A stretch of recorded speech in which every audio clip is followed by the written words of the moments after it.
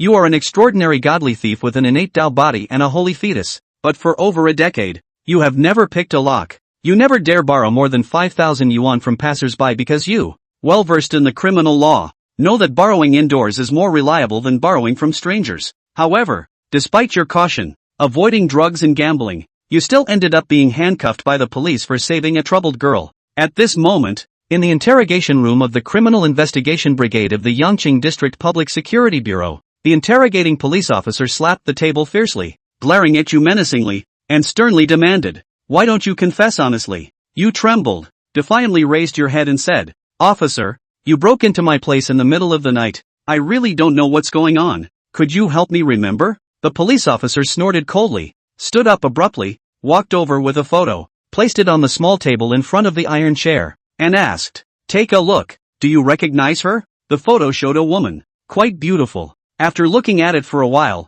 your brows furrowed deeper and deeper, and after a while, you suddenly said, "Number 17. The police officer's face darkened, and he asked in a deep voice, "So, you do know her?" "No, officer. Catching a thief red-handed, catching an adulterer in the act, you need to catch them on the spot for anti-vice operations." "Indeed, I have been to this number 17, but I just washed my feet there, nothing else." Looking at you pleading innocence, the middle-aged police officer sitting behind the table tapped the folder in front of him and said, "Zhang Yang, you've been to the police station quite a few times. You're experienced." You shrank your neck and remained silent. It's true that you've been caught quite a few times before. After all, accidents happen before one matures, but it's been a long time since you were last caught. "What's wrong? Cat got your tongue?" The middle-aged police officer spoke again. "No, officer, if my memory serves me right, you said you were summoning me at my place before, not arresting me. In other words, you don't have any evidence, otherwise you would have arrested me.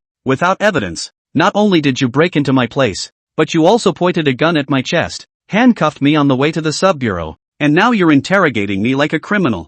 I really want to ask, what crime have I committed? Can the police disrespect the law and act recklessly?" Your tone grew louder and louder, while the middle-aged police officer sitting behind the table had a flicker in his eyes. "You, who have been wandering the streets since you were a teenager, may not have any other skills, but your ability to read people and situations is absolutely top-notch. Therefore, you immediately understand that the police are trying to play mind games with you. Come on, officer, you don't really have no evidence, do you?" A single sentence almost broke the guard of the two interrogating police officers. "Lao Lu, come out. There's nothing more to ask." The middle-aged police officer with an earpiece in his ear heard a sound, turned his head to look in the direction of the glass, nodded, and then began to pack up with the young police officer to leave. "Hey, wait, if what I'm saying is true, then please unlock my handcuffs and compensate me for my losses. Otherwise I will reserve the right to file a lawsuit in court." The middle-aged police officer stopped, paused for several seconds, and left a sentence. "Unlock him, take him to the next room," holding a folder and walked out. After leaving the interrogation room and turning a few corners, you were taken into a small meeting room. 10 minutes later, a middle-aged police officer who was clearly in charge walked in. "Xiao Zhang, hello." The boss sat down, facing you with a smile on his face. "This officer, I'm sorry," you replied with a sneer, turned your head aside, and said, "You woke me up in the middle of the night, pointed a gun at me, smashed my door, and if you don't explain or compensate for the damage, I won't talk. Anyway, now it's the police begging you." He. Head smiled and continued, "Let me introduce myself. I am Captain Zhou Jun of the Yangqing Sub-Bureau Criminal Investigation Brigade. This officer next to me is Deputy Captain Lu Changshan. We used to be leaders, so it's easy with leaders. Captain Zhou should have heard me in the monitoring room just now. Since we've met now, let's not go to court. You need to compensate for the losses. I will have the door repaired." He. You coldly leaned back in your chair without saying a word. Zhou Jun's perfunctory response left you very dissatisfied. "So, what do you want?" Zhou Jun's smile disappeared from his face, as if it was my fault. "Captain Zhou, if all of you police officers handle cases like this, how can we ordinary people protect our rights? Do you suspect someone and just break into someone's home in the middle of the night with a gun? Or should I not sue and just go to the media directly? Nowadays, self-media is very active, and many people want to report such things. Looking at you like a piece of meat, Zhou Jun is very headache, cursing the guy who came up with this idea countless times in his heart. What's even more annoying is that he actually agreed at the time. After thinking for a while, Zhou Jun stood up and saluted. "I'm sorry, Mr. Zhang Yang. I apologize to you for the rough methods we used in handling the case. Please make any requests. As long as I can do it, I will do my best to fulfill it. The situation was stronger than the man, and even though he knew that Yang Zhang was a registered thief, he had to apologize. The pressure to solve the case is great. The top is already very dissatisfied. If there is any more negative news at this time, I guess the director can eat him alive. You don't have to fix the door. The seemingly generous words didn't make Zhou Jun and Lu Changshan breathe a sigh of relief, as they knew that the kid in front of them would definitely ask for a lion's share of the money. Sure enough, Yang Zhang's next words confirmed their thoughts. With the damaged door, plus the emotional damage caused by the shock, let's say you pay me a total of $20,000. 20,000? Lu Changshan almost exploded when he heard that. Zhou Jun next to him also had a cold look in his eyes, but still pressed his old partner. 10,000. No, that landlord of mine might kick me out if he found out. I'd have to live on the streets, not a penny less than 20,000. And, it's something you should pay for. You won't be under any less pressure if this gets out of hand. Yang Zhang is sure that the other side will not dare to make a fuss. Otherwise, with the strength of the police, and his own previous convictions, how could he not have talked to himself so lowly? Fine, 20,000 is 20,000. I'll make it up to you privately. Call the money now, and give me back my cell phone. Lu Changshan went out and took Yang Zhang's cell phone and returned it to him. Zhou Jun had already transferred the money. Looking at the arrival text message on his cell phone, Yang Zhang nodded with satisfaction. At that exact moment, Li came back. The barbecue and ice coke arrived. Chugging, the coke opened and was about to take a sip when a voice suddenly sounded in his head. Ding! Danger detected to the host. System activated. Emergency gift package issued. Yang Zhang, so the system is a full hour late? Let's just say that you were in danger an hour ago, and now you're just activating it. What's the point? Open the gift package. Yang Zhang, who had quite a bit of reading experience and had been in the jungle for several years, was not foolish enough to shout out, much less panic. While sipping a coke in a superficially calm manner, he meditated. Grand gift pack open to gain perfect level fighting, perfect level shooting, 3D attributes boosted to 3 times the human limit, super memory, proficiency in legal texts, perfect level sneaking, perfect level lockpicking, perfect level pickpocketing, and perfect level driving. Gift packs distributed. Yang Zhang almost spat out a mouthful of soda. It's a big package, a really big package, and the abilities rewarded are really useful skills for emergencies. Fighting, shooting, 3-dimensional attributes, sneaking, pickpocketing, lockpicking, driving, plus proficiency in the letter of the law, the first 3 resisting, the middle 4 escaping from prison, and the last standing for reason. Is this going the way of the soldier first and then the rite of passage? AKA super memory doesn't seem to help. Without waiting for the thoughts in his head to be straightened out, wordlessly, Yang Zhang only felt that he had a lot more in his head, and his empty left hand clenched, filled with a sense of power. So, nothing moves, and you, change yourself? Yang Zhang, Yang Zhang, ha!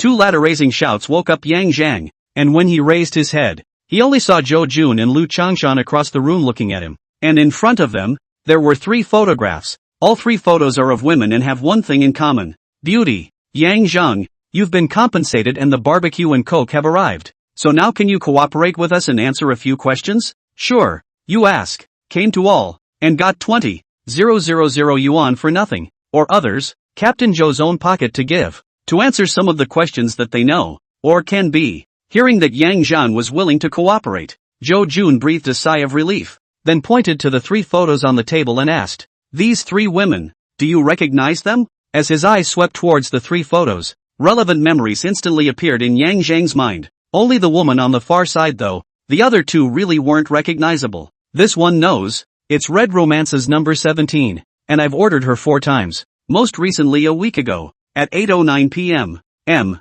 on July 13th. Speaking here, Yang Zhang suddenly stopped. He finally knew how super memory worked. The people he had seen and the things he had done could clearly emerge in his mind with just a little thought, as if he had done it all over again, and even the unconscious glances he had taken were clearly remembered. Tough as nails, Zhou Jun and Lu Changshan, who were sitting across from each other, looked at each other. The answer was perfect, but it was also too perfect. Even the time a week ago was remembered so well, as if it had been memorized on purpose. Suspicions that had been dispelled only a short time ago resurfaced in the minds of both men. The look in the 2 men's eyes made Yang Zhang realize that there was a hint of bad news. Ahem, 2 leaders, any questions? You can remember it really well. Lu Changshan's quiet words made Yang Zhang instantly go down. I fucking remember clearly and there's something wrong with that? With that, he also reacted. Yeah, how can an ordinary person remember so well, even what time and what minute it is? And it was said so smoothly, giving the impression that it had been deliberately memorized.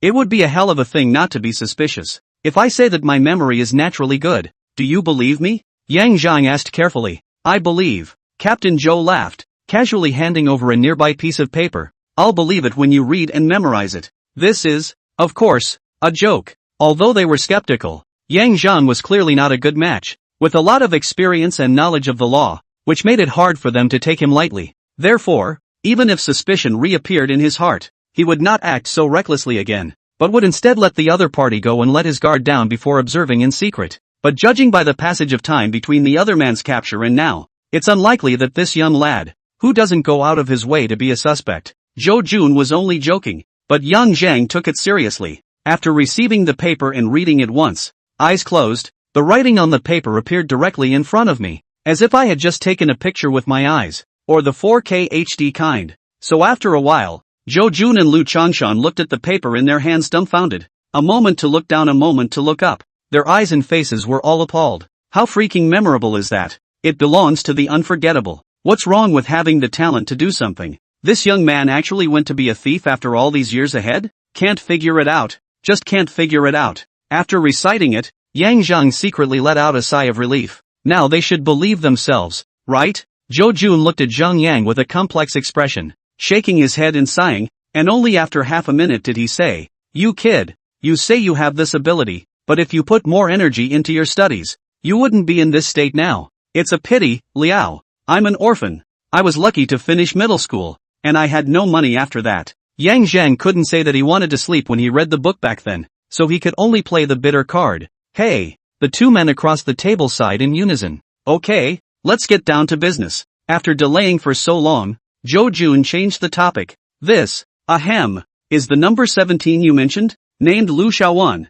a native of Binjiang City, Sichuan Province, entered the massage industry 5 years ago, and was found murdered in the alley near the rental house 3 days ago. That's July 18th. Do you know anything about Lu Xiaowan? Dead? Yang Zhang looked at the photo, surprised with pity. Yes. Then these two people. Yang Zhang remembered something and pointed to the other two photos. You guessed right. They were all killed too. All technicians? Yang Zhang asked again. Yes. Zhou Jun gave Zhang Yang a deep look. They didn't mention the identities of the two of them, but the other party guessed it, which was truly somewhat clever. Just smarts not used in the right way. Another pity, Zhou Jun continued. You have such a good memory, and you often went to the 17th before. Don't, leader, it's not often, just once a week at most. Yang Zhang corrected. Alright, you've looked for number 17 and are still familiar with her. Zhou Jun changed his tone and continued to ask, did you find anything unusual about her? Or did she come into contact with any suspicious people? When he was just about to deny it, an image suddenly surfaced in his mind. His brows furrowed and he pursed his lips. Yang Zhang looked at Zhou Jun and Lu Changshan, and after a long time he stifled a few words. Leader, is there a bounty? Just as that image surfaced in his mind, Yang Zhang also suddenly remembered a problem. Since there were 3 deaths in a row, all of them killed and with the same occupation, the odds were that the police would merge the cases for investigation. In a big case like this, there might be a reward. I was forced to become a thief. I didn't want to go to the construction site to move bricks. I didn't want to be squeezed by other capitalists. And I took this path because I had no education and no other skills. Now there's a bright opportunity to make money. So why not take it? Yang Zhang's words caused Zhou Jun and Lu Changshan's spirits to be shaken. They heard and understood. This kid may really have found it is not certain. As for the reward, there is indeed general major cases, as well as some such as net fugitive wanted, etc. will have a reward amount. This case is also there,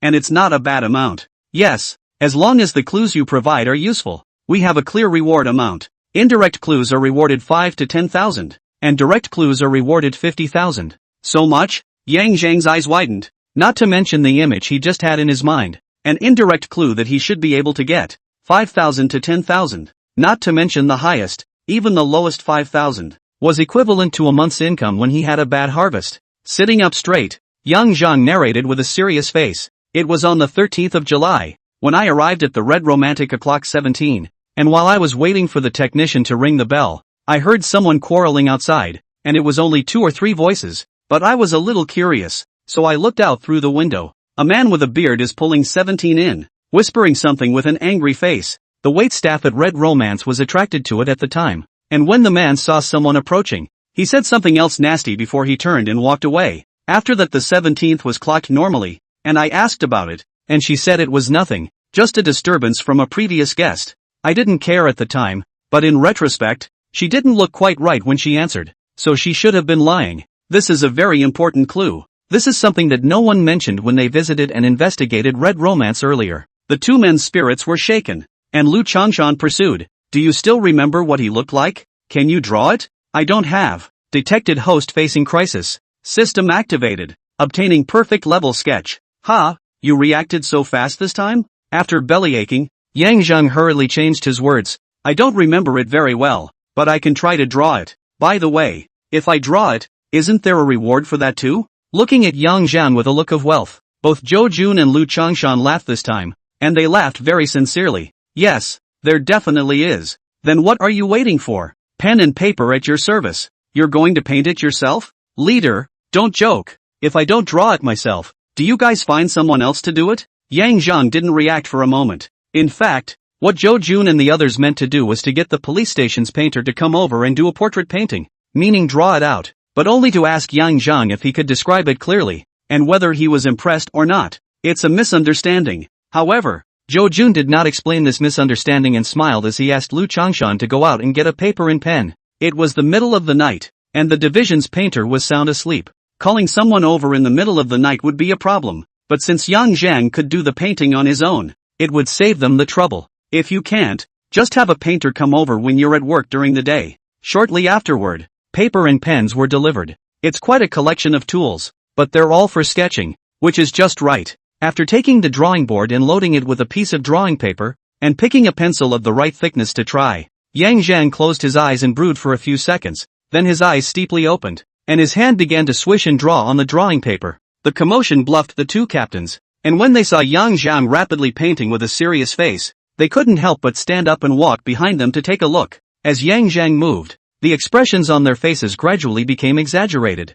In just over 10 seconds, Yang Zheng had already drawn the outline of the character on the paper. After another 2 to 3 minutes, the character's face gradually filled out, and after 5 minutes, a clear and vivid portrait of the character appeared on the paper, totally a real person, with eyes that are so realistic it's almost as if they were photoshopped. If you have that kind of skill, why do you still need to be a thief? The two captains really didn't understand in their hearts, and felt even more mystified by Yang Zheng's impression. After stopping to examine the brush for a moment, Yang Zheng spent another minute fine-tuning the painting, and it was complete. From start to finish, he never touched the eraser that sat on the edge of the table. Once into the picture, looking at the portraits on the paper, which look exactly like the ones she remembers, Yang Zheng came up with a new way to make money, painting on a stall. I'm sure it's different with a gold finger. From now on, please call me Painter Zhang, and the name Thief Zhang is gone. With this technology, who's going to go out of their way? While Yang Zheng was still self-absorbed, Zhou Jun and Lu Changshan behind him were already shocked beyond words.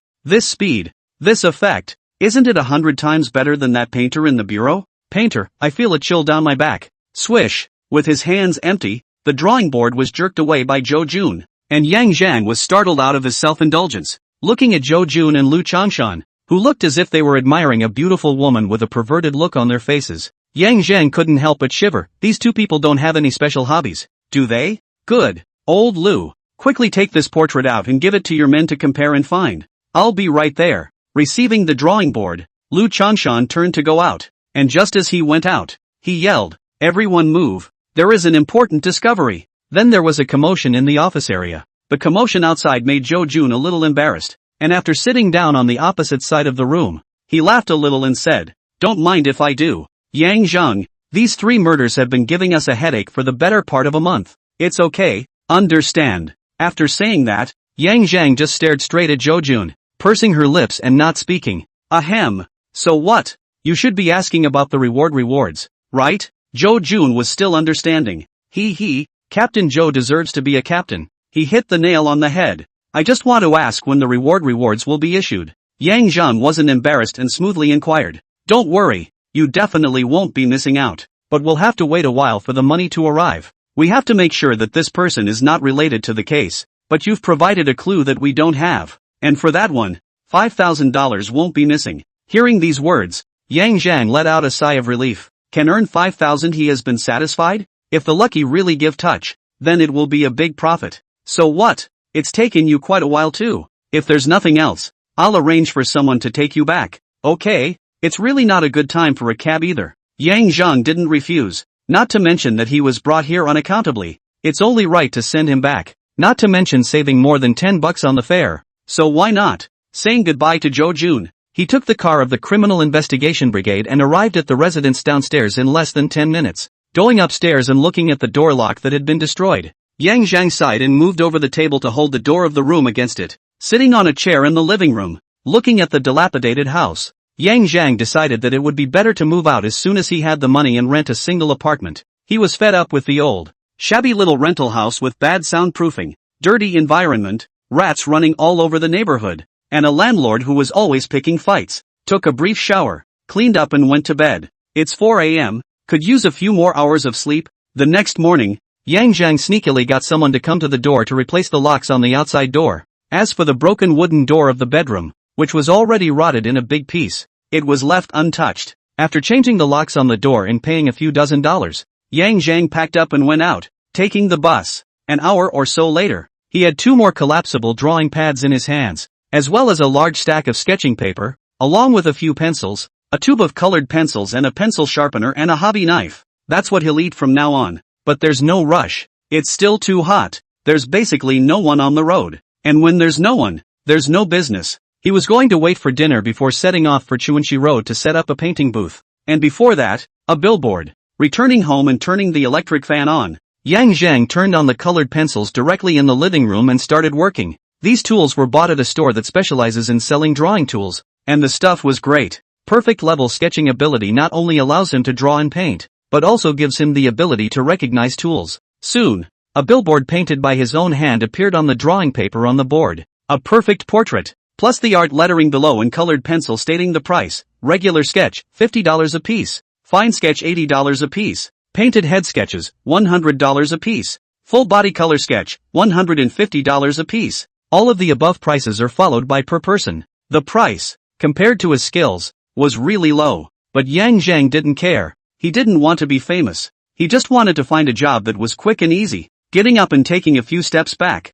looking at the billboard painting, Yang Zhang expressed his satisfaction. After finishing dinner and packing up, Yang Zhang did not choose to take the bus, but chose to walk instead. From the residence to Chuanxi Road, walking only half an hour only. The body of the drawing board, as well as dozens of sheets of drawing paper, are bundled together with a professional backpack bag on his back. In addition to the drawing paper is a little heavy. The total weight for the human limit of 3 times the body mass of him. As light as nothing. The place is here. Thanks to the urban development and urban philosophy of Cam City, there is a high degree of tolerance for roadside stalls. Even Chuanxi Road, such a dense tourist places, as long as you do not occupy the road, is not expressly prohibited, stalls are allowed. Not to mention the need to pay what management fees and other miscellaneous fees laid on the ground can be. Yang Zhang's props are simple. An outdoor folding chair, 2 drawing boards with supports, plus a backpacking cloth bag come together. After setting his things down on the side of the road under a streetlight and facing the panel that served as an advertisement in the direction of the tourists,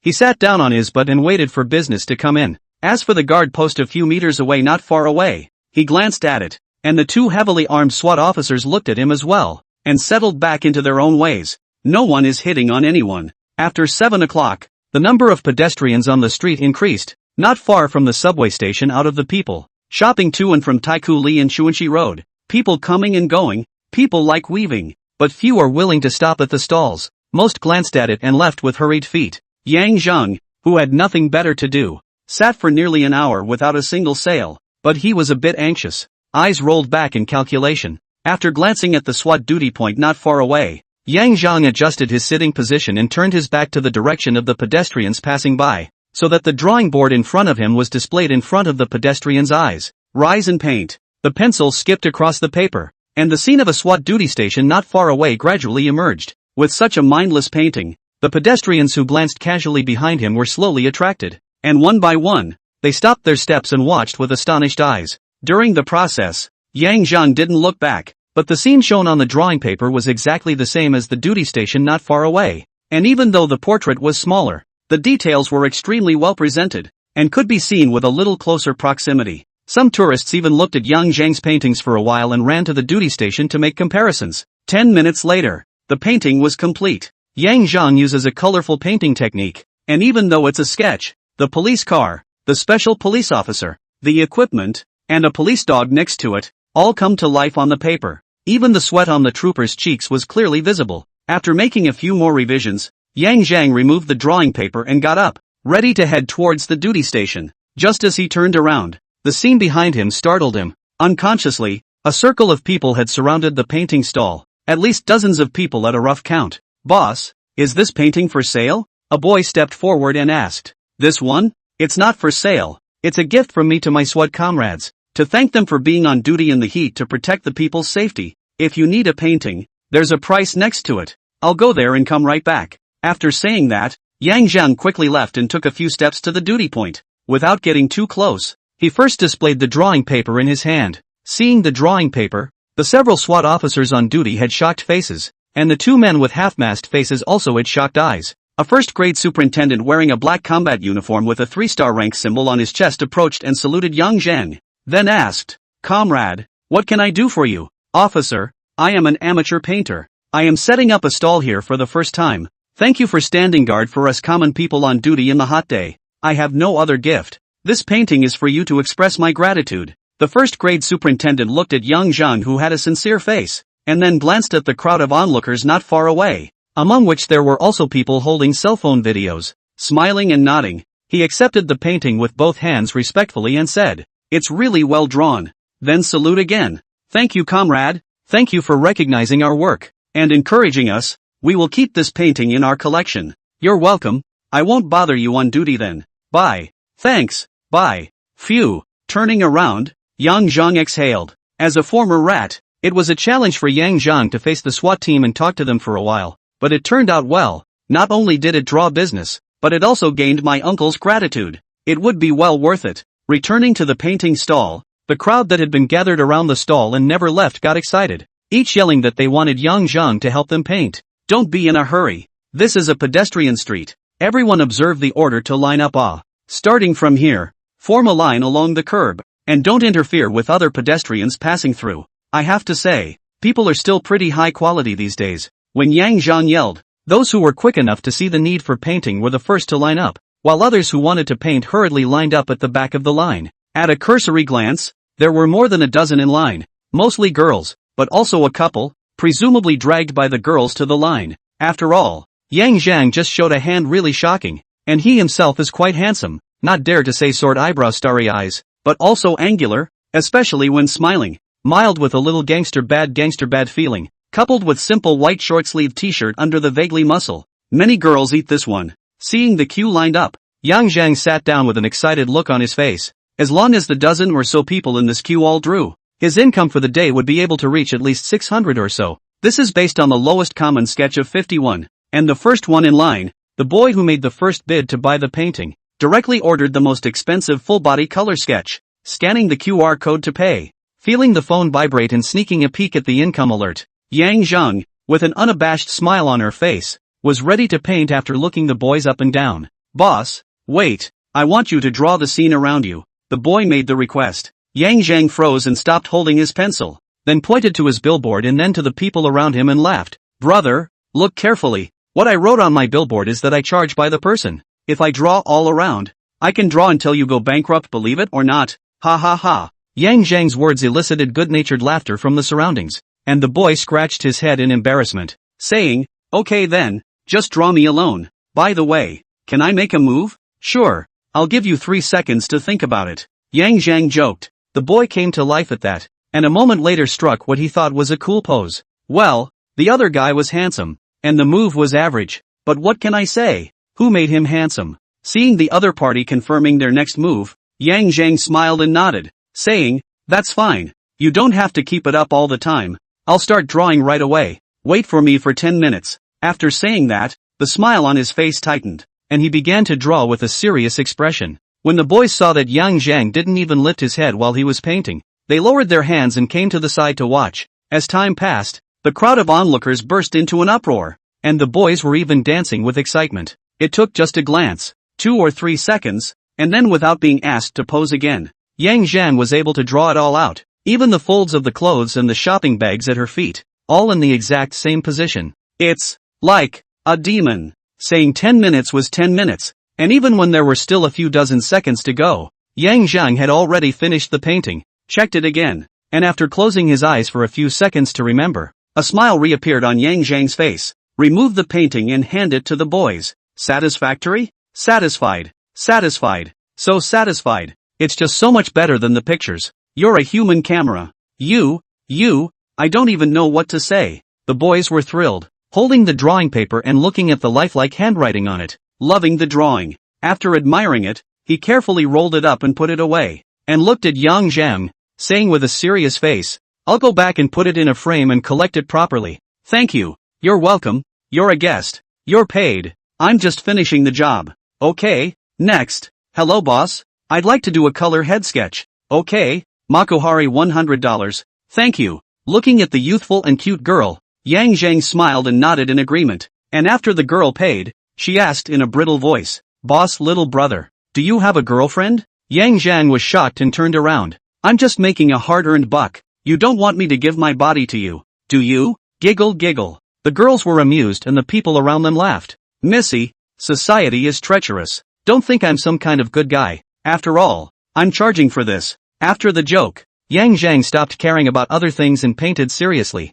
From 7 o'clock until 9 o'clock in the evening, Yang Zhang drew more than 20 sketches, averaging 6 or 7 minutes apiece, and made a lot of small money. Grabbing his cell phone and glancing at his change purse, there was an extra balance of over $2,100 in it. This is a very pleasing number. If business was this good every day, he would earn $60,000 a month and $700,000 plus a year. With such a pay scale, it was a proper high-income group in Jean City. Work hard for a year and you'll have no problem putting a down payment on a suite. With delight, bidding farewell to the pedestrians who were still onlookers, Yang Zhang packed up his things and prepared to leave. It wasn't that he didn't want to continue painting, or that he was tired. It was just that he had only brought so much drawing paper out today. And, with the cool breeze, there were signs of rain. Sure enough, the rain crackled down just as I got on the internet ride. Yang Zhang, who was sitting in the back seat, looked at the crowds of people rushing outside to escape the rain, and revealed a heartfelt smile. "I told you to leave, but now it's time to go,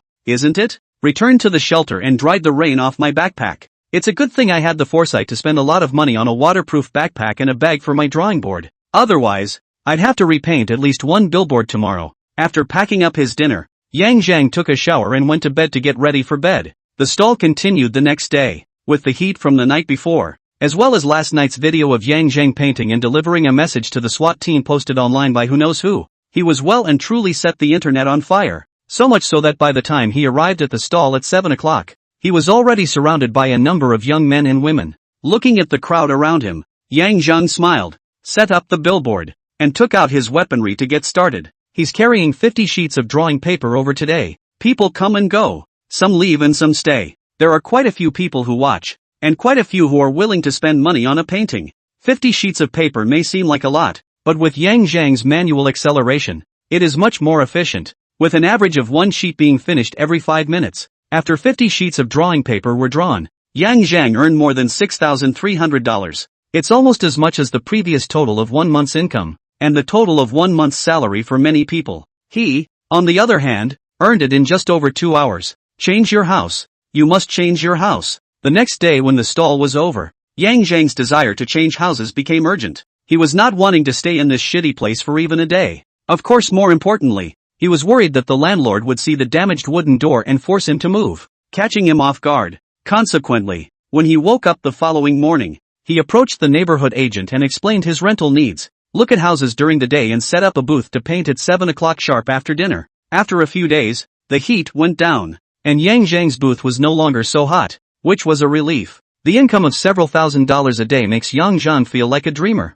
with an unsettled feeling. Still, it's better the way it is now, and at around $1,000, it's a proper high income. Within a week, Yang Zhang had made nearly $30,000, and a new house had been found. Called the landlord and said no, a few $100s of deposit, directly before the landlord did not come to move out of their own things, to move into a neighborhood near the Second Ring Road. The neighborhood is very nice. The house is a 2-bedroom. 1 bathroom layout. The decor is of owner-occupied standard. The only requirement is to keep it clean and tidy. $2,000 a month rent with a deposit. What pleased Yang Zhang the most was the balcony of the house. Floor-to-ceiling glass sealed windows. Similar to a sunroom. Drinking tea and painting on the balcony. Not to mention how cozy. On the night of the move, Yang Zhang was still out at her stall, and after painting more than 10 pictures, she closed up and went home. When it started pouring rain in the middle of the night, Yang Zhang woke up the next day and saw that the rain was still pouring down outside, so he guessed that he wouldn't be able to get out of the stall this afternoon. Sure enough, until 6 o'clock in the afternoon, the rain outside was sometimes heavy and sometimes light, just did not have the intention to stop. Even if it was a short-lived drizzle, after less than an hour, the rain began to increase again. This weather is perfect for sleeping. Yang Zhang also spent the day resting at home. Click and rumble. In the middle of the night, thunder shook the heavens and earth, and lightning illuminated most of the city. The thunder in the middle of the night woke up Yang Zhang, who was asleep, and after getting up and looking outside, he drank some water and went back to the house to continue sleeping peacefully. Fonglin Road, Yangqing District, under the dim street lamps. Several cars parked on the side of the road. The heavy rain curtain blocked the line of sight. When the thunderbolt flashed, only to see the car put down on the seats, are filled with people in civilian clothes, jacket, raincoat. According to the portrait provided by Yang Zhang, Yangqing branch of the portrait of the man on the covert investigation. After a few days of investigation, they determined that this person has a major suspicion of crime, and based on previous habits, the police decided to wait for the suspect to fall into the net. In front of a massage parlor on Fonglin Road, a coolly dressed young woman looked out at the downpour, scrunched her neck, gritted her teeth and opened her umbrella in preparation for rushing into the rain. Did you just get off work? Suddenly, a thick magnetic male voice came from behind her, and the young woman turned around to see a man who was about 1 meter 8 tall, wearing a long-sleeved shirt and suit pants and leather shoes, looking at herself with a smile on his face. Yeah, Lee, why didn't you order me today? The woman asked in a delicate voice with a smile on her face when she saw the man. You happened to be on the clock when I came, Lee explained, and after glancing at the pouring rain outside, he turned back and said, Where do you live? If it's convenient I'll give you a ride. My car is parked right in front of the door. Saying that, as if to convince the woman, Lee pulled out his car keys and pressed them, and the lights of a Volkswagen SUV down the street flashed. The woman hesitated a little, and looked at the heavy rain outside, but finally nodded, then trouble brotherly. I don't live far away. It's just a few minutes if I drive. That's pretty good. Let's go. Lee, you didn't bring an umbrella. Let's go over together. The woman stopped Lee, who wasn't prepared to rush straight over without an umbrella, and held the umbrella over the two men's heads. Get it for me. Rico smiled gently. Yeah. The two then got very close to each other and went out to the car together. The whole time Lee was very polite and gentlemanly, and after getting into the car, the woman didn't have much rain on her, but Lee's clothes were mostly soaked through. Sorry Lee, for making you get wet. Seeing the man get into the car, the woman on the passenger side rushed to apologize. Lee smiled indifferently and started the car while saying, It's fine. I'll just go back and change my clothes. By the way, tell me an address. I'll navigate there. Okay, Rico. After reporting the address, the car slid off the curb and slowly traveled toward the address the woman had reported. When the SUV left, the people inside several parked cars immediately sat up and set off in an orderly fashion to slowly follow. In the Volkswagen SUV, Lee and the woman were talking and laughing, their faces full of smiles. Only the woman didn't notice the greed and sickness that flashed in the man's eyes under the cover of the smiles. 4 minutes later, the car stopped at the end of the alley and the woman was ready to say goodbye, but Rico reached out and stopped the other woman. Taking a look at the pitch-black box, Lee said in a warm voice, In the middle of the night, it's not safe for you, a girl, to walk down this kind of dark alley. It's better for me to give you a ride, and I'll return after dropping you off at the door. That's not good. The woman hesitated a bit. There's nothing wrong with it. We can't let a single, weak woman like you walk alone at night, and it's pretty scary with all this rain. With that, the woman, as if a little scared too, nodded her head in agreement. Lee laughed and said to the woman, Don't be in a hurry to get out of the car. I have an umbrella in the trunk. It's bigger than this one of yours. I'll go get it and then get out of the car to pick you up. After saying that, not waiting for the woman to refuse, Lee went down from the car, opened the trunk, took a black umbrella out. At the same time, when the woman was not paying attention, from the black cloth bag in the corner, took out a spring-loaded knife, and put it into the pants pocket. With a bang, the trunk slammed shut and Rico went around to the passenger seat, opened the umbrella and pulled the door open, allowing the woman to get out of the car. The black umbrella was really big and more than enough to cover 2 people. Closing the door and locking the car, Rico and the woman entered the alley and took 1 step forward. After walking a dozen meters or so, the man looked up and surveyed the front,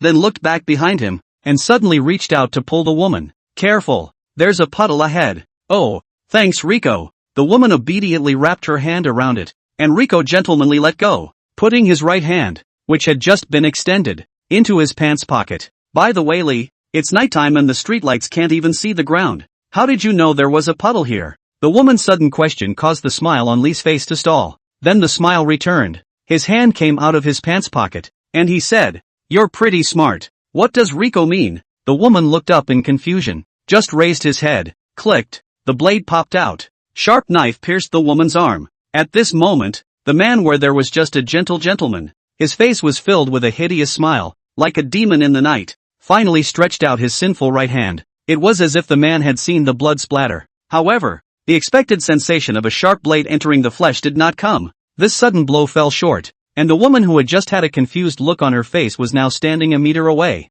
staring at herself with a serious face. Oops. Looking at the difference in the woman's performance before and after, Lee's face changed, realizing something was wrong. Once again, he surveyed his left and right and found no one else. Then he breathed a sigh of relief, and then his hideousness showed, and he rushed forward again with his sword. The woman across the street stood in the rain, keeping her eyes on the man's movements, and although the light was dim and obscured by the downpour, the silhouette could still be made out. The moment the man moved, the woman moved too. A high kick, straight right leg as if it were a stick, pumped through the rain curtain and accurately kicked the man's knife-wielding right arm. Ah! The man screamed as his arm took a heavy blow, but the blade also left a not-so-deep gash in the woman's leg. Bitch! Seeing the woman who retreated again after one blow, Lee cursed angrily. The umbrella in his hand was lowered and held flat to pass forward, blocking the woman's line of sight before gripping the knife and rushing up again. Bang! There was an explosion, and the man who had just rushed out shuddered and fell to the side after him. The umbrella fell to the ground,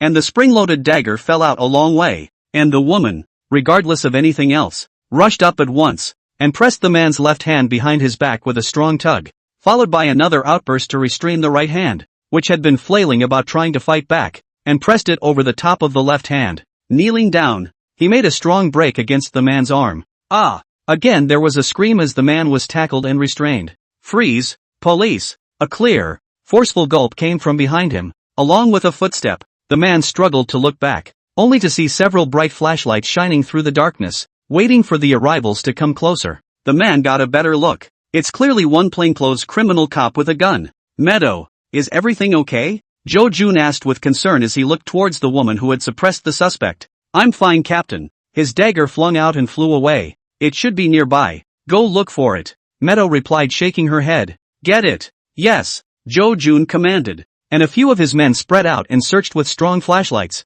Meanwhile 2 colleagues took over from the policewoman and took control of the man on the ground, handcuffed him and lifted him up. Team Joe. Found it. Don't give it away. Put your gloves on and go get it. And where's the evidence bag? I'll get it from the car. Seeing his men run out, Joe Jun ordered again. Call for backup to come over. Don't move anything at the scene, and that car needs to be scrutinized. No. Old Lou. Call the director and apply for a search warrant to search Li Wei's residence. Okay, I'll hit it. After some hustle and bustle, police backup arrived. The black bag in the trunk of the car driven by Levi was located and opened to reveal the contents placed inside, which included 2 bottles of spray ether and 3 other folded handkerchiefs. The only dagger was the same spring-loaded knife from before, and after a preliminary examination by the forensic pathologist, there was a human blood reaction on the dagger. At 6 a.m., colleagues who searched Li Wei's home came back with good news that a large number of photographs of the victims, including those of Meadow, had been found in the storage room of his home,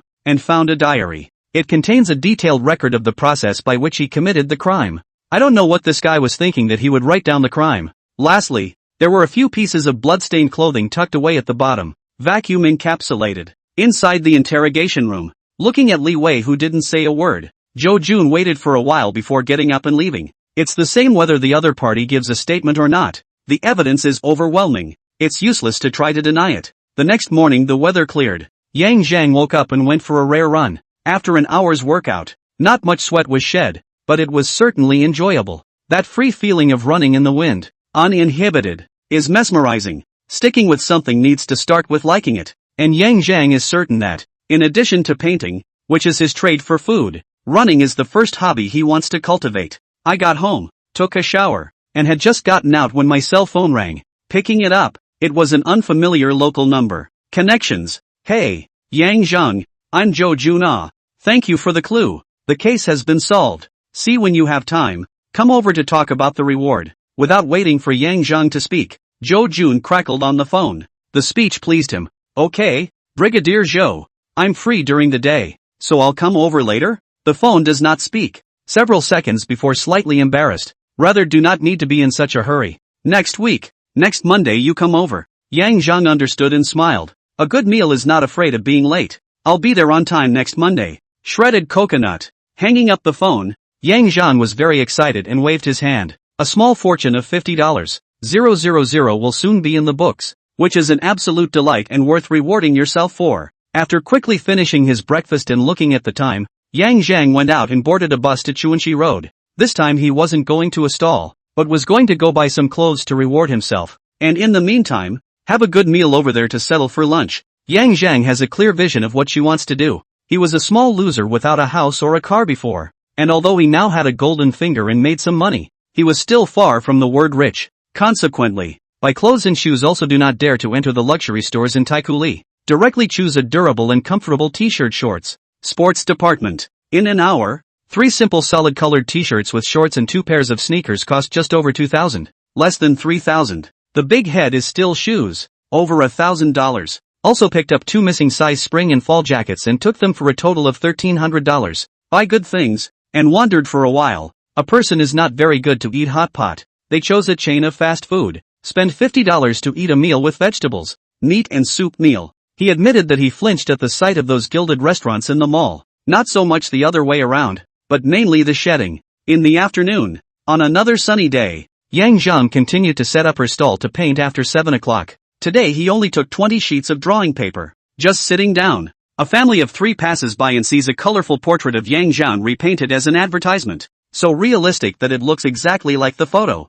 The kid was adorable. About 5 or 6 years old. And wouldn't move when he took his mom's hand. Mommy, look at that picture. It's so well drawn. This little kid should have some drawing skills, or at least be able to tell if the drawing is good or bad. The cute look of the child's tiger head made Yang Zheng smile, and seeing Yang Zheng smile at himself, the little boy grinned in response. The fashionably dressed beauty rubbed her son's hair and smiled at the man next to her. Hubby, why don't we paint one together? It doesn't look expensive, and the son likes it. The man glanced at his wife and son and broke into a smile. Sure, draw one together. After saying that, the man pulled his wife to the front of the stall and asked, Boss, if the 3 of us paint, are we charged as 3? Yes, the 3 of you can choose the drawing method. Then just do a movement together, and you can draw it in a few minutes. Yang Zheng nodded with a smile. That fast? The man froze for a moment and with a skeptical look said, You don't just fool around with 2 strokes and be done with it. This boss is joking. I haven't set up a stall here for more than a day or 2, and I've received hundreds of customers. And there hasn't been a single dissatisfied one. Really? Looks pretty confident. Okay, then draw us one. No problem. Just scan the code and pay. Boss. After paying, the man reaches down and picks up his son, considering his weight, and the wife next to him moves closer, looking at her husband and son with a smile on her face. That's fine. I think that was a good scene just now. Wait for me. After speaking, Yang Zheng lowered his head and began to draw. The man obviously didn't expect Yang Zheng to start writing so quickly, observing all but a few seconds, which made him a bit disbelieving. Putting his son down, he came to look behind him. After just a few glances, a look of shock appeared in his eyes. Son, come over here and take a look at this teacher's painting. Because he was too shocked, the man directly addressed the teacher. Coming, Dad. The little boy ran over and looked at it for a few seconds before an adorable exclamation rang out. Wow! The end was long. With a note of awe, the woman also walked over. The drawing paper had been completed a small half. Seeing the paper has been molded 3 people, the woman also surprised inexplicably. Face showed surprise. Hubby, I'm going to reward this teacher. His painting skills are just amazing. No problem, as long as you're happy. The man looked back at his wife and nodded in agreement. The woman then scanned the code, thought about it, and entered an amount to pay. Soon the painting was done. Taking the drawing paper off the board, Yang Zheng handed it to the woman with both hands. The other party had just given a reward, and although he hadn't looked at the exact amount, he was the first customer to give extra money. and it didn't matter how much. It was in the recognition of himself. Hands are the minimum of respect. Looking at the sketches on the paper, both the man and his wife were very satisfied, and the look of admiration and the delight in their eyes said it all. Thank you very much. You are a master artist. The man reached out and shook Yang Zhang's hand in a businesslike manner, but it was obvious that the praise was sincere. You're welcome, and thank you for the reward. You're the first. Yang Zhang replied with a smile. Just as he finished speaking, Yang Zhang realized that something was wrong. There was something extra in his hand, a delicate and atmospheric mechanical watch with a clear black crossmark. Startled by what was in his hand, he hurriedly put the watch back on the other's wrist before he could react. It's a fucking habit. Looking at the backs of the three leaving, Yang Zhang cursed and turned around to sit back in his chair, pulling out his cell phone to check his messages. $450 in fees, plus. Yang Zhang's eyes widened as he looked up in the direction the family had left. How generous. The latest transfer of $4,500, clearly displayed, was just about 10 times the price of the fee. Well, let's hope there are a few more such generous customers. Putting away her cell phone, Yang Zhang, in a good mood, sat there, surveying the pedestrians coming and going, quietly waiting for her next customer. On weekends, in a rented van, Yang Zhang traveled to an orphanage in a suburban county. This is where he had been for more than a decade, where he had spent his wonderful childhood and teenage years. Lowering the window, he nodded to the old doorman, threw over a pack of Chinese, and smiled. Uncle Lee, don't smoke too fast, okay? You kids are just nosy. Uncle Lee, who was already in his 60s, let out a laugh and opened the gate as Yang Zhang drove into the orphanage. Once upon a time, this was a privately run orphanage with limited funds, and the children could only be said to be living on a bare subsistence level. But it's different now, thanks to a change in policy. This orphanage has been changed to a public one, and the treasury pays out a yearly subsidy accordingly, and those who work here are paid. The conditions are good, and from time to time volunteers come over to help. But to say how good the children's lives are, at least the toys and snacks are almost non-existent. After all, the money from the financial subsidy can only ensure the normal operation of the orphanage and ensure that the children do not go hungry or freeze. For the rest, the treasury can do nothing but rely on the help of caring people. In the past, Yang Zhang used to come back once or twice a year, but at that time, his financial situation was also limited, so he could only buy some small gifts. Not this time. He spent money on a new basketball hoop, as well as 2 ping pong tables, badminton rackets, and other sports toys. Basketballs and volleyballs and soccer balls were bought. The basketball hoop and ping pong table wouldn't be shipped until later, so he pulled the ball toys over first. Of course, there were some puzzles and other educational toys among them, as well as quite a few snacks. The car had just stopped and Dean's mom greeted him. Looking at the Dean's mother, whose hair was silver white and already 70 years old, Yang Zhang had a genuine smile on his face. It was only here that his smile was the most genuine. Dean's mom. Yang, come over here and let me take a look. Yang Zhang stood there and even spun around to give Mother Superior a fuller view. Well, well, well, well, well, well, well, well, well, well, well, well, well, well, he. It's not because I had a strong base when I was a kid, Yang Zhang said with a smile, followed by the way, I bought some basketball hoops and ping pong balls and so on, as well as some toys and snacks. Where are the kids? All in the backyard? It's the weekend, and all the kids, big and small, are supposed to be here, but right now the front yard is empty. They're all in the backyard for medical checkups, which are organized by the district every 6 months. That's quite good. Yang Zhang was happy that the children's living conditions had become better, then opened the trunk and took things out of it. Orphanage staff and volunteers also came forward to help. In no time at all, things were all put down and categorized into bins, after which they would be organized one by one and handed over to the kids to play with during breaks. After spending the morning at the orphanage, waiting for the basketball hoop and other things to be installed, and playing with the children for more than an hour, Yang Zhang excused himself and left before lunch, returned the car and had just come out of the rental car agency when my cell phone rang. After glancing at the caller ID, Yang Zhang's eyes narrowed, and after hesitating for a while, he still picked up the phone. Hello, Yang, why aren't you happy to get a call from me? Which is not, Brother Tong, it's not that I didn't expect you to call me. What's the matter? Ha, the other party laughed, meaning nothing. Do you have time? If you have time, come over and sit with me. There are good things to take care of you. Yang Zhang was silent for a few seconds and sighed. Brother Tong, I'm doing the right thing now. So, the voice on the phone couldn't be heard to be happy or angry. Alright then, good luck with your business.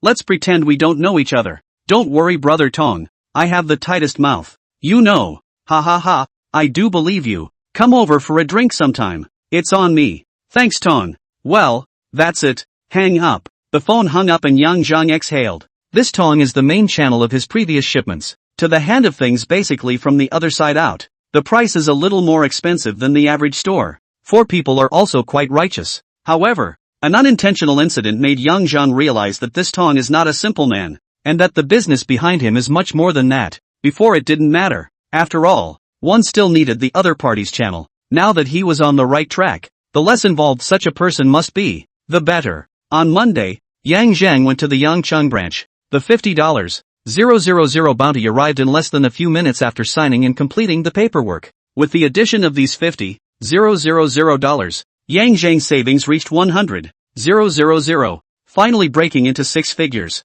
Brigadier Zhou, then if there's nothing else, I'll leave first and not disturb your work. With the money in hand, Yang Zhang was not prepared to stay much longer. Yang Zhang, don't be in a hurry. I have something to talk to you about. Let's talk in my office. Line it. Big Captain's office. Poured a cup of water for Yang Zhang. Zhou Jun came over with a photo, sat on the sofa next to him, scattered a cigarette and lit it before handing the photo over and asking, "This man, you recognize him, don't you?" With a cigarette dangling from his mouth, Yang Zhang reached out and took the photo, and after taking a look at it, his eyes narrowed. "I know, Quan Jintang, the owner of Hohai Bar. I wanted to ask you if he's contacted you lately." Yang Zhang froze for a moment, his heart sank, and after thinking about it, he still didn't say anything about the phone call that day. "No, Yang Zhang, you're not being honest." Which knew that Zhou Jun had a smile on his face, reached out and nodded, finishing by pulling out a form from the side. "This is his recent call record. This number,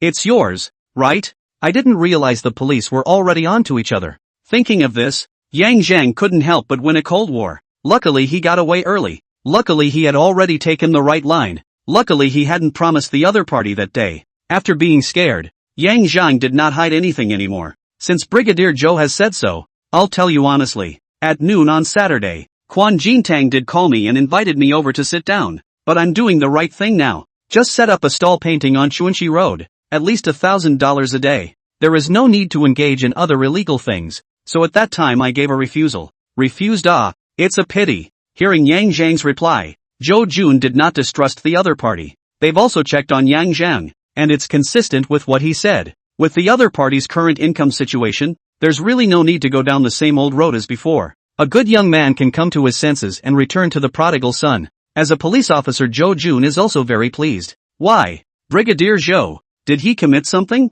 After pondering for a while, Yang Zhang still asked. This, Zhou Jun was a little hesitant. It was only after a while that he said, "Yang Zhang, we were hoping that you could do us a favor, but now that you've refused, it's not convenient to disclose too much of the situation." "Help?" Yang Zhang's eyes lit up. "Is there a bonus? Is money the only thing in your kid's eyes?" Zhou Jun didn't have the good sense to say. Yang Zhang was a big help in the last case, and even the entire criminal investigation brigade had a much better impression of him, and didn't treat him as an ex-convict. As the first captain, the direct benefit beneficiary, Zhou Jun was even more appreciative of the other party's talent. There was always a feeling that this young man had a lot to offer if he was guided properly. Even, he wanted to utilize the other party's out-of-this-world painting skills. Although the bureau's painters were not bad, they were still much worse compared to Yang Zhang.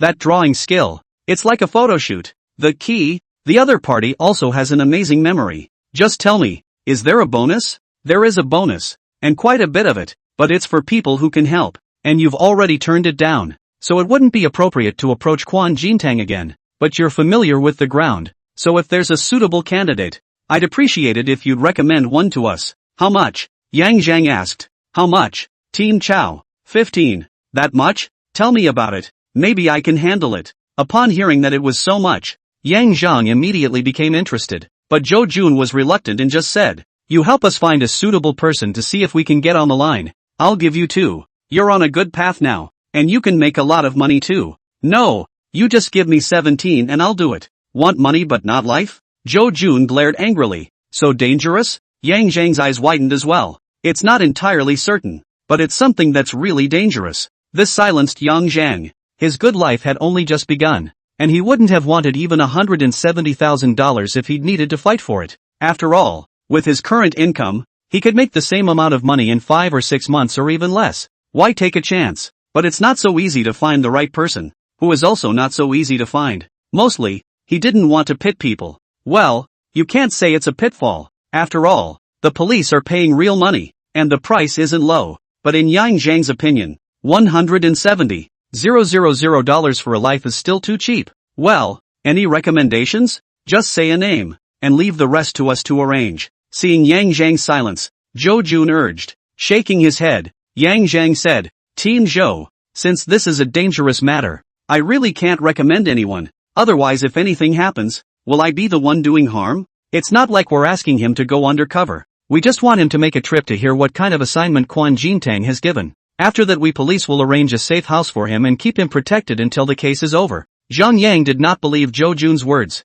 After all, the police paid so much money and arranged for people to break in. So if they found a big case, how could they not let the other side continue to follow it up? Just pull out? Isn't it obvious to tell Quan Jintang that the case has been exposed? Seeing Yang Zhang's look of disbelief, Zhou Jun was silent for a while before explaining helplessly. I know you're smart, and I know you guessed it, but $150,000 really isn't that low, and there's more to come when you follow up on a firm lead. The $150,000 is only the equivalent of a settlement, and we in the police force will do all we can to protect the informant, and in the unlikely event, and I do mean unlikely, that something does go wrong, there will be a pension of greater value. Just because you can make money doesn't mean that other people can make as much as you. There are plenty of people who are desperate for $100,000. That's what the words say, but that's not how things work. You can't do harm to people, but you can't do nothing to prevent people from doing harm. That's what Dean's mom told him. Knowing that there is a danger, or an unknown danger, but sending people in and getting $20,000 in favors for yourself is a bit of a disservice in any case.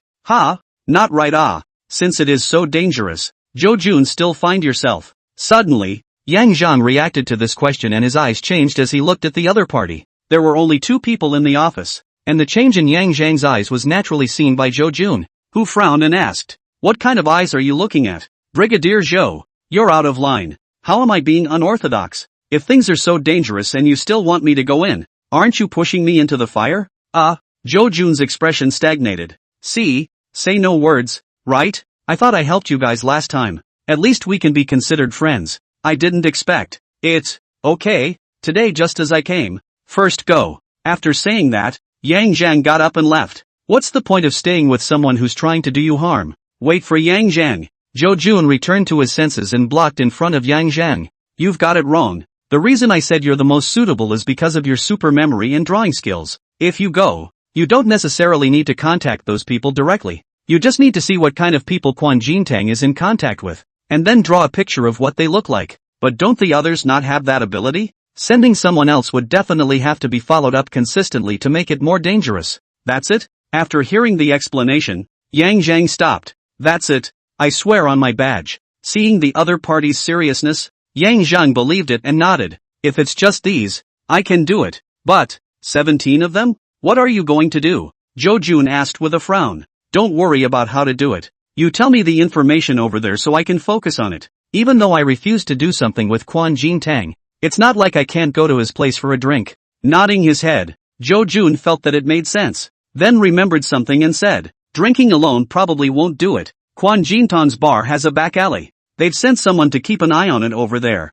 and they've also opened a door. Odds are, if there's a secret gathering, they'll enter through there. Yang Zhang knew that the bar had a back alley, but he didn't know that there was a secret door. After thinking about it, he said, it's no big deal. Give me a telescope with night vision and I'll keep an eye on it for a few days for you. It's useless. If staking out the outside was useful, we wouldn't have to look for you at all. Zhou Jun shook his head and continued. So, you still have to go inside. That's true, haha. Yang Zhang was right when he thought about it. If you can really monitor the target from the secret door, it would be good for the police to monitor it from a distance. And the back alley wouldn't be able to detect it even if there was a stakeout. So I'll go check it out in the last few days. Maybe I'll find something? Okay, but be careful and let me know in time if you can't make contact and we'll make arrangements. Definitely. Yang Zhang nodded and said. Then, 17? 17. Okay, it's settled. I'll go first. This time Zhou Jun didn't stop. At 9 o'clock in the evening, Yang Zhang closed his stall early, took a taxi back to his place, changed his clothes and went downstairs to take a new taxi to the Hohai bar. A place like a bar is where the action starts around 10 o'clock and doesn't end until around 2 in the morning. If Yang Zhang wanted to go for a drink, he would have picked a time like this. The Hohai bar is a clear bar of sorts, with several groups of singers singing and performing. Rock, folk, and pop were all present, interspersed with an instrumental teacher, supposedly from the conservatory, performing saxophone. The first floor has scattered tables, the second floor has card seating boxes, and the third floor is the work area and Quan Jintong's private turf. Even though it was only a clear bar, there were quite a few waitstaff and security personnel here. There were 4 at the door and a couple more at the stairway in the venue, plus nearly a dozen male waitstaff. These are all hitmen under Quan Jintang, but now it's just shaken down to security and service personnel. Yang Zhang was also a familiar face, and the security guard at the door saw him and subconsciously asked, "Looking for Brother Tong?" "No goods and no more. I came to have a drink and take care of Brother Tong's business." Yang Zhang smiled. The security didn't care, smiled and nodded in a pleased gesture. Bar, sat down in a chair and asked for a bottle of Budweiser before surveying the grounds with a smile on his face. The several hundred square foot first floor hall wasn't too noisy, without the cacophony and throbbing of a disco. On the center stage, a melancholy young man was playing the guitar and singing Mr. Su Wei's Travel. Quan Jintang is indeed awesome. Just look at the guests consuming here to know that most of these people are elite white-collar class of people. Quality, spending power is not low. Most had cocktails or whiskey or wine or whatever in front of them. Very few had straight beer. In fact, the bar's favorite thing for guests to order are cocktails and other types of drinks. Beer is just for the bottom. Just a small glass, a few sips of the amount. The price is enough to buy 3 or 4 bottles of beer. The profit is amazing. Anyway, when Yang Zhang comes here, he never orders these things as long as he pays for them himself. The bar's beer is expensive even if it's sold at double the outside price tops. A bottle of metal bottled specs that sells for over $10 outside is only $25 a bottle here. Well, there's also the singer's bounty that makes money. The bar also takes a cut of the amount of bounty given to the singer, which is part of the net profit. However, I heard that Hohai does not draw a high percentage, only 20%. Of course, to be able to enter the singers here, are also 2 brushes. Not good. All Jintong cannot see, drinking a beer and listening to a song. He surveyed the bar patrons without a trace, as well as the stairs leading upstairs from the corner. According to police sources, the secret door is behind the stairs over there. Yang Zhang knew that the staircase was for insiders, and the one that guests could use was next to the bar. After half an hour of dry sitting, and only half of a bottle of beer had been drunk, a waiter in a black shirt with a headset came over and respectfully said to Yang Zhang, "Tong asks you to go up." Taking a glance at the tattoo on the other party's wrist, Yang Zhang knew that this person was one of the bar's thugs. The waitstaff can't all use beaters, and there are young men and women waitresses recruited from outside. "Tong is looking for me? All right." Nodding his head, Yang Zhang did not refuse and took out his cell phone to prepare for the checkout. "Brother Tong said that your spending is free today." "That's so nice." "Okay then, I'll take it." Saving $25 was good too, and the cab fare back was enough. Following the waiter to the corner stairway, the 2 security guards guarding the area glanced at Yang Zhang, and after making eye contact with the lead, they stepped aside. They went up to the 3rd floor, where 2 big, sinewy security guards held scanners and scanned Yang Zhang up and down before letting him in. Security is pretty tight. Skimming his mouth, Yang Zhang secretly slandered. When he came over before, there was no such treatment. Lightly, he arrived at the door of the double-opening solid wood door, knocked, and the door opened after him. All solid wood furniture. A full 100 square feet of office appeared in front of the eyes. Entering the door to the left is a bar. Behind the bar a wall of liquor cabinets, full of all kinds of liquor, everything from beer and wine, to domestic premium liquor. There was also a young man with an inch head standing behind the bar who looked like a bartender. "Yang, come here." Following the voice, a middle-aged man wearing a shirt with crushed flowers, 2 buttons open, a gold chain around his neck, and a vaguely irritating corner of his neck, was smiling and waving to himself. This man is the boss of Hohai Bar, the very wild way of Quan Jintong. "Tong brother now, Tong," with an amicable smile on his face. Yang Zhang bowed slightly in greeting before glancing at the 3 people sitting on the leather sofa without a trace. When he saw the 3 of them, Yang Zhang's information about the other party instantly surfaced in his mind, and he was surprised in his heart, but his face remained unchanged. Quan Jintang patted the seat beside him, and Yang Zhang was not polite as he walked over and sat down directly. The number of times he had been here was not small, and every time he had something good, he came here to strike. After sitting down, Quan Jintang didn't mean to introduce the other 3, but looked at Yang Zhang and smiled. "Didn't you say you were doing the right thing? Why are you here?" "Tong brother, you here is a bar I want to drink. Go to other places is also consumption. Certainly take care of your business. Ha ha ha ha. Quan Jintang laughed out loud. Sorry, misunderstanding. That's fine. I won't bother looking for fun. Yang, go and drink. Today your consumption is totally free. I will order it down. Since Yang Zhang didn't come here for business, he stopped keeping people. Great. Thanks brother Tong. I'll go down first then. Well, go ahead. Only after watching Yang Zhang go out and the security shut the door behind him did Quan Jintang turn back to look at the three people across the room. Without waiting for him to speak, the florid white hair in the center spoke up. Boss Tong, who is this little brother? You're in the same boat, but you're not doing it now that you found the right thing. Quan Jintang explained with a wave of his hand. Oh, a light flickered in the eyes of the flowery white hair and added, since it's not all the way and we're not cooperating, it's not quite in order for Boss Tong to let him come over and see how we look. As the words fell, the smile on Quan Jintang's face tightened. His body leaned back against the backrest of the sofa, and he took a drag on the cigar in his hand for several seconds before saying,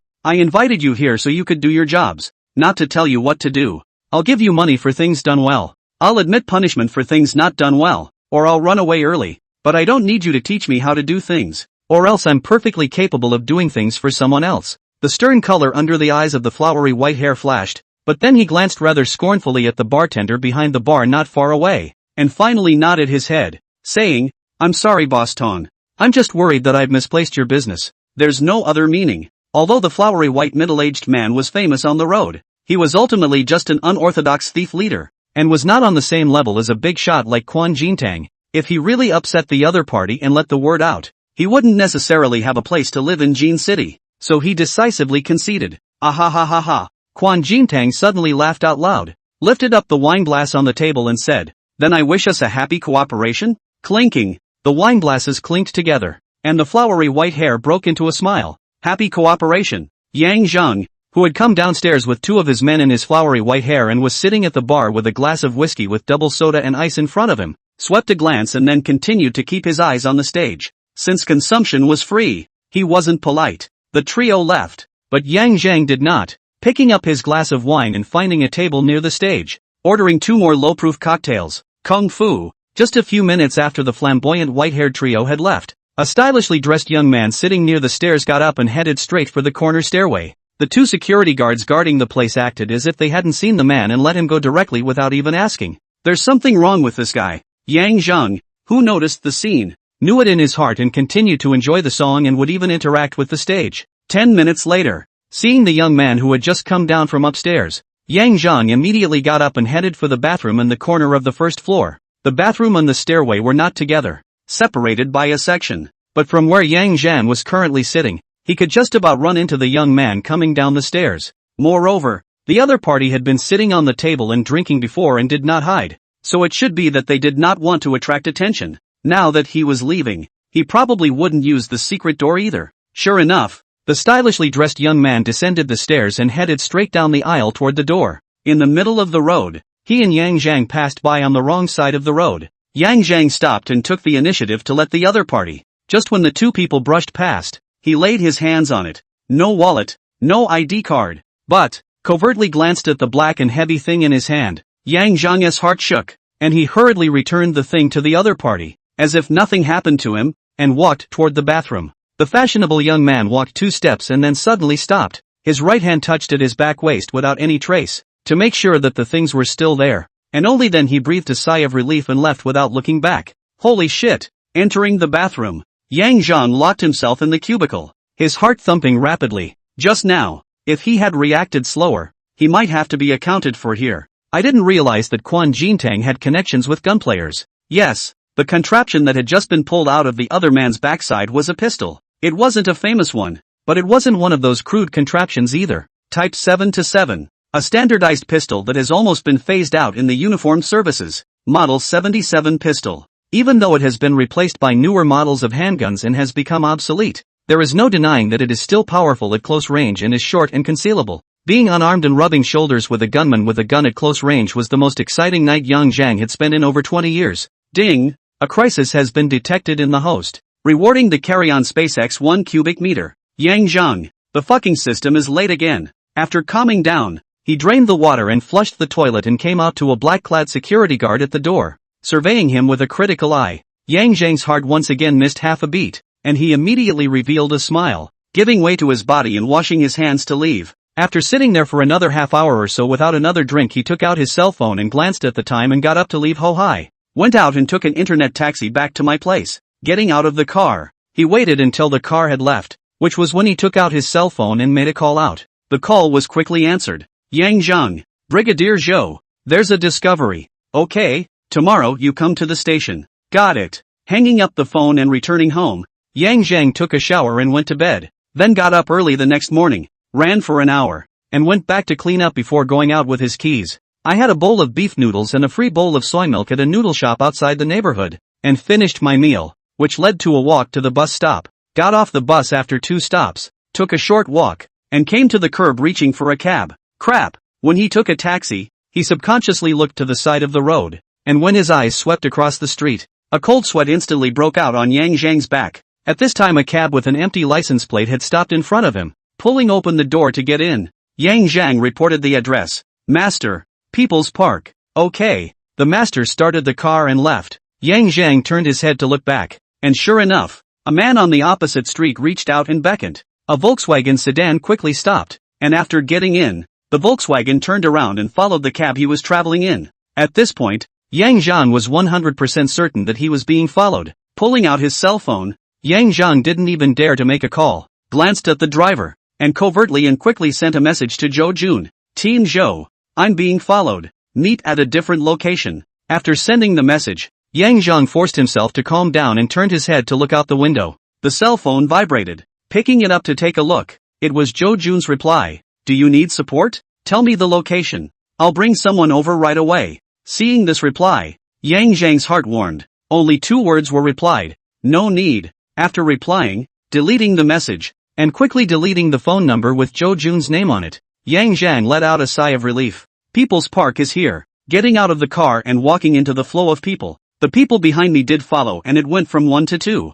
Yang Zhang didn't dare to go to the less crowded places and decisively headed towards the Himing tea house. It's just before 9 in the morning, but there are already quite a few customers sitting at the tea stations here. After finding a place to sit under the shade of a tree and ordering a cup of Daiwan tea, plus a packet of melon seeds and peanuts, Yang Zhang didn't care. There were a lot of people here, and even if the stalker wanted to do something, he wouldn't choose to do it here. What's more, he was fearless under close quarters, and the only thing he needed to worry about was whether these people had guns in their hands. As the saying goes, the fastest gun is outside the 7 paces, and the fastest and most accurate gun is within the 7 paces. Even if your kung fu is high, you are still afraid of the powerful firearms. But luckily, guns are banned in the country. The shootings are big cases, and as long as the 2 men following them aren't stupid, they wouldn't dare pull out a gun in a downtown area like this. 2 hours had passed, and the 2 men on the trail were sitting on a tea table about 10 meters away from Yang Zhang, drinking tea and pretending to chat while keeping an eye on their target. At 13 minutes past 11, the 2 men made a move, one of them answering a phone call, getting up and heading for the back. As his eyes swept over, a familiar figure was seen by Yang Zhang. When he saw this person, most of the worry in his heart instantly went away. This person is the one who sat on the right-hand side of the white man in Quan Jintong's office last night. In other words, the one who followed him was probably the white man, or the henchman of the gag Master Flower. If you want to say that Master Hua has ruthless men under his command, Yang Zhang believes it, but to say that he had guns under his command, Yang Zhang didn't believe it. After all, it was just a leader of a gang of thieves, and even though he was strong and had a lot of minions, there was still a difference between it and a real underground gang. Such a person is not even comparable to Quan Jintang. After seeing the rightful owner, Yang Zhang relaxed quite a bit, drinking the tea from the covered bowl in one go, and got up and headed straight for the hill across the pond in the park. Seeing Yang Zhang move, the 3 of them hurriedly got up to follow. Up but 7 or 8 meters of the hill. Survey some, the road is really not much people, coupled with dense vegetation. As long as the movement is not too much, the people down the hill will not pay attention to this place. With a flash, Yang Zhang hid behind a bush. Soon the sound of footsteps came and the trio arrived. Where is everyone? A glance forward showed that Yang Zhang's silhouette was gone. The other 2 looked at each other and at the boss in front of them. They had come together, and now that the target had been lost, even if they were to be blamed, they could not be blamed. You're following me? A voice rang out from the side, and the 3 of them turned around brightly to see Yang Zhang, who had stepped out from behind the bushes. I said, who is it? So it's Master Hua's men. What's the matter? We don't interfere with each other. At most we've only met once at Tong's place, but today you've brought someone to follow me. Looking for trouble? Kid, obediently come with us. For the sake of Boss Tong, Master Hua only wants to invite you to be a guest, serve you well with good food and drink, and then let you go after a few days. If you don't know what you're doing,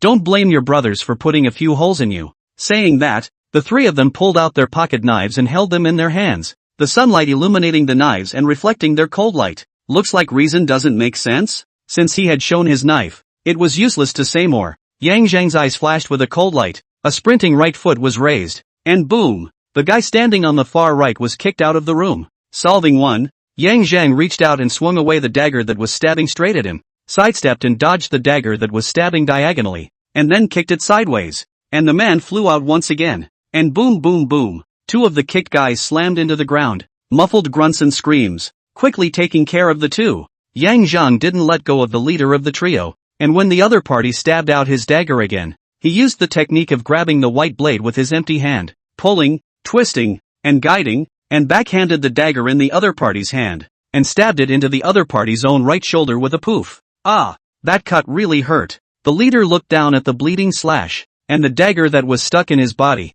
and tried to spread it with all his might, but it was as if it was stuck in an iron vise, and he was not allowed to move his right hand in the slightest. Raising his head once again, he looked at the ice-cold-faced Yang Zhang, and a strong scorn and fear flashed under his eyes, but in the blink of an eye, in less than 2 seconds, all three of their good fighters were knocked down by the other party, and he himself was stabbed. If not for the other party's mercy, he had no doubt that this knife would have stabbed into his aorta. Get lost and go back and bring a message to Master Hua. He walks his Yangguan road. I'll cross my one-tree bridge. Let's not mess with anyone. If there's a next time, tell him to watch out for his eating utensils. After saying that, he exerted force with one hand, and the leader only felt a huge force coming, and his body involuntarily staggered back a few steps, followed by sitting on his butt on the ground. Looking up again, all I saw was a back. The leader's eyes were horrified, instantly eliminating any other thoughts, greeting his men to simply stop the bleeding, and then quickly fleeing in a sorry state. North of the city, Master Hua's lair. Looking at his men who were receiving treatment to stop the bleeding, Master Hua's face was grim as he smoked a cigarette. Snake Boy, one of the right and left hands standing on the sidelines, glanced at his companion, a gloating smile flickering in his eyes, and lowered his head to ask in a low voice, Master Hua, Kong Zi has been planted. Should we continue? Go on? You go? Master Hua's 2 words made Snake Boy shrink. He's quick-witted and good with his hands. He's out to make money. And Gangzi is average in the head but good with his hands. So he's either acting as a punching bag and threatening people, or he's playing the fairy jumper type of job. The two serve as right and left hands, each with their own division of labor. Now the most skilled Gangzi has been planted, and is still powerless, being easily knocked down by the other side 1-3. He goes, but it is just to send food. Da. The sound of high heels came as a young woman walked in wearing super short jeans, a halter top, and long hair. Glancing at Gangzi next to her, disdainfully skimming her lips, the woman then looked at Master Hua. Godfather, those 2 losers were sent to the hospital. After examination, one had 3 broken ribs and one had 4. They didn't stick into the internal organs. Hospitalization is fine. Well, as usual, Beauty knows her stuff. Seeing the woman, Master Hua's face revealed a slight smile, and after finishing, and after a few seconds of silence, he said in a high voice, arrange for the best treatment for them, and send another person over to take care of them, and I'll pay for the medical expenses. This was said to the men outside the door. If the people who work for him are injured and not treated, the hearts of his men will be scattered and the team will not be well led. Okay, Godfather. Beautiful agreed and walked over. When it is close, Master Hua lowered his voice and commanded, take $50,000 and send it over. Just say that we don't fight. It was a misunderstanding before. Understood, Godfather. I'll get right on it. Well, go ahead. As the saying goes, those who know what's right is right. Master Hua is old, but he knows that it is better to resolve grievances than to tie them up. He admitted that he had been a bit rash in sending Gangzi to invite Yang Zhang to come and stay with him for a few days, but that he hadn't made any enemies, and that it was his own people who had suffered. It was best for such a ruthless person with ruthless tactics and thunderous killings to be able to turn an enemy into a friend. $50,000 is his compensation. This side of Master Hua's intentions were unclear to Yang Zhang, and he didn't pay attention to them. After dismissing the 3, he left through the side entrance of the park and grabbed a car to retrace his steps towards the precinct. getting out of the car and entering the precinct. When he arrived at the place of the Criminal Investigation Brigade, Jo Jun had already welcomed him out. Well, is it okay? It's fine. Talk inside. Yang Zhang shook his head. Good. The two entered the conference room and had just sat down when Lu Changshan and a female police officer wearing jeans and a gray t-shirt walked in, and the female police officer was holding a stack of paper, a drawing board, and a few pencils. Yang, let me introduce you. This is our brigade's criminal police officer, Mido.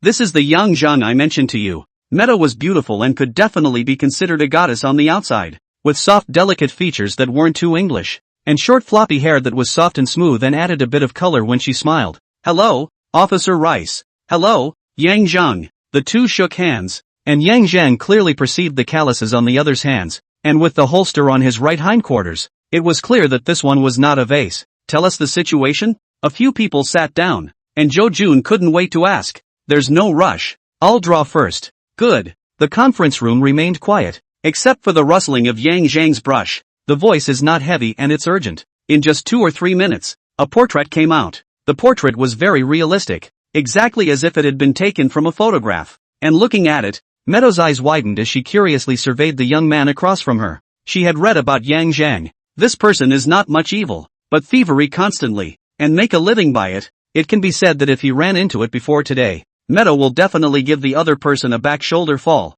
and then beat him up. But in just a short time, the man had changed. Not only did he go straight and eat with his hands, well, he did before, but he also has a skill for painting that is out of this world. 10 minutes later, the 4 portrait sketches were done and spread out separately on the table. Putting down the drawing board pencil, Yang Zhang began to explain. I went to the Ho-Hai bar last night and just happened to meet these 3. Separating the portraits of Master Hua's trio aside, Yang Zhang continued. It was Quan Jintang who took the initiative to call me up, and those 3 were in his office at the time, and I don't know exactly what they talked about, and Quan Jintang didn't introduce them. However, I happen to know them. The middle one is the boss of the 3, Gags the Flower Master. Specific name do not know, only know that usually should be mixed in the North Station that piece. The pickpockets and ferry jumps and such jobs over there are all camps under this man. As for these 2, I know that they are his right and left hands. This one is called Gang by some people, and this one seems to be called something like Snake Boy, and the one who is following me today is the one that Gang brought with him.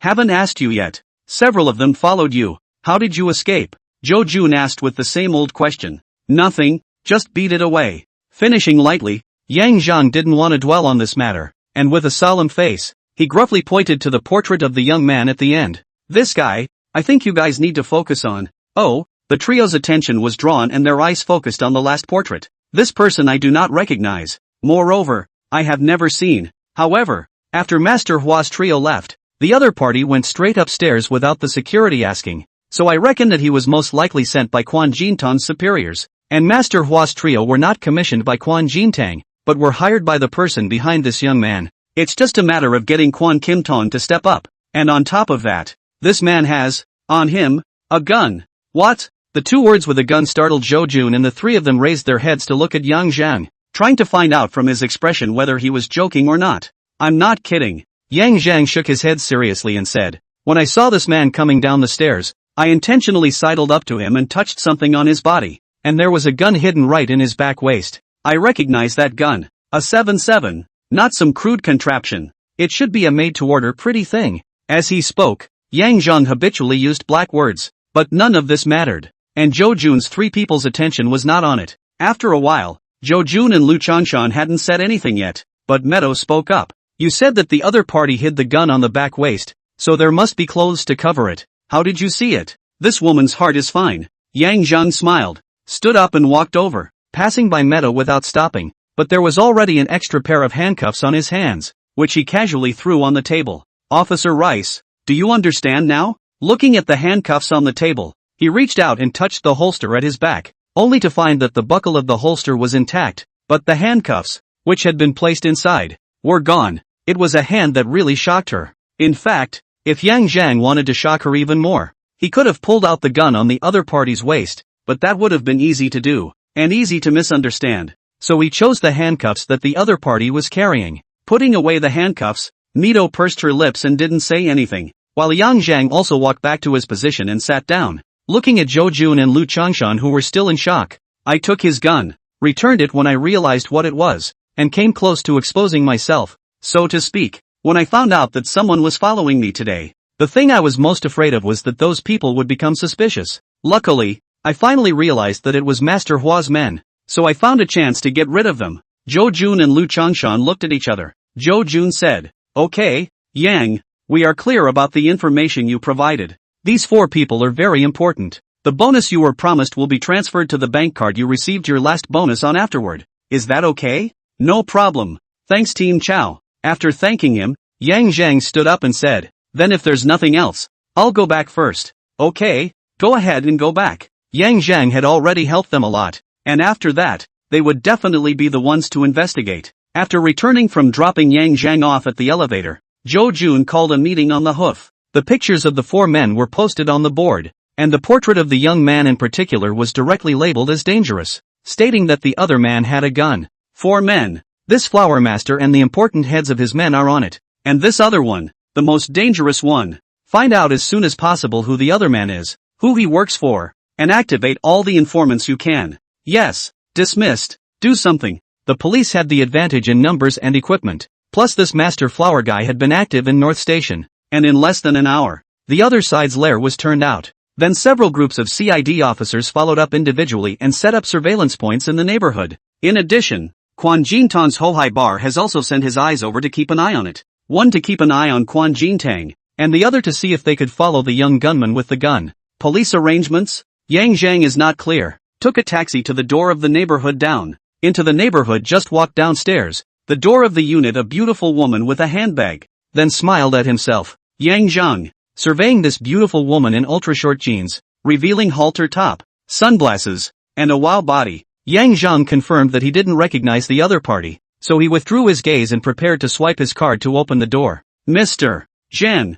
"Ha?" Yang Zhang stopped moving and looked back. "We know each other?" "Master Hwa sent me." Hearing the woman's words, Yang Zhang's eyes narrowed. "What? Does Master Hwa have any more orders?" This was said with mockery. Zhao Mei wasn't angry, and after removing her sunglasses and ruffling her long hair, she stretched out her small white hand and said, "My name is Zhao Mei. Master Hwa is my godfather, and he sent me here to make amends to you." "Reparations?" Instead of reaching out, Yang Zhang looked back at the surrounding area before brushing away and pulling open the door to the unit and standing still. "In that case, please come in. Thanks a lot." With her long, slender, straight legs, Zhao Mei walked in front. This woman is very charming, and she walks with a twist and a turn, which is very seductive. Yang Zhang is also a young man, but he knows what's allowed and what's not. For example, this woman. As Master Hwa's man, he didn't really want to get too involved with the other side. Even if he ate it dry and didn't have to be responsible for it, he still had to think about it. Opening the door and entering the house, he reached the living room,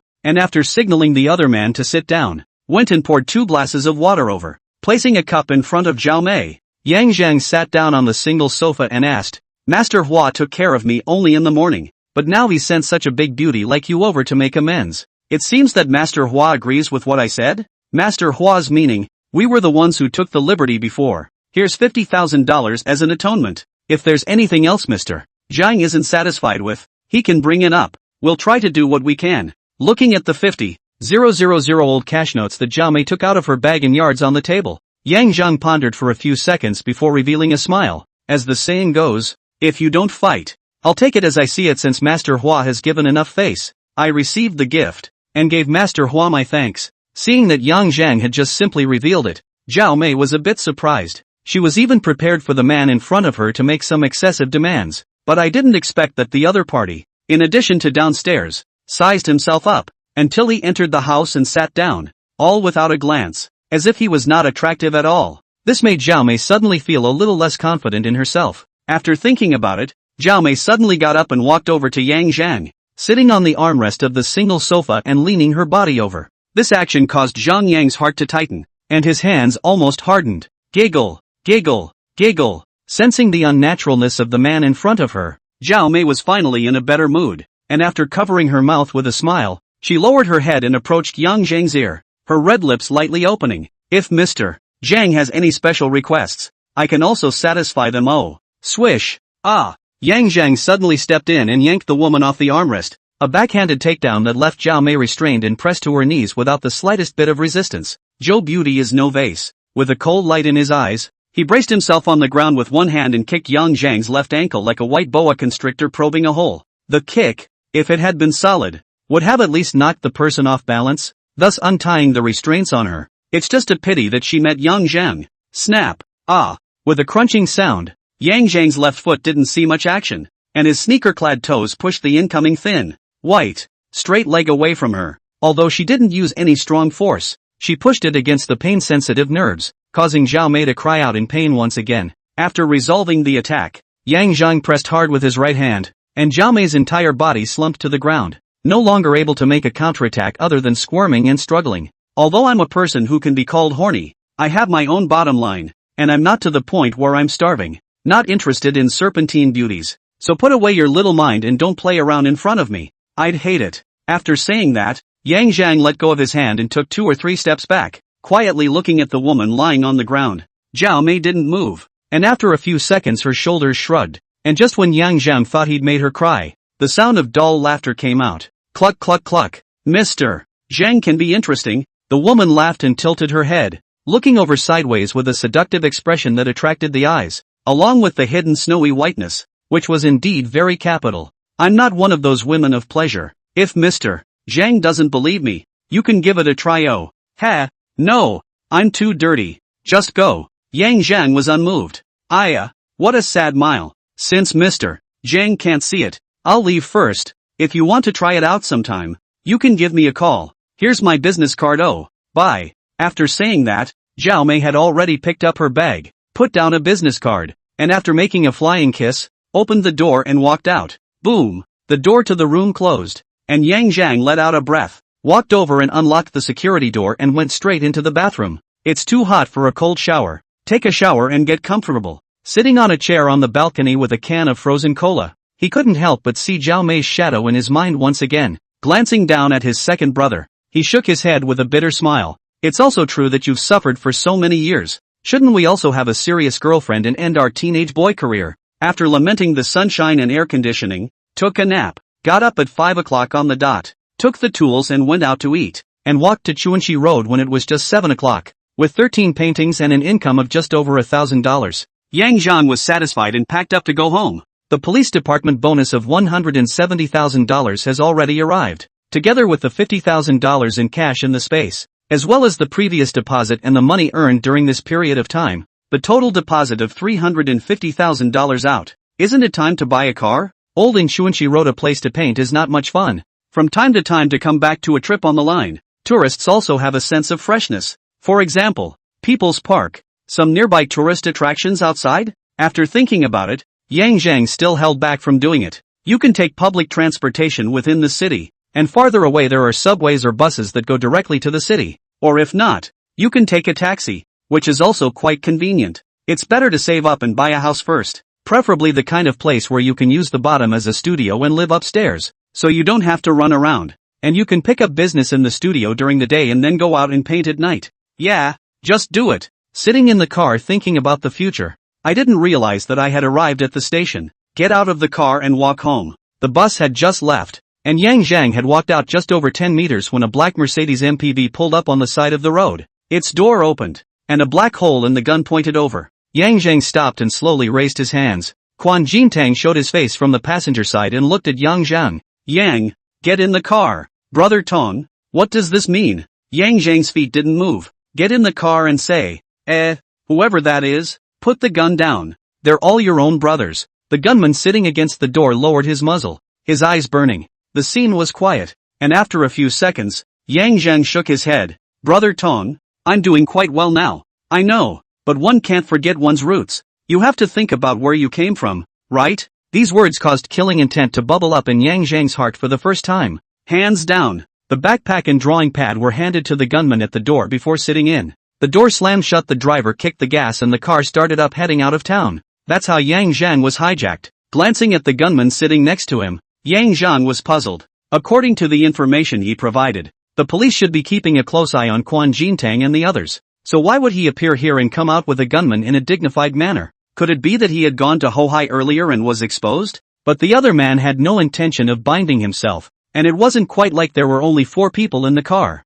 even the driver plus himself. With his mind spinning, Yang Zhang decided to stay put and see what the other side was up to first. On the outskirts of the city, an empty warehouse, the MPV drove straight in and parked at the door. Go, get off. Followed Quan Jintang out of the car, backpack and drawing board on his back the whole time. Moving forward. Not long after, behind a pile of goods, Yang Zhang saw Master Hua sitting on a chair, as well as Snake Boy. The three of them looked at each other and tacitly did not say anything. Quan Jintang walked to the front and stood at one end of the wooden table, signaling Yang Zhang to sit down before clapping his hands and saying, "All right, everyone's here." After saying this, Quan Jintang glanced at Master Hua and saw that the other party did not deny it before saying to Zhang Yang, Yang, originally you said you were doing the right thing, and brother I was happy, and I didn't want to trouble you, but this time, one of Master Hua's men was injured, and there was a shortage of people to do things, so you were approached. Do or don't do, you hear the price first. Okay, brother Tong, I'll give you face." After a few seconds of silence, Yang Zhang nodded his head, then looked at Master Hua and said, "I've heard of Master Hua's great name, so I think that brother Tong has invited Master Hua to come out, and the matter is not small." Ha ha ha, okay. Quan Jintang laughed out loud. Then with a straight face, he said, "Then I won't say much more. Straight to the point. I need the three of you to help me steal an item. The other party has a special identity, so I can't use other means. I can only steal it silently. How about $1 million each when it's done?" $1 million? Yang Zhang's heart jumped and he lowered his head, his eyes rolling, knowing that there was something not small going on here. "Brother Tong, this business is too big. I'll leave before you say anything. I don't want to go in." After saying that, he picked up his backpack and was about to leave. Click. The gunman guarding the cargo pulled the pistol holster, stopping Yang Zhang's just moving feet. "Tong, but you just said it was just for me to hear the offer." "Older brother." Quan Jintang walked over and pressed his hands on Yang Zhang's shoulders, saying in a serious tone, "I know you're making quite a bit of money painting now, but how long does it take to make $1 million?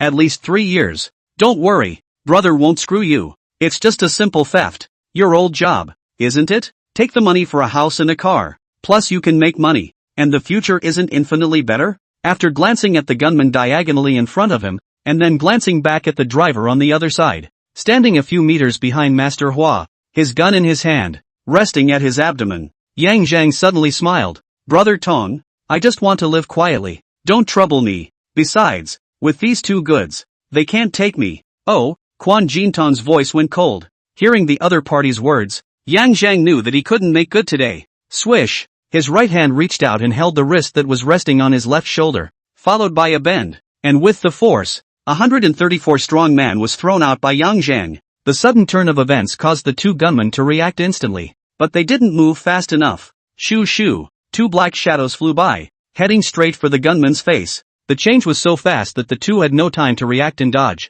Boom boom! Two muffled sounds. The gunman only felt a black eye. The pain and swelling sensation hit him, his head ached sharply, and he fell backward with dizziness. Stepping, his feet accelerated, and in a forward roll, the pistol that landed on the ground had fallen into Yang Zhang's hands. "Don't move!" The muzzle of the gun swung, and Quan Jintang, who had just risen to his feet, revealing a 5.4 pistol stuck in his back, was fixed. Swish! Bang! A gunshot! Ah! Not far away. The driver covered his hand and screamed miserably, having just casually shot the other party's right hand, which was trying to pick up the gun, was nullified. The bullet hit the palm squarely, leaving a bullet hole. The muzzle of the gun instantly turned back. Quan Jintang, as well as the people present, were subdued by that shot just now, and did not dare to make the slightest movement. "Brother Tong, what kind of deal you guys have? I don't care and I don't want to get involved. Just pretend I haven't been here." "Oh yeah, I'll take these two guns with me. Don't come after me or whoever it is will have to pay." Walking over, picking up the other gun, and searching the two men to get a 7-round magazine each, Yang Zhang turned around with his bag on his back and left. As for the gun on Quan Jintang, he didn't bother to move it. Right. After taking a few steps, Yang Zhang suddenly turned around. "I dislike being threatened. This is the first and last time." The warehouse was quiet until a long time. Master Hua and Snake Boy both looked at each other. Both saw fear in each other's eyes, and at the same time, they were a little happy. Fortunately, they did not make a fool of themselves, and apologized in time. Otherwise, just these little characters of theirs wouldn't be enough for someone to squeeze with one hand. Yang Zhang's casual shot through the palm of his hand was so precise and accurate that he didn't look like a novice at all, but rather like a veteran who was used to using guns. It's just running the jungle for a meal. You don't need to go up against someone like that. Quan Jintang was also shocked. Of all the people present, he was the one who had the most contact with Yang Zhang, and thought that he knew him the best, but now it seemed that he knew nothing at all about this young man.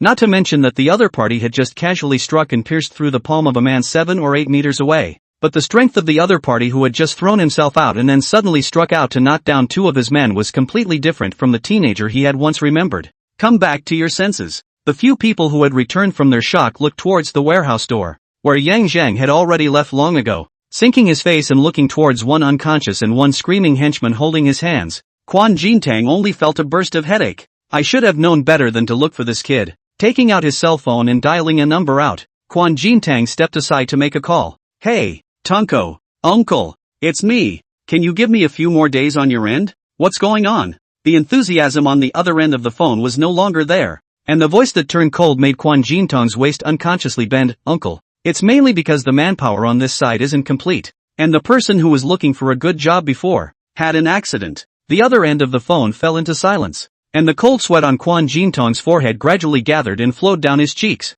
dripping and smashing into pieces on the ground. There's no less time. But since I'll send you one over if you're short, the stuff has to be there or you can prepare for the aftermath before I go in. Yes, uncle, I will. Surely, toot toot. The opposite party had hung up the phone. Taking a deep breath and wiping off the cold sweat on his forehead, Quan Jintang straightened his clothes and rejoined the table. The matter has been resolved. A person from above will be sent over to provide support. Master Hua, go ahead and make the arrangements. Also, no one is allowed to say anything about today's matter. If it leaks out, I'm not the one who will die. The screaming on stopped. The driver grimaced and nodded his head. Master Hua and Snakeboy naturally did not want to do anything. Quan Jintang's words were exactly what they wanted. As for the one who was still fainting, there were naturally people to make arrangements, so there was no need for the two to worry about it. Okay, Boss Tong. In that case we'll go down and get ready first. Well, go on. The man will report to you tomorrow. On the other side,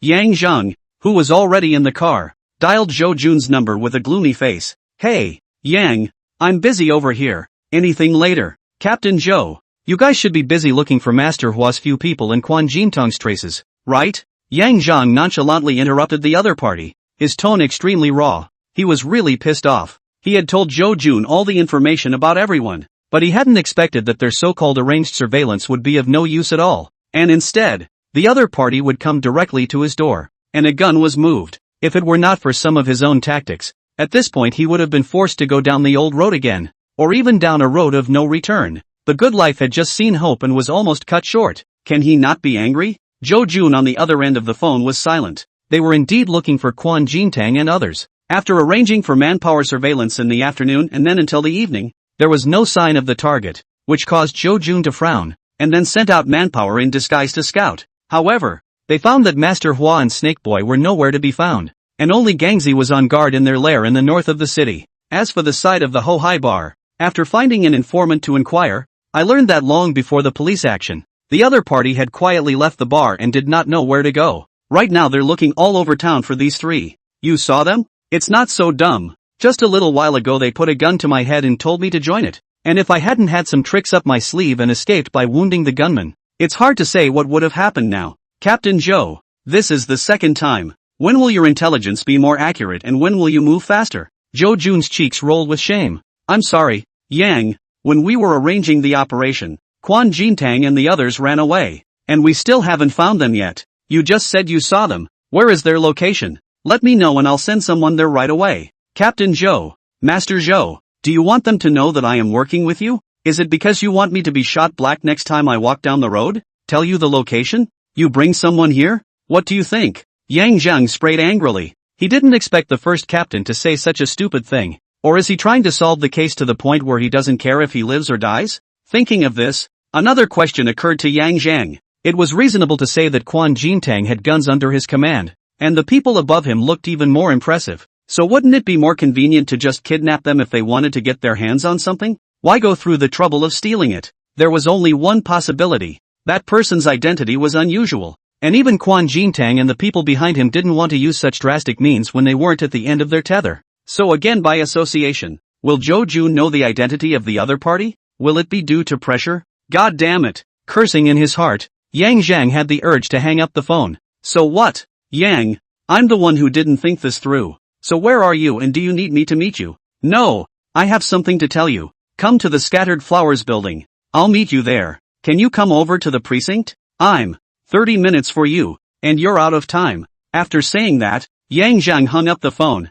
It's all a habitual problem. After getting out of the car in front of the Scattered Flowers building and watching the internet car leave, Yang Zhang turned around and crossed the bridge, directly entering the 100-flower pool park, but didn't go far, instead waiting behind the landscape trees on this side of the bridge. From here, you can clearly see the situation near the Scattered Flowers building across the river through the cracks in the trees, but the opposite side can't see this side. After waiting for no more than a few minutes, a Volkswagen sedan stopped, and Zhou Jun got down from the back and stood waiting on the street. Yang Zhang surveyed his surroundings and pulled out his cell phone to send a message to Zhou Jun. Across the street, come alone. Zhou Jun, who received the message, looked towards the dark, underlit park and paused for a few seconds before taking a step across the bridge. Watching Zhou Jun cross the bridge, Zhang Yang didn't make a sound or appear right away, and waited for several minutes, and Zhou Jun made 2 or 3 phone calls, but because Zhang Yang had muted his phone, he didn't notice him hiding a few meters away. Finally, sure that there were no problems, Yang Zhang whistled. Seeing that Zhou Jun had noticed him, he turned around and headed straight inside. Yang Zhang's action caused Zhou Jun to freeze, but his years of criminal investigation experience made him realize what was going on, and after surveying the surrounding area, he then followed at a brisk pace. After walking a few dozen meters inward, he came to a place with an open view, a wall behind him, and next to a landscape rock that was nearly as tall as a man. Before Yang Zhang stopped in his tracks, lighting a cigarette, he threw another one to Zhou Jun, who had followed him. After inhaling hard, he said, "They asked me to join them today, to steal a copy of something. I don't know who exactly. I didn't ask, but the other party offered $1 million per person. This thing must be very important. Also, Quan Jintang has 2 henchmen, both with guns. The car they were driving was a Mercedes MPV, black, local license plate, plate number 33246. Master Flower and Snake Boy are both there. The reason I was called was because Master Flower's man, Kong Zi, was injured and I fought, and they were short-handed. But there must be someone else behind Quan Jintang, and those 2 henchmen with the guns. I've never seen them before." Quickly informing Zhou Jun of the information he had, Yang Zhang took another hard drag on his cigarette. The first time he shot a gun, as well as the 2 guns that were now lying in the space, had made him a little nervous when facing this criminal investigation captain. Sort of an afterthought. "I know." Zhou Jun nodded his head, and the cigarette he had just lit was thrown on the ground and stomped out, so he was ready to leave. "Wait." Zhou Jun stopped and inquired with his eyes. "No reward for such important information? The bonus has to be approved from above." For now, Zhou Jun is a little embarrassed. "Fine. I'll consider myself unlucky and get the case solved as soon as possible. I won't be safe while they're out there. Don't wait until I'm forced to actually kill someone for self-preservation before you solve the case. And then if I get in, I'll curse your whole family every day." Zhou Jun, speechless, lips moved,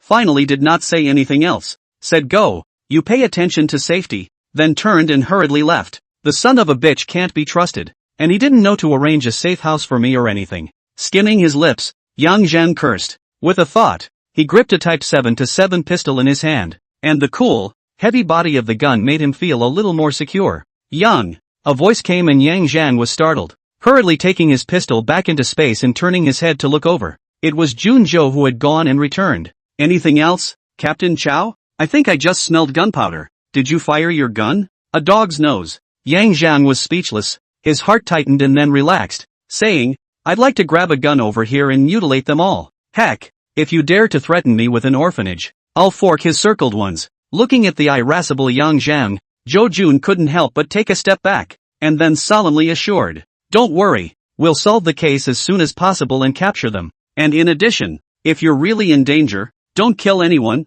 even if you've grabbed a gun." After saying that, Zhou Jun turned around and left. This time it's really gone. Just now when he suddenly went back, it was just a test, and Yang Zhang had guessed it, which was why he had just put on a half-truth. Half-false show to sort of muddle through for the time being. Zhao Mei, 1982, PRC actress. After a tiring and stressful night, Yang Zhang fell asleep when he returned to his rented room. Sleeping, detected the host encountering a crisis and gained the ability to sense danger. A few hours of hibernation. Zhang Yang is resting well. Poor Zhou Jun was first scolded. Back to the precinct and non-stop organization of all the people to track down the vehicle trail. With the information readily available, It was a quick clue. Quan Jintang is not stupid. The car was abandoned after that, but the police a whole night of struggle is not for nothing. Not to mention that now the city has a lot of surveillance probes, even if there is no nearby. The road at night and fewer vehicles, you can always find traces. As a result, at around 7 a.m.,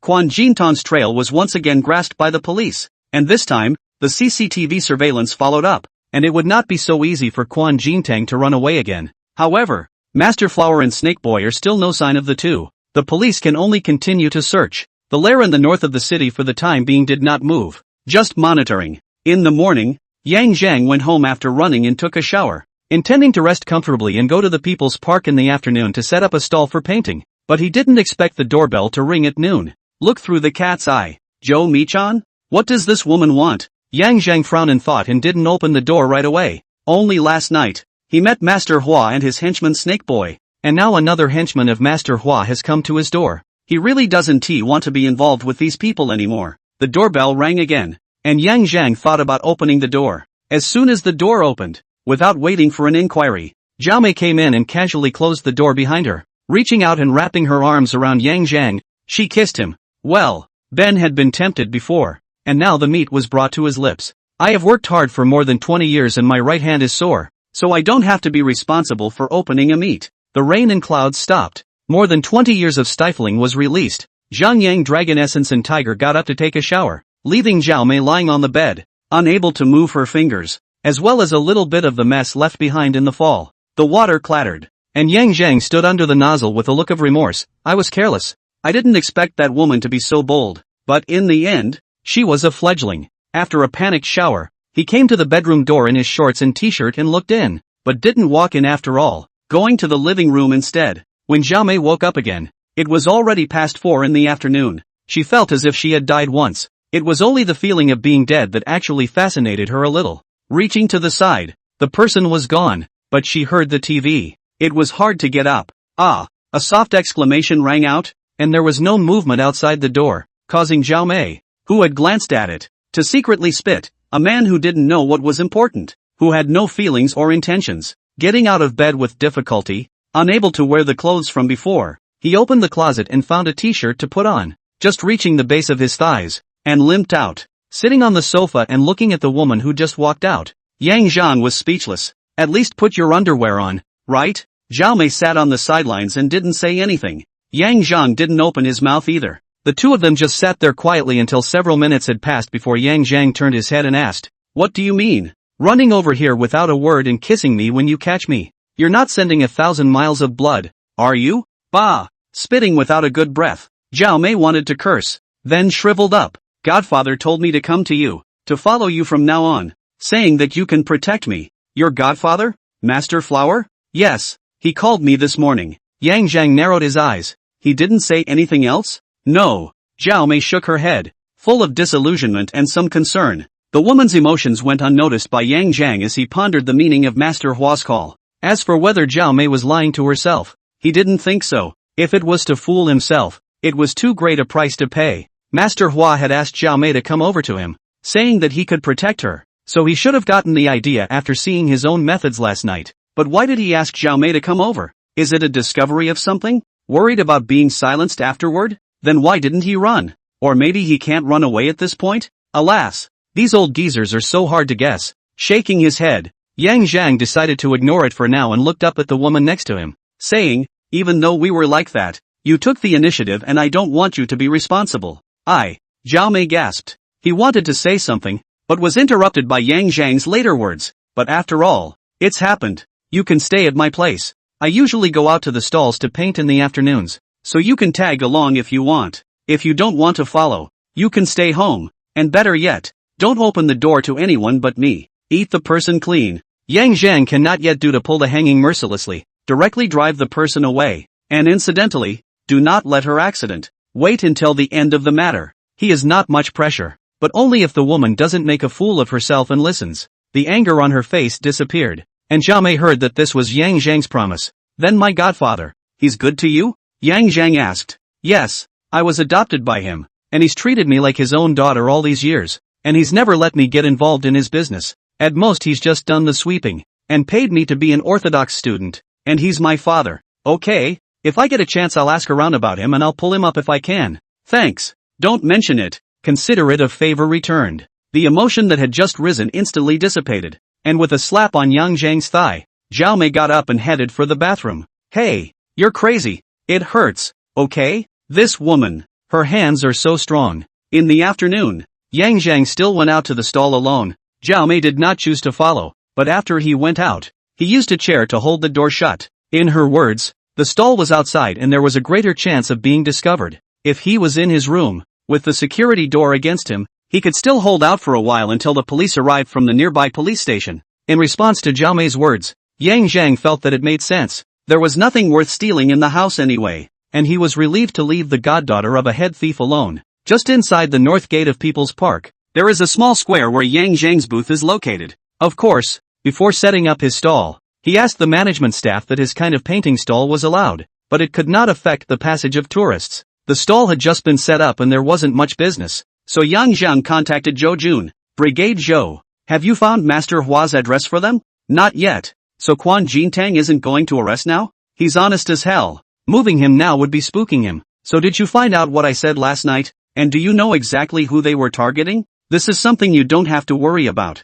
Come on. Critical information at a critical time is not spoken. But after thinking about it, he decided to tell Zhao Mei about it. Do you know that Master Hua has a goddaughter? No, but she should have nothing to do with this case. According to our investigation, Master Hua does not allow his daughter to interfere in his business. Hearing the police confirmation, Yang Zhang was a little more relieved. Well, it's the same as what I know. However, just this morning, Master Hua's goddaughter, Zhao Mei, came to my house to look for me, saying that in the morning, her godfather called her and told her to go out and take shelter, and is now hiding from me. There's this? This news caught Zhou Jun's attention. The person is in my house. I am now outside out of the stall. Zhao Beautiful want me to help her godfather. If Zhou you have progress on your side, you can give me a word. I'll see if I can get Master Hua to turn around and cooperate with your work. Okay. I'll call you as soon as I make progress on my end. Well then, that's it. I'm on business. Hanging up the phone, Yang Zhang put away his cell phone and looked up with a smile at the grandparents who came hand in hand to the stall.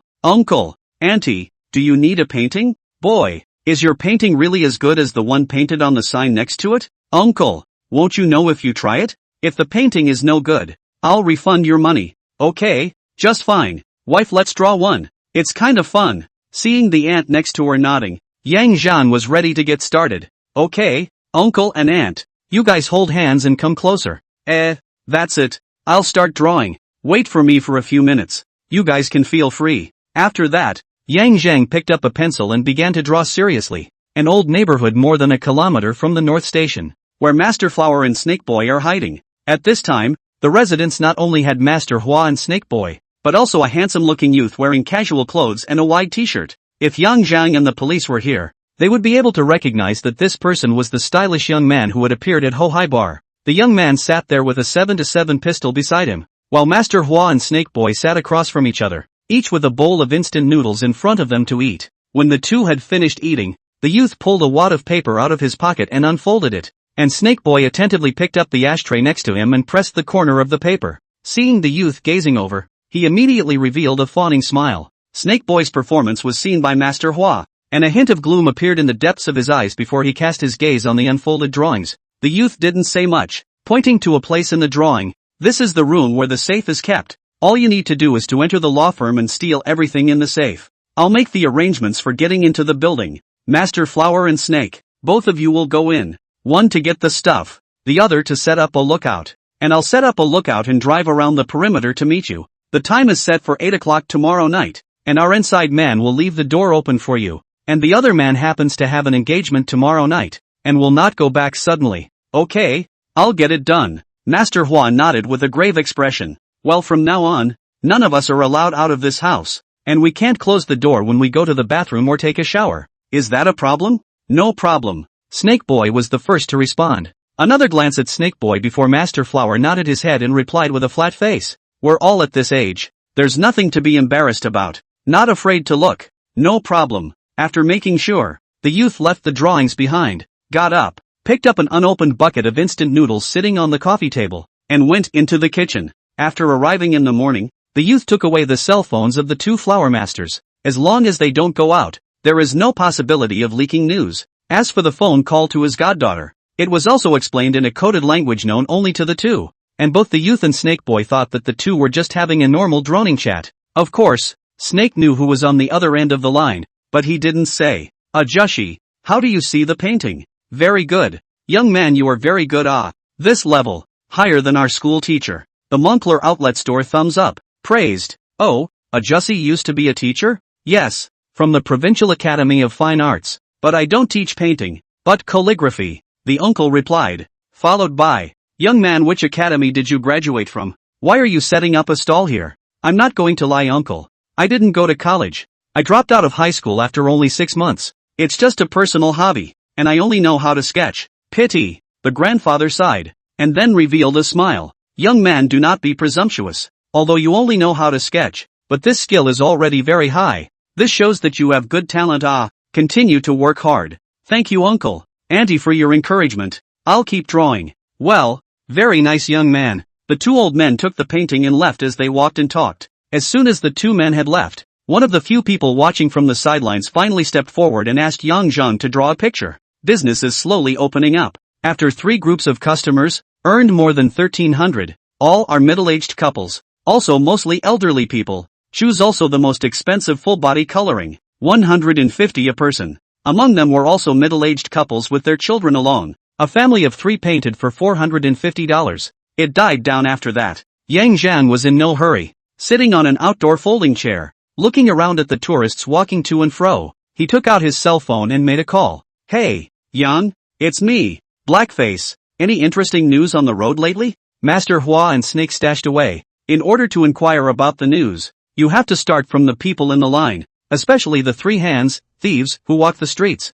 They are well informed, not to mention other things, and the black face is a little brother he knows, other than to say, a mouth strict and righteousness. It is better than many people, and the news is also good. Whether it was hearsay or true, there was always something interesting to hear from him. The two of them had been close friends before, and Blackface had even said he'd come with him, but Yang Zhang had refused. He did not intend to organize gangs. He likes to run a single gang in peace, thick or thin, to see their own skills. Yes, brother, what do you want to hear about? Are you free now? I set up a painting booth in the small square where the north gate of People's Park comes in. Sure, I'm free. I'll be right over. Give me 10 minutes. Okay, I'll wait. Less than 10 minutes later, 8 minutes and 53 seconds after the phone call to be exact, Blackface came in all dressed up in long sleeves and pants. Seeing the other party, Yang Zhang waved his hand, and the Blackface also saw the painting stall under the light, and then saw Yang Zhang again, raising his hand in greeting and speeding up his pace to trot over.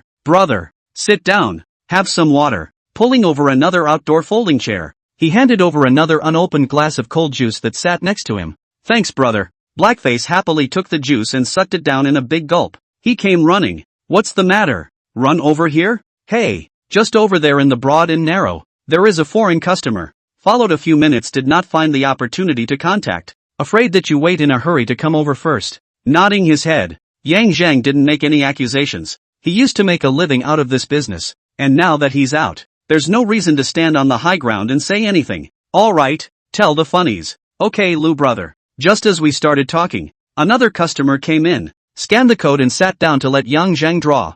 Blackface followed suit and stopped. Don't stop. Go on. Don't stop me from drawing. Okay, Lou. Blackface continued, and Yang Zhang was in 2 minds. In 5 minutes or so, a drawing was done, and the young couple looked at the paper handed to them and took it with a happy face. Brother, you're making too much money here, aren't you? 300 in less than 10 minutes? This is also craftsmanship. Go on. Yang Zhang smiled lightly. How about? By the way, brother, does Master Hua know about this? I know. Why? I saw him go into an old neighborhood over by North Station most of last night, along with his henchman Snake Boy, and oh yeah, a young man who didn't look like he could be messed with at first glance. How do you know he's not to be messed with? Yang Zhang's heart fluttered. There was indeed news. Such a coincidence to have Blackface bump into it in the middle of the night. I saw that man when he got out of the car. His eyes were clanking, and Master Hua was nodding his head to that young man, so he's definitely not to be messed with. Place, remember? Remember. Blackface froze after answering, looked to his left and right, and asked in a low voice, Brother, you don't want to. None of your business. Hearing this, the Blackface of the second to understand, okay, la brother, you can rest assured that my mouth can be strict. Well, by the way, how much do you earn in January now? Yang Zhang thought of a question and opened his mouth to ask. Hey, don't mention it, brother. It depends on luck. The good ones can have 6 or 7,000 a month, and the bad ones have less than 3,000. Blackface has a smart mouth and a good eye, but he is not very brave and his skills are not as good, so his income is not comparable to what Yang Zhang used to earn. In the past, when he was working, not to say much, but in the last 2 or 3 years, he didn't earn less than 5,000 per month, and when he did, he earned more than 10,000 per month. It's mostly just low pressure from the receivers. Ever thought about taking the right path? Yang Zhang asked. Upon hearing this question, Blackface knew that Yang Zhang wanted to promote himself, but he was just an individual who knew his own business, and bitterly said, I've thought about it, but brother, I don't have any skills in your line of work.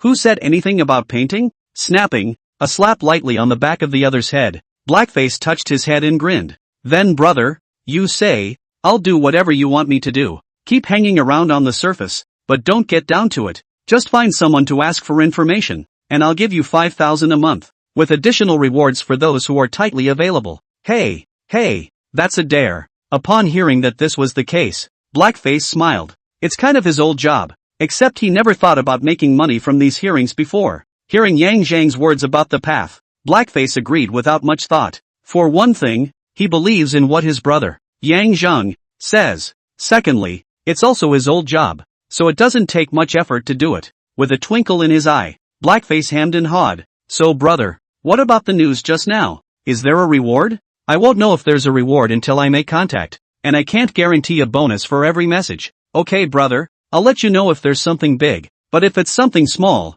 we'll meet up in 3 days? After thinking about it, Yang Zhang thought it was a safe bet. If they met every day, Blackface might be targeted by someone. Okay, just drop it. By the way, give me the QR code for your collection. What for? It's not an early bonus, is it? Blackface said this, but his hand movements were not slow. Scanned the code and transferred 7,000. It's almost the end of the month. This month plus next month's. A total of 7,000 for you. Bonuses are calculated separately later. Want cash or transfer?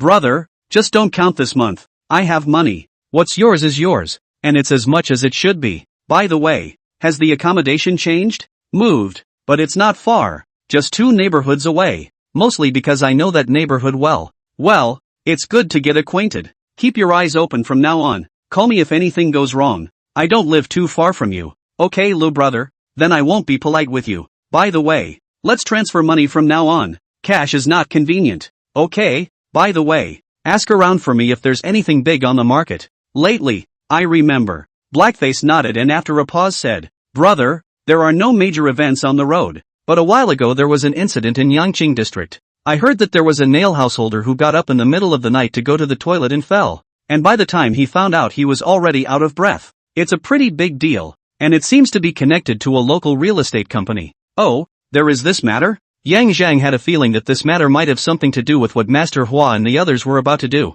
It was over 2 months ago, and it seems that the family even got a lawyer to say that the developer was behind the old man's death. Only the police didn't find any evidence after investigating. So it is. Yang Zhang nodded, then looked at Blackface and said, Alright, you go ahead and get busy. By the way, give me Master Hua's new address, and leave the rest to you. Brother, be careful. Master Hua is not simple. Not to mention there's a guy who doesn't know the depths. It's okay. The 2 brothers had a heart-to-heart, and after leaving their address, Blackface took his customary look around, got up and headed inside, leaving the park through another door. After a while, seeing that it was almost time, Yang Zhang packed up his stall and left. Instead of heading toward the subway station, he entered a small street, and after making sure that there was no one around and no surveillance, he threw what he was holding into the space, then returned the same way and took a cab near the north gate. After giving the address of the neighborhood next to Master Flower's place, he sat in the back seat thinking. This time, he wasn't going to tell Gao Jun about the information he had gotten,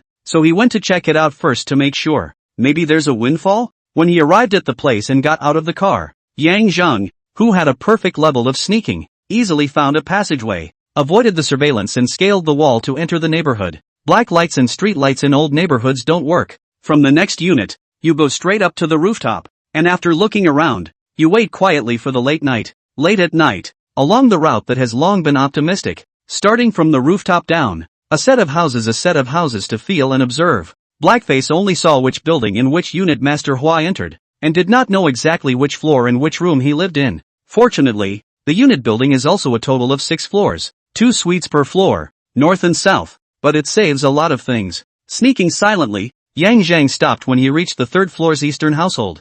Through the gap in the drawn curtains, Yang Zhang saw Master Hua sitting on the edge of the bed smoking. After thinking about it, he didn't remind the other party and quickly used the air conditioner on the outer wall, the guardrail, the protruding concrete platform and other things, but in a few seconds, he landed on the place. He then quietly left the neighborhood and took a cab home. Got home, opened the door, it didn't push open. Just as he was about to contact Zhao Mei, a voice came from inside. Who? Me? Open the door. Phew. Inside the house, Zhao Mei breathed a sigh of relief and placed the sharp knife held in her hand on the surface of the shoe counter before dragging away the chair to open the security door from the inside. Kinda cautious. Looking at Zhang Mei, Yang Zhang smiled, then went straight into the bedroom and found a set of black long-sleeved pants, plus a pair of black lightweight sneakers to change into. After thinking about it, he grabbed another baseball cap from the closet. You drove here? Packing a bag. Yang Zhang twisted his head and asked. Yeah. What car? Audi Q3. Yes.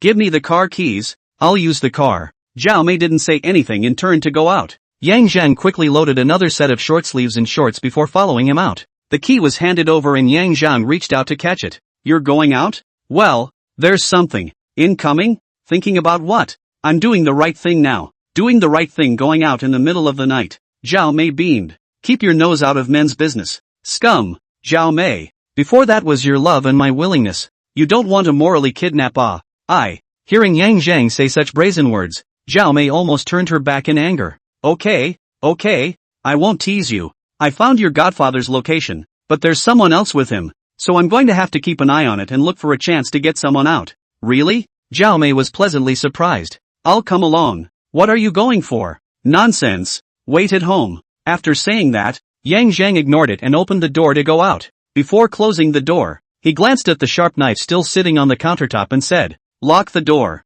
Then with a bang, the security door was closed. Going downstairs to the underground garage and using the key to guide me, I quickly found the car. Open the door and get on the car. Touching the steering wheel, Zhang Yang has a feeling of human car unity. If he can go to the racetrack to run a lap. This idea was instantly thrown away by him. Racing costs money. Lots and lots of money. Besides, life is pretty good right now. Racing and all that, it's just not fun. A feeling of masterful loneliness ensued. After rambling for a while, Yang Zhang shook his head in amusement, started the car and slid out of the parking space, heading for the exit. The condition of the car is good. It has just been maintained, and the car is quite new and has not been overhauled. Just by virtue of the movement and handling of the car, the condition of the car emerges in Yang Zhang's mind. Perfect class driving is just so awesome. The white Audi Q3 wandered through the river of cars, overtaking and changing lanes silky smooth, and arrived at the place in less than 10 minutes. Parking the car diagonally across the neighborhood and putting down the seats, Yang Zhang quickly changed his clothes and watched his target. As dawn broke, Yang Zhang started the car and changed places. A day passed and no one in the house came downstairs or went in to bring food. It seemed that the other side had been prepared for a long time, taking the time to sleep for an hour or so, until after 6:40 p.m. A black Jeep Liberty SUV pulled up next to the neighborhood gate. Jeep Liberty. The driver then got out of the car and walked straight away without taking the car keys. Seeing this scene, Yang Zhang silently prepared himself. Sure enough, in less than a minute, Master Hua, Snake Boy, and the young man he had met at the bar came out. The three surveyed both sides of the street. The youth and Snake Boy did not notice, respectively, on the front row. Only Master Hua glanced at the white Audi Q3 parked in the corner of a glance, and then retracted his gaze to sit in the back row. The old man's found this car. The behavior of several people fell into Yang Zhang's eyes, and he also knew that his position had been exposed. But looking at Master Hua, he shouldn't have betrayed himself. He recognized this car of Zhao Mei's, and also had Zhao Mei come to find herself, so he should be able to guess that the odds were that he was in the car. The older you are in the jungle, the less bold you are. This one was able to get Zhao Mei to come to him to seek refuge, perhaps because he wanted him to be able to help him out. Central Financial Building. The black Jeep Liberty drove straight into the underground parking lot. Watching the car disappear, Yang Zhang frowned and waited for another 2 minutes before following it in. Finding an inconspicuous spot to park his car, Yang Zhang got out and headed for the elevator. Soon the Freelander came into view. but the car was only occupied by the man in the cab, quietly backing away to hide. Yang Zhang took out his cell phone and sent a message to Zhou Jun with only one address. Central Financial Building. Ding ding. In the conference room, Zhou Jun, who was in the middle of a meeting, heard his cell phone ringing, clicked it open and looked at it. His face instantly changed. Old Lu. Meadow. Bring a few people with me. Quick. Yes. Lao Lu immediately named a few people. A line of people with guns and handcuffs,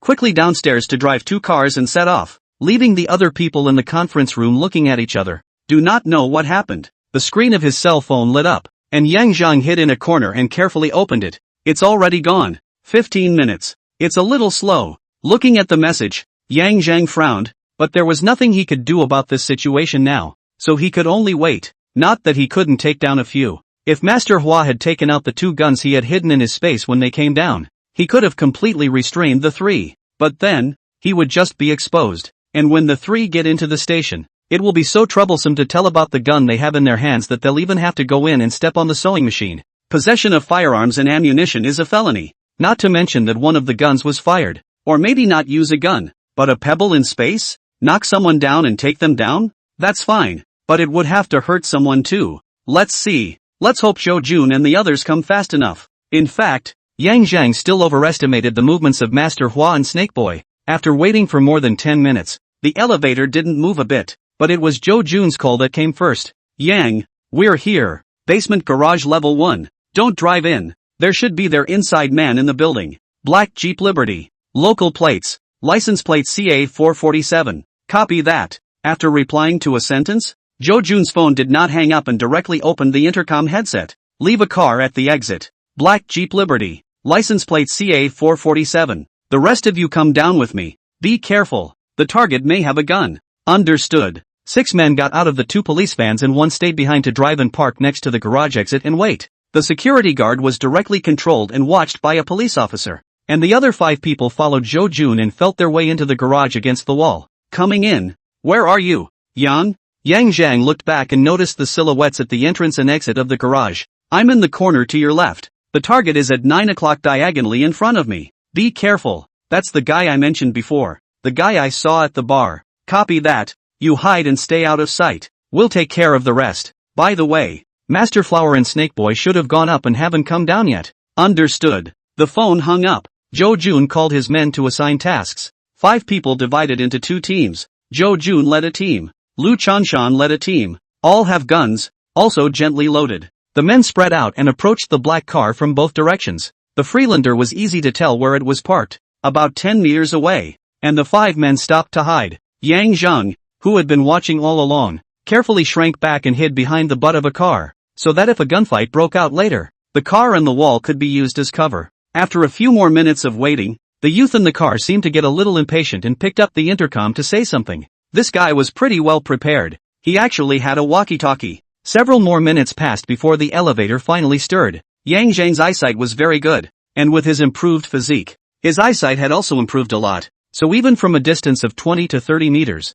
he could clearly see that the elevator was descending from the 26th floor. Soon, the elevator arrived and the criminal police hiding in the shadows moved stupidly. Ding! The elevator door opened, and the 2 men, Master Hua and Snake Boy, wearing black tights, carrying duffel bags, and wearing hoods, walked out of the elevator. As soon as they exited the elevator, the 2 hurriedly jogged over to the car. Just as the 2 men pulled open the door and the youth was about to start the car, Zhou Jun and the others jumped out of their hiding places, holding their guns and shouting at the car. Freeze! Police! The sudden turn of events made Master Hua and Snake Boy's faces change, and the youths in the car also changed their faces. But they didn't hesitate, directly pulling out their guns and aiming them at the 2. Get in the car. Snake Boy, who was pointed at by the gun, directly sat in without saying a word. But it was Master Flower who took advantage of the youth's distraction and made a dive to hide under the car, followed by crawling on all 4s toward the back of the pillar. The stuff is all on Master Hua, Snake Boy shouted,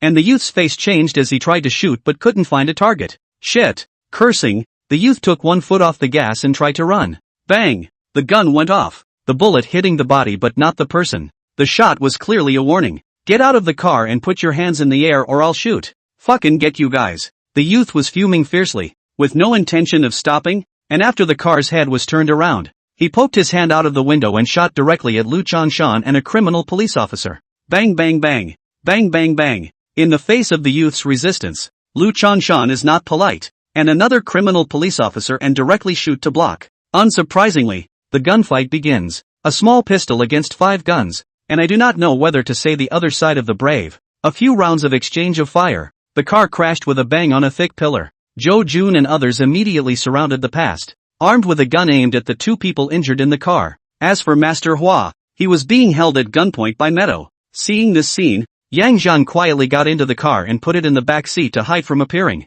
Get to the car and get the men out of here. Plus call for backup. Also, check the contents of the bag immediately. Yes. After giving the order, Jo Jun walked towards Master Hua, who was uninjured and cuffed and crouching by the wall. Zhao Xingji, what did the other party hire you to steal? Zhao Xingji, also known as Master Hua, looked up at Jo Jun. Captain Zhou, I don't know. I only know that went to a law firm called Ding Shang, stolen from a lawyer's office. It was all in the safe, and the other guy wanted it all, so we lapped it all up. Honestly, it was obvious that Jo Jun didn't trust the other party too much. Zhao Xingji let out a bitter smile. Brigadier Zhou, at this point in time, do I have to lie? Watch him. Speaking to Meadow, Jo Jun put on thin rubber gloves, opened Master Hua's backpack and began to look through it. 2 stacks of cash, plus a few small pieces of gold, and the rest were documents, and 2 or 3 flash drives. The USB flash drive couldn't be looked at for the time being, but the file could be looked at, and Jo Jun directly flipped through it.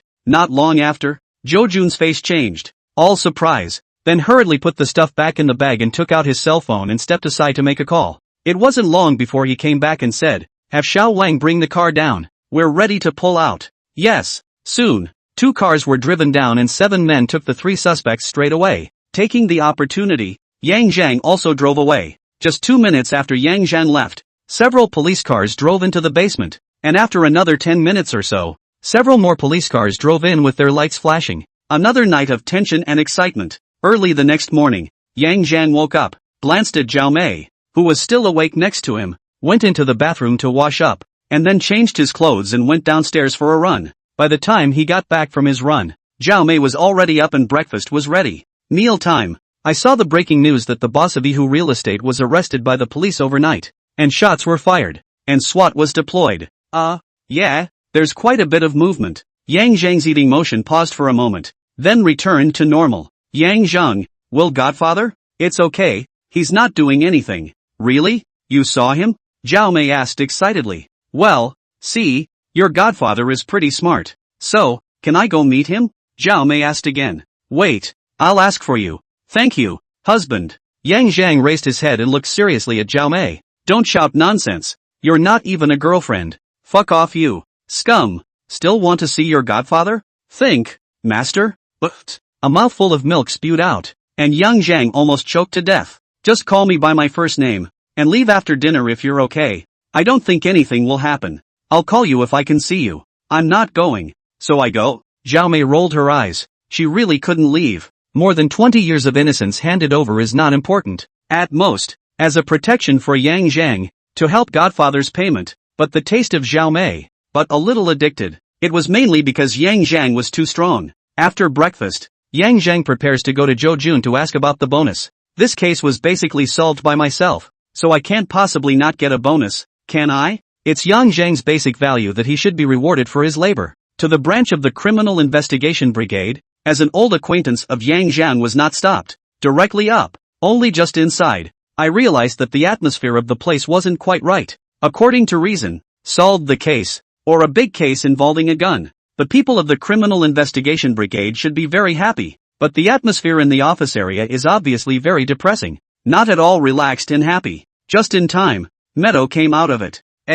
Officer Me, what's wrong with you guys? Glancing at Yang Zhang, Meadow whispered. The youths who were taken to the hospital in Xiao Wenbin, Snake Boy, are dead. Evidence is gone? Didn't I hear you guys made a big deal out of it last night? It's the old boss of Yihu Real Estate who was caught, but he didn't run the matter. Just now, the general manager of their company came over to surrender, saying that he was the one who ordered the demolition and death of the people before. The one who did it was the dead gunman Wang Chao. Yang Zhang was speechless. How could this get the other party off the hook? So, is the case dead? Didn't they say that the SWAT team was out in force last night and guns were fired? Who are you listening to? It was just a clash. If a gun had been used, he would have had to go in for sure. Mito looked at Yang Zhang strangely, and when he didn't answer, he continued. It's not hopeless, but the case was handed over and sent to the city council. Right. Where is Master Hua? Yang Zhang asked as he suddenly thought of another purpose for coming over today. Burglary, has been sent to the detention center. I guess he will be sentenced to a few years. So, by the way, you came over for something? Meadow asked. I've come to talk to Brigadier Joe. Bonus? Officer Me is really smart. Yang Zhan laughed. Oh, I do know about this. Brigadier Joe went to the director to mention this personally. Go find him. He's in his office. Is it convenient to go now? Yang Zhang was a bit hesitant. Talking about money when someone is in a bad mood may make them feel even worse. He did want the bonus, but it could have been a different time. It doesn't matter. The case is already like this. At least we can't run away with the credit we put out there. We just didn't go after the full credit. With that said, Meadow went about her business. Yang Zhang didn't leave even after thinking about it and went directly to Zhou Jun's office. Knock on the door and push it in when you hear the response. Brigadier Zhou, I heard the case didn't go well? Little Yang, it's you. Come sit. After sitting down, Zhou Jun poured a cup of water and sent it over. Sat down inside. We underestimated the other side. A woman pretending to be a nurse entered the ward to change the medicine. But more than 10 minutes. Robbers in Xiao Wenbin were out of the question. And resuscitation didn't even resuscitate them. Then this Yihu real estate is pretty wild. Yang Zhang smacked his lips. Who says otherwise? Zhou Jun shook his head. Then added. Let's not talk about this. The case has already been handed over. So let the city council side have their headaches. Right. You came over to ask about the bonus, right? Nodding and shaking his head. Yang Zhan laughed. There's no hurry about the prize money. Brigadier Zhou, I'd like to ask you if there's anyone else who knows about the information I've given you? Zhou Jun froze and thought for a moment before answering. There are only 3 people. Me, Old Lu, and Meadow. Didn't tell me off. Did you? Are you worried about retaliation from the other side? Zhou Jun asked. What do you think? Zhou Jun does not speak. After several seconds, a face of grave nodded. Your worry is not unreasonable. Lake Real Estate before cannot see. After this time we are considered to know. This company is not simple. Not to mention, they had a lot of guns in their hands. It's not something an ordinary person can get their hands on. What's more, they were able to send someone to kill those 2 under police guard. Yang Zhang added. Yeah. After a moment of silence, Zhou Jun said. In this case, I'll give you the bonus as soon as possible on my side. And you'll leave Jincheng to get out of the wind and come back when the case is finished. Yang Zhang didn't say anything. He didn't want to hide. But if he did, how long would he have to hide? And if the case wasn't solved, would he just stay out there all the time? Yang Zhang didn't want to do that. Brigadier Zhou, didn't someone go to the ward and drug it? Can I take a look at the CCTV? Maybe I can draw the person out?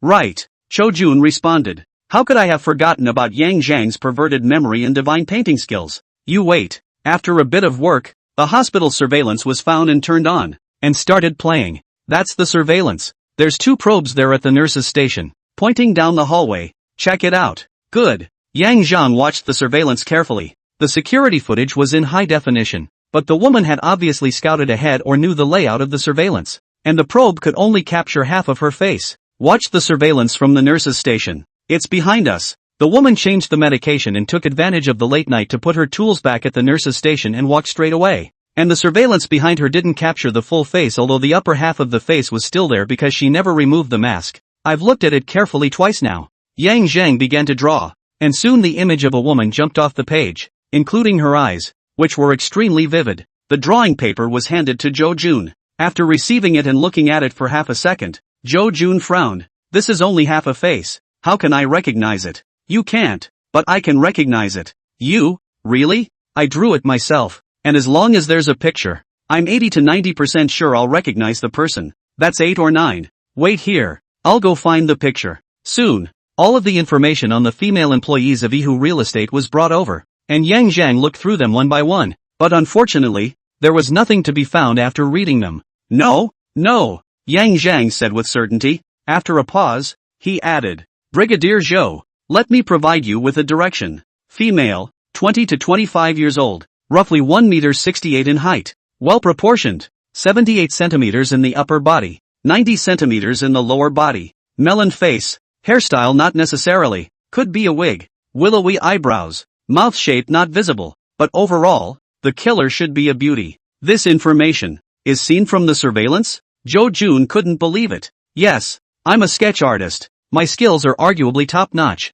And for someone like me, the eye is a ruler. After all, it's the only way to draw more realistically with such an eye. TSK, TSK, TSK, TSK, Jo Jun said. You re-say it again. I'll write it down and try it by the picture. Good. After jotting down the main points, Jo Jun put the drawing paper and records aside and talked about the bonus. This is not a small case. And although there's a change of heart now because of the suspect's death, the clues you provided led us directly to the suspect. And the Bureau's reward is not low. $100,000. I'll say hello later and the finance side will credit you. $100,000? It's not even as much as the money from the last time we went to Ho Hai Bar. Yang Zhang was a little less than satisfied with the amount of the prize money. I know the money really isn't much, Jo Jun explained with a bitter smile. It can't be helped. Our funding is only so much. And it's still exclusively taken from within the informant funding. The thing before that was different. It was specifically approved for funding. So it's going to be more. Then can I understand that I can earn more by covering up any news in the future,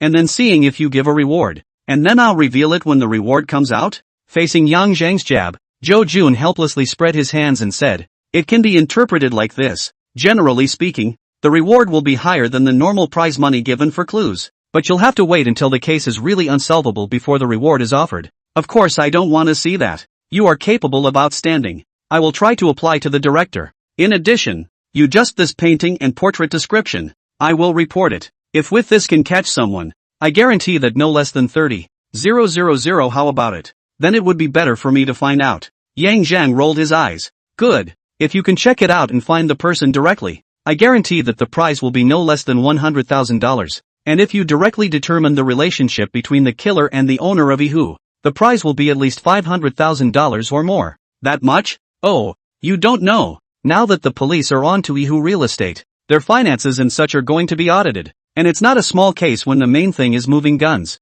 If we can find the evidence directly, the reward will be paid directly by the city. And the funding there is much more adequate than our precinct. Okay, I'll try. After saying that, Yang Zhang got up and was ready to take his leave. Hey, what are you doing? Leaving now? In such a hurry? Didn't you say $500,000? That much money is more than my entire fortune. Can I not be anxious? Yang Zhang turned around and said, rightfully so. You really want money, not life. Just now you also said the other party means wild. Earn bonus we encourage, but also do not encourage you to risk your life. Earn money to have life to spend. I believe in myself. And don't worry, my little life is golden. After saying that, Yang Zhang smiled and patted Jo Jun's shoulder, turning around and leaving in style. Hey, don't mess around. The shouts went unanswered, and when Jo Jun chased him out, Yang Zhang had already entered the elevator. The boy, shaking his head helplessly, Jo Jun returned to his office. Hey, Blackface, Raffles Mall Cinema.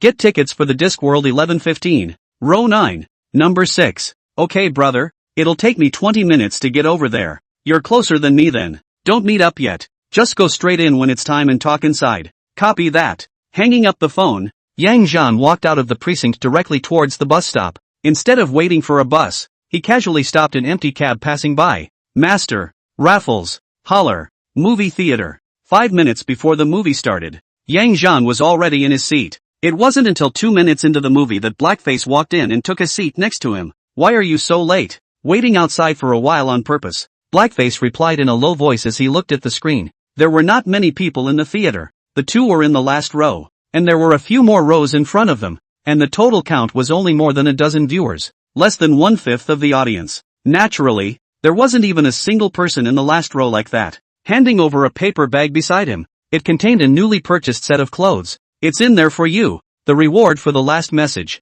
$10,000 has been transferred to your account. A tenth don't be too small. He. Looking at the new clothes inside, Blackface's mouth grinned. Brother, how can it be too little? Just one message. It's worth so much money. It's already very profitable. Also, thank you for the clothes. Placing the paper bag to the side, Blackface added, I heard last night was lively. Brother, you weren't over there, were you? Glancing at Blackface, Yang Zhang didn't reply and continued. You just inquire about the news. I'll take care of the rest. Don't look for me for a while during this period of time. Call or send a message if something comes up. Also, don't store my name in your cell phone and remember to delete it after you call. Blackface, though less than 20, had been around for several years, and was considered experienced enough to listen to good and bad words. Brother, I'll make a note of that. Don't spend your money recklessly. Remember to save some for future thoughts. It's not every day you get a good thing like this. And keep a low profile. The people this time are not to be messed with.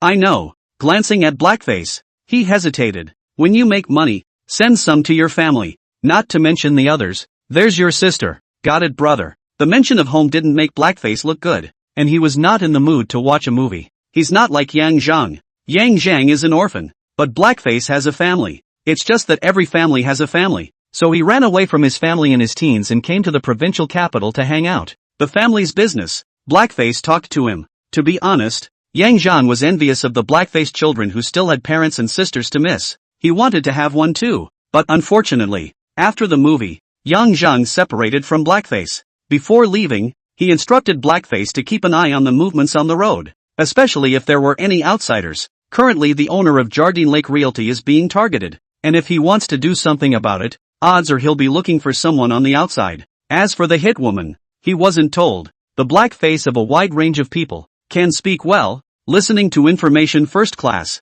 but the body cannot, plus lean and thin. Strength is not big. Really let him purposeful listening, it is easy to get into trouble. He decided to visit the home of the owner of the Yeehu property in the evening. He might find something. $500,000 is worth the risk of trying. Not to mention, he's got a gun in his hand. The police have been to this owner's place. They must have searched it, and since there was no luck, I don't think the guns were hidden in the house. At most, there are a few bodyguards who can fight. He's going to be nothing else. Just want to see if there's a safe or something. Maybe some evidence is hidden in the house? It's impossible to say that such a person, who has done such a big job, hasn't left something in his hands. When I got home, I called Zhao Mei to tell her about Master Flower and asked her to keep it quiet and wait for things to pass. After that, he went out again. When I came back again, I had a couple of paper bags in my hand with the kind of gear you wear for rock climbing, such as clothes, pants and shoes. These can be professional equipment. Specifically looking for recommendations from a sports agency, 8-piece buckles, safety buckles, etc. are even bought directly from this organization, and a safety buckle is tens of hundreds of dollars, and the rope is also expensive. Of course, these things are all fronts. His main purpose is to buy clothes and shoes. As for fanny packs and whatnot, a cubic foot of space is a little small, but you can put down a lot of little odds and ends. At night, Yang Zhang took a taxi to the villa area a kilometer away, then got out and ran towards the villa area on foot. When I got nearby, I changed into my climbing-specific gear, tights, and a pair of thin black non-slip gloves that I had bought elsewhere. Gloves are not useful for rock climbing, but since Yang Zhang isn't really going to go rock climbing, it's a good idea to buy a few pairs. The shoes are lightweight and fit the feet well, with non-slip soles. The dress pants are the kind that are very stretchy and have padded protective pads at the waist, elbows, and knees. Security in the villa area is really tight. Not only does the fence have a power grid, but there are also a lot of cameras. And the good thing is that there aren't any of those motion sensors or other high-tech things that they talk about on TV. But come to think of it, this is just a residential area, not a secret base. And if the wild cats and dogs came across it and activated the alarm, it would be troublesome instead. Therefore, the security of the villa area, in addition to the densely packed cameras, there were also security guards patrolling 24 hours a day. Just look at the security guards patrolling in groups of 3, each at least 1.7 meters, and all young people. You know that the security here is doing very well. However, such a tactic would only be able to deal with ordinary thieves, and an expert like Yang Zhang would not be able to defend himself at all. A flip over the fence, pressed without touching the electric fence. What the cameras on the fence were able to capture was just a black shadow flashing by. Not to mention that there are so many screens in the monitoring room. It's just a matter of specializing and staring and missing the effort of being terrified. Yang Zhang couldn't believe how dedicated the people on duty in the monitoring room were. Not to mention the fact that there are several people staring at dozens or hundreds of screens, making it impossible to notice. Despite this, after landing on the ground, Yang Zhang hid his body in a dark corner and watched for a while to make sure that the security guards hadn't moved before continuing his actions. The security and cameras here were full of loopholes in the eyes of Yang Zhang, who possessed perfect level sneaking ability, combined with a physique that was 3 times the limit of normal people. Going in and out of such a place was like entering no one's land for him. Soon, the residents of Dongshuan, the owner of Yihu Real Estate, arrived. The address was seen from the dossier sitting on Cho-chun's desk. The villa was large, with front and back gardens, and a swimming pool in the back garden. There are bodyguards inside the villa, for active outside. Not sure if there are any more inside. And tricky thing, there's the dog. A German shepherd was kept in a cage in one corner of the villa, and when he noticed it from a distance, Yang Zhang didn't go near that location. But dogs have a keen sense of smell and hearing, and to get in, you have to either take care of the dog or make the people in the cottage think there's something wrong with the dog. Swish! A rock landed not far from the kennel. Woof woof! Woof woof! The dog was awakened by the commotion and barked furiously at the place where the stone had landed. The barking attracted the bouncer and alerted the security inside the house. At the same time, the lights in the yard of another villa a few dozen meters away came on. At first Yang Zhang didn't care, thinking that the barking dog had alerted the neighbors. But he suddenly realized that something was wrong when he noticed that the window on the second floor of the villa facing the side of the Dong family's villa wasn't illuminated, but two dark shadows were standing there observing. After looking at the Dong family's villa, and then at another villa a few dozen meters away that was considerably smaller, Yang Zhang seemed to understand something. Back away quietly and hide yourself better. When the dog was scolded to stop barking and the bodyguard walked away, Yang Zhang repeated the trick and threw a rock into the yard next to the kennel. Woof woof woof. This time, the dog barked harder. What's wrong with this dog tonight? Barking so hard? The patrolling bodyguard was puzzled. And another bodyguard who looked like the leader of the group came over to check and ask questions. A few of you go around and look around. The rest of you be on alert. The head bodyguard gave the order. The original bodyguard in the courtyard took a strong flashlight and went out the door. The villa had a few more bodyguards walking to the stairs, the entrance of the villa and other guards. After 10 minutes or so, the bodyguards who had gone out to search returned and both said they had found nothing. The leader frowned, and after exhorting careful vigilance, he led his men back. Then a third time, the intermittent barking of the dog put the bodyguards on alert, and even the villa a few dozen meters away. A man and a woman walked out and entered the villa and went straight upstairs. When he saw these two, a light flashed in Yang Zhang's eyes. I'm sure it was easy to come by. The assassin just showed up, didn't she? This Dong Xiuan also has some skills, actually playing a combination of cunning and darkness under the lamp. Police action. Dong Xiuan seemed to be arrested, but in fact dozens of meters away from someone to see everything, after which there is no need for him to order. The people in the villa know what to do. At the same time, in addition to the official action, private people want to do something, dozens of meters away, to support over also very fast. And whether it's the police, or someone secretly doing something, they try to avoid alerting the surrounding tenants, choosing to avoid it from a distance. And the result of that is that it's being watched by the people in that villa. The gun is hidden there and the police won't search past it for no reason. These old foxes, they're cunning. After sighing, Yang Zhang shifted his gaze to the villa a few dozen meters away. Whether it's last night's closing and extermination, or the location of this villa, as well as tonight's situation, the one who lives in the villa dozens of meters away must be Dong Xiuan's close confidant beloved without a doubt.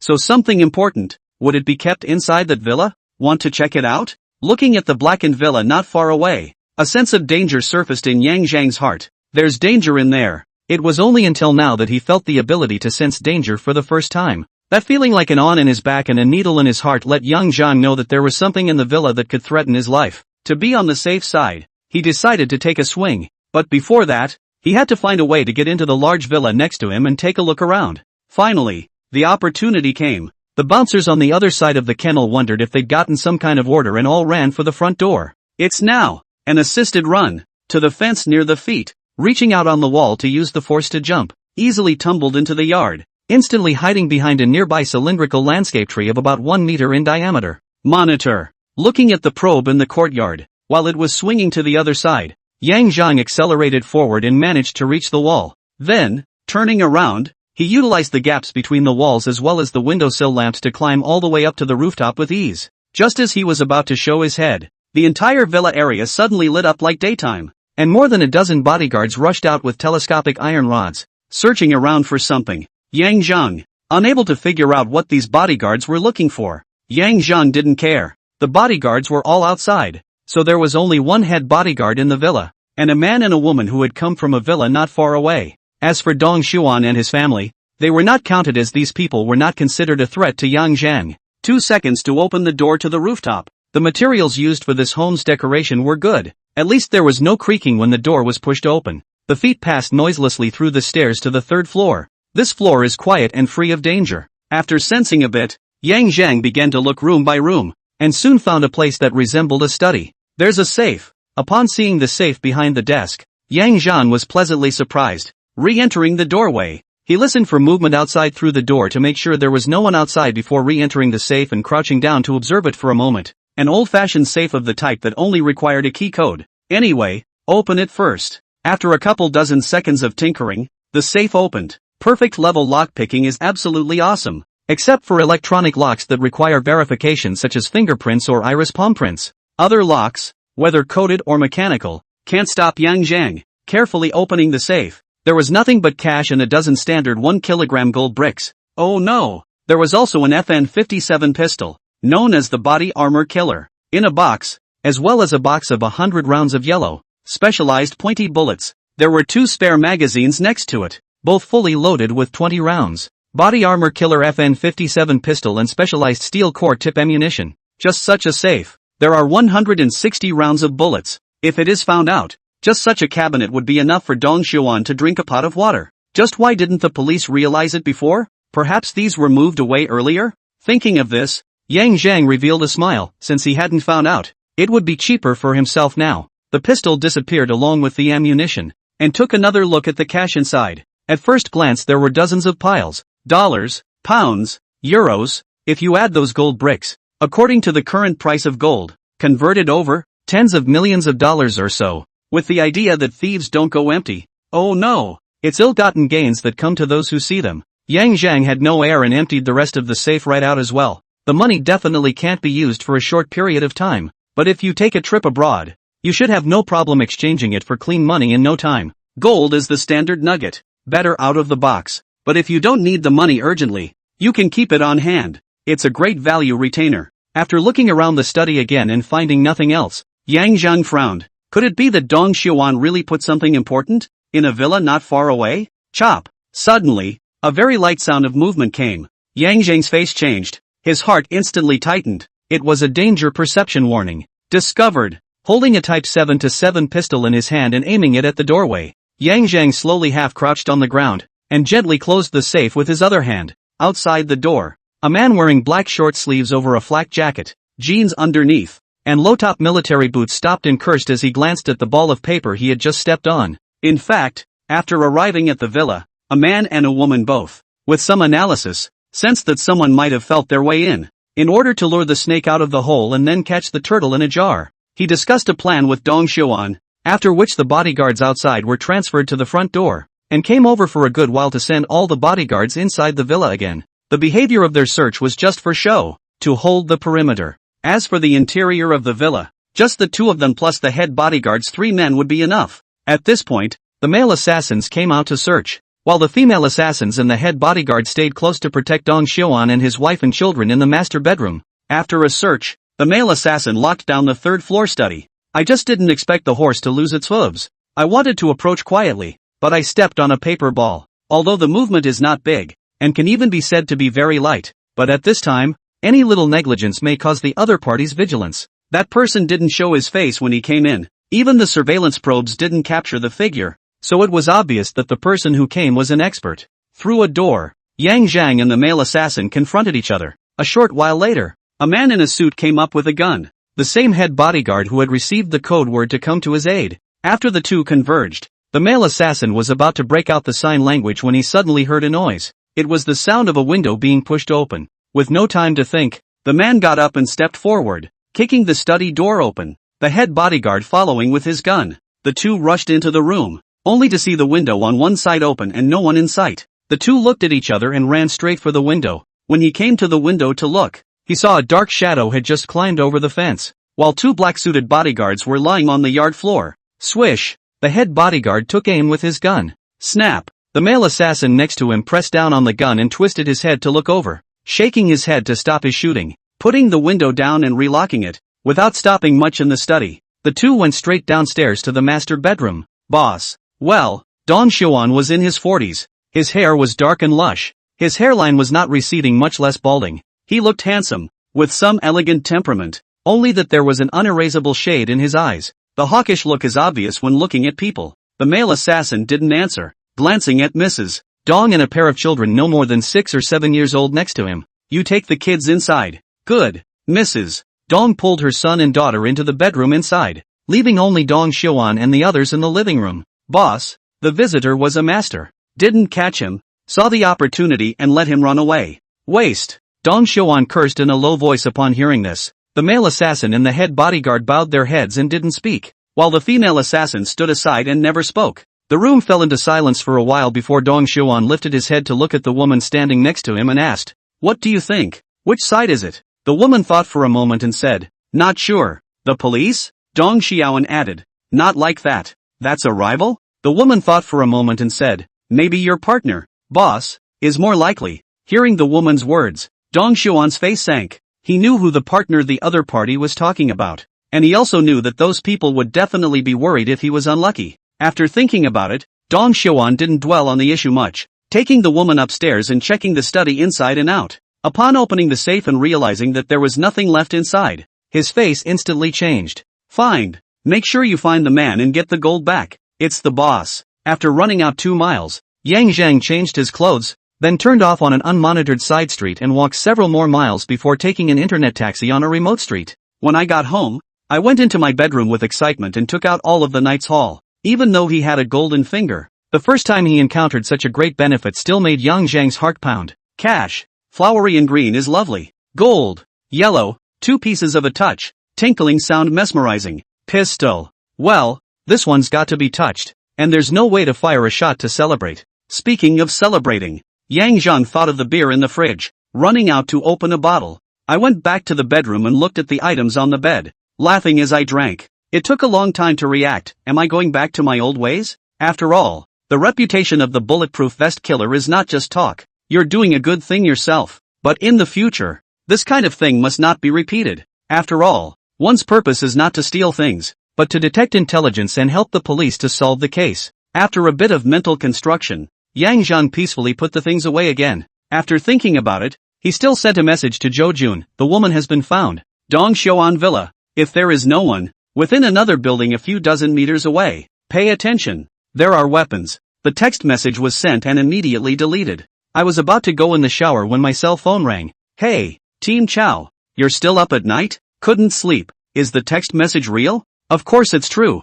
I took the risk of detecting it. Remember the bonus. $500,000 was probably out of the question, but the $100,000 bonus for finding a female assassin should be fine. By the way, Brigadier Zhou, if you guys act, you'd better hurry up. I'm worried that the other party might run away. And last night I saw that woman and another man enter Dong Xiuan's villa with my own eyes. If you guys are able to stop the surveillance video, you should be able to prove the relationship between the two. Okay, I know. I'm going to the city hall now. Then I congratulate Brigadier Zhou in advance for another new achievement. You kid chill doped me, but you rest assured, should your bonus, not a penny will be missing you. Thanks a lot. I should be thanking you. And without further ado, I'm going to get busy. Okay, bye.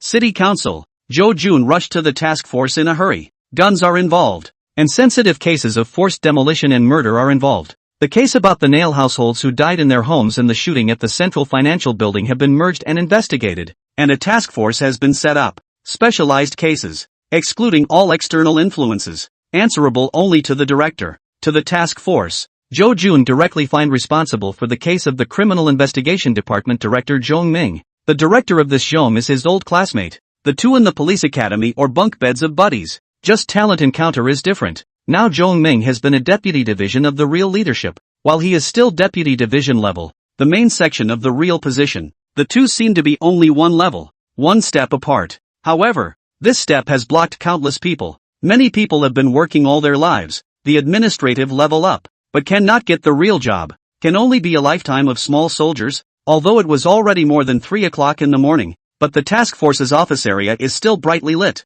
Brigadier Zhou, something wrong? Are you guys in the clock room? Yes, the office. Thanks a lot. Zhou Jun didn't chat much with the criminal police of the task force and walked quickly toward the office, and without knocking, he just pushed the door and walked in. Zhong Ming, who heard the commotion, looked up and said in surprise, "Old Zhou, why did you come over?" He also glanced at the time on his watch when he finished speaking. "There is an emergency." Zhou Jun closed the door and came to the desk, stopping the other party's intention to pour water, and whispered with a serious face, "I have an informant who has found out the location of the woman who killed Wang Chao and Xiao Wenbin. Is that the one that's good at drawing?" Zhong Ming asked. "Hey yeah, is your focus off? I mean finding out where the lady killer is." Yes.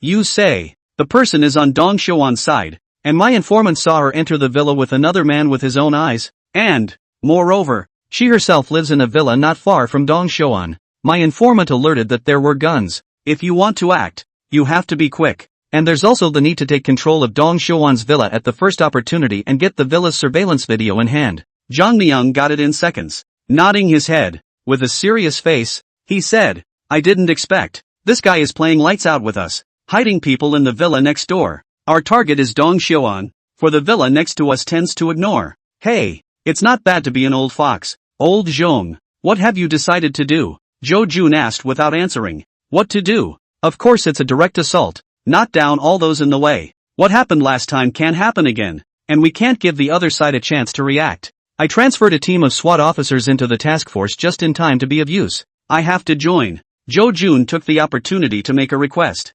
Okay, you're in. I'll count you in the task force. A good brother had shared such important information with himself, and now that he was making such a small request, he definitely had to agree to it. If his good brother could go further with this, he was happy. It's good to have your own people. Everyone stand by for a meeting in 10 minutes. Zhongming's order was conveyed and the task force acted urgently. 10 minutes later, outside the conference room, everyone's communication tools were turned in. 2 floor plans were posted on the whiteboard in front of them, and Zhongming began to lay out the tasks. The SWAT team that had been transferred over was to serve as the main attacking force, divided into 2 groups of 4. The rest of the criminal police of the serious crimes unit were likewise divided into 2 teams. One led by Zhong Ming and the other by Zhou Jun, and the 2 teams were launched to start the raid at the same time. Once the mission is set up, everyone puts on their walkie-talkie radios and goes to pick up their equipment. A fleet of police and camouflaged communications vehicles drove out of the city hall and dispersed closer to the villa area. 5 o'clock in the morning.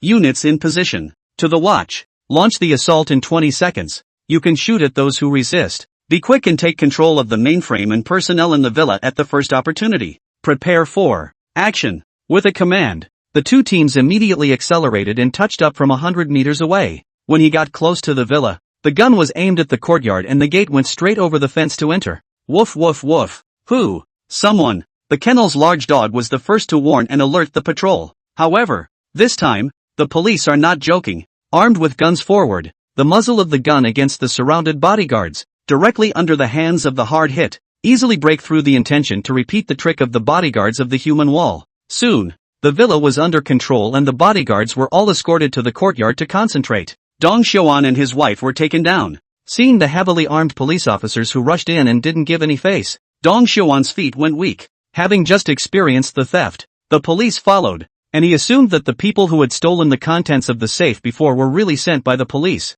Now that the police had arrived, it was likely that they had the key evidence. The operation at Dong Xiuan's villa went unexpectedly well. The head of the bodyguard had a gun on him, but in the face of the SWAT commando team with shields on top and automatic weapons, he didn't dare to pull the trigger in the end, and honestly lay down on the ground and surrendered. Instead, on the other side of the villa, shots were fired. Shots were fired and both sides engaged. A few minutes later, the gunfire stopped and the female assassin and a thin man were escorted out with injuries. Seeing this woman, Zhou Jun's eyes lit up and immediately notified Zhongming through the intercom headset. What followed was a major search of the villa. The surveillance was found. The images of the woman entering and exiting the villa were well preserved, and the relationship between Dong Xiuan and the female assassin was irrefutable. However, hearing the conversation between Zhongming and Zhou Jun, it was a relief to Dong Xiuan. At least, the police found no other evidence. As long as he didn't find those things, he still had hope of flipping. Dong Xiuan and his wife, as well as the villa's bodyguards and so on, were taken away,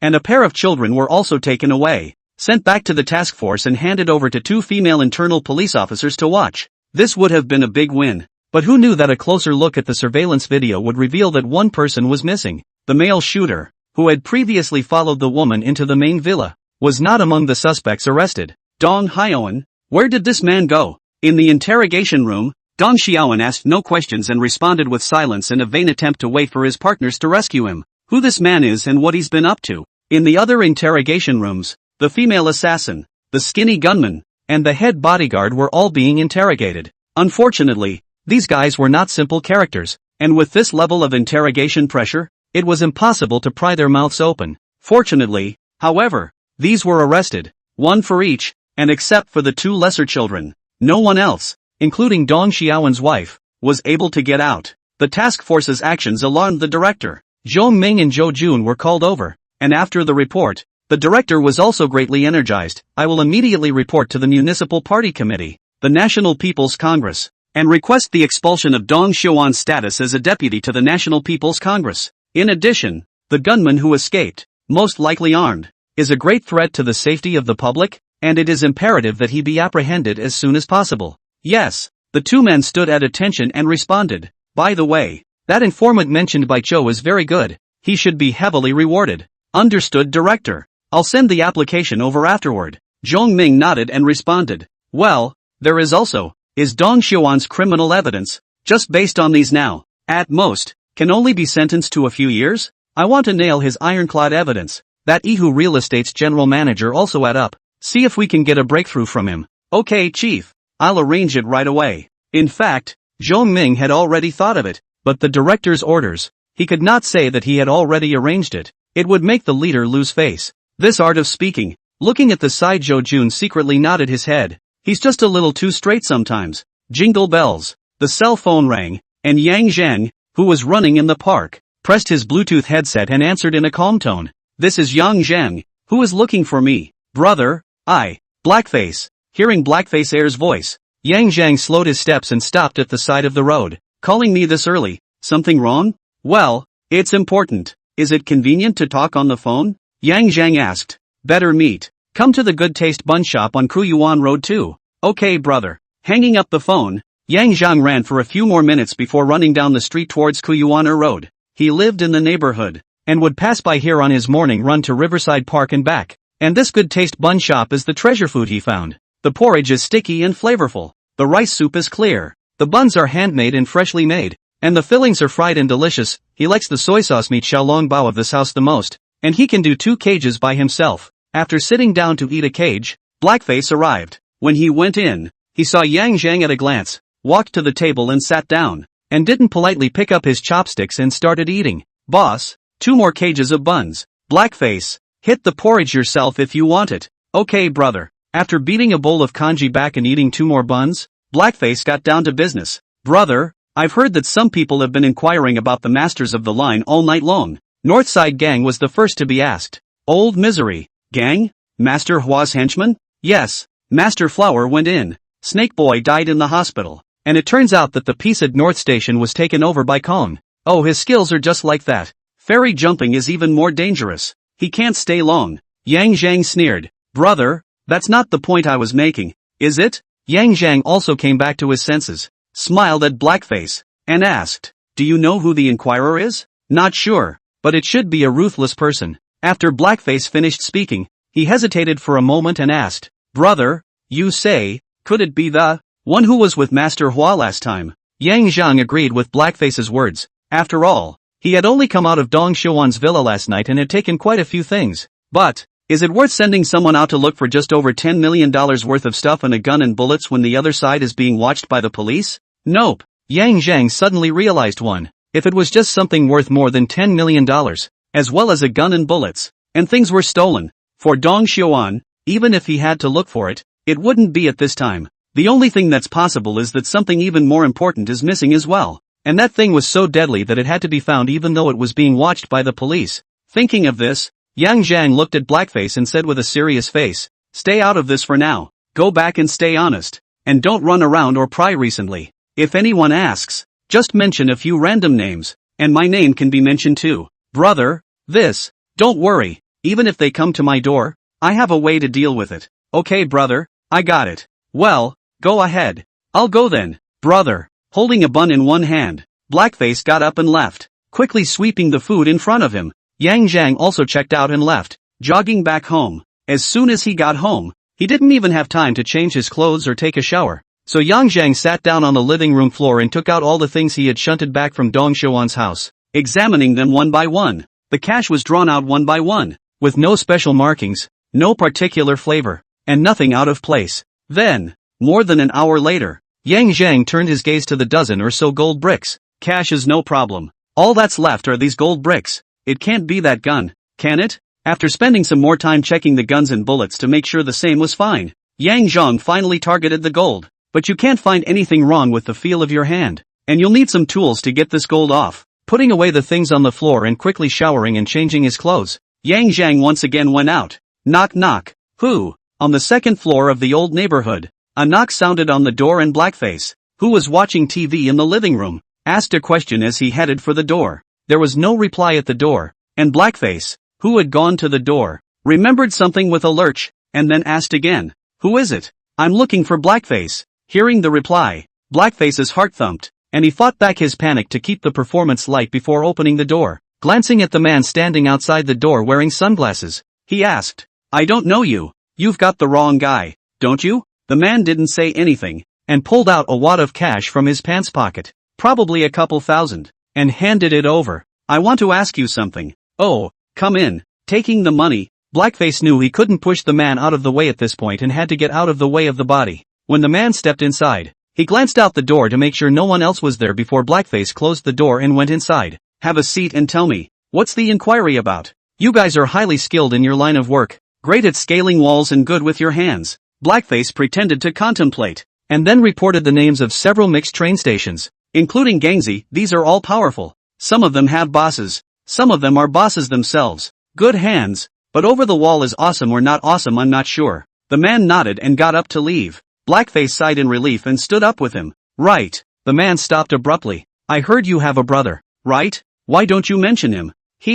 Blackface froze. His face changed afterward, then revealed a smile and said, "You said my buddy, he's not in this business anymore. And he's just a petty thief. And he doesn't have much of a hand. He just reacts quickly. Going over the wall is even less of a conversation, because he never does home invasions." "Fair enough, but just now you got nervous." Blackface, knowing he'd revealed himself, turned and ran for the bedroom. Just 2 steps into the run, snap, there was a sound and an extra hole in the wall, forcing him to stop in his tracks. Looking back, a black hole pistol was pointed at him, with a black tube silencer in front of the muzzle. Blackface looked horrified and didn't dare to move a muscle. "Looks like the right guy after all. Follow me downstairs." Faced with a gun, Blackface didn't dare not do as he was told, but could only go downstairs and out of the neighborhood as he was told and get into a car on the side of the road. There were 2 men in the car, and when they saw Blackface coming, they pulled him into the car, bound his hands and feet with plastic restraints, and gagged him with something.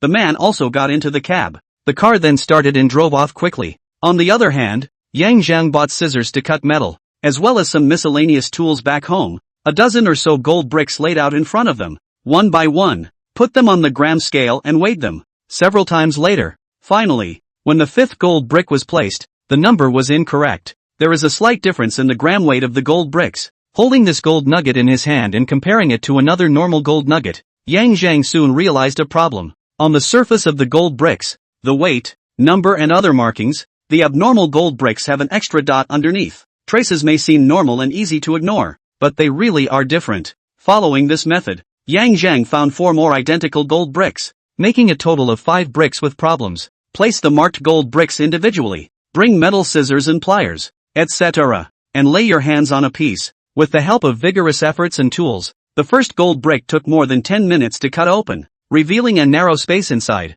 and when it was poured outward, a memory card the size of a fingernail cap fell out of it. "I'm sure there's something there." Seeing the black memory card, Yang Zhan was pleasantly surprised. "And no break. Just start the 2nd and 3rd block." I had just finished the 4th piece and had the last piece left when my cell phone rang. Seeing the number displayed, Yang Zhang didn't think much about it and directly answered it. "Blackface, something wrong? Brother, leave me alone and run." "Oh." Upon hearing Blackface's voice on the phone, and the fact that his mouth was obviously covered behind him, Yang Zhang's face sank. "Who are you guys? Why are you kidnapping Blackface?" After a few seconds of silence on the phone, a voice that clearly used a voice changer came out. "Blackface is in our hands. Take the gold and come to the northern suburb of Starlight Building Materials Warehouse at 9 o'clock tonight. Don't play tricks. If you see a cop, your little brother will be dead." "Okay, no problem. I'll be on time." Hanging up the phone, Yang Zhang's face was gloomy to the extreme, but he didn't panic, and the idea of calling the police was even less of an idea.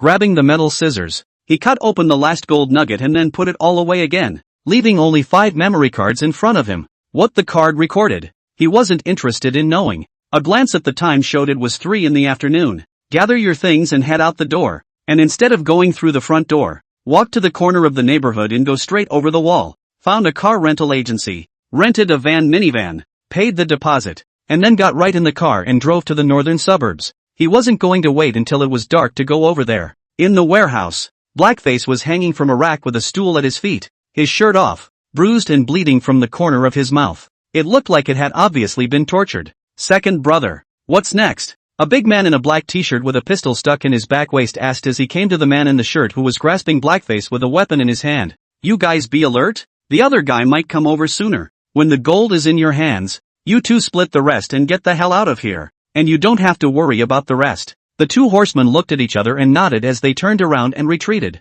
One guarded the doorway, and one went up the stairs to the top, looking out through the glass on guard. The man in the shirt glanced at the black face hanging there, walked over, and smiled. This brother of yours still cares about you. Don't worry, when he arrives, I'll let you guys go on the road together. But the man in the shirt obviously didn't care, and whistled as he went to rest next to him. Phoenix Hill Road. Yang Zhang pulled into the side street and stopped on the street side outside the petroleum equipment pipeline warehouse. Here from the Starlight Building Materials warehouse, only more than 200 meters away. The first step to get here is worried about someone to monitor the residents, on the road to catch themselves by surprise. But he didn't go to see the other guy right away either. These people dare to kill people in the hospital, in the middle of nowhere, or in the warehouse district. Wait until the night is even more night and quiet place. Dare not kill people he does not believe. Moreover, he didn't think the other party would let himself and Blackface go after getting their stuff. So he came with no intention of understanding easily. Of course,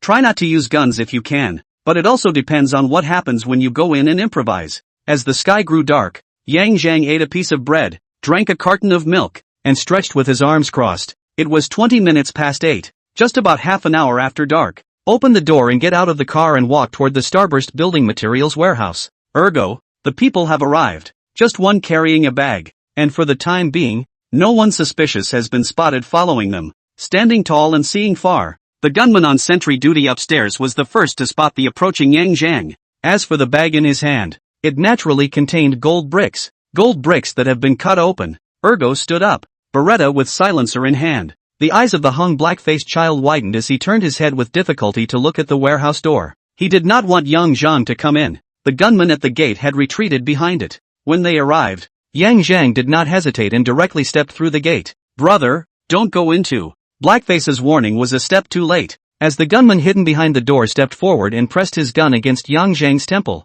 Don't move. Bring him here. Yes, second brother. The gunman pressed hard, and Yang Zhang inclined his head, carrying his bag forward. The sound of gold bricks rubbing together as he walked made the gunman smile. When he got close, he was only about 3 or 4 meters away from Ergo. Stop. The gunman stopped Yang Zhang from continuing to approach, and Yang Zhang, who had no intention of approaching, stopped as he was told. Surveying the environment, the gunman on the second floor saw it too.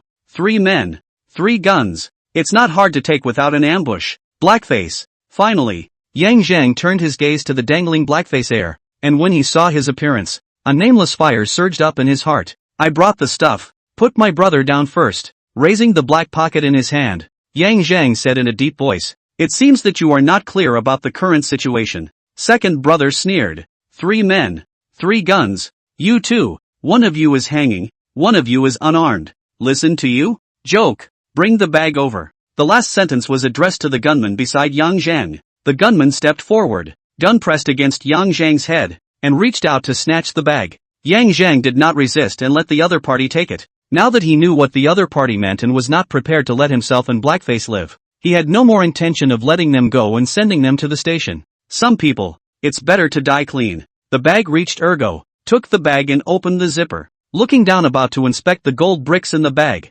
Yang Zhang knew it was now. Once the bag was opened, the cut gold bricks inside would be exposed, and the other would be alerted. And now, with 2 people looking at him and one looking down to check, it was his best chance to strike. Whoosh! Bang! A fist-sized pebble flew out, aiming straight at the gunman on the ground looking at him, while a gun suddenly appeared in his right hand, and with a lift of his hand, he pulled the trigger. Pop! The stone hit the opposite gunman squarely in the head. Looking at the blood splattering, as well as denting a piece of his head, it was obvious that he wouldn't survive. As for the gunman on the second floor, he fell backward onto the platform with a shot to the forehead. The sudden change was long to say the least, but in reality it was only an instant. The second brother on the other side of the room also reacted quickly. His hand loosened, and the gun that hadn't been lowered in his right hand lifted. but as fast as he was, he couldn't be faster than Yang Zhang. With a thought, a loaded 7.7 pistol fell into his left hand, followed by pulling the trigger. Bang! Another gunshot.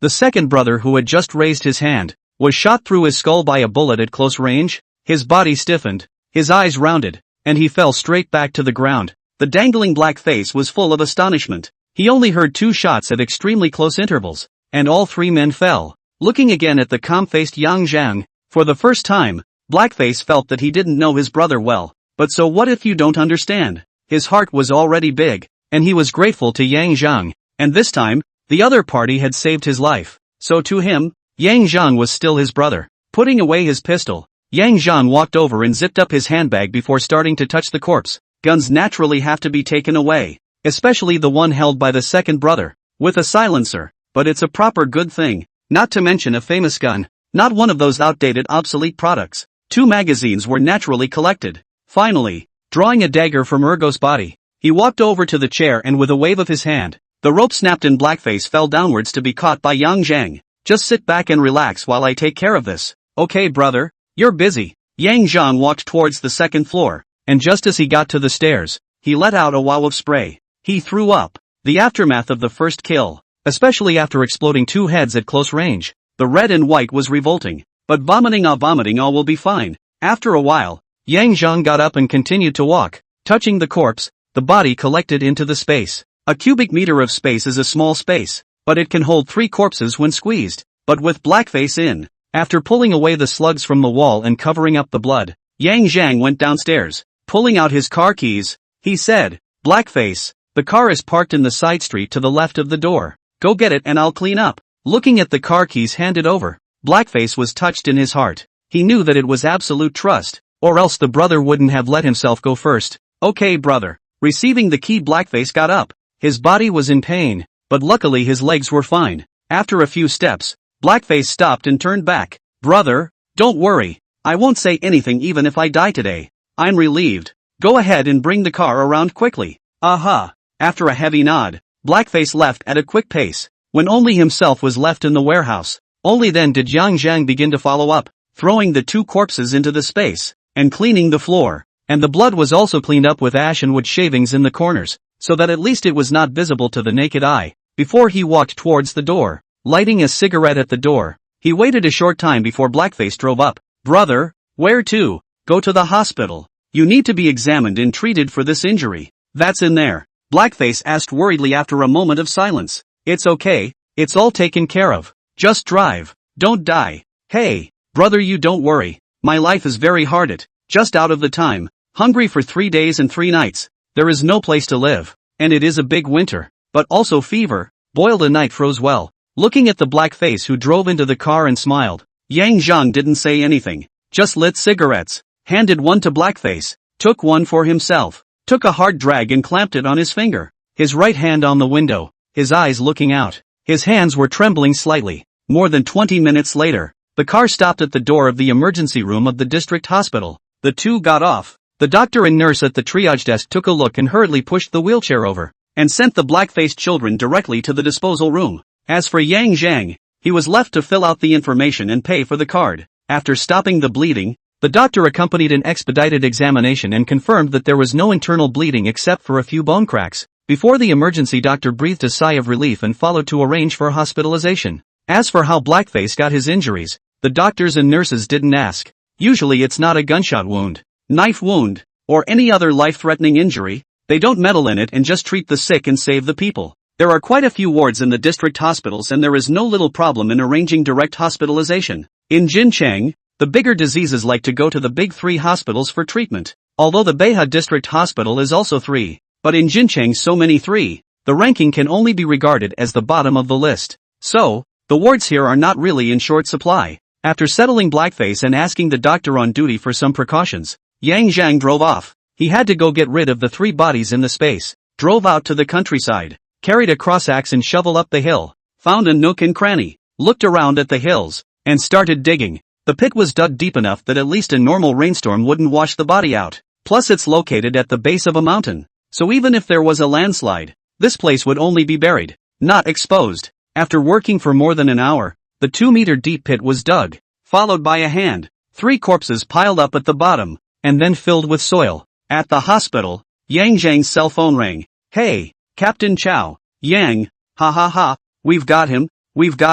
We're now investigating and seizing the Yihu real estate in conjunction with a number of departments." "Congratulations." Yang Zhang came to the window and smiled back. "By the way, have you found evidence of Dong Xuan's involvement in gang-related killings? He's got the captain of his bodyguards all accounted for. And as for the female assassin, she's a tough talker, but we've found that there are a few more leaks. The male assassin you saw. I'm calling you just to remind you of that. Then how long do you estimate Dong Xuan will be sentenced?" Yang Zhang asked again. "How long? Hey, he's got a lot going on, and the death penalty is proper." "Oh," Yang Zhang breathed a sigh of relief. Perhaps those memory cards didn't need to be handed over. That Yihu real estate has existed for so long and is still so arrogant. Doesn't he have an umbrella behind him? Of course there is, but his wife has already given an account. We've reported it to the disciplinary authorities, and it's already in motion over there. Excessive Chojun was not mentioned, but that was enough. The memory card didn't have to be handed over, and there was much less danger of exposing himself. By the way, regarding your bonus, the task force side has already determined that $500,000 can't be taken, giving 300,000. According to me it should all be given to you, but there are regulations from above. I can't do anything about it. That's good enough. Team Chow. So when do I go over to sign? We're kinda busy. So next Monday, you come over to the precinct and I'll take you over to the city office to do the paperwork. Okay, thanks Team Chow. Ha ha ha ha ha. You're welcome. We should be the ones thanking you. The two exchanged a few more pleasantries before hanging up. "Brother, is everything okay?" Blackface had already woken up and looked at Yang Zhang, who had hung up the phone, and asked with a worried expression. "Don't worry, it's fine. Heal your wounds. I'll make a trip back and boil chicken soup for you and send it over. Don't bother too much, brother. The hospital cafeteria has chicken soup too. The chicken soup here is very light. You stay here for a while. By the way, can one person do it? Should I hire an escort for you?" "No need for an escort. I can do it." Blackface was coming from a place of bitterness, and he wasn't that pretentious. "Okay, then I'll go back and bring you lunch at noon." "Thanks, brother. Say what you want about thanks and go. Leave the hospital. Take a taxi back home. On the way to the food market to buy a blackbone chicken, and buy a few stew side dishes. Back to the residence of the chicken soup into the pot, which went downstairs to drive the van to the rental car company. While passing by the used car market, Yang Zhang thought for a moment. He had over $400,000 in savings on himself, and yesterday's incident, along with the issue of the rental car, had made him realize the necessity of having a car. But it's not like a consumable like a car holds its value, and he wasn't going to buy a new one. He was just passing by the used car market and still had enough time, so he was going to check it out and pick up one if there was something suitable. The used car market is huge, with a storefront that is not too small, and a wide range of makes and models, old and new. It's the luxury cars you see on TV that are parked as densely packed in stores like supermarket merchandise, at your disposal. After about half an hour of shopping, Yang Zhang spotted a silver Jeep Liberty with modified tires and a roof rack. The tires were off-road TA tires, and there was a retractable awning on the left side of the roof rack, all of which were sold together. Yang Zhang's Jeep Liberty in silver gray. After calling the sales manager and asking for a price, Yang Zhang offered to take a test drive. How the car performs. Has it been handled? What's wrong with it? For him who has perfect level driving skills, he knows as soon as he gets behind the wheel. The car dealer tried to rip him off. No way. After some maneuvering, the car was shipped out. Yang Zhang and the sales manager got into the car and listened to the sound of the engine starting up and how it ran and handled during the drive afterwards. It really is a great car. 13-year-old car, about 3 years from now. In good condition. No meter adjustment. Just over 25,000 miles. No major repairs. Good condition. Drove the car back to the store. Cut the price with the sales manager. And finally took it for $180,000 exactly. After checking the contract to make sure there were no problems and no hidden traps, Yang Zhang signed the transfer directly. It's off-season, and there aren't many people in line. In just over an hour, though, the license and green book arrived. After the new license plate was installed, Yang Zhang drove the new car directly back to his residence, rented a parking space in the neighborhood and parked the car before returning upstairs. The chicken soup took just over 4 hours to make. Taking out a thermos box, he served a large bucket of soup and meat, and carrying the thermos box, Yang Zhang went downstairs and drove to the hospital. "Brother, this soup is so fresh and the meat is delicious." Looking at Blackface as he ate meat and drank soup while praising, Yang Zhang laughed. "I know my cooking skills, so don't praise me. You kid, by the way, I'll pay the expenses. Don't worry, you need to recuperate during this time. I'll pay your salary. Swallowing the meat in his mouth, the black-faced child hurriedly waved his hand and said, Brother, no, and the medical expenses definitely have to be paid by me. You even saved my life, how can I spend your money again? Fuck off, get well, I still need you, don't try to give me the slip. Hey, good. Seeing Yang Zhang's resolute attitude, Blackface didn't say any more and agreed with a smile, continuing to drink the soup and eat the meat. 3 days later, Blackface was discharged from the hospital. After following Yang Zhang to the parking lot, Blackface's eyes instantly lit up as he looked at the SUV with its lights on. Brother, is this your car? Why don't you guess that I rented it? Yang Zhang asked. Hey, how can it be? If it's rented, it's not as good a deal as a cab. Makes sense. Yang Zhang smiled, then tossed the key over. You drive? Hey, okay then. Taking the car keys, Blackface was not polite and happily got into the driver's side. Ignition started and the car drove smoothly out of the parking lot toward Blackface's place. When you get to the place, park on the side of the road. Blackface lives in an old neighborhood with no parking and has to park on the street. Going upstairs and placing things in the living room. Yang Zhang transferred another $10,000 over. I transferred $10,000 to you. You should take care of your injuries during this period of time. Don't rush things, at least rest for half a month. It's just what the doctor specifically instructed. And take your medicine on time, okay? I'll be coming by to check in from time to time. I know, brother, don't worry. I'm not a kid anymore. I'll take care of myself. Alright then, I'll leave now. I have things to do. Brother. The way Blackface was trying to speak made Yang Zhang frown. If you have something to say, just say it. That is, over at the warehouse. Is it really alright? Don't worry. I've taken care of it. Just put your heart in your mouth. Brother, if it is discovered, I will tell the police that I killed the man, and will never involve you. Bullshit, you kids don't fuck around. I've taken care of the first and last. Go away. Looking at the determined Blackface, Yang Zhang was touched in his heart, but on the surface, he glared at the other party and cursed a few times before waving his hand and turning to leave. The host has suffered a crisis and has gained perfect level crime scene cleanup, perfect level detection and counter-detection, and perfect level stalking and counter-stalking. In the car, Yang Zhang, who had just closed the door and inserted the car keys, froze. This ghost system had a history of being late before, but I didn't think it could be this many days late this time. But this thing can't have a conversation, so if he wants to curse, he can't even find someone. Moreover, this skill was given with the meaning of letting him become a scavenger. How much do I want to be a stinking rat in the gutter in the darkness when I'm not living a good life and now earning a decent income? Yang Zhang. After sulking alone for a while, Yang Zhang was in a much better mood and hurriedly utilized his newly acquired skills to think about whether there was anything he hadn't done well before. After thinking about it for half a day, I really am a genius. Yang Zhang, who had come to this conclusion, was still a bit depressed.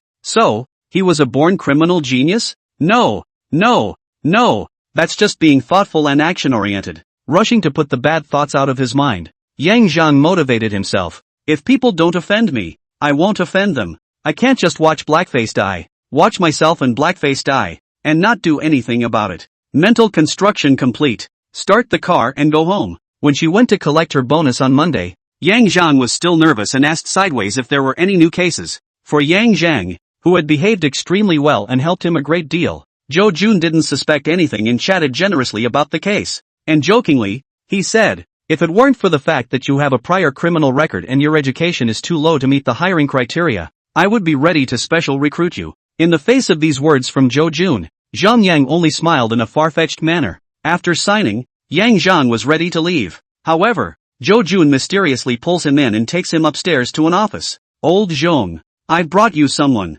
Once inside, Zhou Jun laughed loudly at Zhong Ming, who was sitting behind his desk. Zhong Ming raised his head to look at Yang Zhang. His expression froze for a moment. Then he revealed a smile and got up to welcome him. Hello Yang Zhang, I'm Zhong Ming, the head of the Criminal Investigation Department of the City Bureau. Just call me Old Zhong, just as you did with Old Zhou, don't you? I'd rather call you Director Zhong for comfort. With a look of trepidation, Yang Zhang held the other party's outstretched right hand with both hands and said, Ha ha, name calling is just a code name. We're not familiar with each other yet. Call us whatever you want. It didn't look like Zhong Ming had any kind of stand, and then the three of them took their seats. Chang, do you mind if I call you that? Make yourself at home, Commissioner Zhong. Ha ha ha, okay, I heard Zhou Jun praised you to the sky. I have long wanted to meet you, but this guy has been hiding and covering up. If not for this merit, he can be transferred to the city council. I guess this kid still have to hide. Looking at Jo Jun, who was smiling like a flower next to him,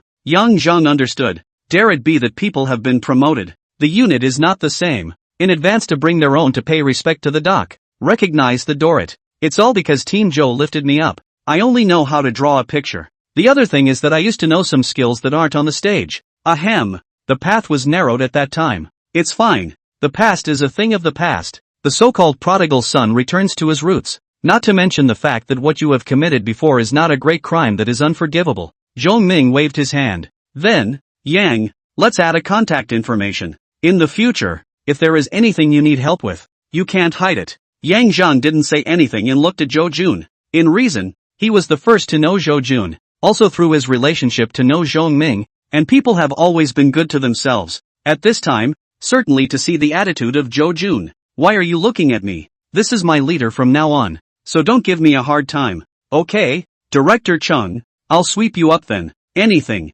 After adding WeChat, Zhong Ming added, give me a cell phone number. Good. After saving his contact information and chatting a few more times, Zhou Jun took the initiative to say goodbye and left with Yang Zhang. He sent Yang Zhang to the front door and watched him take a taxi away before he went back up the stairs. Old Zhong, what did you just give me a wink for? Anything else? As soon as he went in, Zhou Jun, who was sitting across from him, asked, close the door. Zhong Ming glared in dismay. Oh, forgot. Zhou Jun got up and closed the door, sitting back down again. Do you know him? Who this he was referring to, Zhou Jun naturally knew. Understand you do not see this kid young, but the means is really good. Also well informed, but also smart. I'll tell you, that hand drawing skill you didn't see. Really, exactly like the photo. The most important thing is that he can't forget. His memory is superb. As far as he draws, he can remember details just by looking at them. Even the moles on his face, plus eyes. Looking at the gushing Zhou Jun, Zhong Ming only felt his brain hurt. Wait.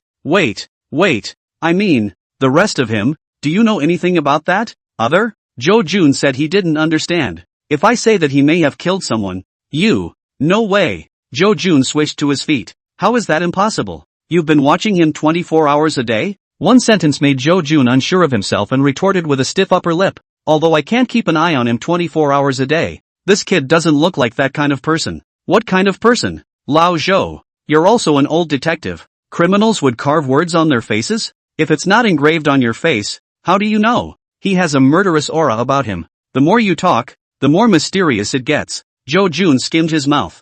I'm not going to argue with you. I'm going to send someone to watch him and investigate him. This time Zhou Jun didn't say anything. If Zhong Ming decided something, he really couldn't oppose it. As for reminding, it was impossible. After all, what if Yang Zhang really killed someone? There was a moment of silence before he said, speak of proof. When did I not talk about evidence? Zhong Ming didn't have the good sense to say, that's fine. Whatever. If it's nothing, I'll help you round up then. After all, his ability is very special. Not to mention the city council's painter. Even the provincial offices can't compare to others. The point is that he can still help solve the case. Got it.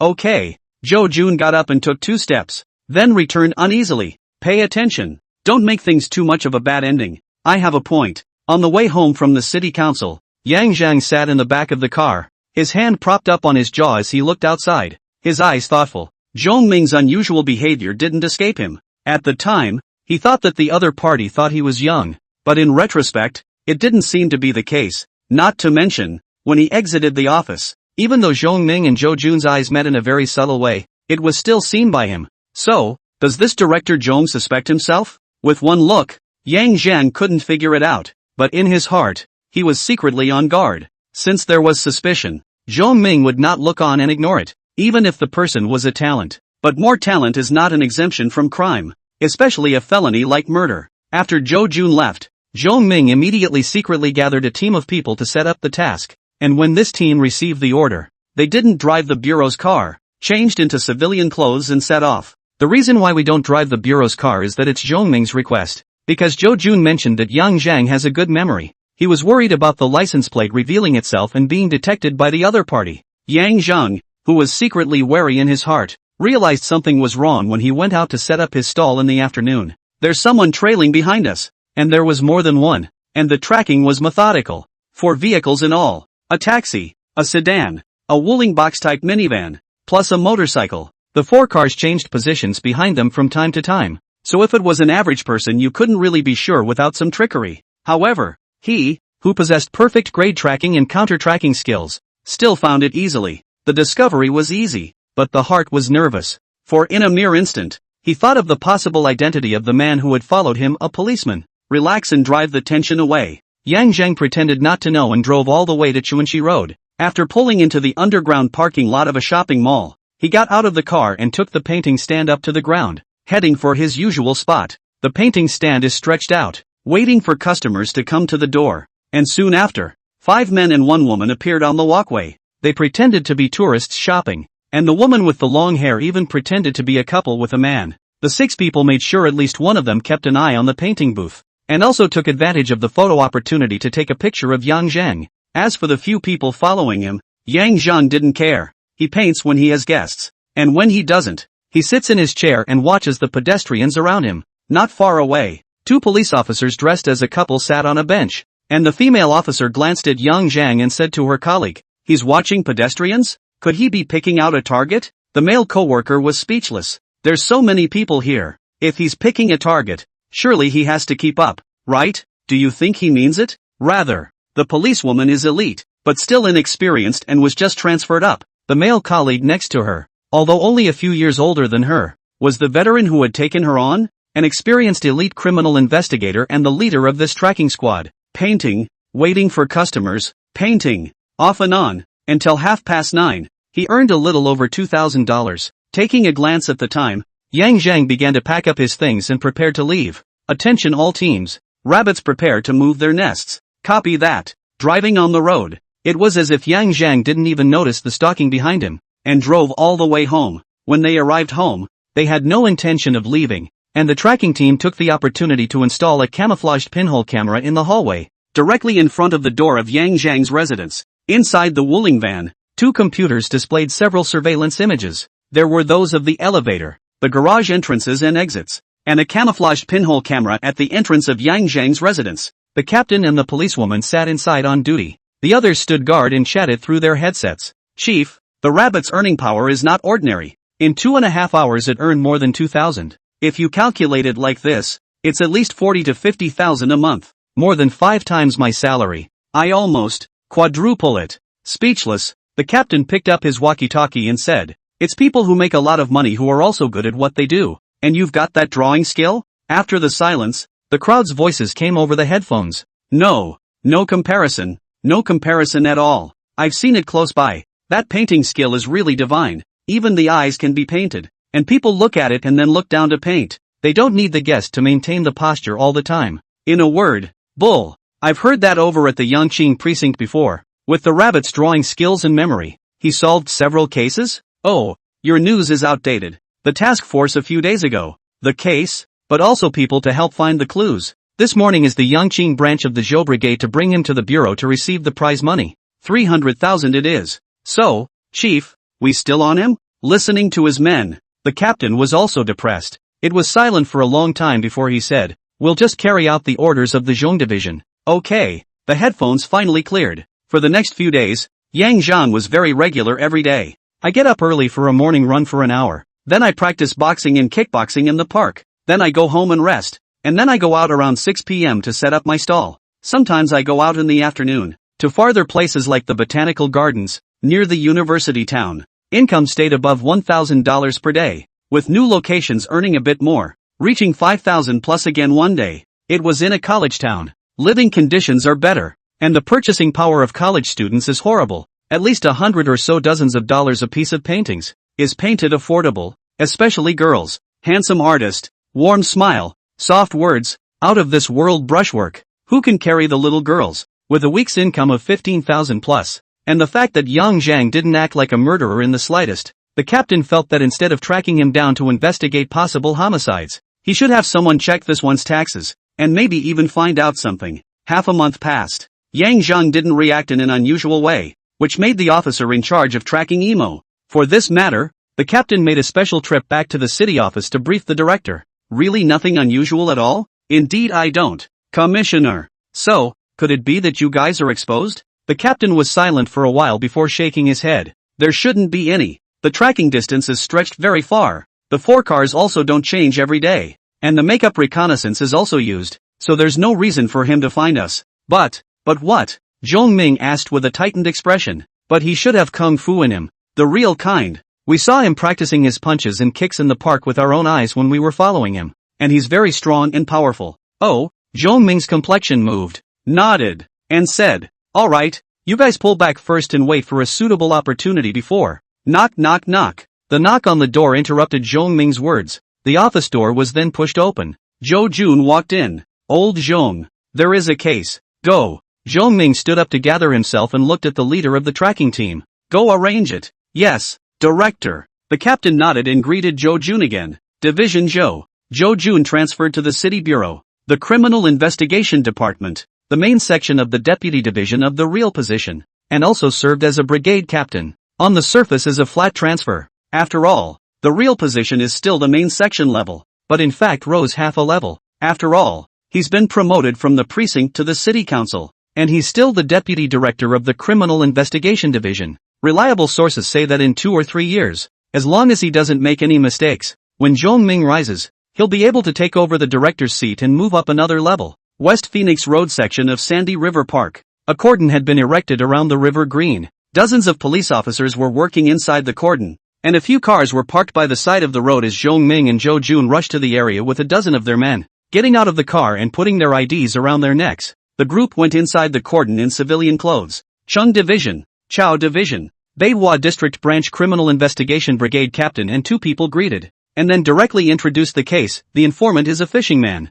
Early in the morning to come here to fish. More than 40 minutes ago. Saw a handbag half floating on the river. They used a fishing rod to get it to the shore, with a net pocket scooped up. It was only when I opened it that I realized it contained a human head. It was a shock and it took a while to react to call the police. We got to the scene. The heads weren't moving, and the fishing guy was over there being calmed down by the officers, but it looked like he was scared. So I guess he won't be able to make a statement for a while. Nodding his head, Zhong Ming looked at the forensic doctor who came with him, who nodded his head and followed the precinct's criminal police over with his assistant. Did anyone else see the scene? Why are there so many onlookers gathered? Zhong Ming looked around and asked. 2 other anglers were closer to the reporting party but only came over when they heard him shouting in terror. And the onlookers only came over after we had set up a cordon. No one else has been near the scene except those 3. After listening to the introduction of Zhou Jun looked at the slow flow of the Sand River. Said, the bag is floating down the Sand River. Have to determine the time of death as soon as possible,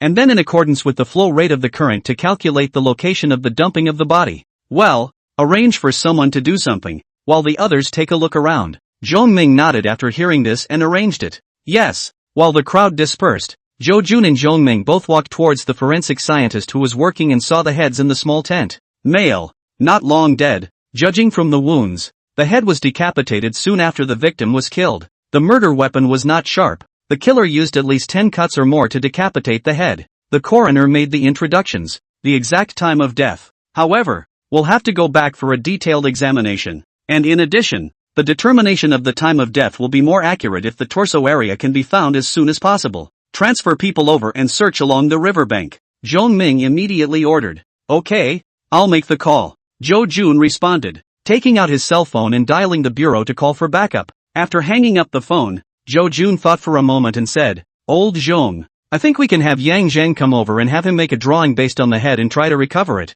so we might be able to identify the deceased as soon as possible. Okay, you arrange it. However, are you sure that when he sees this, he will still be in the mood to paint? Zhong Ming's eyes flickered, and after a long time, he still agreed. This, looking at the head on the ground, Zhou Jun was also a little hesitant. It was a while before he said, let's send the head back and then let him go to the city council. It's best if he can draw. It doesn't hurt if he can't, does it? Well, that makes sense. Right, old Zhong. If you invite him over, you might have to pay some money. Thinking of a problem, Zhou Jun reminded.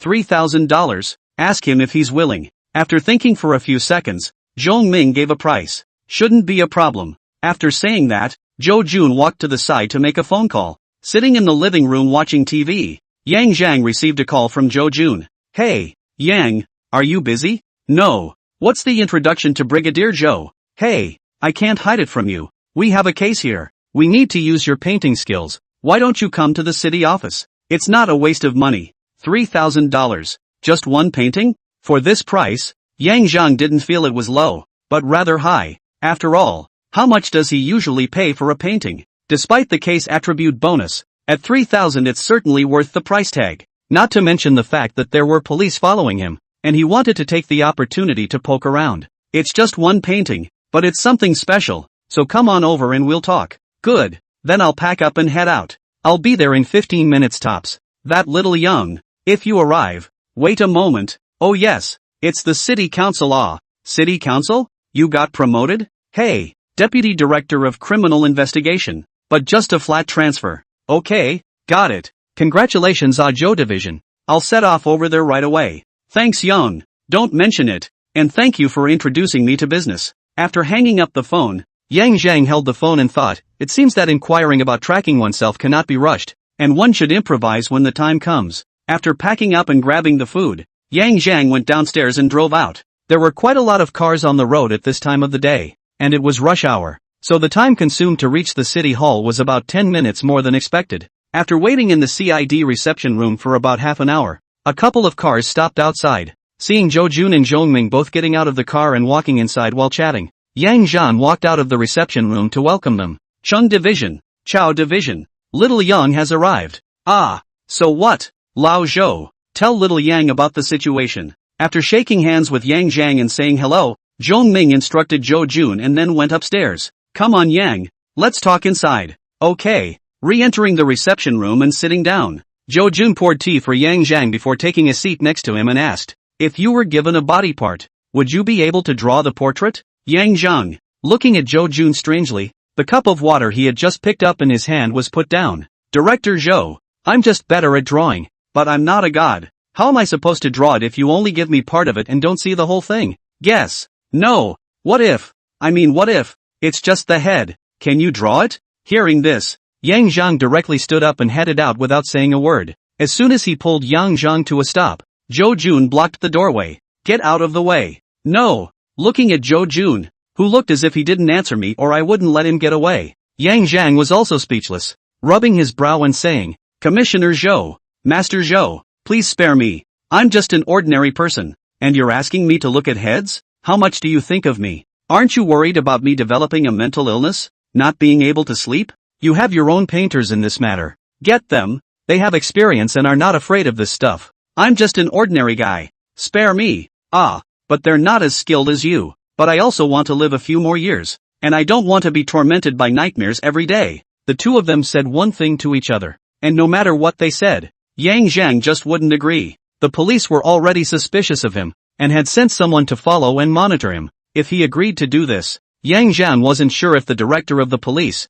Mr. Zhong, would keep an even closer eye on him. He wasn't afraid of heads, but he was afraid of trouble, and even if you take it you still have to act. Extraordinary times he didn't want to make an issue out of it and bring back into his life the stalking police officers that had been so hard to remove. That's right, he'd noticed when he'd left the house earlier. The stalker was gone, even the camouflaged camera in the building. He reckoned that he had primed himself to remove his suspicions, but if his performance was slightly off this time, even if there was no evidence, Zhong Ming would probably be dead on his feet. He still wanted to find a chance to sell some of the gold in the space and buy a house. It took a lot of persuasion, and Zhou Jun's thick skin and the promise of extra money to get Yang Zhang to reluctantly agree. It's really not an option not to say yes. If you were too insistent, it wouldn't fit your persona of liking to make money. And secondly, it would be easier to make people suspicious. After all, the price was not low, and it was a bit unreasonable to not even look at it. But 5 minutes. Yang Zhang then regretted his decision. In the bathroom,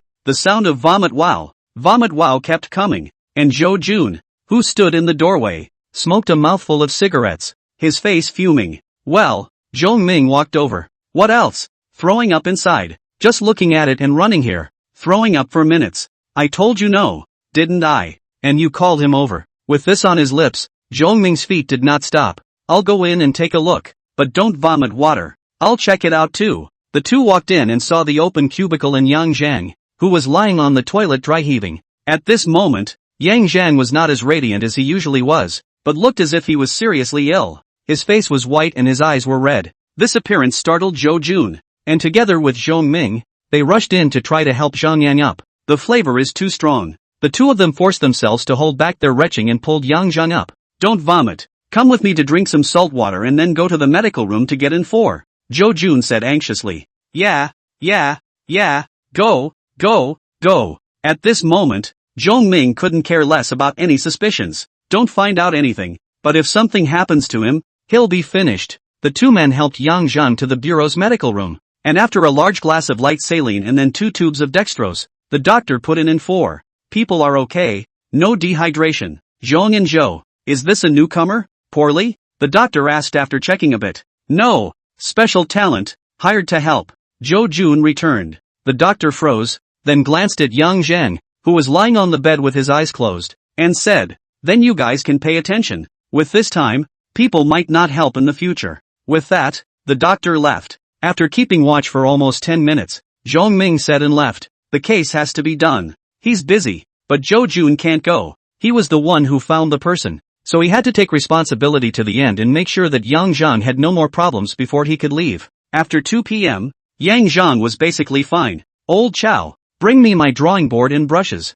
Why don't you just stop painting, or wait until tomorrow? Zhou Jun said with some guilt. The head is cut off. You are not anxious about such a murderer. I am still worried about my own safety. Hurry up and bring it here. I can go back after the drawing. Okay, let's just go to the reception room. Go. Assisting a weak-legged Yang Zhang back to the reception room, where the stuff was. After sitting down and organizing his emotions, Yang Zhang began to draw. He had just started painting when Zhong Ming, who had gotten the news, also came over. With the rustling of brushes and the stroke of a brush, a portrait was soon rendered. But only the portrait was not painted in full body. After finishing the painting, Yang Zhang stopped writing and didn't take the painting down at first, but stared at it. It was a while before he tapped the drawing paper with the tip of his brush. This person, I think I've seen him before. One sentence made Zhong Ming and Zhou Jun startled and asked in unison. Where have you seen it? Wait, there's no rush. Let me think. Yes, there's no rush. Think well and take your time. The two men did not dare to urge them on, and they no longer raised their voices to disturb them. After another long while, Yang Zhang suddenly remembered. I remember this guy showing up near University City when he had a woman with him. Wait, I'll draw it first, said Yang Zhang, who had already started drawing. After more than 10 minutes, Yang Zhang, who was thinking and drawing at the same time, drew 2 people on a piece of paper. The 2 of them are holding hands and laughing. Even the store plaques and other things in the surrounding streets are drawn. A small scene painting jumps off the page. Remove the drawing paper and hand it over. This is a drawing of what I saw of the 2 men at the time. I didn't make this man up. And this woman. I'm not mistaken. She entered the doors of the normal university. I was setting up a booth diagonally across the street, and people weren't allowed to set up in front of the school. Okay, thank you little Young. We'll arrange for someone to check right away. After saying that, Zhong Ming was ready to leave. Hey John, do wait. What's wrong? Belle stopped and looked over. That what? Before the old week promised to increase the money, and now I also provide such an important clue. Is not it? These words caused Zhong Ming to stare blankly. Then he gave Yang Zhang a deep look and said, don't worry, I'll give you 6,000 this time, and the money will be called to you later. As for the clue fee, after we investigate the truth, you will not be able to do without it. After saying that, Zhong Ming ran away. Lao Zhou, this Zhong Ming is not fair. Before said 3,000. You also promised to add money. I now painted 3 people. He only gave 6,000. TSK, painted the cake is also big and round. Not ashamed to be a leader. Compared to Zhong Ming's thick skin, Zhou Jun's skin was much thinner, and he was simply ashamed to hear Yang Zhang say that. Yang, don't mind if I do. The city council has plenty of money, but the case has just been filed and the money hasn't been approved yet. Don't worry, I'll do my best to get you the money for the clue fee. After Zhou Jun finished speaking, Yang Zhang didn't say anything, but just looked up and down. Then scat out.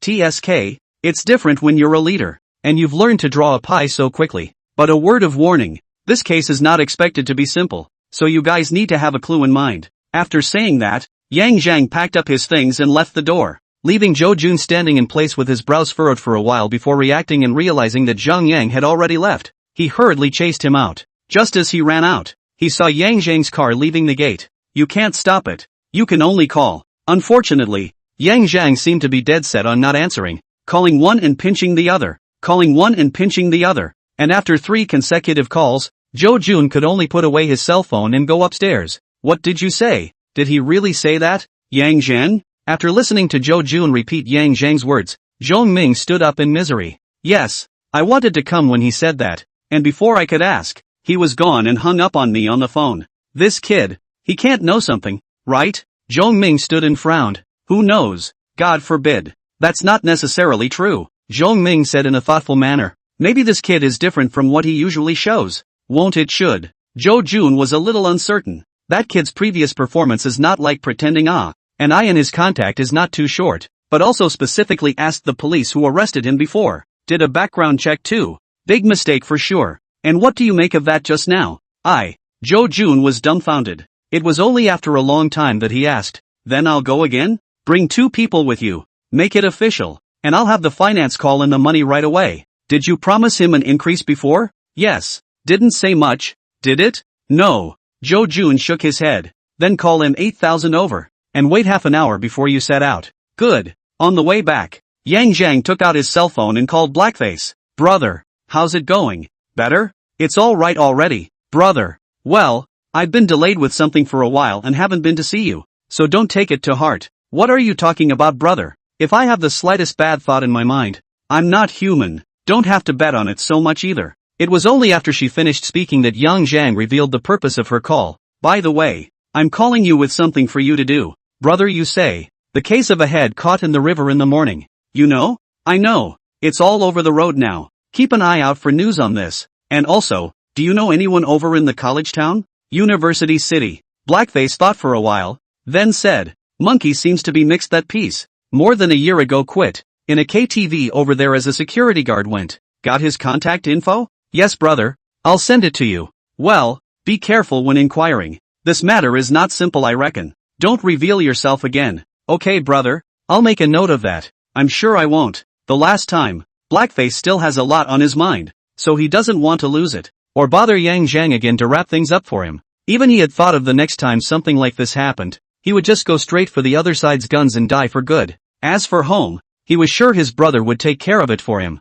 not knowing that Blackface had such a big idea. After hanging up the phone, Yang Zhang drove straight to the university town. The way he looked in the morning at the station was really not an act. It was a completely physiological and natural reaction, but he didn't tell the whole truth either. For example, on that head that he swept twice, he noticed something. For example, a slash that was obscured by a messy slash. This particular cut was smooth and neat, and distinctly different from the others, but because of the dense clutter of cuts that came out, it was easy to miss. The killer is obfuscating. With this discovery, he became interested. Maybe there's nothing simple behind this case. Of course, it wasn't just what was behind the case that interested him, but most importantly, the money, the prize money. Since he had already decided to step into it, Yang Zhang naturally had to show his worth. As long as the more value he showed, without enough solid evidence, Zhong Ming would not be dead set on himself. At least, no more random people being sent to spy on you. The last time the black face out of the matter let him palpitate. At the same time, the heart is also prepared. To make this amount of money, it is bound to encounter some bullies, to always be watched. One is inconvenient, and the other is also dangerous. After all, being stared at doesn't make it easy to do something to fight back. University City arrived, stopped the car on the side of the road, took out his cell phone and dialed the cell phone number Blackface had sent him. Rang once with no answer. Called again. This time the call was answered. Who is it? One phone call after another to make up a loan that doesn't require insurance. Ooh, that's quite a fire, asked the monkey lying on the bed, waking up a bit at the sound of the voice and sitting up. Are you? This person was nicknamed Monkey, but possessed a body type completely different from his nickname. Instead, he was full of lumpy meat. Standing up, he was estimated to be 1.8 meters or so, and he wasn't short either. It's a shape that would be more appropriately called an orangutan. I guess people wanted a sense of contrast at the time. Yang Zhang, the black-faced elder brother. Blackface. Oh, Yang, how are you? How are you? I've heard him talk about it. You're calling. What's up? Is it convenient? Let's meet and talk. Yang Zhang didn't say anything directly. Convenient? I'm sleeping in my rental house. Yang brother, you come directly to the XX neighborhood. I'm washing up now. Downstairs to pick you up. You haven't eaten yet. Right. It's okay, there's no rush. Take your time. I'll come over and pick you up to have a meal together in the neighborhood. Okay, Yang. I'll get up right away. After driving to the entrance of the neighborhood and seeing no one, Yang Zhang picked up the drawing board and quickly drew two portraits out. One was naturally the dead man, and the other was the woman he saw in front of the school. Just after the drawing, a well-built, fleshy man, not to be messed with at first glance, with a scar at the corner of his eyebrow, came out. After glancing at the other party, Yang Zhang withdrew his gaze. Monkey, this person. Zhang Yang only heard blackface mentioned. Know that the other party and he is the same hometown. Just out of the time also took care of him. After one went to the North Station, one mixed to the University City this area. With a boss. The monkey's boss planted him a year or so ago, so he's out of the business. His cell phone rang, and he picked it up to see that it was a monkey calling. And then he took a look at the big guy standing by the side of the road with a cell phone who was about 5 feet 8 inches tall. And Yang Zhang was speechless. Who gave you that nickname? Without answering the phone and honking the horn, Yang Zhang lowered the window and peeked out. Monkey, here. Looking at Zhang Yang who poked his head out, the monkey froze, as if he didn't expect the other party to drive over, and then reacted by hurrying closer, pulling open the passenger door and sitting in. Yang. Hello monkey, I've been hearing about you from Blackface. I just haven't seen you in person. Monkey grinned and said, I've heard Blackface talk about you all the time, too. Okay, we're kind of related. This is your place. Say what you want to eat. Hey, brother, can I have something nice to eat? Okay, you name the place. Yang Zhang is not a stingy person, and he is quite particular about food. He used to be unable to afford to cook for himself. In the past, he didn't have the money to make his own food, but now that he has the money, he definitely wants to eat while outside. After saying a place, Yang Zhang navigated and drove off, parked the car and took a look. The place is really nice. Shabu shabu. It's just that it's a bit dry to come and eat it in the middle of summer, isn't it? However, Yang Zhang didn't say anything and went in with the monkey. When the monkeys ordered only 2 plates of meat, Yang Zhang took the menu and waved his hand to order 6 plates. Not enough to order more. Brother, there's more than enough. We can order something else. Monkey hurriedly stopped it. It's fine. We are so big. We are all capable of eating. 6 plates will definitely not be enough. Don't be polite to me. Blackface and I are lifelong brothers, and you've taken care of him before, so let's not be different. Looking at Yang Zhang, he didn't look like a hypocrite, so Monkey didn't say any more, and picked up his teacup and clinked it. Okay, brother, I won't be polite to you. You'll be my real brother from now on, so I'll see you on the matter. Ha ha ha. Okay, all straight. Yang Zhang took a sip and made small talk instead of talking about things first. Soon, the copper pot and lamb came up, hit the material, and asked the monkey to drink. The monkey night work, Yang Zhang driving, then did not drink, just asked for 2 bottles of frozen Coke.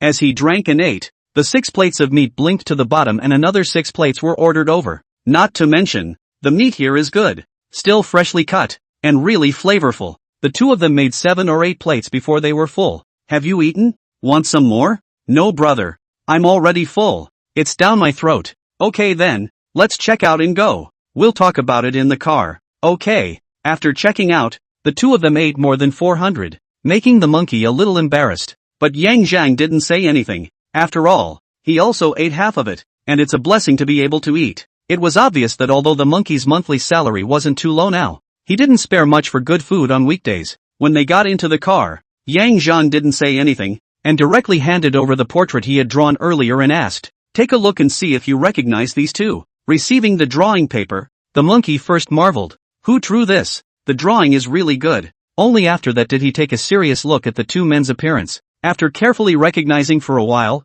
Monkey remembered. Isn't this Tian? I've seen this woman before. It's her girlfriend. I heard she's still a college student. Speaking here, the monkey lowered his voice and said, but this woman has been a chaperone in our KTV before. And that's when the 2 of them met. Do you know his full name and address? Yang Zhang asked, pointing at Tian's portrait. Full name is not very clear. Only know as a boss of the little brother. But the hands of the money out of generosity. Otherwise the woman will not follow him. I'll have to inquire about the address as well. Okay, you find out his full name and address and let me know. Plus the cell phone QR code opens. Oh, okay. The monkey thought that Yang Zhang wanted to add a friend and opened his personal QR code. Not this one, the collection QR code. Ha, hurry up. I have something to do later. The monkey opened the QR code, and Yang Zhang scanned it and transferred 2,000. You get the story to me within the day, preferably with the kind of trustworthy inquiries. Brother, I know. After a pause, the monkey directly dialed a number out with his cell phone.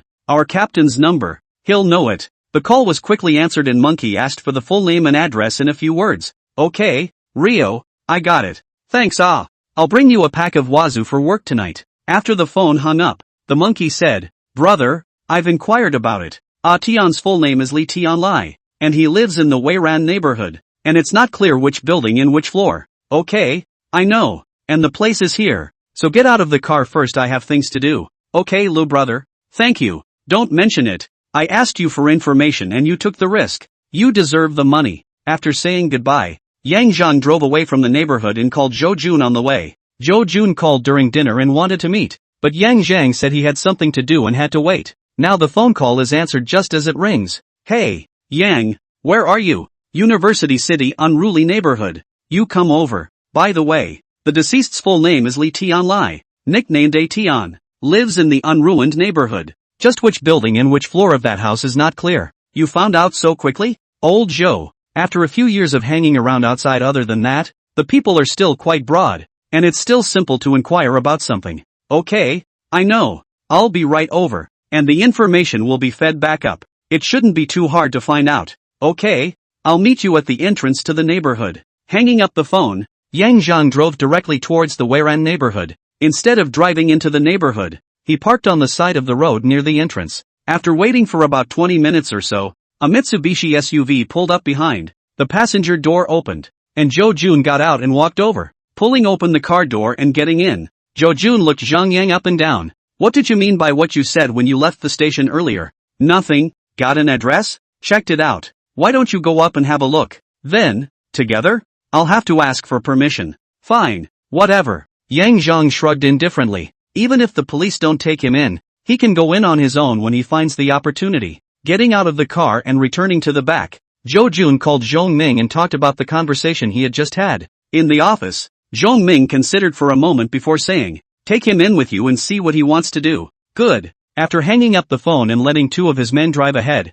Zhou Jun got out of the car again and re-entered Yang Zhang's car. Follow that car. Good. The two cars entered the district smoothly, and after finding a place to stop next to each other at the elevator entrance of the second unit of the fifth building in the underground garage, the four people came down from the car, enter the elevator and go upstairs. The elevator stopped at the 14th floor, 1405, the house that Lee Tian Lai rented. Opening doors and picking locks is familiar not only to thieves, but also to police officers, especially criminal police officers, who have specialized training. Not a very advanced anti-theft lock, and it was poked open after 10 seconds or so. The law enforcement recorder was turned on and shoe covers and gloves were put on before a group of four entered the room. Judging from the shoes on the shoe rack at the door, there were two people living here permanently, a man and a woman, matching the situation Lee Tian came from. Going inside, the living room, kitchen, and bedroom were checked one by one, and nothing was found. But it didn't turn out to be Zhou Jun and the others. As soon as he entered the living room,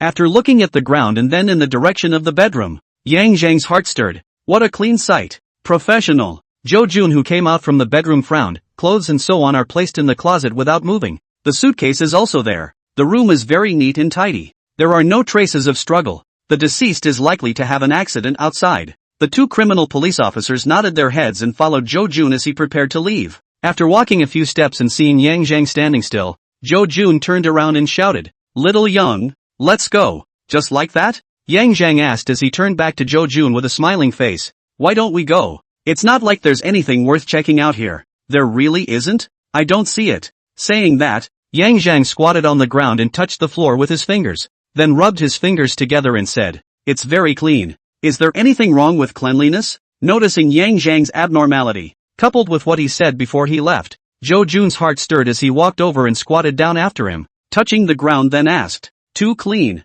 At this time, if Zhou Jun still does not understand the meaning of the words, his decades of criminal police will be in vain. You mean this is the first crime scene? Looking at the wide-eyed Zhou Jun, Yang Zhang no longer sold the story and reached out to point to the bedroom. Look at the bed in the bedroom. Things have been organized but not put in the closet. And look at the floor. It's obviously been cleaned on purpose. If you just look at it that way, people would think that Lee Tian Lai is an extremely clean person, right? The three nodded. They did just think so. But look at the doorway shoe rack. What happened to the shoe rack? The three men's eyes looked over. Who puts their slippers on the second level after we go out normally? and put them so neatly. That's not a reason, is it? A detective asked. He. Yang Zhang let out a laugh and walked over, placing his men's slippers down with his hands and making a motion to change his shoes before saying, generally speaking, slippers, the kind of shoes that you will wear when you come home. Even if we organize them, we will put them in a place where they can be accessed well. Those who don't like to clean up, they will put them there after they change shoes.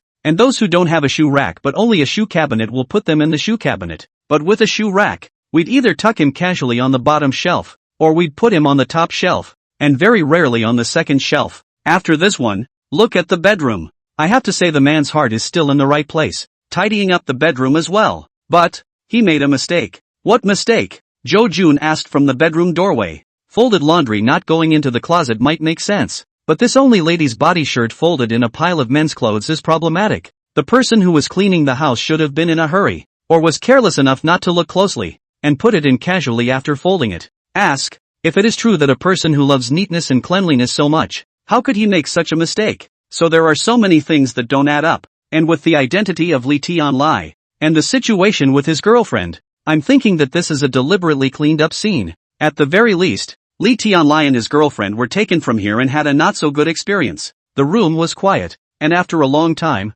Jo Jun said, this is just speculation. More than that. Yang Zhang smiled a little and said, you can have someone check information on Li Tianlai's girlfriend and whether she's at school right now. Also, walking over to the sofa, he pulled off one of the 4 square scarves that were used as decoration on the backrest and pointed at the black sofa backrest. Try the Lumino test. There should be a human blood reaction. What's this about? Jo Jun asked as he walked over to take a look at it and couldn't see anything at all with the naked eye. When you guys just came in, did you think it was normal to have floor-to-ceiling windows on the balcony, plus the kitchen window open? Right. And do you smell a faint scent? Scent. The 3 tried to sniff hard for a while before shaking their heads, all saying they didn't smell it. So that's why the windows are open for ventilation. Hiss. You mean air freshener? Jo Jun's reaction was still a bit faster. Old Chow was right about the air freshener. Sprayed air fresheners are strong, but the smell fades after a few hours if you open a window and by now, at least 20 hours later, the smell is almost inaudible.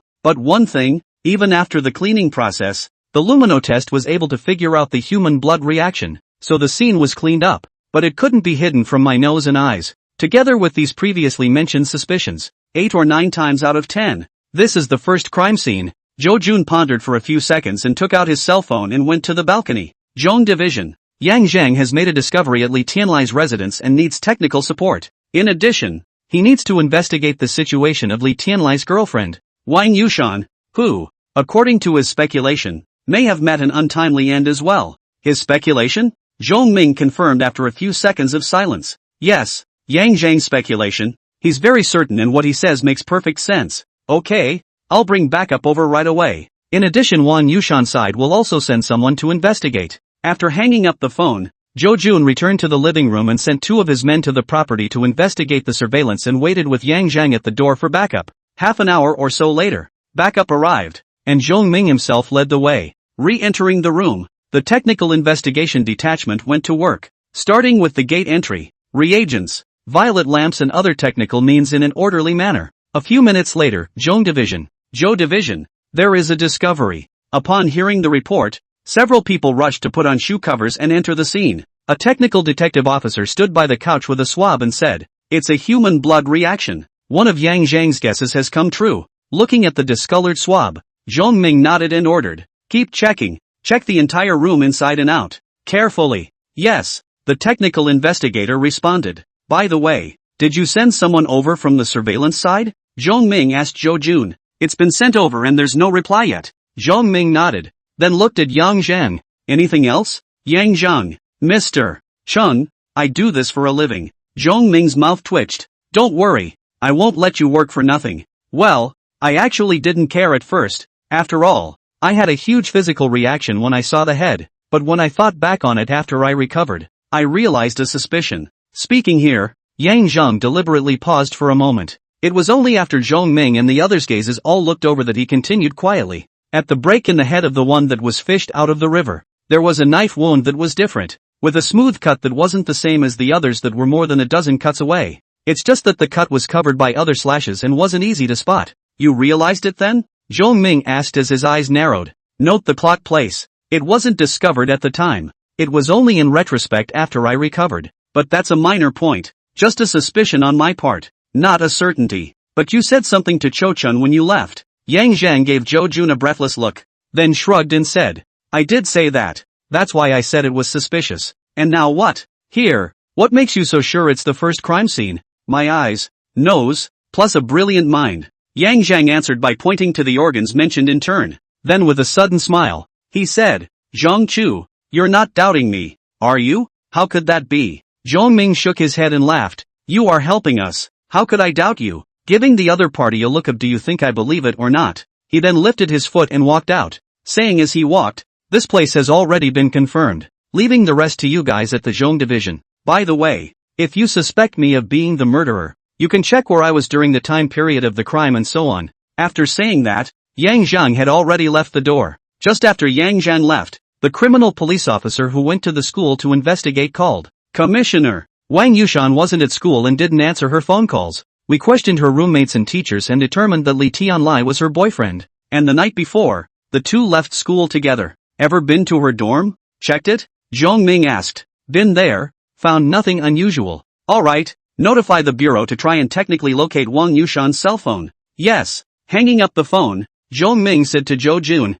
Wang Yushan is missing. After saying that and considering for a moment, he said, Old Zhou, take someone to find Li Tianlai's boss, Rong Feng, the owner of Degolix KTV. Okay Mr. Chung, I'll bring someone right over. Jo Jun nodded his head and ordered a few people to leave the scene ready to go forward to find Rong Feng to understand the situation. Just as he walked to the door, the henchman who investigated the surveillance came back. Department Zhou, Department Zhong, we've copied the surveillance back. Well, send it back and check it out right away. Yes. After giving his orders, Zhong Ming remembered something else and picked up his cell phone to call the forensic pathologist. Director Liang, please double-check that head again, especially at the break. Old Zhong, I was about to call you. We found a cut that is different from the slash marks. After our analysis, this cut is a fatal wound. According to the depth, the wound runs through at least the front of the victim's neck, with all the trachea and larynx cut, and the machete wound at the end had the purpose of decapitating the head and the possibility of covering this stab wound.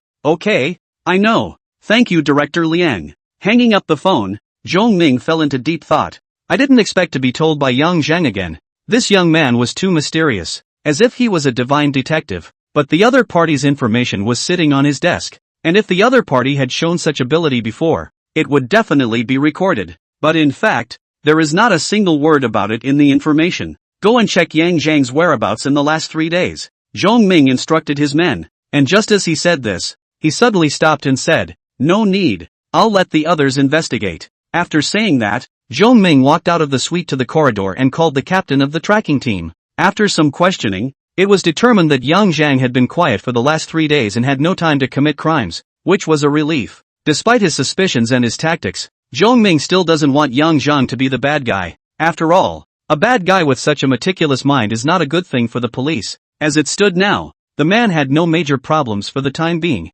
but the feeling of the first meeting can't help but appear in the mind. After a long time, Zhong Ming shook his head. Before there is no conclusive evidence, such a talent can be used as much as possible. Mr. Zhong, the site survey is finished. After more than 2 hours of careful investigation, the team leader of the criminal technology section responsible for the scene investigation reported to Zhong Ming. Hearing the sound, Zhong Ming hurried over and asked, how is it? What's the situation at the scene? The captain pointed around the room. Then his finger landed on the backrest of the couch. There were no blood reactions found in any of the locations other than the splattered blood reaction on the backrest of the couch. Also, throughout the scene, no hair, dander or fingerprints were found. We took some samples and are going to go back and give them to the Technical Investigation Division for testing to see if there are any chemical residues. It's clean?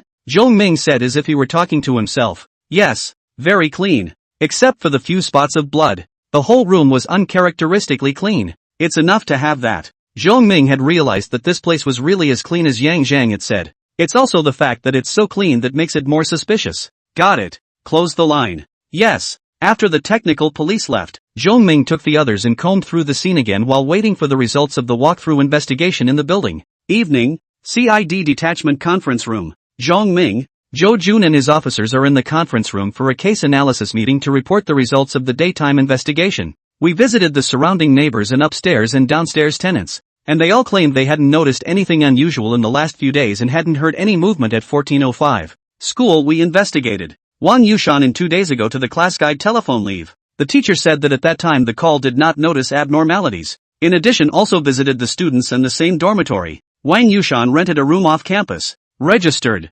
Usually rarely returned to the dormitory. Also did not notice the anomaly. What about consumption? Jo Jun asked. According to her classmates, Wang Yushan is usually quite generous with her money, but she has a part-time job, and her classmates think it's quite normal. However, in the last 6 months, the consumption is really going to be more powerful. I heard that Wang Yushan often wears new clothes, and also bought several different styles of brand name bags, each of which is worth more than 10,000 yuan. Writing this down, Zhong Ming said, continue. I went back to the bureau and requested the technical investigation to try to locate Wang Yushan's cell phone, but after that, I found that the phone had been turned off, either out of battery or in the hands of whoever turned it off. We've checked the surveillance on our end, and we haven't found any suspicious targets in the last 3 days, except for a 10th-floor residence last night, where 2 young men left with an elderly man, pushing several large suitcases. We have mapped it out. Rented it 6 months ago. The old man came over recently. Should be the resident's father. The phone also got through. Said he was traveling out of town. Should? Is there no way to be sure? Obviously Zhong Ming wasn't very satisfied with the result. The old man doesn't look too old, and although he walks stiffly, he's a bit hunched over and not very visible from the front. But we're continuing to investigate the pair who rented the room, and we'll have news soon. Focus on investigating this family. Zhong Ming nodded and instructed. It can currently be determined that Wang Yushan's disappearance was after a phone call 2 days ago, which is similar to the time of death determined after craniometry on the coroner's side. The two of them, Li Tianlai and Wang Yushan, didn't leave the building after entering it, and mysteriously disappeared afterward, and now Li Tianlai's head has been found, but Wang Yushan doesn't have the slightest clue. They certainly couldn't have disappeared into thin air, and the only occupants who could have possibly transported the bodies in the meantime were the occupants who left on the 10th floor. Understood. Mr. Bell. Old Joe, what about the situation on your side? Zhong Ming looked at Jo Jun again. Moving his body, Jo Jun sat up straight and replied, I brought someone to find Rong Feng, but he didn't know anything about Li Tianlai. He said that he was looking for someone as well. I checked the call records, and there were indeed consecutive dials recently, and after that, every day, his men dialed Li Tianlai's phone number on time until we came to our door today. Calls to the past number have gone unanswered, and when I started calling yesterday, it prompted a shutdown. I also asked Li Tianlai if he had any enemies. Rong Feng either said no or said he didn't know, and his men there also asked, and one by one they kept mum. In the end, I threatened Emil before Rong Feng said that Li Tianlai was out looking for private work on his own, and hadn't worked for him for most of the year, and that he wasn't sure as to what he was doing. Half a year ago again? Zhong Ming's eyes narrowed. Wang Yushan also had a sudden rise in consumption levels half a year ago, and now Li Tianlai is doing the same. It seems likely that the problem lies in this 6-month period. The crowd nodded their heads, all agreeing with the presumption. Good. Then our next 2 things. The first is to find the rest of Li Tianlai's body parts as soon as possible, as well as Wang Yushan. The second is to investigate Li Tianlai's and Wang Yushan's movements in the last 6 months. I want to know who they contacted and who they are related to. The bank accounts should be checked as well. And yes, there are also the hometowns of the 2 people. Send a team to each of them. Yes. The meeting ended and Jo Jun followed Zhong Ming back to his office. Old Zhong, do you think we should find Yang Zhang and ask him again? Ask what? He has provided so much information. If we still can't find out, do we still have the right to wear these clothes? Zhong Ming disagreed. But I don't think this case is simple. What do you mean? Zhong Ming frowned. I think so. Jo Jun sat down and looked at Zhong Ming with a serious face. Look, we seem to have found quite a few clues now, but what about when we think about it? Are these clues useful? Without waiting for Zhong Ming to reply, Jo Jun continued on his own. It didn't work. The ones we found, other than what Yang Zhang pointed out, the other clues don't directly point to anything, only a general time period. But half a year, that's too long, and it would take too long to figure out the problem from it through the social connections that Li Tianlai and Wang Yushan had been exposed to for half a year. But can we get that much time on this case? The last sentence silenced Zhong Ming. Yeah, a split body case, and it happened in plain sight. Can't even keep it a secret if you want to, and now it's all over the place. Their city council is under a lot of scrutiny. Only one head has been found so far, and the top is still waiting to find at least the rest of the body. and the time to find the rest of the bodies is when the deadline to solve the case is ordered from above. However, judging from the rental housing situation, the murderer was extremely careful and cautious, and even thought of letting Wang Yushan take a leave of absence.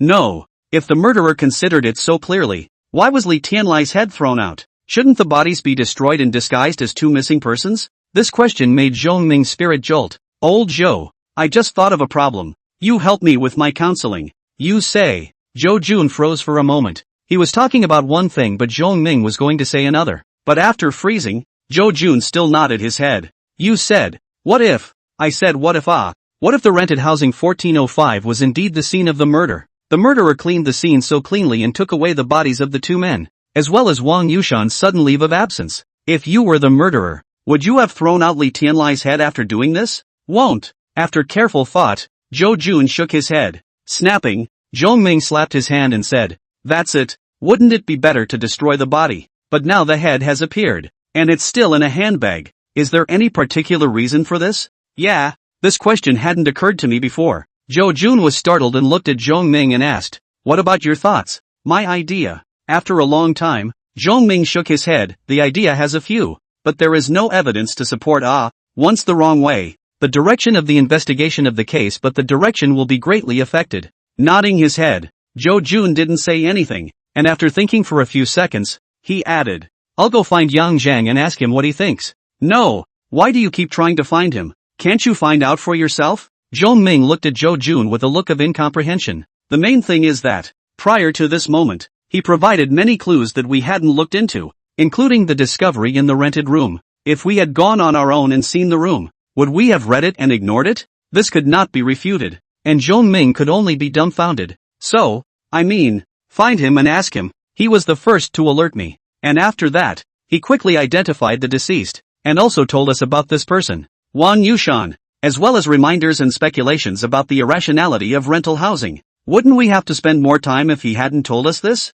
Old Zhong, let go of your prejudices. Yang Zhang is not a bad person, and although he likes money, it's because he needs it. Who doesn't need money? Moreover, when you give, you have to get something in return. That's the truth. If he's helping for no reason, don't you have to ask questions too? It's not that I think there's anything wrong with giving him a reward. I also think it should be given. Zhong Ming defended. That is to say, in that case, what's wrong with us asking him for help? Okay, I'll go with you. Okay, I'll call him first. After calling and asking for the place, the two of them, Zhou Jun and Zhong Ming, set off. The living room of Yang Zhang's residence. Looking at the two people across from him, Yang Zhang had a smile on his face, calm and collected in the face of the two veteran detectives who had been around for years, without any of the worry he had felt before. When he saw the two reappear, he knew that he had made the right bet. He wasn't sure if Zhong Ming still had any doubts about himself, but at least, his value was well represented through this time. Otherwise, the duo wouldn't have taken the initiative to come to the door. You know, you used to call yourself over. Don't underestimate the difference. Calling himself over, there is a kind of give you money, you have to do things, with a little sense of command. Now, although you still have to give money, but the host and the guest are different. The police became the party that begged him to do things. At least Zhong Ming would definitely think twice before taking action again in the future. He didn't want to go over there and screw anyone, but had to reserve self-defense. Otherwise you rely on the police for everything, and by the time they get there you might be cold. Like last time. Department Zhong, Department Zhou, you guys are looking for the door when it's dark. Is there something you want? Yang Zhang asked, feigning confusion. The two knew he was faking it, but they didn't poke at it. Zhong Ming kept his mouth shut and handed the place over to Zhou Jun. Yang, I came here with Mr. Zhong to ask your opinion. You're very observant. You're overpraised. Department Zhou, tell me what's going on. You know I've reformed. As long as it's something that can help the police and fight crime, I'm willing to help. Good. Let's just say that you, little young, are not normally highly enlightened now. After laughing, Zhou Jun's face was solemn as he threw out the issue he had discussed with Zhong Ming, nodding his head while listening. When Zhou Jun finished, Yang Zhang didn't answer the question, but inquired, how's the neighborhood surveillance looking? Only a family of 3, an old man and 2 young men are suspects, and we're still figuring it out. What's the situation? Can you elaborate? It's like this. What about Li Tianlai's side? No other news? We questioned Li Tianlai's boss, Rong Feng, but he just didn't know anything about it, and so did the other juniors under him, only saying that Li Tianlai hadn't worked for a long time. and that he'd been out taking on private work for the last half a year or so. Nodding his head, Yang Zhang had something in mind. First of all, I want to make one thing clear to you, and that is that I think that the rented house is the first crime scene. And that is where Li Tianlai was killed and his head chopped off. And that is my judgment. And what I will say after that will be based on that judgment. Okay, go ahead. The two nodded their heads and looked at Yang Zhang. Let's start with the scene where the murder was committed and only a minimal amount of blood was left behind. My assumption is that the murderer did not work alone, but in a gang. There were at least two of them, and they took control of the house in the first place, then used the plastic sheeting that was brought over to the floor and around the area, and kill and split the bodies on the plastic sheeting. This is done for one purpose, to make it easier to clean. Secondly, the rest of the scene was very cleanly cleaned, and with the fact that there wasn't a lot of blood spatter, the killer was very professional in his approach. Don't think anyone could have done it with a curtain. Not to mention that it's not that simple to move around on a plastic sheet covered in blood. A novice can't do it. The slightest slip and fall and the blood spills out onto the plastic sheet. With these 2 points, and the questions you have just asked, combined, I surmise that the killer had only one purpose: deterrence. Deterrence? Deter who? Zhong Ming's eyes lit up as he asked sharply. Rivals, or underhanded horsemen? Yang Zhang did not give a definite answer. He wasn't a worm in anyone else's stomach either, so naturally he couldn't be sure. If it's a rival, then it means that the murderer and Li Tianlai's gang are rivals. If it's a henchman, then it's likely that Li Tianlai did something wrong, such as embezzling from the gang. So what do you think? Cho Jun asked. My thoughts. After a few seconds of silence, Yang Zhang looked up and said, the latter. And the reason? The reason is simple. Unless Li Tianlai is some kind of important leader. Otherwise, just killing a small horseman won't serve as a deterrent to the opponents. But judging from what happened to Li Tianlai, the likelihood of him being an important leader is not high. The opposite is not true, enforcing the so-called family law on a henchman who eats his way out of the house, and in such an extremely brutal way, creates extreme fear in the henchman. That's the reason why the head was thrown in the river and seen. After all, in order to put fear into the men, surely they must be made aware of it. Otherwise, wouldn't it be a waste of effort? Makes sense. Old Zhong. Zhou Jun looked at Zhong Ming. Zhong Ming nodded his head, pondering.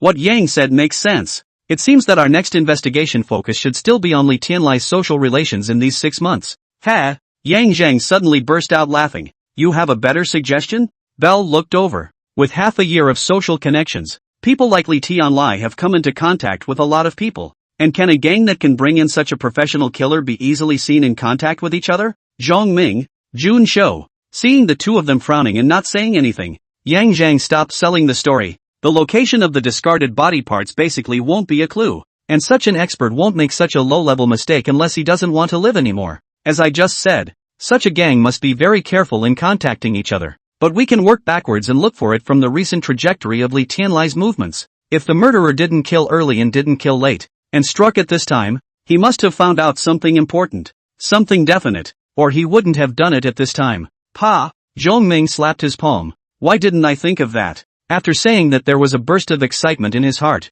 He stood up and said, then we won't bother you, Yang Jr.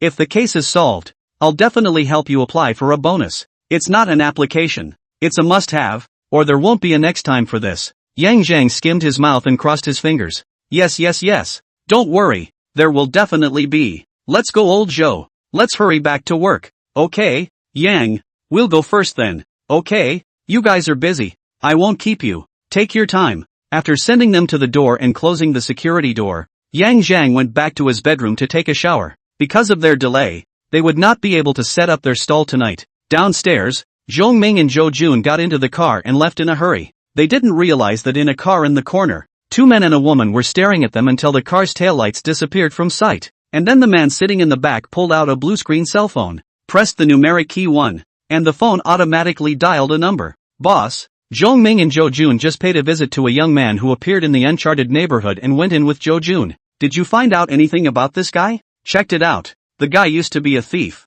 Now he doesn't do it anymore. He makes a lot of money by setting up a stall every night and painting for people. Painting? Yes, we've seen it from afar. And it's very well drawn. Make contact. Figure out what the police want with him. And if there's a problem, fix it. Clean it up. Yes, boss. The next day, Yang Zhang lived a regular life, setting out to set up a stall at 6 p.m. Today's location was still the university town he chose. Li Tianlai and Wan Yushan were both active in the university town. and he felt that perhaps there would be something to discover over there as well. While painting, Yang Zhang changed his previous habit of not talking while painting and chatted with the students, while the chat was about Wan Yushan and the university town. In the face of the handsome man's accosting, the youthful female college students are very enthusiastic. Some gossip news heard a lot, but not a single one related to the case. 10 o'clock, delayed by chatting, delayed by half an hour until there was no more business before closing up and getting ready to go home. As he walked to his car, which was parked in a parking lot not far away, he was about to open the door and get into the car when 4 men and a woman appeared in front of him, surrounding Yang Zhang in the middle. With a bang, the car door closed, and his eyes swept over the 5. Yang Zhang asked blandly, "Are you guys recognizing the wrong person?" "No mistake." One of the men standing in front of the car shook his head and said, "We have a little something we'd like to inquire about. Answer honestly and we'll let you go." "Ask." Yang Zhang shrugged his shoulders and said, "What are the police looking for you for? And besides, what have you been doing in the uncharted neighborhood? With the police?" These two questions made Yang Zhang's heart flutter, and he looked at the few people thoughtfully, saying, "You're the ones who killed Li Tianlai." As soon as the words left their mouths, the 5 people's complexion instantly changed drastically, and after glancing at each other, they tacitly took out daggers and telescopic truncheons from their back waists. "Go!" The man at the head of the group gave the order, and the 5 men approached with great understanding. "Ha! It's really not a big deal." The reactions of a few people had already said it all, and Yang Zhang didn't hold back, much less fight in close quarters. He was just flesh and blood, and he would bleed even if he was stabbed. So whoosh, hands even move. Separated by a distance of a few meters only, 5 baby fist-sized pebbles flew out. The 5 people only feel a headache in front of their eyes black. One by one, the body of the air after the fall on the ground. Sour and spicy pain, colorful and heavenly in front of my eyes. After knocking down the 5 men, Yang Zhang was not polite, and with a flip of his hand, he pulled out a handful of plastic bundles and took them over to the ground, cutting the hands of the unresisting fighters behind their backs, and tying them up one by one. After doing so, he got up and clapped his hands before pulling out his cell phone to call Jun Zhou. "Team Zhou, I've got a big catch here. Come on. Location, college town. Location sent to you. Okay, wait for me." With a cigarette in his mouth, he followed the sound and found the blue screen cell phone from the pants pocket of the lead man. "What era is it? Still using this kind of cell phone?" Yang Zhang muttered twice in a low voice, and after glancing at the number on the caller ID, he pressed the answer button. Yang Zhang didn't speak, and there was no sound from the other side. As for the 5 guys, they haven't recovered yet. Beep beep beep. After a few seconds, the phone hung up. Yang Zhang skimmed his mouth. "That is, the computer level is general. Otherwise high and low have to locate you."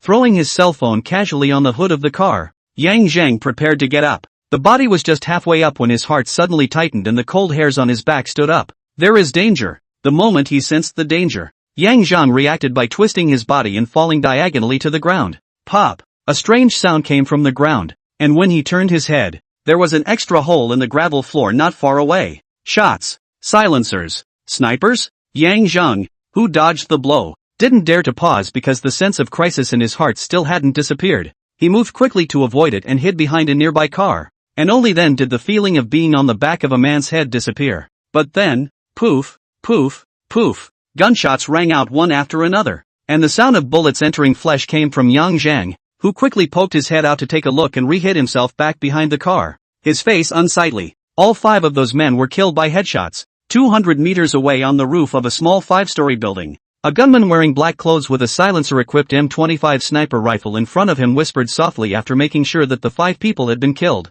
"Boss, target missed. Head and tail clean. Withdraw." There was silence in the headset for 2 seconds before the order came through. "Yes." The gunman quickly lowered his head and put the sniper rifle into the musical instrument box at his feet as a camouflage after disassembling it, then put the box on his back and landed on the ground from the back of one of the rope swims. His hand shook, and the rope retracted to quickly pack up and disappeared into the darkness. M25 sniper rifle, hidden behind the car. Yang Zhang didn't dare to move a muscle with his FN-57 in his hand, his eyes fixed on the left, right in front in case of threats from other positions besides the sniper. It wasn't until more than half an hour later, when 2 police vans with flashing lights pulled into the parking lot, that they put their guns away and came out of hiding. "Yang, here it is." After testing it and making sure there was no more danger, Yang Zhang stood up and walked over. "Where's that big hall you were talking about?" "Here." "What about over there?" "There were 5 of them alive. And now, only the bodies are left." The group of criminal police officers followed the direction Yang Zhang was pointing and also saw the 5 bodies lying on the ground. Forcibly resisting the urge to draw his gun, Jo Jun asked with a sullen face, "What exactly happened?" "Here's the thing. After closing his stall tonight after painting, he came here to be blocked and questioned. To the 5 people ready to strike by himself, and was sniped after the process of everything." Yang Zhang also pointed to the direction of the robber said, "The snatchers would have been hidden in that direction. And it's a good thing I was tossed by the gravel on the ground at the time, or you'd have seen one more body. Someone, check over there. Be careful." "Yes." The 4 policemen put on their bulletproof vests and quickly headed in the direction Yang Zhan was pointing with their guns. After instructing his men, Jo Jun took out his cell phone to notify Zhongming while asking for backup. With 5 bodies and a sniper rifle, this case has gone sky high. Sure enough, after Zhongming, who was working overtime at the bureau, heard Jo Jun's report, he didn't dare to delay at all, and quickly ordered to organize manpower support at the same time. A phone call was made to the director, and after listening to the report, the director's face was as gloomy as water. Hung up the phone and made a call to the municipal party committee, and another call to the provincial department. Whether it will continue to be reported is a matter for the higher authorities, but the comrade director who had just laid down certainly could not sleep. Got up and changed his clothes, went downstairs and drove his car straight to the direction of the university town. More and more police cars arrived at the scene. Criminal Technology Division, Technical Investigation, all CID officers, arrived under the leadership of Zhongming. After understanding the basic situation, Zhongming sent more people to look for the shooter's sniper position. Soon, backup from the SWAT detachment arrived. Yang Zhang, on the other hand, was watched by 3 criminal police officers on the pretext of making a statement. For such treatment, he did not say anything. After all, he was the only one at the scene, and this so-called parking lot was nothing more than a piece of open space leveled out, with no surveillance and even more unmanned. However, Yang Zhang's car was fitted with a car recorder. The memory card for the car recorder has been removed and officers from the technical investigation are looking at it. After a while, an Audi S6 drove into the scene. The director Yang Woping arrived. This deputy director comrade, at this time the year but the early 50s, is at the time of the rich and powerful. There is still room for progress. Thus, he is very attached to his job. Now this case has been considered a stab in the sky. If he cannot deal with it, this director will be in the eyes of the leadership to leave what impression is not clear, but want to go further. It is very likely that there will be a lot of resistance. Bureau Yang, Chief. Seeing Yang Woping get off the bus, the surrounding criminal police opened their mouths to greet him, and Zhongming and Jo Jun both rushed to welcome him. Bureau Yang, where's the body? Show me. The 2 men looked at each other. Both could see that Yang Woping was in a bad mood, and then did not dare to hesitate to lead them towards the corpse. Arriving close, looking at the 5 corpses with their heads blown off, the anger in Yang Woping's heart had manifested itself on his face and could no longer be suppressed. Lawless, simply lawless. An angry shout made all the surrounding working police officers look over with a shiver in their bodies, and then hurriedly lowered their heads to busy themselves with the matter at hand. Zhongming and Jo Jun, who stood on the sidelines facing Yang Woping's anger directly, even lowered their heads and did not dare to speak. They were even afraid that if they were not careful and breathed heavily, they would attract the leader's harsh criticism. They were also people in their 40s, and in front of so many of their men, they also wanted to save face. Fortunately, Yang Woping had no intention of transferring his anger to his men, and after venting, he turned to look at the 2 men and asked, "Are there any clues?" Glancing at each other, Zhongming opened his mouth and reported, "From what we've seen so far, it's related to the head case from 2 days ago. Didn't you report that there was progress in that case?" Yang Woping looked at Zhongming, his joyless expression giving the other party a lot of pressure. Seeing his good brother in trouble, Jo Jun next to him hurriedly picked up the conversation to divert his attention. Bureau Yang, the previous head case did make great progress, and these 5 corpses tonight should be related to the mastermind behind that case. We just had an emergency analysis meeting and believe that the sniping of the 5 was the mastermind behind the extermination. Jo Jun's words managed to divert the director's attention. By the way, I heard that it was because of a young man who helped us solve several cases before who reported the case? Yes, the gunman's first target was him, but he dodged it, then found cover to hide, and the gunman couldn't see the man before he had no choice but to wrap it up and kill the man. Where are the people? Yang Woping asked. It's over there making a statement. Come on, come with me to commiserate. The trio arrived in front of Yang Zhang, whose statement had already been taken, but he was still confined to the area and not allowed to move around. Yang Woping knew what was going on when he glanced at the 3 criminal police officers staring at Yang Zhang dead in the face, and after secretly nodding at Zhongming and Jo Jun's arrangement, He put on a smile and asked, "Are the statements done?" Reporting to the chief, "It's done. Now that it's done, you guys go help." Yes. 3 criminal police officers left. "Comrade Yang Zhang, right? How are you?" "I'm City Bureau Chief Yang Woping." "Hello, Bureau Chief Yang." Yang Zhang hurriedly got up to shake hands.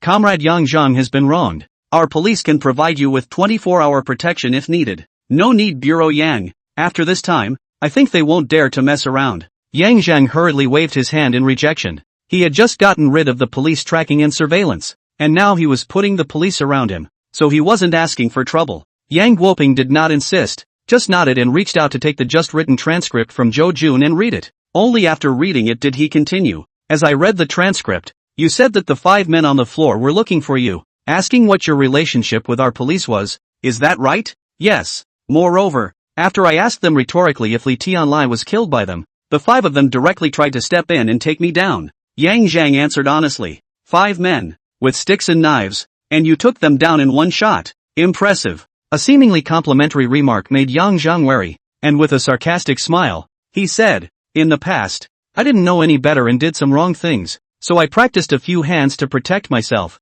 and I didn't expect to use them now. You're not a matter of a few hands. How about giving our co-workers a lesson as well sometime?" Yang Guoping laughed. "That's no problem. I'm happy to help the police if I can." "Good. Not bad. A good comrade." Patting Yang Zhang on the shoulder, Yang Guoping was still about to ask something when the police officer in charge of the periphery ran over and reported in a hurried voice, "Director, Zhong and Zhou, some leaders have arrived, and the one at the head is the No. 2 license plate from the province. Go on, go greet." Hearing the police report that even the governor had come, Yang Guoping's face changed and he hurriedly gave the order. A group of 3 people left at a quick pace. By the time he reached the periphery, Yang Guoping's face had adjusted. "Good day, Chief." The group stood at attention, none of them saluting because they were in civilian clothes. The governor in an executive jacket and a group of provincial and municipal leaders behind him, plus the leaders of the provincial department. A line of more than 10 or 20 people stood outside the cordon and did not go in.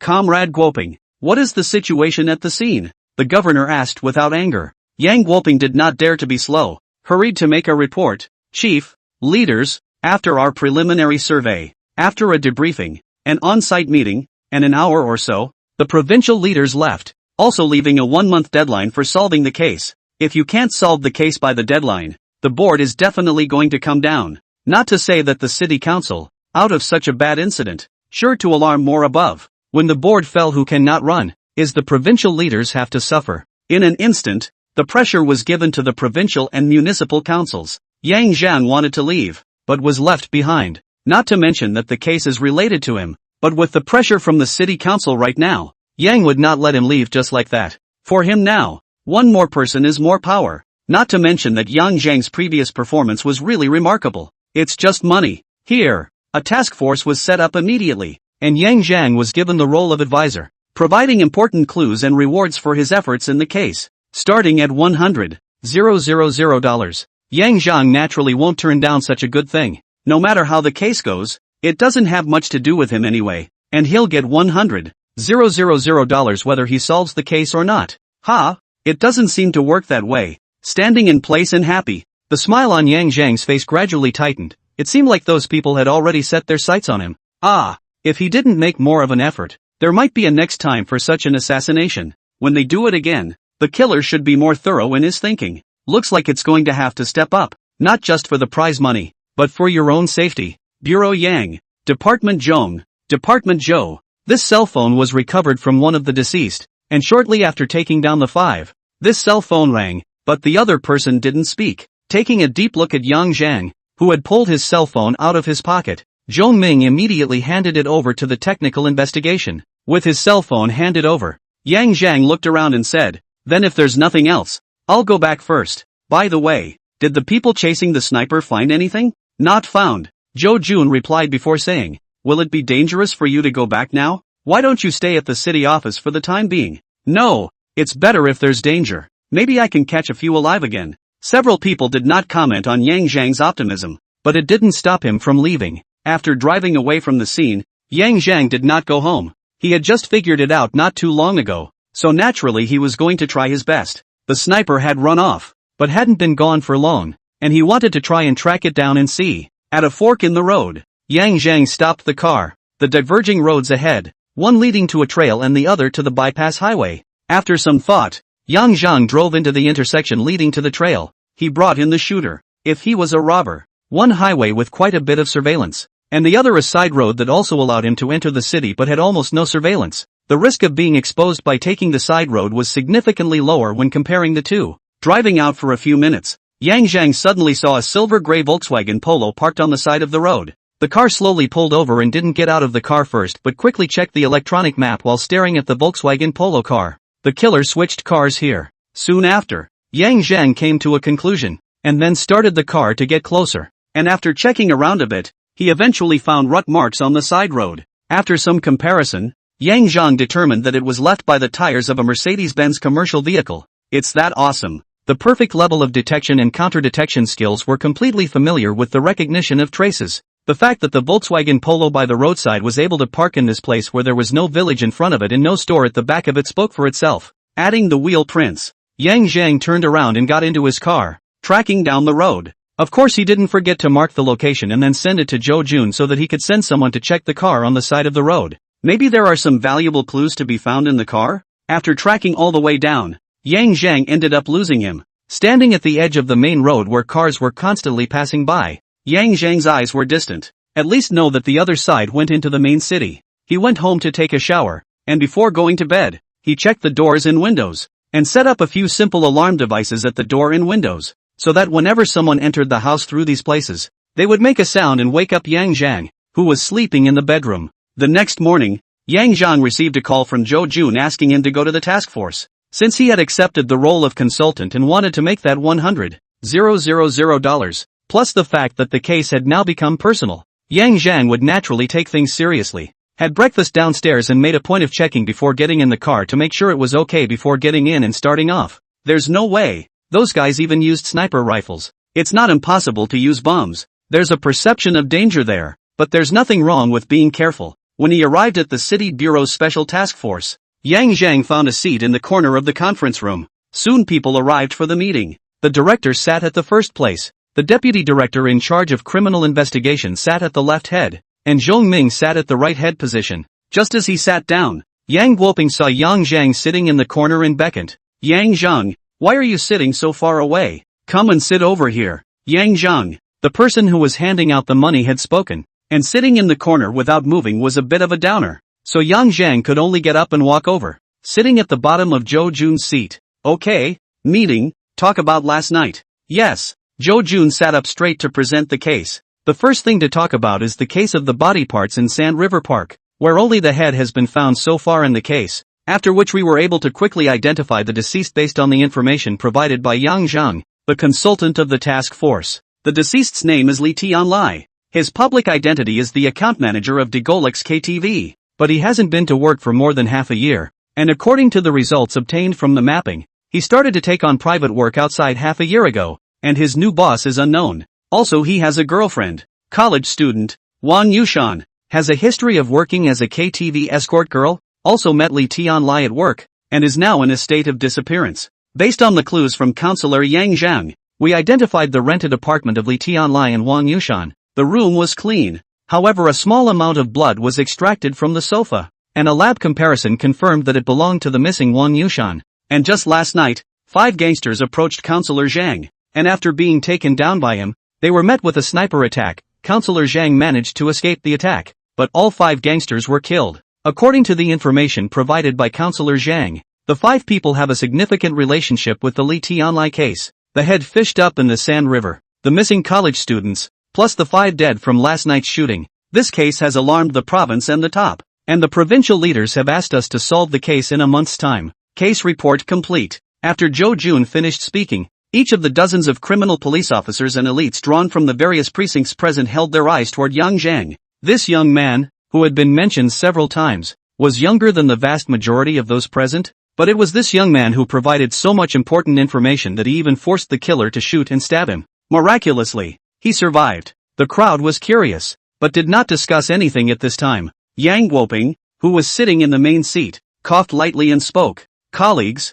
this case has gone from 1 death and 1 disappearance a few days ago to a shooting, with 5 deaths in a row, And the case is so significant that it not only alarmed the provincial party committee, but even ZY was alarmed. Just before the meeting, the minister himself called me to inquire about the case. Comrades, 1 month, 30 days and a few hours to be exact. We need to find the suspect and catch the killer in that time. At the same time, given that the murderer is very likely to be a gang, and has firearms, even heavy weapons, the Bureau has decided that all field workers of the task force must wear bulletproof vests and firearms 24 hours a day, and that each team must operate with no fewer than 3 people. In the event of danger, or the discovery of any clues, no one is allowed to follow up privately, and the task force must be notified immediately to request support. It's for everyone's safety, and in that regard, I hope you won't be careless. Well, that's all I have to say about the rest. Yang Guoping looked at the deputy director, and after seeing him shake his head, he continued, then the rest will be arranged by Director Zhong for specific tasks.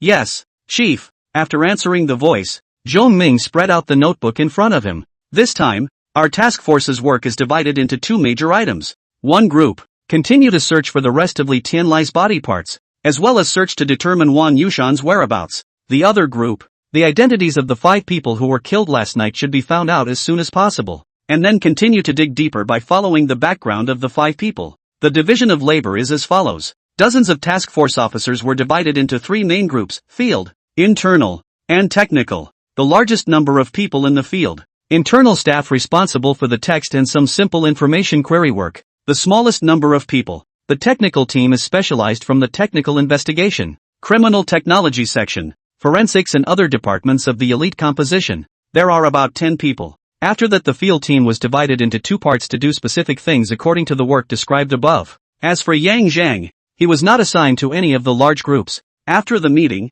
Zhong Ming called away Yang Zhang and went into the director's office with Zhou Jun. Inside the office, the 3 men sat in a circle on the couch. Yang, we've examined the Volkswagen Polo you found last night, and extracted some hairs from the car that, after comparing them, belonged to the owner, and the car was reported stolen the day before yesterday. We checked the owner. Clean background. That means this car was not found? Yang Zhang asked with a frown. Not exactly. Zhou Jun took over. We compared the rut marks near the shooter's sniping position to those of this Polo, and we can be sure that this car was driven by the shooter. Also, we picked up surveillance from the entrance of a nearby hotel and should be able to see the other guy. Okay, you guys continue to check. By the way, I continued to track down and lost track of the other party after entering the city, but it's certain that they switched cars, and they switched to a Mercedes-Benz commercial vehicle. That's something we've also compared, and it's the same conclusion as yours if the car hasn't had its tires changed. Zhong Ming was surprised in his heart, wondering how Yang Zhang could determine the type of car so quickly.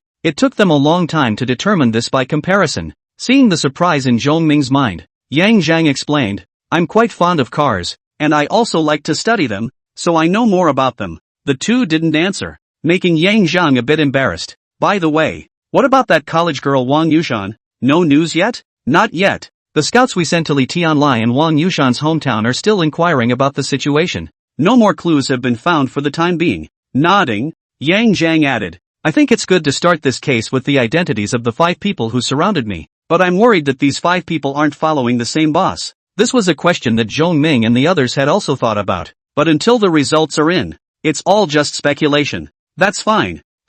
Jingle bells. Yang Zhang was ready to say goodbye and leave when his cell phone rang just as he opened his mouth. Picking it up and glancing at the caller ID, he silently got up and walked out. In the corner of the hallway, Yang Zhang picked up the phone. Hello, brother, where are you? I have something to find you. It's Monkey. Are you in a hurry? It's urgent. Where are you? I'll come to you. I'm with Blackface. At his place. Okay, got it. I'll be right over. Hanging up the phone and returning to the office. Facing the expectant eyes of Zhong Ming and Zhou Jun, Yang Zhang said, I have to leave for something. By the way, I don't need a line of 3 people to get out, do I? That's not necessary. But what is it? Zhou Jun asked. I'm not sure. It was a friend of mine who said he had something urgent to find me. Yang Zhang replied, do you need me to send 2 men with you? Line, preferably a raw face. After considering it for a while, Yang Zhang did not refuse. Monkey is so anxious to find himself. Maybe it is related to Li Tianlai's case. It is convenient to have 2 people to follow. The most critical thing is that his car has been exposed. To immediately change a car cannot be found for a moment. With the police following, it's just right to drive their car. Don't worry, I'll set you up. Soon. Jo Jun came in with two plainclothesmen. Seeing the two men and the pistols they had hidden in their belts, Yang Zhang nodded in agreement. These two are the cream of the crop drawn from the precincts below. You guys follow Counselor Zhang next. Listen to Counselor Zhang about the investigation. You can't make private decisions. Understand? Yes. The two men promised. After receiving a walkie-talkie radio, Yang Zhang followed the two out. The car was a black Toyota Leyline, with Yang Zhang sitting in the back seat and two criminal police officers, one driving and one in the passenger seat. After reporting the address, the limo headed for Blackface's place. Outside the neighborhood, the car pulls over. Yang Zhang being careful all the way, making sure there's no followers before letting it pull over. I'm going to go inside. You guys wait in the car and be careful. Counselor Zhang, I'll go in with you, the co-pilot criminal police officer said. No, you all wait in the car. I've got the radio. I'll call you if anything happens. After saying that, Yang Zhang opened the door and got out of the car, entering the neighborhood. Knock, knock, two short and one long, which was the code word for knocking on the door agreed upon with Blackface. The door to the room then opened, and upon seeing Yang Zhang, Blackface hurriedly stepped aside with a sigh of relief. When he entered the house, Monkey was sitting on the sofa with an apprehensive look on his face, and when he saw Yang Zhang enter, he hurriedly stood up, pressing his hand. He signaled the monkey to take it easy. Only after taking his seat did he ask, "What's the matter with finding me here in such a hurry?" "Brother, something happened to the monkey." "What is it?" Yang Zhang didn't understand. "Monkey, you say?" The eyes turned to the monkey, only to see his face pale, his mind not belonging to the appearance. A moment before noticing the two staring at themselves, hurriedly said, "Brother, I had an itchy hand and stole a bag, and when I opened it, the bag." Seeing the monkey's appearance, Yang Zhang realized that there must be something extraordinary in that bag. "Where's the bag?" Here it is. I brought it over." Receiving a small lady's satchel that the monkey took out from behind his back, Yang Zhang did not open it immediately, but instead casually took a pair of blue rubber gloves out of his pocket, actually out of space, and put them on. Watching Yang Zhang's professional movements, the monkey became even more apprehensive. Pull open the zipper. Inside, in addition to lipstick, powder, the ground floor also placed a black velvet fabric bag, took it out and weighed it, at least half a pound, and pinched it, soft, before pulling open the black velvet bag. Seeing the white powdery object inside, Yang Zhang's pupils instantly contracted and he almost threw it out. "This stuff, you didn't throw it away? And bring it here?" "Brother, I'm not sure only, just feel like, and I don't dare to throw it, in case I'm caught catching up. I have to have something to give back to the people." "So true, but this monkey, he's really good. No matter who caught it, it was a dead end." It was precisely because he knew it was not a small matter that the monkey was so nervous. "Have you ever been seen taking someone's stuff?" Monkey doesn't say anything. "Seen? If he could." Yang Zhang hated to slap this guy to death. And no, it's not necessarily. I took it from the diner." "Well, there seems to be surveillance. Where's the man?" "The woman? Aha, female." "Brother, you've got to help me," Monkey pleaded. "What the fuck am I going to do to save you? Why didn't you call the police at that time?" Yang Zhang felt a headache. "What do you say to the police? I stole a bag of suspected white powder? And if I call the police, I'll be exposed. And if the owner of the goods behind it knows, I won't be able to live." Giving an unfavorable glare, Yang Zhang said, "It's a secret now, but when the police find you, you won't be able to say a damn thing about it, and you'll be blocked at both ends. Before, at least you had one end to save your life." After Yang Zhang said that, the monkey also knew that he had done something stupid and was even more afraid. Brother, you have to save me. Brother." The black face next to him looked at the monkey's appearance and cautiously pleaded in a low voice, "If you think this matter can be helped, let's help." Glancing at Blackface, Yang Zhang nodded. "I can help, but I must call the police immediately. However, there's no need to call 911, I'll notify someone to come over." Blackface, Monkey, hearing Yang Zhang say that he could help, and that he would get someone to come over directly, Monkey and Blackface glanced at each other, both seeing surprise and a hint of incredulity in the other's eyes. They all knew that this packet would be too criminal if it were real. Just as simple as that? "Brother, will it work?" Blackface was a little worried. "Yeah, brother, if it doesn't work, forget it. I'll take the stuff and go directly to the police, requesting them to provide protection. It shouldn't be a problem." Monkey also hurriedly said, "What the fuck did you do earlier? Don't call me over if you have the heart for it." Giving these two idiots a blank look, Yang Zhang stopped caring about people and picked up the walkie-talkie on his back waist and turned it on. "Xiao Wu, Did you bring a law enforcement recorder when you came out? Bring it on, Counselor Chang. Then you originally wanted to let the two police officers who followed him over to come up together, but he suddenly reacted. Such a big thing. These two drawn-up criminal police cannot handle. Thinking of this, Yang Zhang added, "It's fine. You guys wait downstairs. I'll notify Department Joe." Copy. After ending the call and placing the walkie-talkie on the coffee table, Yang Zhang pulled out his cell phone and called Zhou Jun. "Old Chow, do you recognize the anti-drug ones?" "Of course I recognize it," Zhou Jun replied. "Is there a well-connected kind? Give him a great gift." "What's the situation? Tell me first." Zhou Jun was curious. "It's not very convenient to talk on the phone. Why don't you call up someone to come with you? Bring the test reagents and law enforcement recorder, and I'll send you the location." "Sure, I'll call someone over right away." Although the task force was busy, Zhou Jun, as the leader, did not have no free time at all. It was only after the call that Yang Zhang learned more about the situation. Monkey also told all he saw, but as the monkey described what the woman looked like, Yang Zhang always felt that he had seen her before. "Wait, you said the woman had a butterfly tattoo where her ankle was and a red mole on the left side of her nose on her face?" "Yes, brother. I don't remember the others very well, but the butterfly tattoo and the red mole are very obvious. I'm sure I won't be wrong," Monkey affirmed. "But you just said she has long hair? Big waves?" "Aha, it's one of those big wavy, flaming red lip ones that are popular on the internet, and it's kinda pretty to look at." Yang Zhang frowned as he had an impression of a woman who fit the bill, but this woman had short shawl hair. Blackface, got a pen and paper? "Yes, brother, I'll get it." Since learning about Yang Zhang's craft, Blackface has thought about learning how to draw,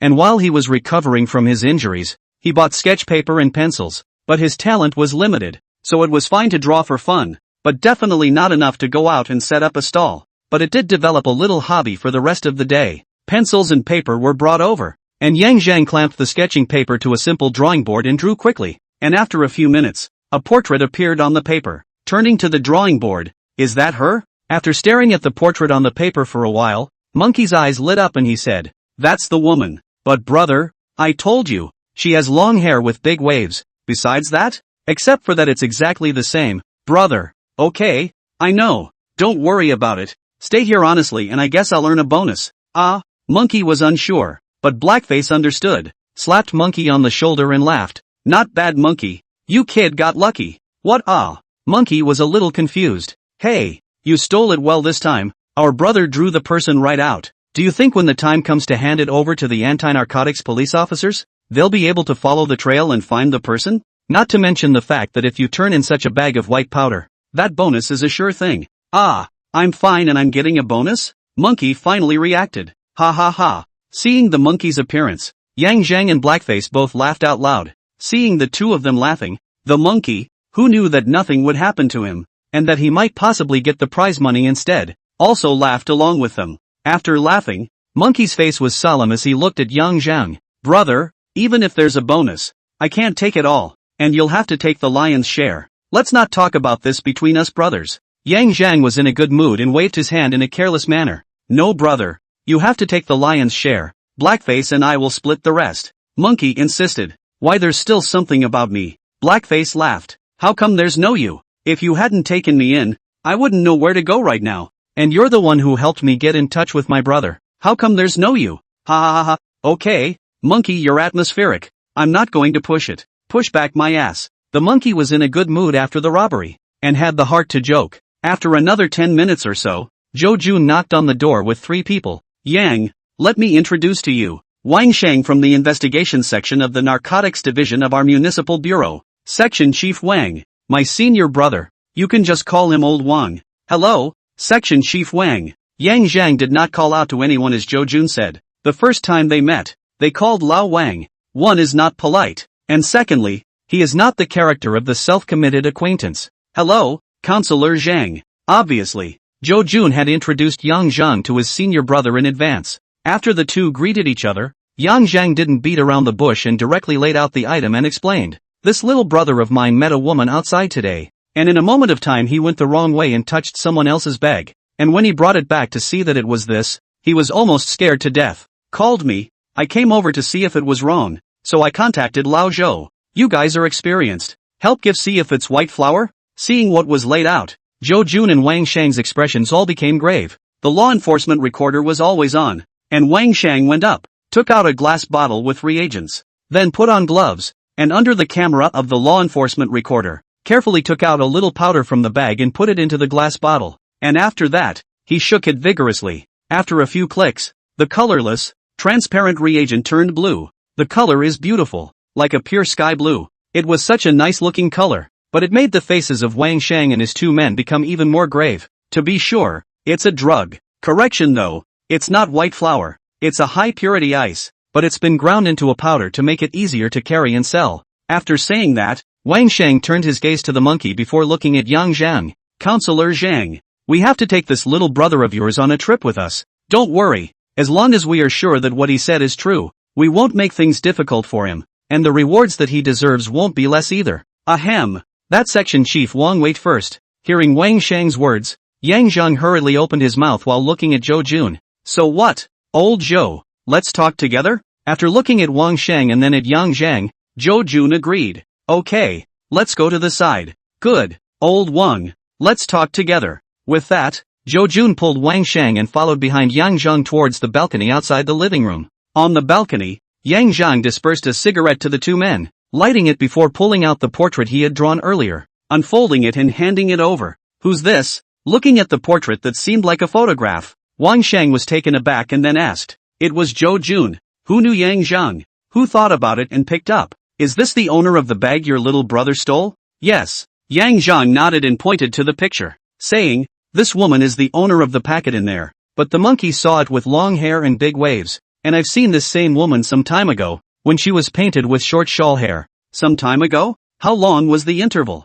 Wang Shang sensitively grasped the point at the first moment. It's only a few days. After answering, Yang Zhang looked at Zhou Jun and stated the exact time. It's the same day that I said I had met both Li Tianlai and Wang Yushan last time. Same time? Zhou Jun was astonished. Yes, I didn't notice anything wrong at the time, but now when I think about it in combination, this woman was just a few meters behind Li Tianlai and Wang Yushan. She's following the two? Zhou Jun asked. I can't guarantee it, but if she was indeed stalking, given the circumstances, she didn't even need to deliberately observe. She could see Li Tianlai and Wang Yushan with her eyes up. So it's a possibility? Well, it's possible. And now that I think about it, it does seem suspicious. What do you mean? This woman is related to the case you're investigating? Wang Shang, who was standing on the sidelines listening to the conversation between the two, asked. I'm afraid so. So Section Chief Wang, my little brother can't go back with you, but you can take that package with you. The two men next to him were silent. Half a caddy of high purity ice is definitely quite a lot.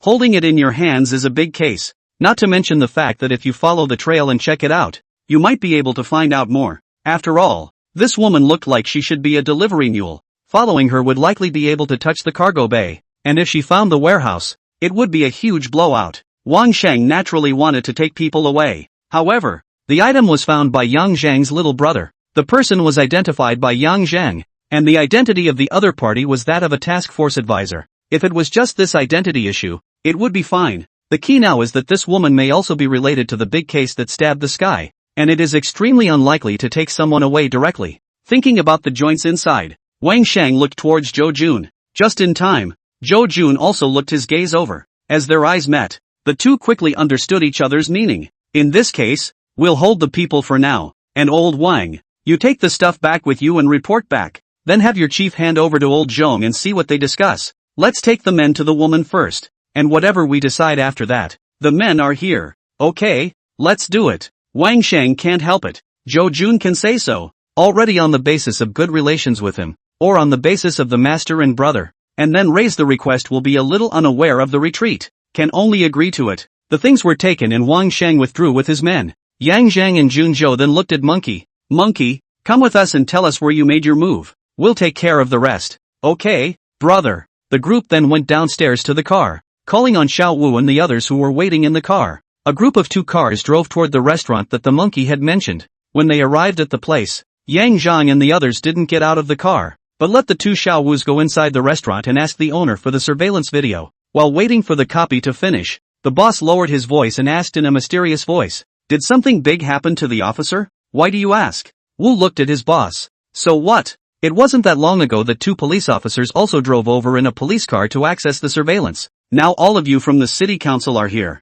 Something big must have happened. Oh, Did they say which department? The boss's words caught Xiao Wu's attention. Said they were from the police station. Glancing at his colleague, Xiao Wu laughed. The boss is very sharp, but the case isn't that big. It's just that the amount of money involved is a bit high. That's why the police station turned the case over. And we're coming back to bring up the evidence once more. By the way, boss, don't tell anyone else about this. Hey, don't worry, I'm sure I won't tell. Surveillance copy good. And the boss said the police station people that section of the surveillance also found copy down. Wu and colleagues took the USB flash drive and left. And before leaving, the 2 videos were deleted by hand. In that case, the only people who had this surveillance were the 2 police officers the boss had mentioned, and the city council task force. Back in the car, Wu immediately spoke to Yang Zhang and Jun Zhou over the intercom about the problem mentioned by his boss. After listening to a discussion, the 2 decided to go to the precinct police station to see if the 2 police officers are really the police station police,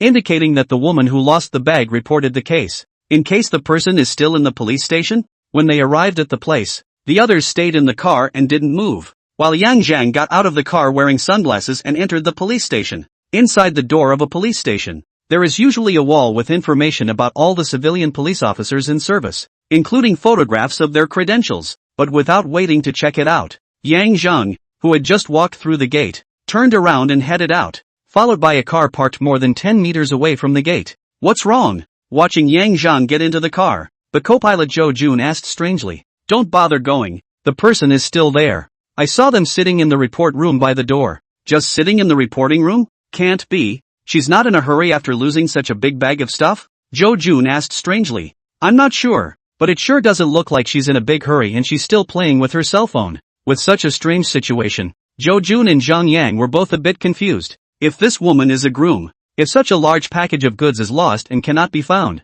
either the woman will pay for the goods or be subject to family law. Those drug dealers are inhuman. Not to mention that these people carry their heads to make money every day, but their minds are very sensitive. If they are suspected because the goods are lost, the woman will die even worse. Thus, as a matter of common sense, this woman could not be so laid back right now. When things go wrong, they go wrong. Could this woman be the boss? Zhou Jun offered his guess. After thinking about it, Yang Zhang felt that there was nothing wrong with it. Otherwise, how could she explain that the other party had lost about half a kilogram of high-purity ice and was still so calm? Unless she wasn't afraid to die. But that's impossible. So, arresting people? Yang Zhang asked. Don't catch. Follow first. Zhou Jun only thought for 2 or 3 seconds before making his decision. Okay, let's wait and see then. In the reporting room, the police officer on duty finished watching the surveillance and pointed to a man, or monkey, in the surveillance picture and said to the woman, according to the surveillance, it should be this man who took your handbag.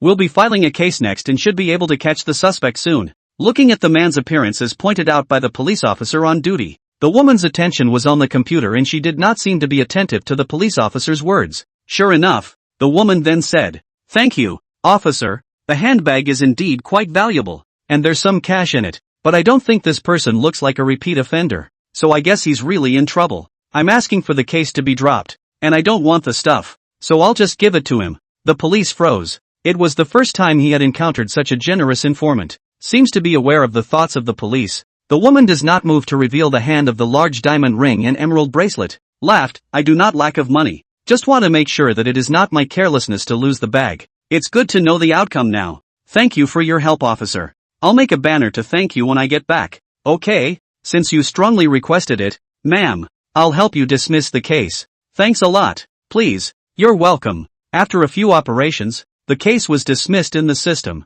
and printed out for the woman to sign, and the matter was closed. The woman also got up and left, went out and got into the Porsche Macan parked in the parking space in front of the entrance. That's the woman, Yang Zhang said as he sat in the driver's seat and pointed to the woman getting into the car. Xiao Wu, take someone in and ask about the situation. We'll follow the target. Zhou Jun informed Xiao Wu with his walkie-talkie. Copy that, Mr. Tao. Wu and his colleagues went into the police station, while Yang Zhang drove slowly behind the Porsche. Yang, the target is turning. I can see it. Don't worry, I can't lose it. The Porsche pulled over, and Yang Zhang drove by without a second glance, without the slightest intention of stopping. She stopped. Where are you going? Does it look like she's getting off? It's just a test run. Trying? How can you be sure? This road is banned from parking. Would someone like Lin Xiaotang make such a mistake? Did you just find out if there was even a violation? The greatest fear of such a person is to be investigated, whether for any mistake. Jo Jun thought about it, and indeed he did. The car turned a corner and stopped, and Yang Zhang stared at the intersection through the rearview mirror. Sure enough, a few minutes later, the Porsche Macan once again passed straight through the intersection and headed ahead, and Yang Zhang hurriedly started his car and followed again. After tracking the car for more than an hour, stopping and starting on the road, and making several detours, Lin Xiaoting's car finally drove into the underground parking lot of a neighborhood. Not following? Do not go in. The line of sight is obstructed. Maybe the other side will be waiting at the entrance. Now go in is not to throw yourself into the net. Contact the bureau. Check this neighborhood owners and tenants. Okay, I'll call. Refreshing his knowledge of Yang Zhang once again, Zhou Jun nodded and picked up his cell phone to call the task force. A few minutes later, the task force replied that it had not identified a landlord named Lin Xiaoting, nor had it identified a tenant in Lin Xiaoting's name. In that case there are only two possibilities. 1. Lin Xiaoting used a false identity. 2. Lin Xiaoting lived in a house purchased or rented in another person's name. However, according to the license plate of the Porsche, it was possible to find out the information registered to the car. The second building, Unit 3, 1804. The house is facing the street on one side, and from the upper floors, you can see the entrance to the neighborhood, and it is also the top floor. After hearing this information, Yang Zhang felt the need to feel out the other party. Putting his thoughts into words, Zhou Jun was in a difficult position. Sneaking into the other party's residence like this is definitely not in line with the program. Even if you want to conduct surveillance monitoring and eavesdropping, you need to apply to the top. But Yang Zhang wanted to sneak in. Which? Department Zhou. I know it's out of order, but think about it. These people did such an arrogant job of killing and dumping bodies, and Lin Xiaoting is still scurrying around with a big bag of drugs in broad daylight. The former may be because there is someone behind it, and the latter may be a black light. But in any case, it has to be kept secret just in case, and it's best if this matter is clear only to a few of us. Wouldn't it be fine to go in and look around, leave if there's no problem, and exit noiselessly if there's a problem, and then go through the process afterward? Yang Zhang's words make sense, but they don't fit with the police process. But Zhou Jun wasn't the pedantic type. Although he had some issues with Yang Zhang's statement of apparent distrust of the police, he had to recognize that there was such a risk. If someone really did act as an umbrella for this gang, or was threatened by the gang behind it and had to do something for it, then their application upwards would probably expose the investigation of the task force. After all, judging from the way these people were acting, the people in this organization love to kill and kill. Okay, I'll go with you. No, Monkey can just come with me. You're too much of a cop. Zhou Jun was speechless, but didn't insist too much, but asked him to bring a law enforcement recorder. After receiving the stuff, Yang Zhang and Monkey both got off the bus, in front of the door of the third unit of the second building, using the time when the owner of the door to open the door. Yang Zhang and the Monkey smoothly enter the door of the unit, enter the elevator. Fortunately there is no ladder control. Directly press the button on the 18th floor. Ding! The elevator's here. The door opened, and the two of them, Yang Zhang and Monkey, were just about to go out. Boom! Help! Murder! A cry for help came from a woman. Yang Zhang's face changed as he rushed straight out. Monkey was a step slower but followed closely behind. Just as he stepped out of the elevator, he saw a woman covered in blood on the ground, and a masked man holding a dagger rushed out of the house and was stabbing at the woman's body. The woman was none other than Lin Xiaoting. Stop! His face changed. Yang Zhang yelled, and followed by rushing up. When the killer saw someone coming, he not only didn't stop, but also stabbed Lin Xiaoting's abdomen 2 more times quickly. Seeing the woman's eyes wide open without much air before turning around with a knife and facing Yang Zhang. Swish! The dagger that was attached by blood stabbed at Yang Zhang. The knife was fast and hard, and it looked like an old hand with a knife. Brother, watch out! Monkey loudly reminded an anxious face rushing over to try to help. The murderer noticed the monkey behind him. Ruthlessness flashed in his eyes, and his grip on the knife accelerated again. This guy is awesome. Not only was he experienced with knives, but he didn't back off with 2 young adults rushing at him. It was this time of year when backing off would be most detrimental to him. Instead, it's easier to scare off meddlers by making a crazy face. Unfortunately, he was facing Yang Zhang. Perfect level fighting plus 3 times the physical quality. Empty hand to take the white blade is a trifle. Not to mention the anger contained under the strike. Click. The murderer holding the knife's left arm is not normal bending, obviously broken. Ah! The swordsman screamed in agony, and sweat swished down his face. But this was no longer something Yang Zhang needed to worry about, and with an upward thrust of his knee, and a bang, and a close contact with his head, The murderer's screams that he had just cried out came to an abrupt end, and he fainted. Letting go, the murderer slumped to the floor and the knife clanked off. Monkey, watch him and call an ambulance. Okay, brother. After instructing the monkey, Yang Zhang took out his cell phone and dialed Zhou Jun while checking the woman's pulse. Just as his hand was placed on it, Yang Zhang's face changed. The pulse was extremely weak, and it looked like the woman was not going to survive. Hello, Department Zhou. Something happened. Someone tried to kill Lin Xiaoting. We were one step too late. The body was stabbed several times. The person is no longer able to do so. You come up quickly. In addition to calling for backup to come over, the murderer was taken down by me. Okay, I got it. Call an ambulance and I'll bring up first aid supplies. Hanging up the phone, Yang Zhang looked at Lin Xiaoting's gradually dilated pupils and quickly took off his jacket and pressed it against the knife wound in his abdomen. The blood stopped temporarily. Perhaps it was a flashback, as the woman whose face and lips were white from blood loss was conscious for a brief moment. Help! Help me! Already called. The ambulance will be here soon. Yang Zhang comforted the other party. Yao Wenwu. It's Yao Wenwu. It's him. He's trying to kill me.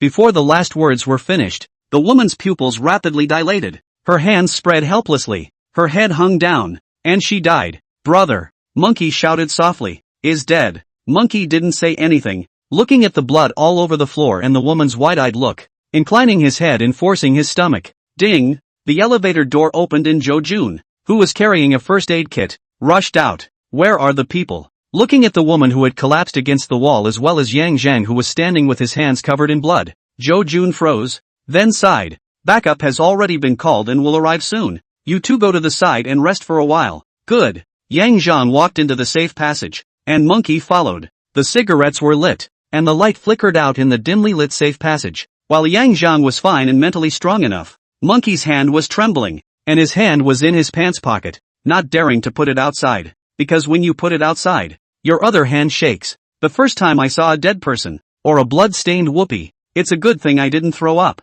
Unlike the monkey who was still in fear. At this moment, Yang Zhang was thinking of another problem. How did the murderer find this place and be so punctual? Could it be that he was discovered when he was following Lin Xiaoting? But he could be sure that he hadn't noticed any vehicles following him along the way. And as for being on foot, it was even more unlikely. Fixed surveillance posts? Thinking of this, Zhang Yang understood. The hand of the cigarette thrown with the sole of the shoe stamped out after going to talk to Zhou Jun, but then stops just 2 steps away. He thought of another question. Since the fixed surveillance post had already discovered that Lin Xiaoting was being followed, could the people at the surveillance post still be foolish enough to wait where they were? How do you find someone when you can't even determine where this fixed post is? Support has arrived. Zhong Ming, who arrived at the scene, looked at Lin Xiaoting, who had been pronounced dead, and after learning about the situation from Zhou Jun, he also pondered the question, how was he exposed? It wasn't that he had much confidence in Yang Zhang, but he had confirmed through Zhou Jun that along the way, Yang Zhang had tracked him in a very methodical and careful manner.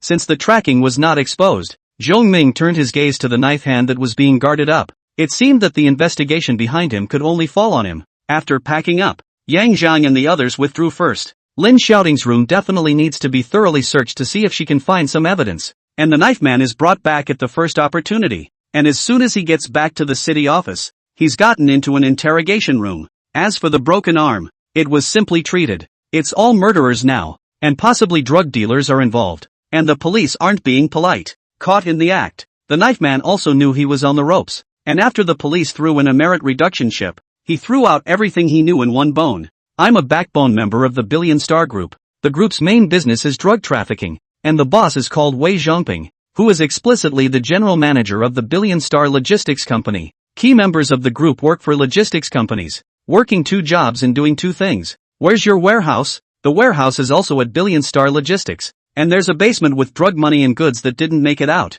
Why kill? I was informed to take care of Lin Xiaoting. She was exposed. When and who called? Just 20 minutes or so before Lin Xiaoting arrived home. I happened to be in the neighborhood, so I took this mission and hid in Lin Xiaoting's house ahead of time. The order was given by the boss. What is Lin Xiaoting's status? I don't know. I only know that this woman has come to the company several times and was received by the boss himself. She also takes goods from us. Where's Li Tianlai? Did your people kill him? Who? Zhou Jun got up and laid out several photos in front of the knife man, which included not only the photos of Li Tianlai and Wang Yushan, but also the photos of the other 5 thugs who had attacked Yang Zhang in the parking lot. Looking at the photo in front of him, Knife finger pointed at the 5 people. These 5 people are the group's thugs, and they are higher in rank than me. Do you recognize this person? Jo Jun asked, pointing at Li Tianlai. Don't recognize it. Never seen it. But what? But I heard some time ago that there was a peripheral junior under Lao Yang who disobeyed and hacked the company's goods has been dealt with. And also cut off his head and threw it outside.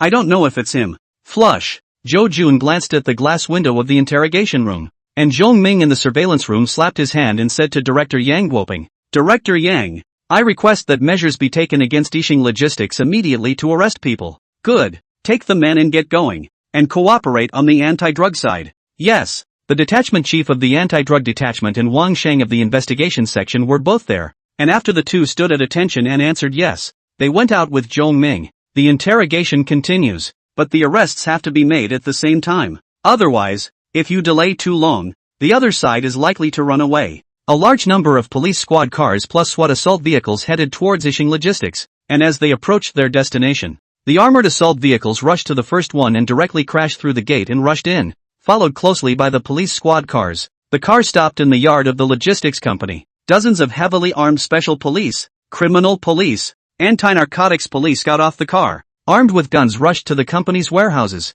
office buildings and other places. Most of the people at the logistics company didn't run away, and they didn't even know what was going on. Faced with a large influx of police, faced with the black holes of gun muzzles, even drug traffickers one by one obediently put down what they were holding in their hands and crouched down with their heads in their hands. Boom! The door to the general manager's office is slammed open by a SWAT commando. Police, freeze! The raiders entered the office and shouted orders. However, there was no one in the office except Wei Zhongping, who was lying in a classroom chair, shot in the temple and holding a pistol in his hand. What? People are dead? Zhong Ming and Wang Sheng, who were outside, rushed into the office after receiving the report. When they saw Wei Zhongping's corpse, their faces were not good. Wei Zhongping's death means the trail is broken. The questions of where his goods came from and who the members of the network were have all become mysteries. Report, basement found. A report rang out over the intercom, and Zhong Ming's face was solemn as he ordered, have the forensic and criminal technology sections come over here and keep an eye on this place. Yes, in the basement, looking at least tens of millions of dollars of drug money as well as tens of kilograms of high-purity ice, ecstasy and other drugs. Zhong Ming and Wang Sheng both looked at each other, neither of them too happy. The case is solved, but that main thread is broken, and neither of them can believe it if they say there's no one behind it. Now we can only hope that the management of the company that captured it will see if there is any knowledge in there about what is going on behind the scenes. At the city hall, Yang Zhang and Monkey, who were staying in the lounge, were bored until Jo Jun pushed the door in. The operation was successful. The drugs and drug money were found. You can go home now. Yang Zhang nodded and gave the monkey a wink. The monkey got up and walked out, leaving Zhang Yang and Jo Jun alone in the room. Things aren't going well? Seeing the look on Jo Jun's face when he came in, he knew that something had definitely changed. Otherwise the successful dismantling of a drug cartel could not have been faceless. Hey, with the monkey, an outsider, gone. Jo Jun stopped pretending. Sitting next to him, he lit a cigarette and exhaled smoke before saying, Wei Zhongping committed suicide. And the management of the logistics company didn't get a clue about the source of the goods behind it even after a surprise on-site interrogation. So there's someone else behind it? Yang Zhang asked. Definitely. If there's no source, where did those dozens of kilograms of high-purity ice and ecstasy and other drugs come from? It's not like Yixing has its own kitchen. Really committed suicide? After a few seconds of silence, Yang Zhang asked. Forensics and criminal tech went over it, and Team Chung looked at it, and it was a suicide. Can I go take a look? After thinking about it, Yang Zhang asked. Okay, I'll take you there. After a few seconds of silence, Jo Jun agreed to come down and stood up before remembering to report back to the top. So he said, Nah, I'll give the director a call. No problem, I'll meet you outside. Receiving Jo Jun's call, Yang Guoping asked a few questions after thinking. Will it help if he goes? It shouldn't be a problem to take a look. He's the one who saw the problem with Li Tianlai's rental housing before. Why is he so curious about this case? This, I think one is curiosity, and the other is that these people have attacked him before. Yes, you take him. By the way, didn't you say earlier that you guys looked at the surveillance and found 3 suspicious targets? If you find something different over there, let him take a look when you come back as well. Yes, Chief. Hanging up the phone, Jo Jun walked out to find Yang Zhang and led him to the logistics company. As for the monkey, he took a taxi and left by himself. Office of the general manager of the logistics company. After putting on shoe covers and headgear and entering the scene, Yang Zhang looked at the body lying on the bench, and the light in his eyes flickered. After surveying the items on the table and other arrangements, he retreated. Well, Zhou Jun and Zhong Ming and Wang Shang were waiting outside. Wei Zhongping's preferred hand was his right, but the gun was in his left hand when he committed suicide. Is that a problem? Generally speaking, the dominant hand is a habit, and habits are the most difficult to change. For Wei Zhongping, who was about to commit suicide, did he specifically choose the inconvenient left hand? When these words came out, Zhong Ming and the others understood. You mean Wei Zhongping didn't commit suicide, but was suicided? It's possible. Yang Zhang didn't say the words to death. After a pause he added, it would be very likely if there were no clues to a third person left at the scene. Is the same as Li Tianlai's house? Zhong Ming said, yes, professionals. Yang Zhang nodded and asked again, have you determined the location of Li Tianlai and Wang Yushan's bodies? It's confirmed. It's been interrogated, and men have been sent over to dig it up. Nodding, Yang Zhang stopped talking and looked at Zhou Jun. There should be someone else behind this case, but that's obvious. I can't help in any other way, so let's go back first. Glancing at Zhong Ming, Zhou Jun promised, let's go. I'll walk you back to the station to get your car. Thanks a lot. Back to the city council. Yang Zhang was about to leave, was left behind by Zhou Jun, went upstairs into the criminal investigation department. In Zhou Jun's office, saw the surveillance video. Just these three? Yes, we've looked at all the surveillance in the neighborhood, and these three are the only ones suspected. However, they left a long time ago. The first contact even said they were traveling outside. After that there was no news at all. So there must be something wrong with these three. Well, indeed, but we searched for them and found nothing. It's definitely not searchable as it is now. They're all camouflaged. Oh, Zhou Jun was surprised. Yang Zhang reached out and pointed at the freeze frame, saying, this old man is definitely not an old man. He's just pretending. Just look at his actions. In addition on this man and woman also made a disguise. Just how the original appearance is not clear. Old Chow, let's call this case a day. What do you mean? Zhou Jun said unhappily. It doesn't mean much. It just means that these three are more dangerous than Wei Zhongping and his men combined. And that sniper. Did you find out if Wei Zhongping has this person under his command? Have not been briefed. Zhou Jun shook his head. That's not it. These people should have already withdrawn. And all they did was to silence them.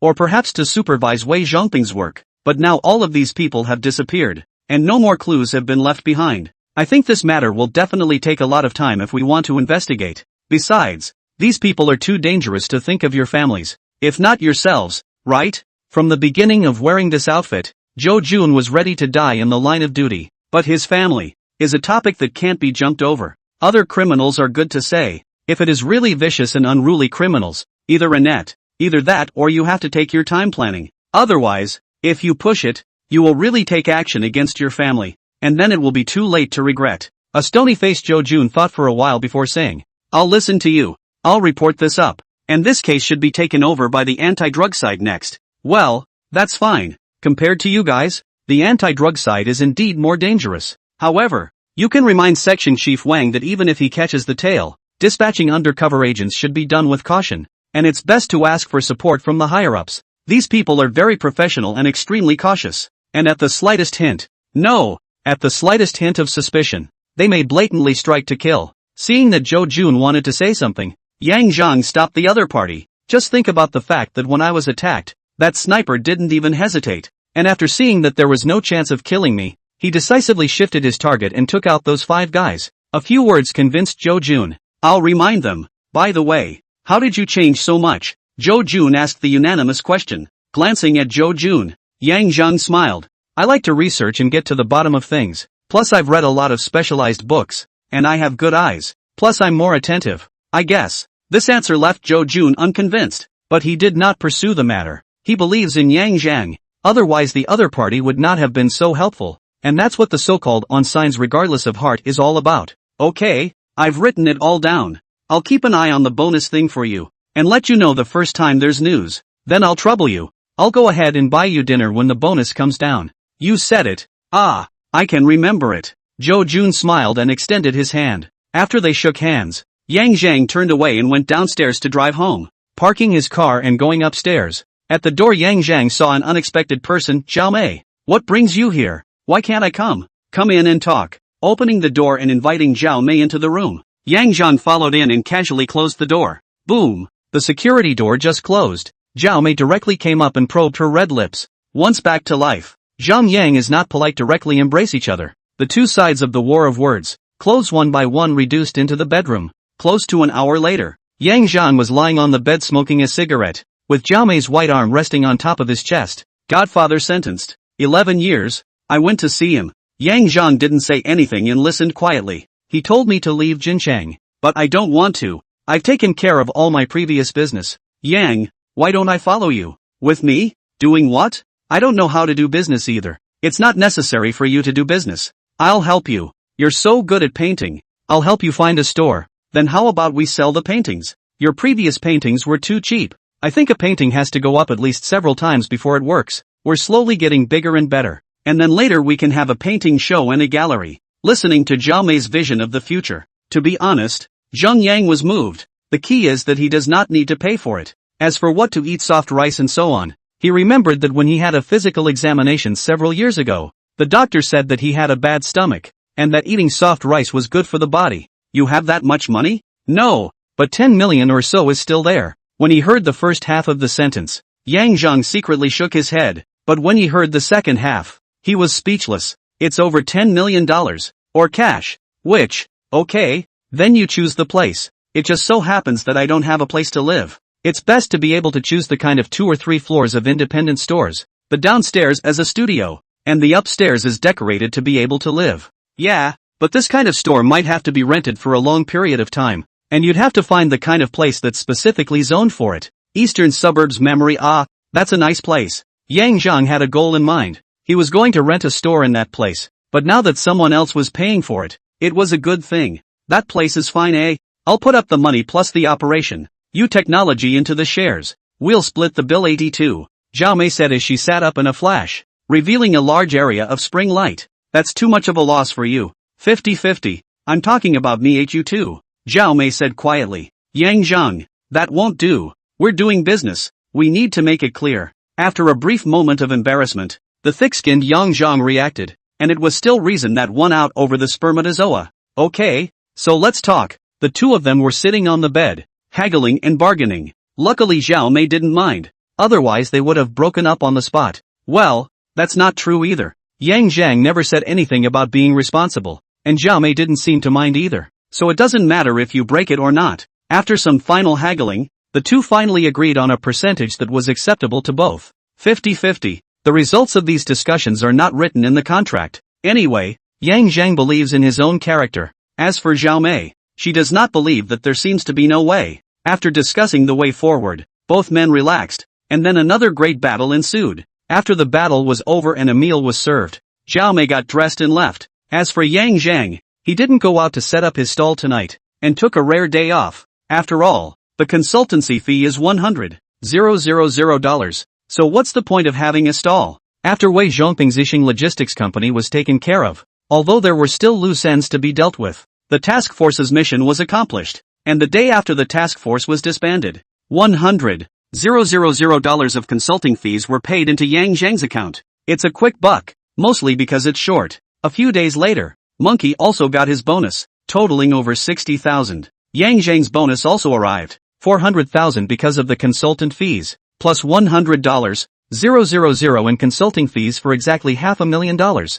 The day after getting the bonus, Yang Zhang called up both Monkey and Blackface for dinner, a large stall. When Yang Zhang parked his car and walked in, Monkey and Blackface had already arrived. Brother, sit down. None of us are outsiders. Have you ordered yet? Ordered, brother. You'll see if you want to add more food. Taking the menu and looking at it twice, Yang Zhang ordered 2 dishes and put them down. Then another person took a thick envelope out of his satchel and gave it to the monkey. Blackface. The information Monkey gave on this case was more important, and even though he got a reward as well, it's time to give it. Inside is $10,000. Another 8,000 will be transferred to you. So check it out. Brother, this time it's the monkeys who helped. I don't have to give mine. Blackface said. Yes, brother, I don't need to give mine. The last time I inquired about the information you gave money. This money can't be asked for anymore. What's more, if it wasn't for you, I guess I would have gone in. And then I want this money. What have I become? I can't take it. Definitely can't take it. Okay. Stopping the monkey who returned the cash, Yang Zhang said, one size fits all. It's not much money, It's just a token of appreciation, I'll take it. Also after that I'll open a studio. Blackface, you see, if you wanna come and help. When something is wrong, go out and ask for information. When it's fine, help out in the studio. I'll give you an extra $2,000 in wages. I do, brother. Blackface hurriedly agreed. Not to mention the fact that Yang Zhang has been so good to him that he would go over there to help even if he wasn't paid. Not to mention the fact that he's now gotten a raise. Well then, it's a deal. Drink. Yang Zhang picked up his wine glass. Blackface and Monkey also hurriedly poured their glasses full and picked them up. The three of them clinked and then took a sip. Drinking, eating and chatting. There was a great atmosphere between the three of them. It's just that the monkey seems to have something on his mind. Yang Zhang could probably guess what was going on in his mind. Presumably because he saw Blackface doing something with himself and wanted to follow suit. But Yang Zhang didn't mention it. First, although the studio place has been chosen, but there is no income. How the future is uncertain. Secondly, monkeys are only good at fighting, and when it comes to asking for information and other things, they are far worse than Blackface.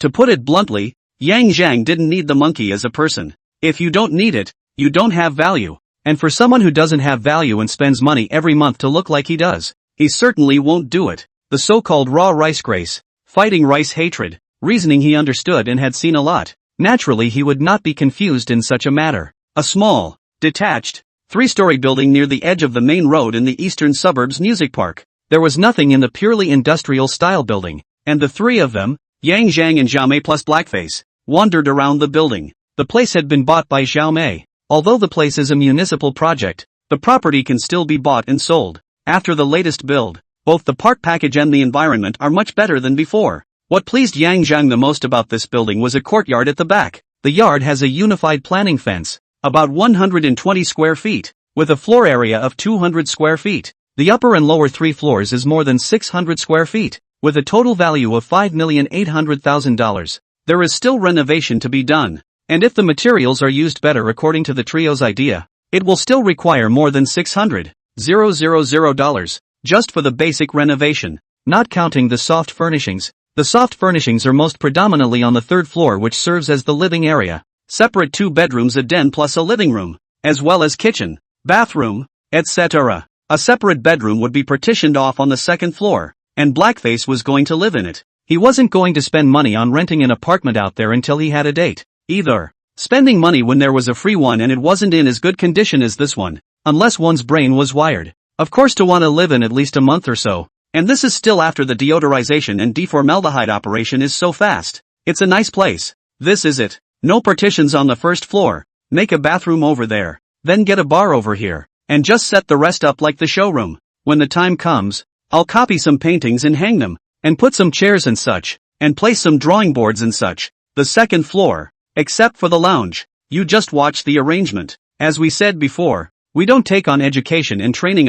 This last sentence was said to Xiao Mei. Got it. Rolling her eyes, Xiao Mei looked at the empty second floor and said, place some chess and table games here, and put a table of 9 balls here, so you can play in your leisure time. How about the second floor as our lounge area? Can. After a bit of planning, Xiao Mei started to contact the decoration company, while Yang Zhang left Blackface to help and drove off on his own. Although there is now more than $1 million in savings, but the money-making thing cannot be stopped. Not much is earned every day, but it can be gathered into a tower, which is better than sitting on your ass. And he'd thought about it. If business is bad on the studio side, he'll just keep setting up his stall. Anyway, the income from the stall is good. As for Xiao Mei, it is said that there are still 2 or 3 sets of real estate, together with the current set of large millions of real estate. Even if the business fails, it will not starve. A month or so later, the drawing room was renovated. Yang Zhang went to take a look and it was very nice. The soft furnishings, Xiao Mei, are also done.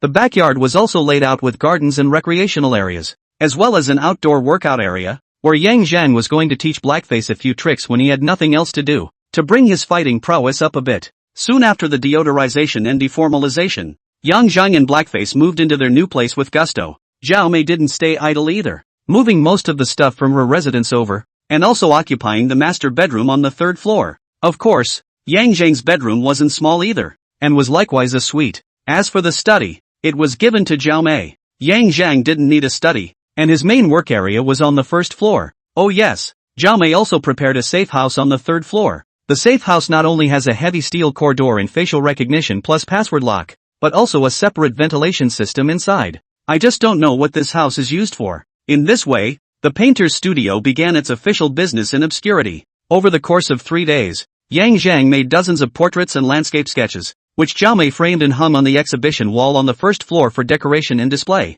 These beautiful paintings attracted many visitors. And of course, a few took care of the business of the studio, and some of them bought up a few of the paintings on the walls. Overall, business isn't great or bad, but it will certainly take many years to make back the big millions invested. But Yang Zhang didn't care about that, and neither did Zhao Mei, the little rich girl, and the only one who cared was Blackface. Phew, snap, boom. At 7 o'clock in the morning, in the exercise area in the backyard of the drawing room, Yang Zhang is teaching Blackface and Zhao Mei fighting techniques, including flying stones. This is a gradual process and cannot be achieved overnight. However, Yang Zhang had enough patience, and the two of them, Blackface and Zhao Mei, were also very serious in their studies. They both had some basic knowledge, especially Zhao Mei, being able to tell that she had a foundation in fighting. She would have no problem taking on a big man or two on her own out there. Under Yang Zhang's tutelage, she has made the most progress. As for the Blackface, it is better in the flexibility, dexterity, and fast understanding of the flying stone skills. Jingle bells. When the front door bell rang, Yang Zhang stopped his movements and said to the two, "Continue," then walked towards the front hall alone. A middle-aged man in a suit with a silk scarf adorning his bow tie stood in front of the one-sided glass door. Seeing this person, Yang Zhang frowned, then pressed the button to open the door, a smile appearing on his face. "Hello sir, our studio is not open for business yet." The middle-aged man in a suit at the door smiled slightly and pulled out a business card and handed it over. "Hello, I'd like to meet your boss, the artist of these paintings." "Yes, please come in, sir." After reading the business card, Yang Zhang politely invited the other party in and sat down in the first floor meeting area. "These paintings were made from my hand. What instruction does Mr. Wang have?" No, I don't dare to be instructed. I just want to buy the rest of these paintings. In my eyes, they are absolute works of art." "Oh," Yang Zhang smiled, not looking too surprised. "I wonder how much Mr. Huang wants to offer. How about $10,000 apiece?" After saying that, Mr. Huang revealed a look of shame. "I know that $10,000 apiece for these works of art is a bit low, but, as you know, I'm a businessman, and I can only give this price before your fame is not big enough." "Is this price low?" "Definitely not low. One should know that the paintings that the studio had sold before, the highest a painting could be sold for was just 3,000. Now that the other party was giving more than 3 times the price, they must have made a profit, and a lot of it." Just as this Mr. Wang said, the skill of painting is no more superior. Without enough fame, the value of the painting is just that. And now there are 65 paintings hanging on the wall. If you buy them at $10,000 apiece, the total will be $650,000. Such a large sum of money, the studio cannot open the door for half a year. But, is there such a big pie falling from the sky? Sizing up Mr. Huang, Yang Zhang was silent for a while before extending his hand. "Thanks for looking at Mr. Huang. Deal. Ha ha ha, deal." Afterwards, Yang Zhang called Zhao Mei and began to settle the bill. And it wasn't until noon when he packed up all the paintings and sent them to the car. And after waving goodbye to Mr. Huang, that he was able to relax. The doors are closed. It's a day off for vacation and rest. In front of the bar in the lobby on the first floor, Yang Zhang and Zhao Mei were sitting there, and Blackface went into the bar, made tea and brought it over, and sat down next to them as well. "Ah, that's great. All the paintings sold out and netted $650,000. If I had this kind of big business every month, it wouldn't take me 2 years to make back my investment." In response to Zhao Mei's optimism, Yang Zhang smiled and picked up his teacup and took a sip before saying, "If there were good things like this every month, I'd leave you behind and go solo in 2 years. How dare you?" Zhao Mei jumped up as if she was a fried kitten. Then seeing Zhang Yang's calmness, she revealed a humble smile again. "Good brother, you can't leave me behind. Big deal. I'll do whatever you say in the future." Looking at the woman's seductive eyes, Yang Zhang cursed demon, then ignored the other party and got up to go upstairs to take a shower. The water was running and I was just about to wash when the bathroom door was pushed open. Yangzhang, Yangqing District, an upscale neighborhood. This is more of a neighborhood of the minimum house is a large flat to start. The top of the leap. The king of the building location of the leap dozens of sets. Being in the city but living in a mansion in the sky. Those who can live here are either social elites or rich people, either rich or noble. 7 buildings, 701. It was a 200 square meter large flat mansion with independent elevator entry and naturally the decoration was not expensive. In the living room, Jo Jun was sitting in the living room with two criminal police officers, and the man was sitting on the sofa, holding his cute son in his arms with a sad and anxious face. Yesterday morning I went to work at the law firm is still good. How do I know that when I came back from work, only my son was left alone at home? To the Chin call also no one answered. To relatives and friends to contact, they all said that they had not seen the Chin. It was only after that I got the property to check the security cameras, and she went out alone, left in a hurry as it were, and after that, she never came back after that. I called the police, but the police from the police station came and looked around and just said that no case would be filed until 24 hours had elapsed, and then they left. Now you tell me. She, get a lawyer. I'm sorry for your loss. Jo Jun, who was sitting next to him, said. As soon as the words left his mouth, Lawyer Zhao raised his head violently, with a gnashing of teeth and a raised volume. Condolences. You're asking me to condole? That's my wife, my son's mother. Can a sentence of condolences be carried over? Rather, it's an easy thing to say. This matter I will not let it go like this. Even if you police caught the murderer, I will sue you. It is you. When I reported the case, with a sentence of dissatisfaction with the 24 hours not to file a case and dismissed me. And now I will prosecute the police station. Prosecute you police. Looking at the emotionally agitated Zhao Yinnan, Jo Jun's face also sank, but then glancing at the child who was held in his arms and somewhat frightened, his heart softened, his face returned to normal, and he persuaded warmly, Lawyer Zhao, it's your right to prosecute. But for now, let's focus on investigating the case of your wife's murder. I'd like to ask, other than the surveillance video, have you noticed anything unusual about Ms. Jo Chin recently? Has there been any mention of an enemy, or who she had a conflict with or anything like that? No, I don't remember. Zhao Yinnan shook his head after thinking for a while. So when she left the house, did she contact you or leave a message or anything like that? No, I can show you my cell phone. No messages left at all. Have you ever had a vendetta against someone at work that could have retaliated against your family? I can't imagine, but the nature of my work may offend some people. But, not to the point of murder as far as I know. Is convenient for us to look around? Yes, go ahead. You guys. Jo Jun got up, and his men put on gloves and started walking around the room to investigate. Zhao Yinnan sat on the sofa. His son, who was cradled in his arms, spoke softly. Daddy, don't be angry. Okay, I'll do as I'm told. Mommy says that anger grows wrinkles. Hearing his son's words, Zhao Yinnan lowered his head and kissed the top of his son's head, his eyes reddening as he looked up at the sky, as if he was forcibly suppressing his inner grief, not wanting his son to know the truth. Mr. Zhou, there's something. Suddenly, a criminal police officer shouted. Jo Jun and another colleague rushed over, and Zhao Yinnan also walked into the study with his son in his arms. In the study, a painted sketch portrait of a family of three stood. Looking at the framed portrait, Jo Jun's eyes flashed and he turned his head to Zhao Yinnan who was standing in the doorway. Lawyer Zhao,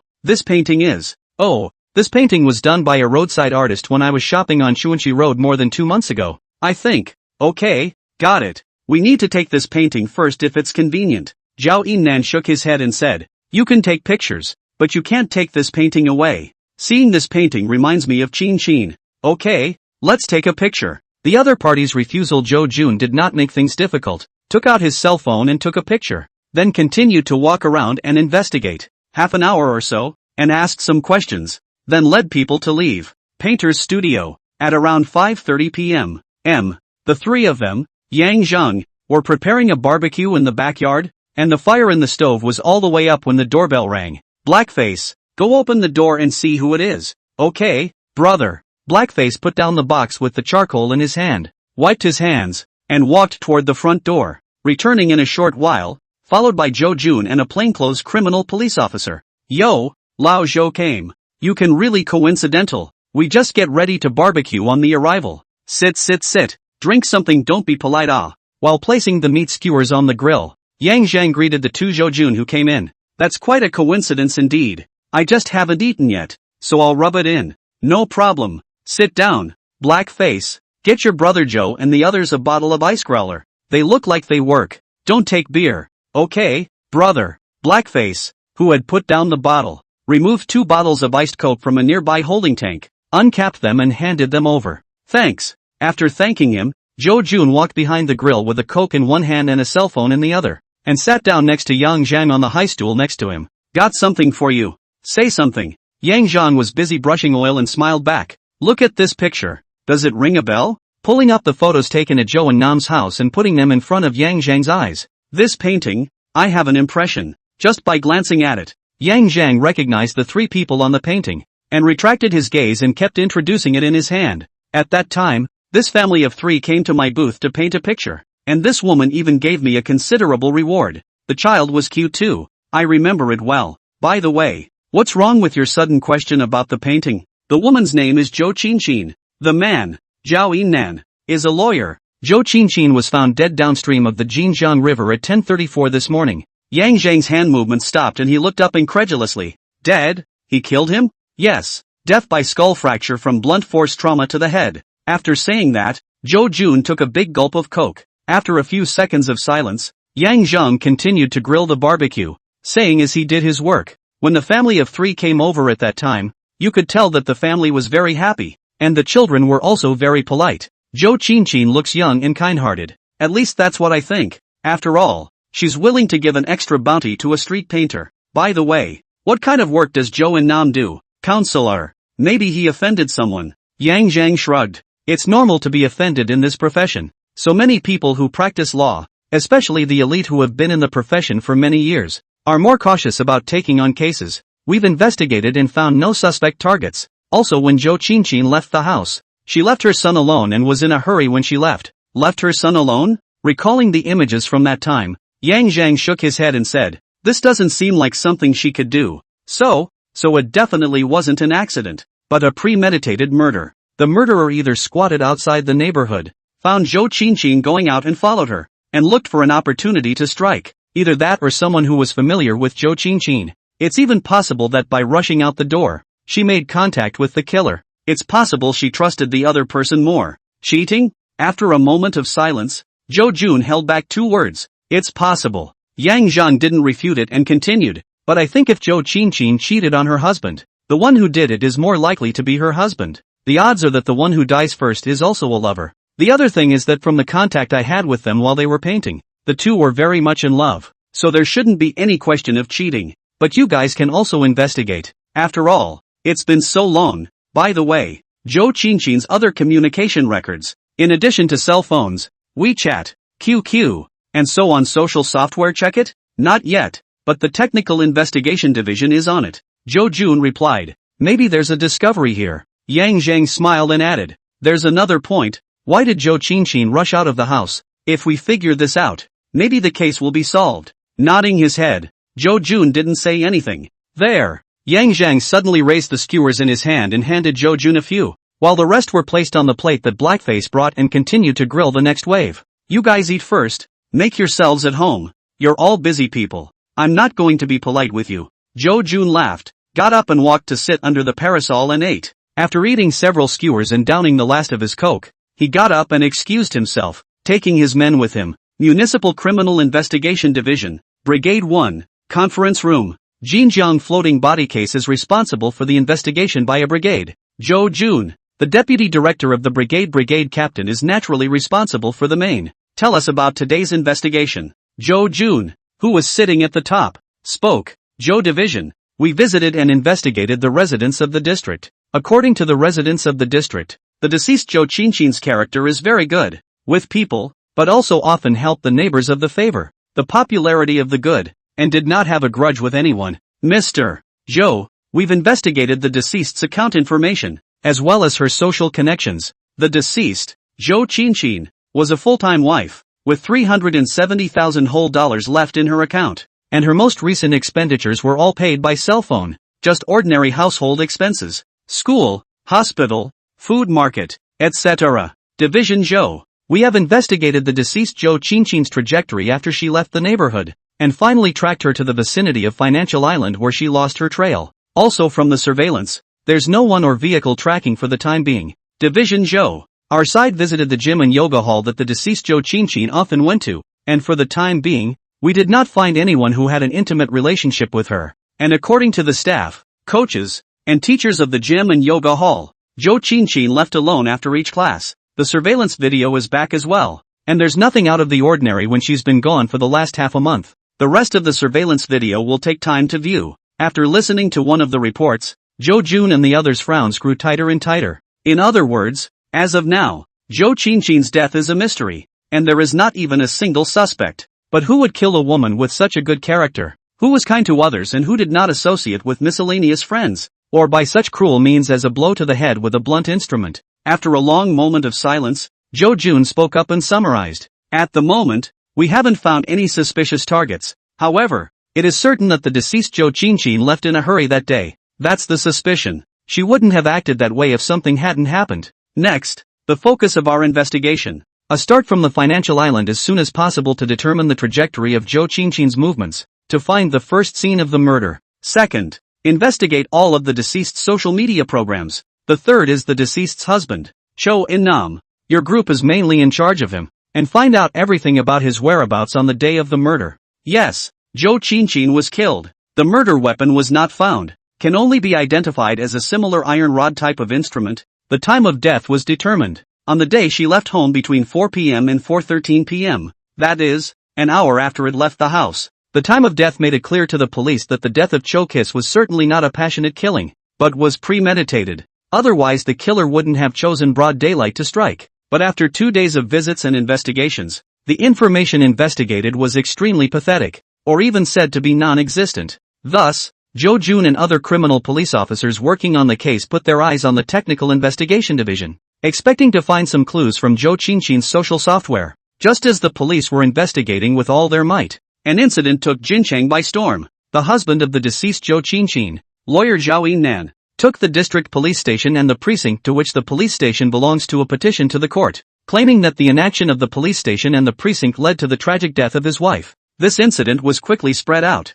became the talk of many people after dinner. The police station and precincts are under great pressure. The pressure of the city council is equally not small. Naturally, the pressure on Zhou Jun and the criminal police officers under his command working on the case is increasing. It was at this time that good news finally came from the technical investigation side. Municipal Technical Investigation Division, Division Zhou. According to our analysis, among Zhou Qinchin's QQ chat software contacts, this person is suspicious. The chat messages were deleted on the day of Zhou Qinchin's accident, and after technical recovery, we retrieved his chat records from the last 7 days. These are the detailed records. You can take a look. Thanks a lot. After thanking him, Zhou Jun sat down in front of his computer and read them one by one. I've found something extraordinary. Where are you? I want to see you. I'm scared now. You found something. Don't be afraid yet. Is there anyone else around? No, no one else. I accidentally found something in the house. What is it? Zhou Qinchin did not reply. And after 2 days, that is, the day of the crime, Zhou Qinchin once again with the network called Go Out to See the World people to chat again. Yes? I'm even more suspicious of my husband. After several minutes, the person replied, Your husband? What's wrong with him? Why do you suspect him? Oh yeah, you said last time you found something. What is it? I can't say. Didn't you say that you love your husband very much? And he loves you very much. And since you love each other, you shouldn't doubt him. You should trust him.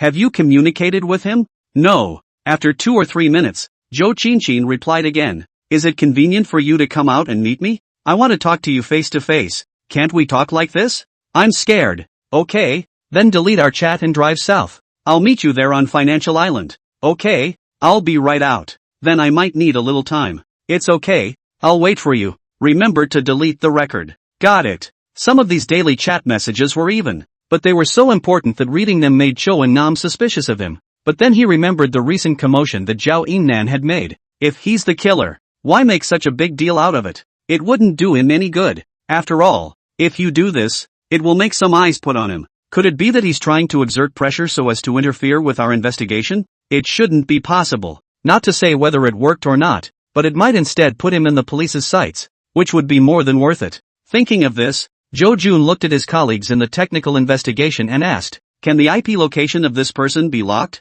Yes, we tried to lock it, but the locked login IP is a public IP address. We checked the telecom bureau and the sub-address belongs to an internet cafe. Woo! Take someone to this internet cafe and check the login records for the last week, plus bring back the internet cafe's surveillance. Yes, please try again to see if you can directly lock the individual. Also, isn't real name registration required for QQ information? See if you can find out the personal information. We try as hard as we can. Okay, thanks a lot. I'll go ahead and take a copy of this information back with me. No problem. The 1st Brigade finally found a suspect. This person is the screen name Go Out to See the World. But so far, not sure of the identity of this person. But from the chat, this person is likely to be the last to see Zhou Qinchin. 10 o'clock past midnight. The painter's studio. Blackface hurried back from outside and went straight up to the third floor. Yang Zheng, who hadn't yet slept, looked at the blackface coming up and got up and walked to the balcony facing the small courtyard. Brother, why are you back?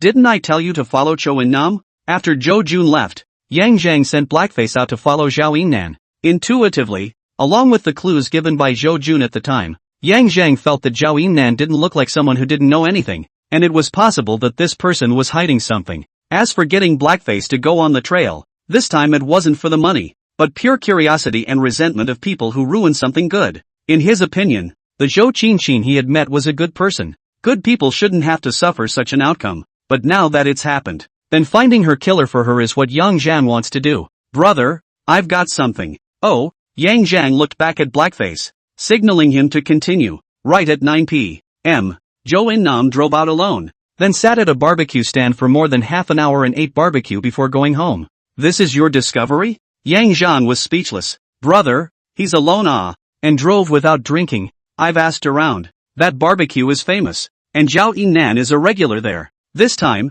Yang Zhang fell silent. He understood what Blackface meant. Would a husband who just lost his beloved wife drive out for his favorite barbecue at 9 o'clock at night? I don't think you'd have an appetite for the delicacies of the sea. Would you? Of course it was possible that he was using alcohol to drown his sorrows, but the point was that Zhou In-nam wasn't drinking, and these behaviors are clearly contradicted by his recent up and down behavior. So there's something wrong with this guy. Alright, I know. Find a way to inquire about Zhao Yingnan and find out what he's been up to lately, as well as who he's been associating closely with. What about the stalking? I'll do it myself. Okay, brother, I'll be out then. Okay, be safe. Besides, don't suffer yourself. It's time to rest and take a break. And how much did you spend? Give me the word. I'll report it to you. Fine, brother, don't worry about it. Blackface turned around and greeted Zhao Mei before leaving. And Yang Zhang also went back to his room to change his clothes and spoke to Zhao Mei, who was sitting in the living room before going downstairs and driving out. On the way, Yang Zhang received a call from Zhou Jun. Hey, Cho, where are you? Yang, I'm driving. Something wrong? Yang Zhang didn't tell the other party about the clues he got. There's something I'd like to ask you to counsel. The case? Yang Zhang asked. Yes, is it convenient to meet now? Glancing at the distance of the navigation, Yang Zhang said, it's not very convenient right now. Is it convenient to talk on the phone? After a few seconds of silence, Zhou Jun spoke the information found by the Technical Investigation Division, and then said, the Technical Investigation side of the location, the IP location in the internet cafe. We suspect that this person may be the murderer. Fair enough. Yang Zhang also found this person suspicious and asked again. I don't think the personal information of that netizen is real, right? We're still looking into it, but we should have results soon. Okay, you guys check it. I don't think this netizen's personal information should be real. You mean this person is deliberately touching Zhou Qinchin? Zhou Jun's reaction was not slow. Yes. Otherwise, do you think a normal internet user would wait at an internet cafe every day to chat with each other? And it's someone you've never met before. How do you know they've never met? Zhou Jun was surprised. Oh, it's obvious. Well, if you've met, Zhou Qinchin and the other parties certainly will not be so chatting. Is not there a sentence this chatting cannot be? This sentence is very obvious, can be seen. The two have not met. It's also precisely because he hasn't met in person, coupled with the other person's wording when chatting. It's very easy to gain trust. And Zhou Qinchin also treats this person as a confidant. So what do you have in mind? After a moment of silence, Zhou Jun asked. Yang Zhang was silent. Don't worry, Yang. Although there is no reward for this case, if the ideas and information you provide are useful, I will apply for a bonus. It might not be too much, but 20 to 30,000 should be fine. It's not about the money. I can help with this case for free. Zhou Qinchin is after all the first customer to reward me and is a kind person. Kind people don't deserve this. At the very least, the people who hurt her shouldn't get away with it. When he said this, Yang Zhang had already arrived at the place, parked his car at the side of the road, and looked up at one of the floors of a building, where Zhao Yingnan and Zhou Qinchin's home was. Thank you. So can you tell me about your discovery? Yang? Not yet. I need to confirm a few things. Okay, then be careful. Well, don't worry. I'm pretty good. After hanging up, Yang Zhang put down his cell phone and stared at it for a while longer before putting his seat down and reclining to wait for his target to appear. The following morning at 7:50, a silver-white Range Rover drove out of the neighborhood garage. Seeing this car, Yang Zhang's spirit came down. However, instead of following him, he waited until the Land Rover had left before starting the car and driving to the neighborhood garage. May I ask who you're looking for? The neighborhood security guard stopped Yang Zhang and asked him to register. I'm looking for Zhou Qinchin from building 7 and 1. I'm his cousin. Your name? Sir. Free of your name. Zhang. We need to register the gentleman's name and cell phone number, as well as the license plate. Because the case didn't happen inside the neighborhood security guards didn't know something had happened to Zhou Qinchin. And Yang Zhang also try. I did not expect the neighborhood property really do not know. No problem. My cell phone number is. After registering and explaining where to park temporarily, Yang Zhang was released. Driving the car into the -2 floors to find a parking space, Yang Zhang entered the elevator, only to realize that the elevator had elevator control. That's a problem. When he came out of the elevator and tried to take the safe passage, he found that the safe passage was locked from the inside, and he couldn't even open it if he wanted to without a lock. Moreover, there were surveillance cameras opposite the safe passage. Ding! The host is detected to be in dire need, and is hereby rewarded with a universal electronic security card and perfect level hacking skills. Rice. The system came in just right this time and was not late. If I'm a little late, I might have to draw the attention of the neighborhood security guards. Reaching into his pocket, a white card appeared in the palm of his hand with a thought. This was the universal electronic security card. With the equipment, Yang Zhang re-entered the elevator and swiped the white card on the ladder control instrument with a drop. Then pressed the 7th floor button and the elevator kicked in and began to rise smoothly. The 7th floor is here.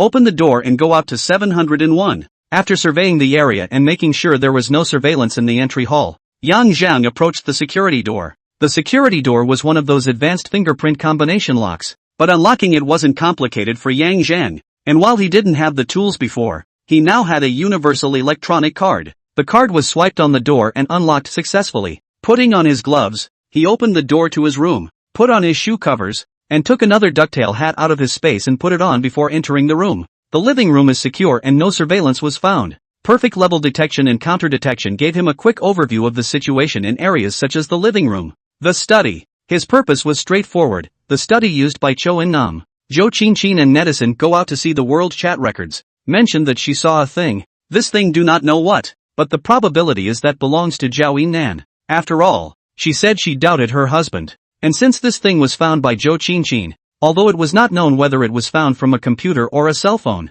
but now if we were to search for it, the study had the highest possibility of finding it. However, just after opening the door and just glancing at it, Yang Zhang stopped. Bad news, there's surveillance. A hand puppet tucked away on a glass cabinet has a faulty eye that has been switched by a pinhole camera. There is good news, though, and that is that there is no transmitter to be found and no connecting cable. That means that the camera should only have a video recording function. Since it's probably only a video recording function, that's a good thing. Yang Zhang boldly approached and removed the handpiece to inspect it. And sure enough, some inspection confirmed that the camera was the one directly connected to the computer on the desk in the study, and that the data was stored in the computer. It's simple. Putting the camera back in place and checking in the study. Yang Zhang, who found no clues, directly opened his computer. Not to his surprise, the computer had a password. But this simple 6-digit password didn't stop him. And after 20 seconds or so, after some maneuvering, Yang Zhang managed to unlock the computer, and then began to look through it one item at a time.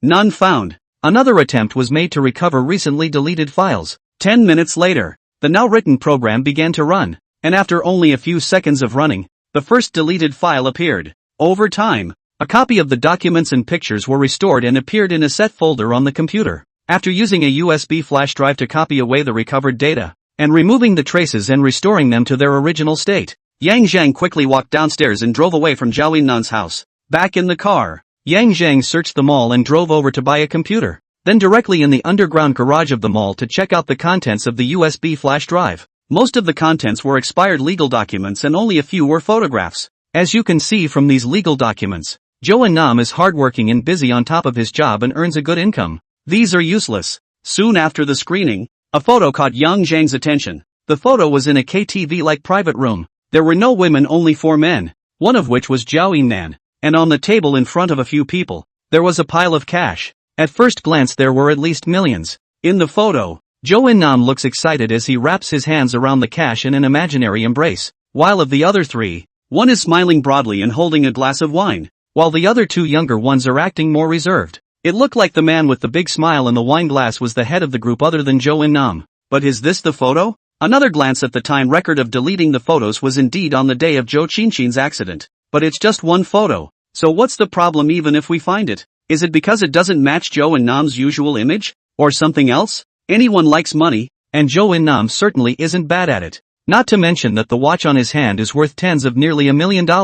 A rich lawyer like that kills a man because of this picture? Because of that pile of cash? Or is there something wrong with the other three in the photo? Singling out this photo, Yang Zhang continued to look at the rest of the photos and documents. After finding nothing else, he closed the computer. After thinking about it, Yang Zhang didn't act rashly, but first contacted Blackface and split the photos, and the three of them sent them over after cropping them into 3 photos. Blackface, who received the photo, immediately began inquiring about the identities of the 3 men. A little after 6 p.m., Blackface called back, "Brother, these 3 people shouldn't be from the road. They didn't inquire about it. It will take time if they want to inquire about it." "Okay, I know. Don't ask around yet. I'll find someone else to ask." "Okay, brother. By the way, how's the investigation going at Jo In-nam's end?" "Nothing found for now." "Alright, be careful. I think this Zhao In-nan is not simple. It's possible that he's been secretly engaging in some kind of illegal business." "Got it, brother. I'll keep an eye on it."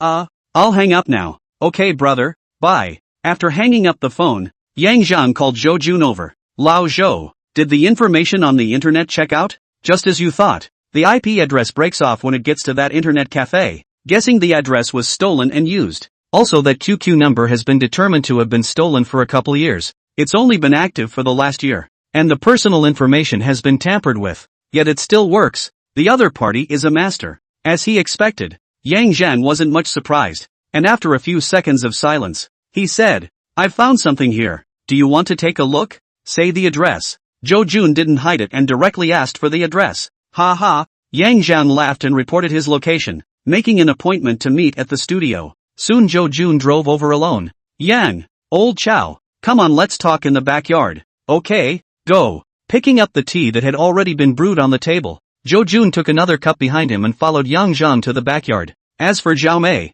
she nodded to Zhou Jun as a greeting and then sat on the bar to operate the computer without moving. She's taking care of the studio. In the backyard, sitting down at the tea house under the gazebo, looking at the well-kept and exquisite courtyard, Zhou Jun lamented. "This courtyard of yours is really good. Usually sitting and drinking tea here is really comfortable." He, "This courtyard is not mine. I only have the right to use it. The landlord is the one in the house." Yang Zhang smiled and poured tea for Zhou Jun, saying, "You're a soft food. You've got both wealth and color." Listening to Yang Zhang's mid-air explanation, Zhou Jun pointed out in amusement, "But don't talk nonsense. I'm not a soft touch. I'm half of the studio as long as it's still open. It's just that the house is owned by someone else." By the way, Zhou Jun looked back, then leaned in close to lower his voice. "How did you get together with Master Hua's goddaughter?" "You know." Yang Zhang raised an eyebrow. "How refreshing. Master Hua is the one we arrested. What are his social connections that we are not allowed to investigate? So tell me if she has a problem?"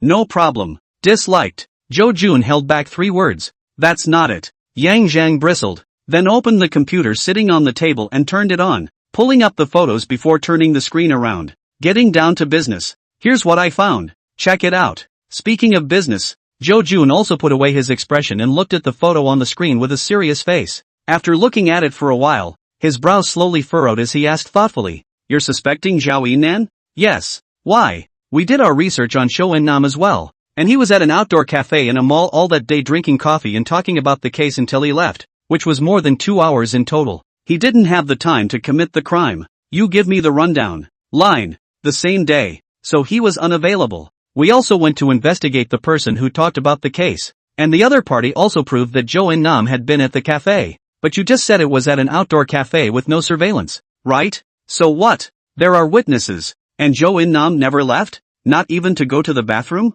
This has not been investigated. However, the mall is about 5 or 6 kilometers away from Financial Island. And even if you take a taxi there and back, it will take at least half an hour. So if it's that long, I don't think the other side will fail to mention it. What if he didn't do it himself?" "What do you mean?" "Look at the 3 people inside this photo." Yang Zhang gestured. Looking at it, Zhou Jun understood. "What you mean is that the other 3 people inside this photo have illegal business dealings with Zhao In-nan, and they will most likely help Zhao Yinnan kill people? It's not impossible, is it? Yang Zhang pointed to the pile of cash on the photo and said, "This pile of cash is at least $1 million. What kind of business needs that much cash? And look at these three guys. The guy with the wine glass and the big smile. He's close to writing that I'm a bad guy on his face, isn't he?" Zhou Jun was speechless. How could he see that he was just happy to be drinking? But how did he become a bad person in Yang Zhang's eyes? But coupled with the cash on the table, well, I have to say, there is indeed a sense of villainy in it. Old Zhou. Yang Zhang looked serious. I think it's very likely that this Zhao Yinnan is trading illegally with these three. And Zhou Qinqin may have found some important clues. That's why she's scared. She's scared not only of that clue itself, but of the shock and horror of suddenly recognizing the other side of her pillow. I think that's what should have gotten her killed. They're on Financial Island. I think we can focus our investigation. Take a good look at the cars going in and out of there. There might be murderers among them. Zhou Jun lowered his head and thought for a while before raising his head and saying, "Okay, I'll go back and have someone go through it again." However, the Financial Island has just been developed. The monitoring is still not perfect. And the road outside has not been small because of the proximity to the main road. And the entrance to the highway. The traffic flow has not been small. So it's not less difficult to find out about a car. But we can also look at these three and see if we can find out anything. If it's simple, you won't need your city council. Yang Zhang joked. Ha ha, yeah, that's fine. I'll go back and get my work organized. Looks like I'll be working late again tonight. The following weekend, Yang Zhang took some gifts to the orphanage. After stopping the car, distributing the gifts to the children gathered around, and hugging Dean's mom. Dean's mom pulled over the pretty girl with long hair standing next to her, wearing stretched jeans, white canvas shoes, and a white t-shirt with a blouse jacket on top. How can I put it? The other person has an innocent first love face. The kind of girl that gives great good looks at first glance. The reason why it was called a girl was because Yang Zhang visually estimated that the other party was not very old. Yang, look, who is she? Yang Zhang looked the girl up and down, his mind quickly flipping through his memories. And after a while, a small silhouette gradually overlapped with the girl in front of him. Little Shui? Yang Zhang looked surprised. Brother Yang, it's me. Xiao Shui revealed a smile. The sun shone brightly and there was a beauty of spring flowers blooming. Ha ha ha, I didn't realize it was you. You're back? Yang Zhan was naturally very happy to see her again after a long time. He remembered the little girl with the snotty nose who followed him around every day, calling out brother, brother. Only later, the little girl was adopted. And Yang Zhang, who was already a big boy by then, and who didn't like being adopted, stayed behind. The little girl was crying her eyes out when she left. I'm working in Cam City now, and I've been coming here on weekends lately to volunteer. It's quite good, and the girl has grown up to be a big beauty. Yang Zhan laughed. The dean on the side looked at the two of them with a smile on his face and clapped his hands. Alright, let's go in and talk. Yeah, Dean's mom, let's go to your office. The group of three entered the office with a smile on their faces, taking a seat in the house. Yang Zhang pulled out a check and placed it on the table, pushing it in front of the dean's mother. Dean's mother, I've been quite busy lately and don't have much time. Here's $200,000. Use it to improve the children's lives, in addition to paying for the school fees of school-age children and so on. Hearing Yang Zhang's words, the dean's mother was startled, and after picking up the check and looking at the long list of numbers on it, her face instantly changed. No, it's not easy for you to make money, and this is too much. It's not much. I made a ton of money this month. My share is over $300,000, and I made a lot more before that. So just take it, for the sake of the kids. Dean's mom was silent for a while before sighing. Hey, if you had such a kind person before, you wouldn't have dropped out of school early. Hearing the dean's mom's sentiment, Yang Zhang smiled. Dean's mom, it's not like you don't know my study situation at that time. Even if I had the money, I wouldn't have been able to get into a university. By the way, if you can, get the kids some pencils and drawing paper. And from now on I'll try to take one day a week and give them drawing lessons. Are you good at drawing, Brother Yang? Yuki, who was sitting next to him, asked curiously. It's not bad. I make a living by painting now. I opened a studio with a friend. Some time ago a boss took a fancy to my paintings. 65 paintings. And took them away for $10,000 apiece. Wow, that's awesome. Xiao Shui had a face of amazement and surprise, as the light in her eyes flickered. After glancing at Xiao Shui, Yang Zhang smiled and turned to the dean's mom. So, dean's mom, take this money. I'm doing well and making money now. Well, thank you kid. I'll take it, and I'll make arrangements about the classes as soon as I can. The three of them chatted for a while longer. Then Xiao Shui and Yang Zhang went out, chatting while playing with the kids. And Yang Zhang knew the basics of Xiao Shue's current situation. Xiao Shue changed her name. Now her first name is Mu Chuxue, 20 years old after graduating from college. Interned on Hong Kong Island for a year. Now back to Jincheng. Working in a large foreign trade company. A month's salary is not low. More than 10,000. A person who has just graduated for about a year can get a monthly salary of over 10,000 in Jincheng, which is definitely more than the vast majority of people. You should know that the average salary of a person under 30 in Jincheng is only 4,000 or so. After dinner at the orphanage in the afternoon, the two exchanged contact information, and Yang Zhang also told the other party the address of the studio, telling her to come over and play sometime. Then they each got into their cars and left. Watching Mu Chuxue drive away in her Mini, Yang Zhang also got into his car and left. On a weekend afternoon, Yang Zhang, who had just eaten lunch, was about to take a short lunch break when Blackface returned. Blackface was a little tired after being out there for days. Brother, well, I've asked around. Zhao Yinnan's reputation is very good. I pretended to be a client and went to the law firm to ask around. And the people at the firm all have a good impression of Zhao Yinnan. And some of the clients have said that he's a capable lawyer. The other people I was asked to inquire about who were close associates. Other than co-workers, this person doesn't socialize much. And I've heard that he goes straight home after work. Except for necessary social engagements. Oh yeah, brother, I've inquired about the 3 you gave me. No word on the other 2. But that middle-aged man was recognized by someone. The man's name is Kai Wei. And it said that he runs a tea house and gives out money on weekdays, lending money to gamblers and returning it at a high interest rate. There is also a game hall, the kind with gambling games. And he's also connected to the precinct police station. And belongs to their special detail. This guy uses that relationship to protect his gaming room and then hit the competition. Hearing this, Yang Zhang narrowed his eyes. Even if they were engaging in gambling and releasing money, there's no way they'd have that kind of money to give to Zhou and Nam. There's something wrong with this guy. Any other news? Nope. What about the relationship between Choi Wei and Zhou and Nam? Should be a little thirsty. Blackface gulped water and put down his water cup after hearing the question. Not sure. Didn't check. Logically speaking, Zhao Yinnan belongs to the elite to borrow money. Or a rich man. He shouldn't have crossed paths with a lousy person like Kai Wei. Indeed, Blackface's words made sense. But the fact is that they just crossed paths and there were photos. Though I don't know why the photo was taken at that time and still exists in Zhou and Nam's computer. Okay, that's all for now then. By the way, how much did it cost this time? Not much. How much exactly? Give a number. 8,000. All for messages. I'll transfer it to you. Saying that, Yang Zhang took out his cell phone and operated it, transferring 15,000 to Blackface. 7,000 is your hard-earned money. You don't have to do anything for a while next. I'll contact the police side. Okay, brother. Then I'll go up and take a shower if it's okay. Well, go ahead. Take a shower and get some rest on the way. There shouldn't be much business today. Blackface went upstairs and met Zhao Mei at the stairway. Sister Beauty. Blackface is back. Get some rest. Okay, Sister Beautiful. The two of them staggered past each other. And Zhao Mei came downstairs to sit beside Yang Zhang, leaning her head on his shoulder.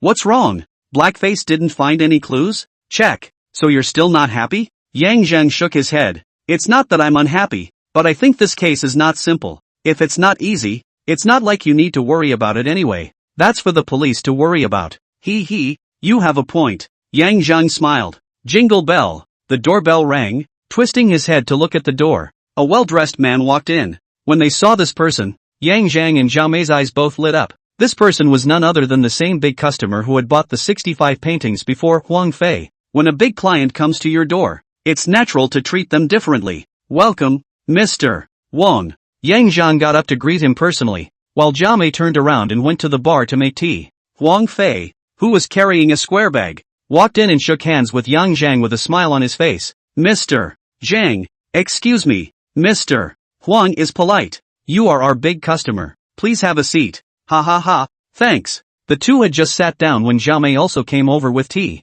As a place branded as a high-end studio, the tea is naturally not simple. Authentic rainy day Longjing, although it is not a special offer, but it is also not a bargain. It's over 2,000 a kilo. After thanking him, Huang Fei didn't beat around the bush and directly opened the bag to reveal a painting inside. The painting was framed. With a frame, a portrait sketch, and by the looks of it a famous painting. Chart above. After taking the painting out completely, Huang Fei introduced. Albrecht Dürer's look at that man. Of course it's not the original. The original is too expensive for me to afford. But it's also a very famous copy of a painting that I spent more than 100 $000 begging for several years ago. It's a painting that I'm going to keep in my collection, but then I want to display an identical painting in my study. Well, it was kind of a little personal prank to see if any of my friends could tell the difference in him, but after so long, I have visited several well-known painters who are good at sketching, but their copies are always poor. I hope Mr. Zhang can help out.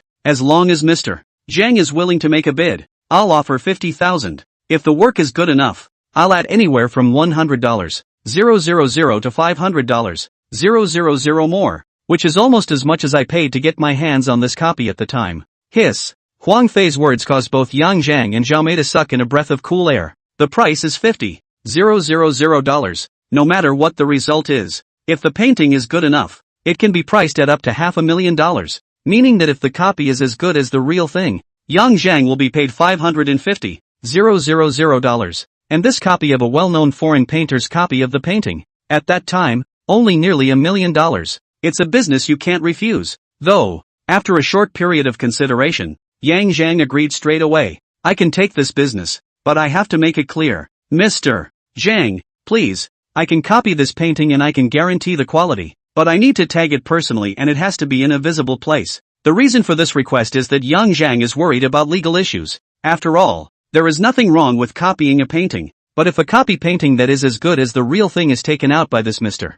Huang Fei to be sold according to the real thing, he, the painter, may be prosecuted in the name of counterfeiting. Over $500,000 is enough for a number of years in prison. Business is business, and making money is making money. Yang Zhang would never put himself at risk of a lawsuit, or even a criminal offense. This is something that every artist who paints copy paintings needs to be aware of. They all put unique labels on their copy paintings to distinguish them from the real thing. Huang Fei, who was sitting on the opposite side of the table, laughed. Of course there's no problem, and I don't need to fake it. Please don't worry about that, Mr. Zhang, but I also have a small request. You say. Hearing the other party agree, Yang Zhang let out a sigh of relief. If the other party didn't agree, he'd rather not take the business and earn this considerable amount of payment. I hope your mark is placed near the border. I understand your concern, and while I can make assurances, you are bound not to believe them entirely, but as you know, I was only trying to play a joke on my friends, and if the markings were readily visible, the joke would not stand, and if the paintings were to be sold, the frames would be removed and inspected, so there's no question of this being a risk to you, and I'd be able to accomplish my goal. Yang Zhang didn't know much about selling artwork and turned his head to look at Zhao Mei. After seeing her nod, Yang Zhang agreed. Okay, no problem. Happy cooperation then? Happy cooperation. The deal was made. Zhao Mei got up and signaled Huang Fei to go to the bar to pay. Not anything else but the 50,000 yuan out-of-pocket fee. And Huang Fei didn't hesitate. Came to the bar and paid the money directly. The bell on the door to open the door rang again. And Yang Zhang twisted his head to see that it was Zhou Jun. It was just that the other guy looked a little miserable. There were bruises on his face, not to mention his right arm was hanging up. Obviously injured. What's gotten into you? Hey, don't mention it. A bereft Zhou Jun was about to say something, but suddenly saw Huang Fei standing in front of the bar, and then closed his mouth. And at that moment, Huang Fei also finished paying, smiled at Zhou Jun and nodded, then said goodbye to Zhang Yang and left. As for the paintings brought in, they were naturally left behind. After packing up the painting, Zhao Mei made tea and brought it over. Then she said, you guys chat. I'll send the painting up. Okay. Only after Zhou Mei left did Zhou Jun sit his ass down on the sofa in front of the bar and spat at Yang Zhang. We've investigated the guy who was with Zhou Yingnan, the middle-aged man in the photo. He's an informant, or special intelligence, for the Tujin police station. This guy is very cunning. Forget it, none of this matters. I'll lead the men to the police station and then follow them to this man. Isn't Kai Wei? Yang Zhang asked. Interrupting. Yeah, you already know? I found it out and was about to tell you, but I didn't expect you to come over. So, glancing at Zhou Jun's arm, Yang Zhang asked with a smile, is this arm of yours something he messed up? That's right. This guy is definitely not simple. Either that or he has a serious hookup with Zhao Yingnan. After he saw us, he made his move without saying a word. I had 3 men with me, plus a policeman from the police station, and 5 of them were knocked down by him without even having a chance to draw their guns. And the policeman from the police station who was at the front of the line was the worst off, with a blow that shattered the knot in his throat. There's a big problem with this guy's identity. Hearing this, if he still didn't know that this middle-aged man had a big problem, Yang Zhang would have lived in vain, and the system's rewards from before would have been for nothing. Zhou Jun, who was next to him, picked up his teacup with his left hand and took a sip, then put it down and said, "Yes, that's what we think. Now that he's wanted, cards have been set up at the entrances and exits, stations, and airports. In addition, Zhao Yinnan's side, we've also put on the technical means to track and monitor. This time I came over to ask for your help in finding this person. There's a reward on offer." Is too dangerous. Yang Zhang did not directly agree. A reward of $100,000. The bounty is low. This person is obviously an extremely dangerous element, with such a powerful body, not to mention that he had previously kept an uncharacteristically low profile and disguised himself as an informant for the police station. I wouldn't be surprised to see this kind of person pull out any weapon the next time he encounters one, and I wouldn't even rule out having a gun. Yang Zhang's words are practical. Imagine, would an ordinary person obviously have such a strong body, but keep it hidden and act like a lousy person? This guy's background was definitely not as simple as an ordinary criminal. Zhou Jun was aware of the problem Yang Zhang had raised, but the bureau only had so many funds, and a reward for a wanted man's trail that could reach 100,000 was already very high. The key, of course, was that this person's current crime was just assaulting a police officer and injuring 5 of them. If more criminal records were found afterward, the reward should be raised given Kai Wei's strength. But as just said, that's later. As of right now, that's the amount Zhou Jun got. That's the number I'm getting right now. Do yourself a favor and find it. We understand the level of danger of the target. We don't need you to arrest anyone. Just find the location. Well, I'll try.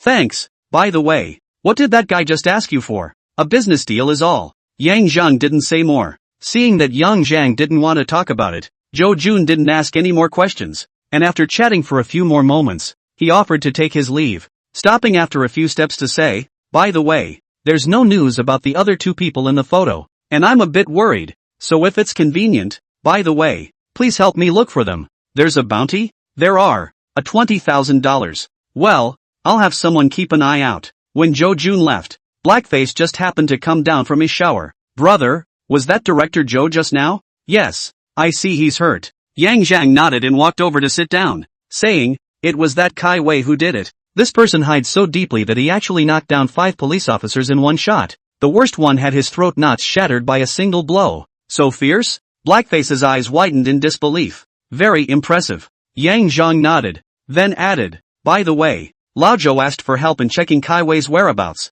as well as the other 2, and leave Zhao Yinnan's side alone. The police have already been on the means, and I believe that it won't take long for the case to come to fruition." "Brother, isn't it too dangerous?" After thinking about it, Yang Zhang nodded and said, "There are indeed some, but you don't need to step in. Just find someone familiar to ask around, and let me know if you have any news. I'll go confirm it." "Brother, it's better for me to go." Worried about the danger, Blackface hurriedly said, "No need. Your few hands are not as good as other people's criminal police. Don't worry, I have a measure. You just inquire about the news, and must be careful. Come back after the news spread out." "Okay, brother." After hearing this, Blackface stopped insisting. He also knew how powerful Yang Zhang was. At least he recognized it clearly during this period of time when he followed the fighting lessons. Plus that handful of flying stones means that the power is not much weaker than firearms at close range. In comparison, he hasn't learned his lesson yet. After the arrangements were made, Blackface couldn't be bothered to rest and went out again.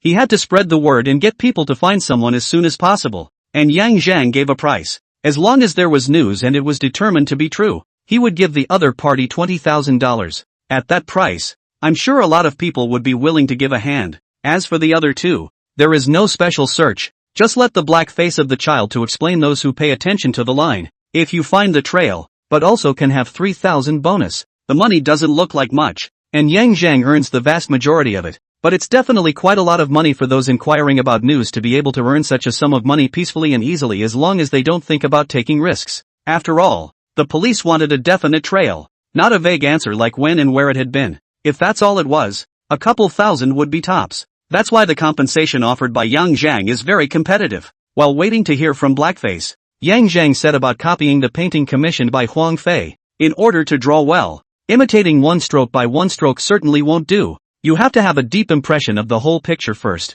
and then start copying it. So it sounds simple, but in reality it's not easy, because Yang Zhang wants to earn the highest price. In the study on the 3rd floor, the painting was carefully taken out and put on the drawing board. With a circle light shining, Yang Zhang held a magnifying glass in his hand and scrutinized it bit by bit, starting from the corners, the drawing, the lines, etc. To copy like to the point of fake. You have to figure all this out, and then redraw it. But everyone's technique is different, and it's easy to tell in the eyes of a connoisseur. Therefore, copying, not only to show the painting, but also to maximize the copying of the painter's approach skills. This was a couple hours of watching. After dinner, Yang Zhang went upstairs and continued to do her work until about 10 p.m. Rubbing his sore eyes, he put on eye drops and rested his eyes closed for a few moments before he got up and shuffled to get ready for bed. The following morning, after his workout, Yang Zhang was ready to start writing. Just as he was sitting in the painting room on the second floor just about to put pen to paper,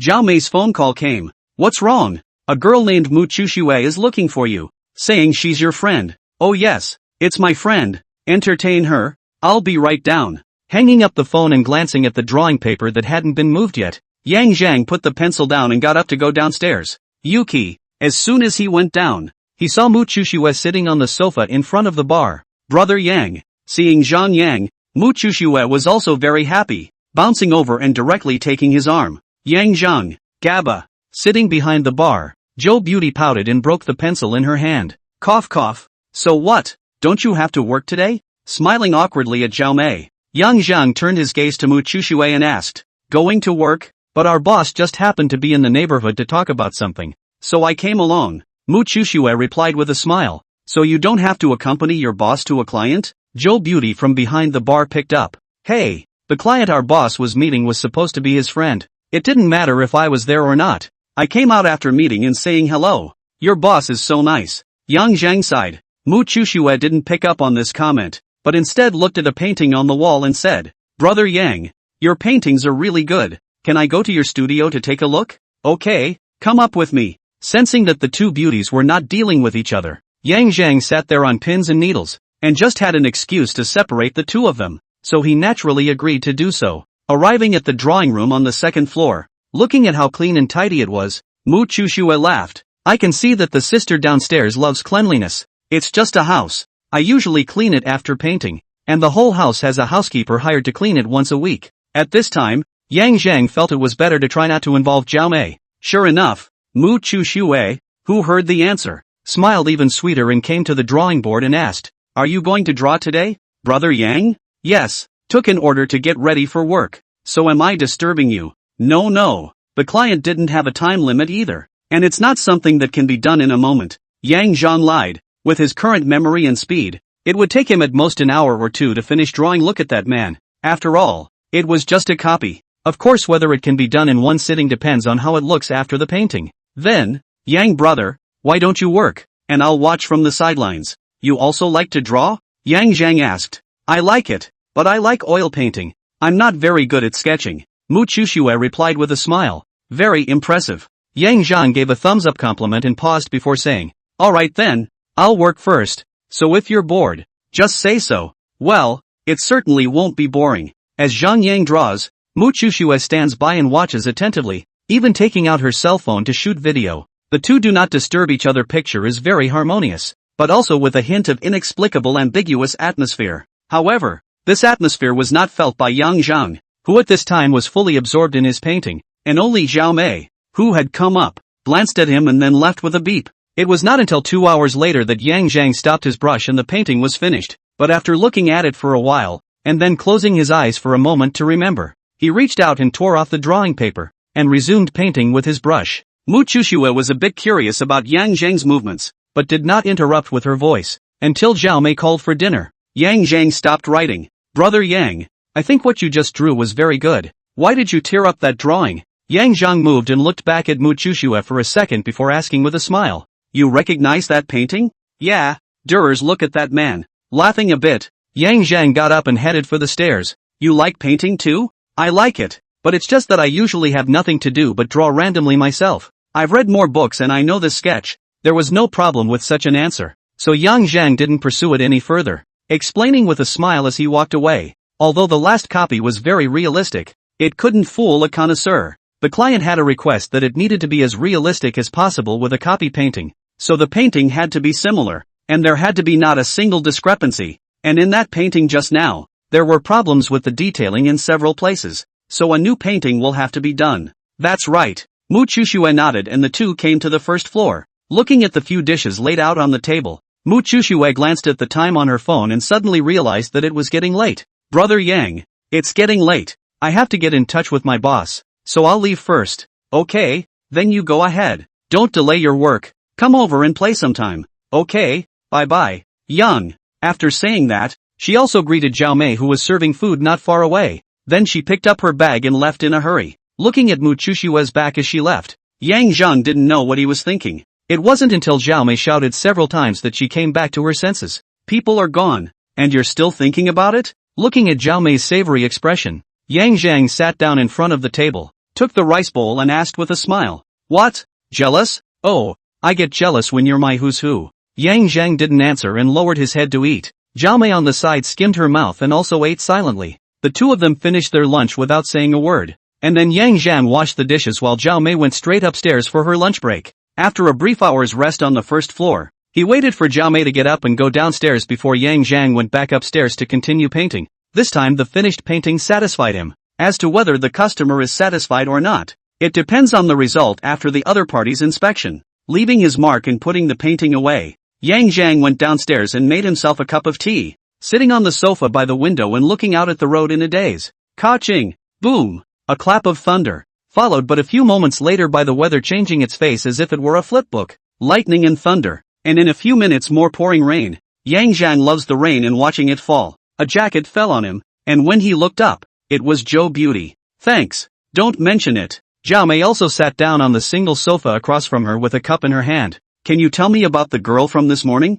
She is my little sister from my orphanage days, often following my ass at that time. After a few seconds of silence, Yang Zhang looked at the rain outside and softly narrated. Then she was adopted, and I haven't seen her in over 10 years, I think, but when I went to the orphanage 2 days ago, I ran into her again. She went back to Jincheng and worked here, and happened to volunteer at the orphanage on weekends, so she reconnected. I remember that time. Yang Zhang spoke and Zhao Mei listened. It wasn't until after the speech that Zhao Mei took a sip of the moderately warm tea in her cup and asked, "So, you haven't seen her for a long time either, and her name has changed now. I know what you're trying to say, but she is indeed Yuki, of that I am certain. As for whether she's changed after all this time, thinking about it, the frown gradually stretched. People change, everyone, including me. You're right." Zhou Miura nodded and looked out at the rain. After 2 more days, with no news from Blackface, Yang Zhang called Huang Fei and asked him to come over to pick up the painting. Huang Fei quickly came over. When the framed painting was placed in front of him, Huang Fei sked, while taking out a high magnifying glass to observe. Awesome, awesome, the two paintings are practically identical. It's good that Mr. Huang is satisfied. Yang Zhang, who was sitting across from him, nodded with a smile and added, "By the way, the pen character signature was placed near the border as you requested, just covered by the frame of the painting, so if you just look at it that way, you won't be able to tell." Well, Mr. Zhang is considerate. I'm very satisfied with this painting. It's as agreed before, 500,000. Come on, swipe your card. Zhao Mei, who hadn't said anything, saw Huang Fei pull out his bank card without lifting his head, and the smile on his face increased. "Thank you, Mr. Huang." After saying that, he took the bank card and swiped it on the POS machine before handing it to him to enter his password, and the transaction was completed. Mr. Huang checked the painting. If there are no problems, the transaction is complete. Receiving the payment, Zhao Mei said, the natural painting to be examined that cost over $100,000, and Huang Fei seemed to believe in them, waving his big hand and saying, "There's no need for an inspection. I believe in Mr. Zhang and Ms. Zhao's credibility." After saying that, he put the two paintings into a specialized bag and carried them up to bid farewell and leave. "It's good that this Mr. Huang believes in us." After refilling Yang Zhang's teacup, Zhao Mei said seemingly unintentionally, "Oh, it's indeed a good thing,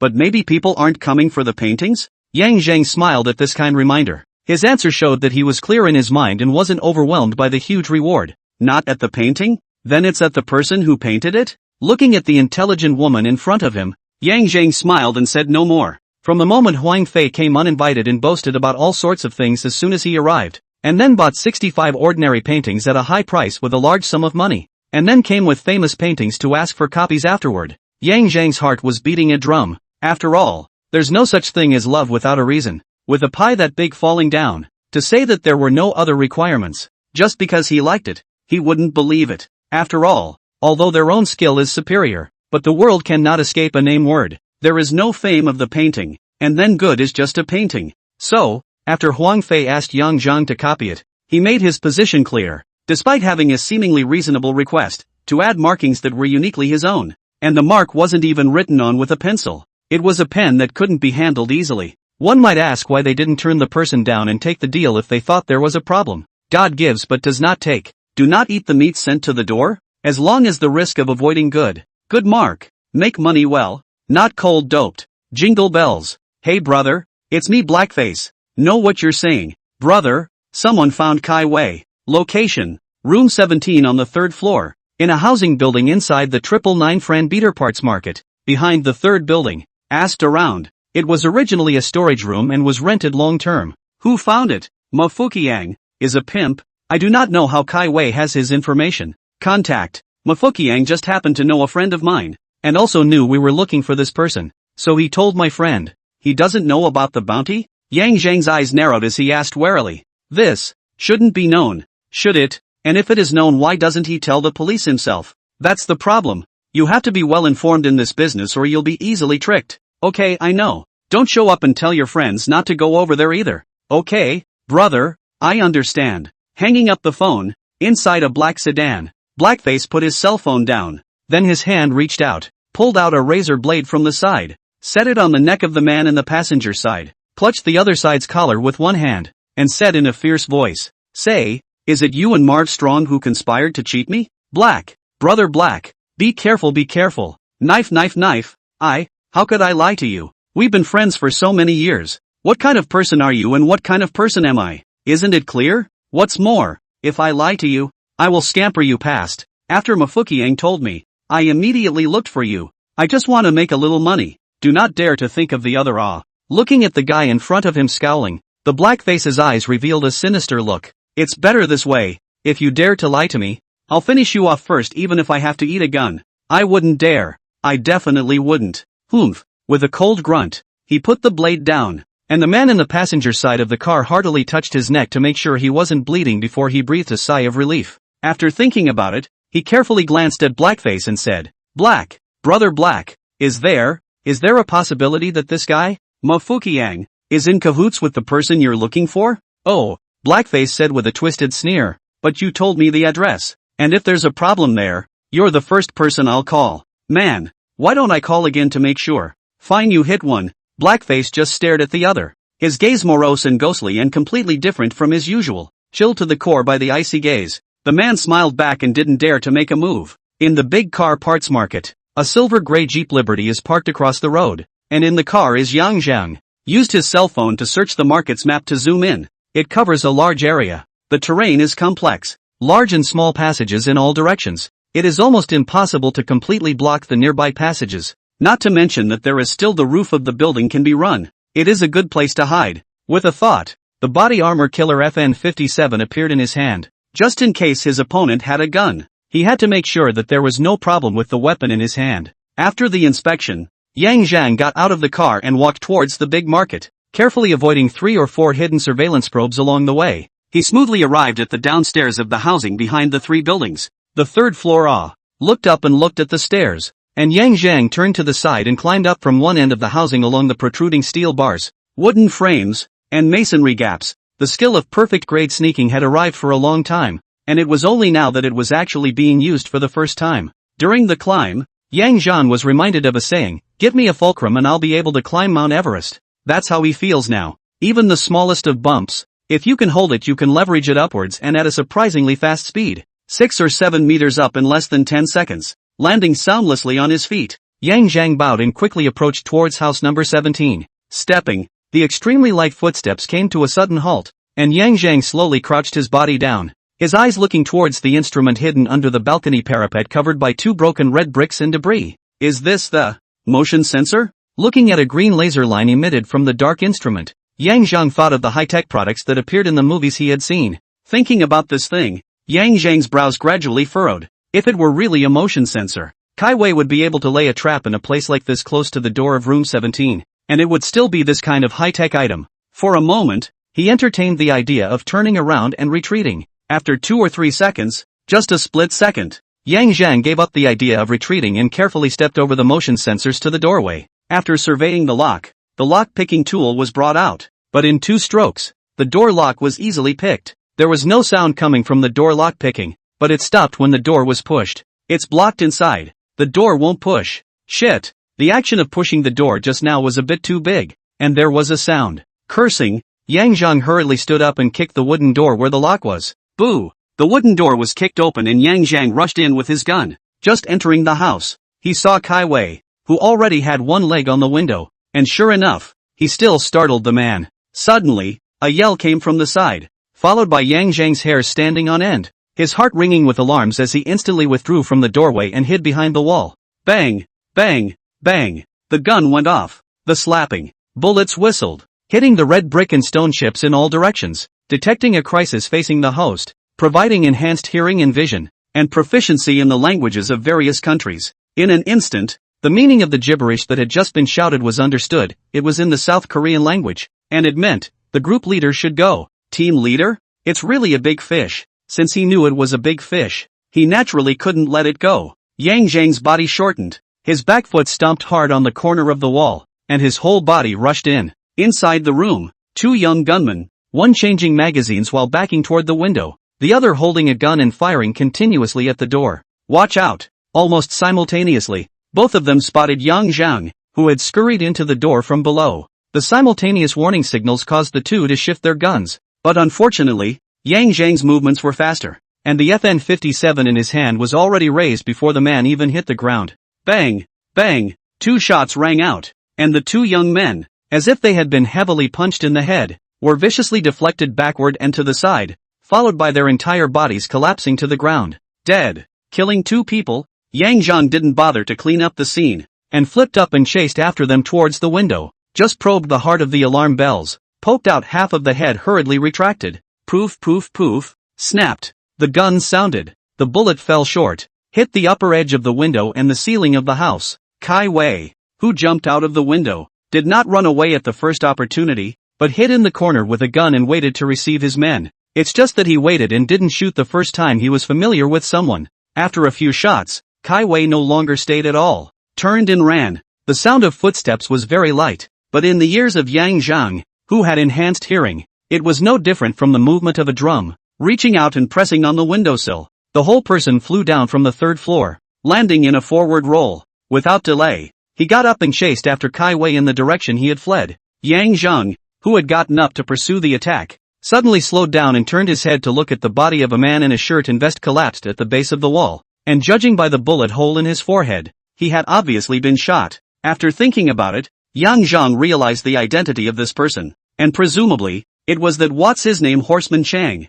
Looking at his bound hands, bruises and the obvious gag in his mouth, it was clear that the guy would have been captured, or even worse, thrown down the stairs. After just a quick glance, Yang Zhang did not continue to observe. There was still a big fish waiting for him ahead. Huffing and puffing, Kai Wei ran very fast. Bending and running out of a few hundred meters, has been panting. These years of lurking, the body has long been emptied of alcohol and sex. To be able to run out so far, and still be able to hold on, it is already his desperation. Hold on. Just a little longer and we'll be in the place. As a South Korean spy lurking here, Choi Wei had been playing his role very carefully, only not expecting that he would end up falling for an underling he had developed. That son of a bitch. I should have known to take him out along with his wife. Hey! Sighing bitterly, Kai Wei continued to run, and not far ahead, he left a car behind. A motorcycle. In an alley like this, it was definitely inconvenient to drive a car. As long as he is allowed to get the car and specialize in finding back roads, he will soon be able to escape his pursuers, and then, given time, he will be able to transform into another person and leave the Summerland. Suddenly, the running Kai Wei stopped, only to see a black shadow standing there more than 10 meters ahead, with a gun in his hand. Kai Wei's eyes widened. He didn't know how this person ran in front of him, but from the silhouette, this person was the one who was in the safe house before. So, 2 elite henchmen who were sent here only 2 years ago are gone? Kai Wei's body trembled as he stood in place, not daring to move. Compared to the henchmen he had just sent over, he, who had been a lurker for years, was certainly no match in terms of physical prowess. Now that 2 of his men are gone, the other party is still able to surpass himself and wait. In front of him he knows that he doesn't have many chances, but he wanted to put up a fight. Even if you can't escape, It's better to die a good death. At least you don't have to be tortured. As for suicide, when he first came, he may have had the courage, but these years have passed, and he has long since not been the same Kim Cheol-wee as before. Swish,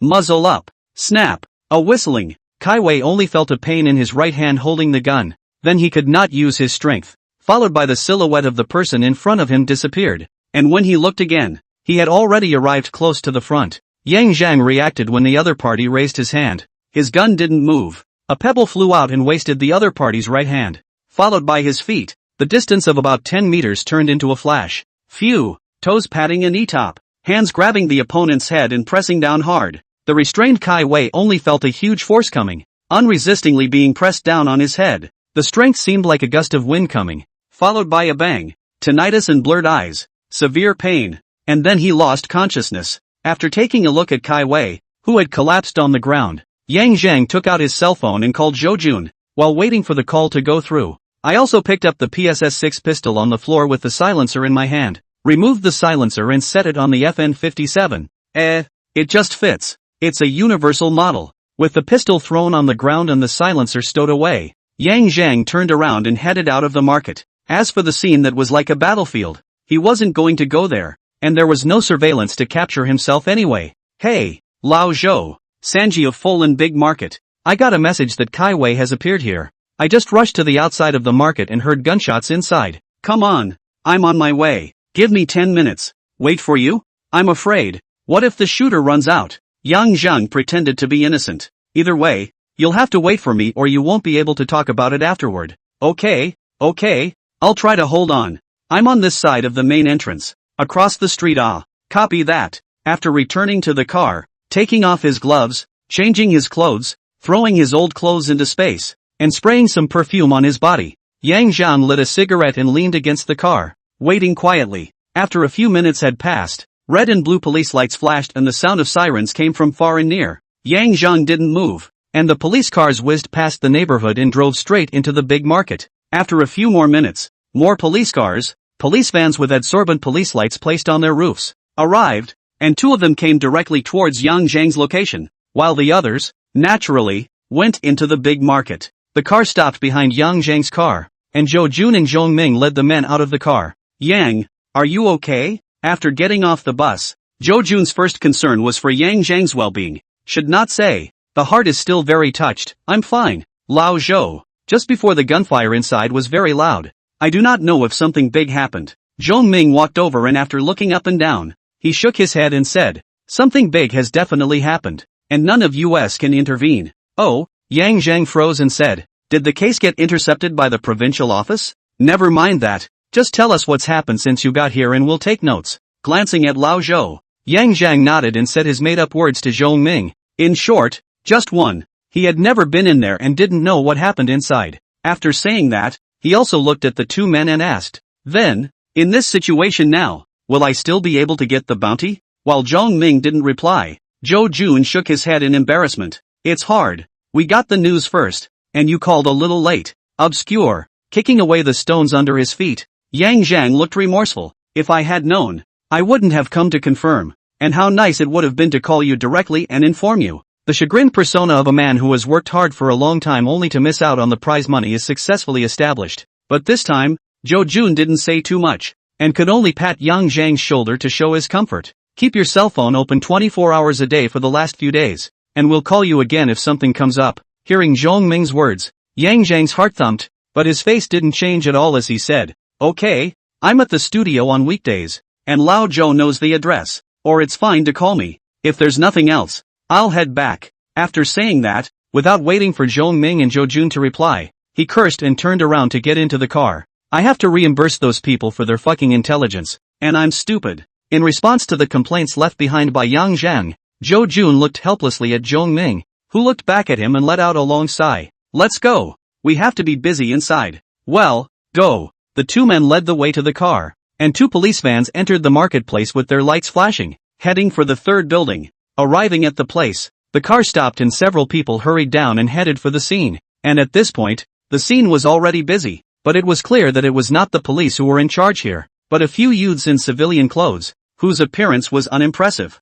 They stood in the middle of the house and without shoe covers just grinned broadly as they surveyed the scene, especially the two bodies on the floor. There's something here. Shouts rang out from the back alley. The first of the plainclothes youths poked his head out, and one of the men downstairs looked up and shouted, "Chief, there's a body here. It's Guo Chang. Spread out and search." The probing youth ordered. "Yes, Chung Division, Chow Division." The criminal police at the door rushed to greet his boss and his second when he saw them coming. The people inside the room also heard it, and the youth at the head of the room looked to the two men who had come in with their shoe covers on and headgear on and greeted them as well, before walking over and pointing to the ground. "Check it out. There were at least 24 shots fired at the scene. 2 shooters were killed. 1 shot to the head. And," said the youth, came to the ground near the doorway and said, "there are traces here, left by a person lying on the ground after rubbing." The initial judgment is that someone approached the doorway and either touched the motion sensors in the building or other actions accidentally startled the people inside. As the two sides exchanged fire,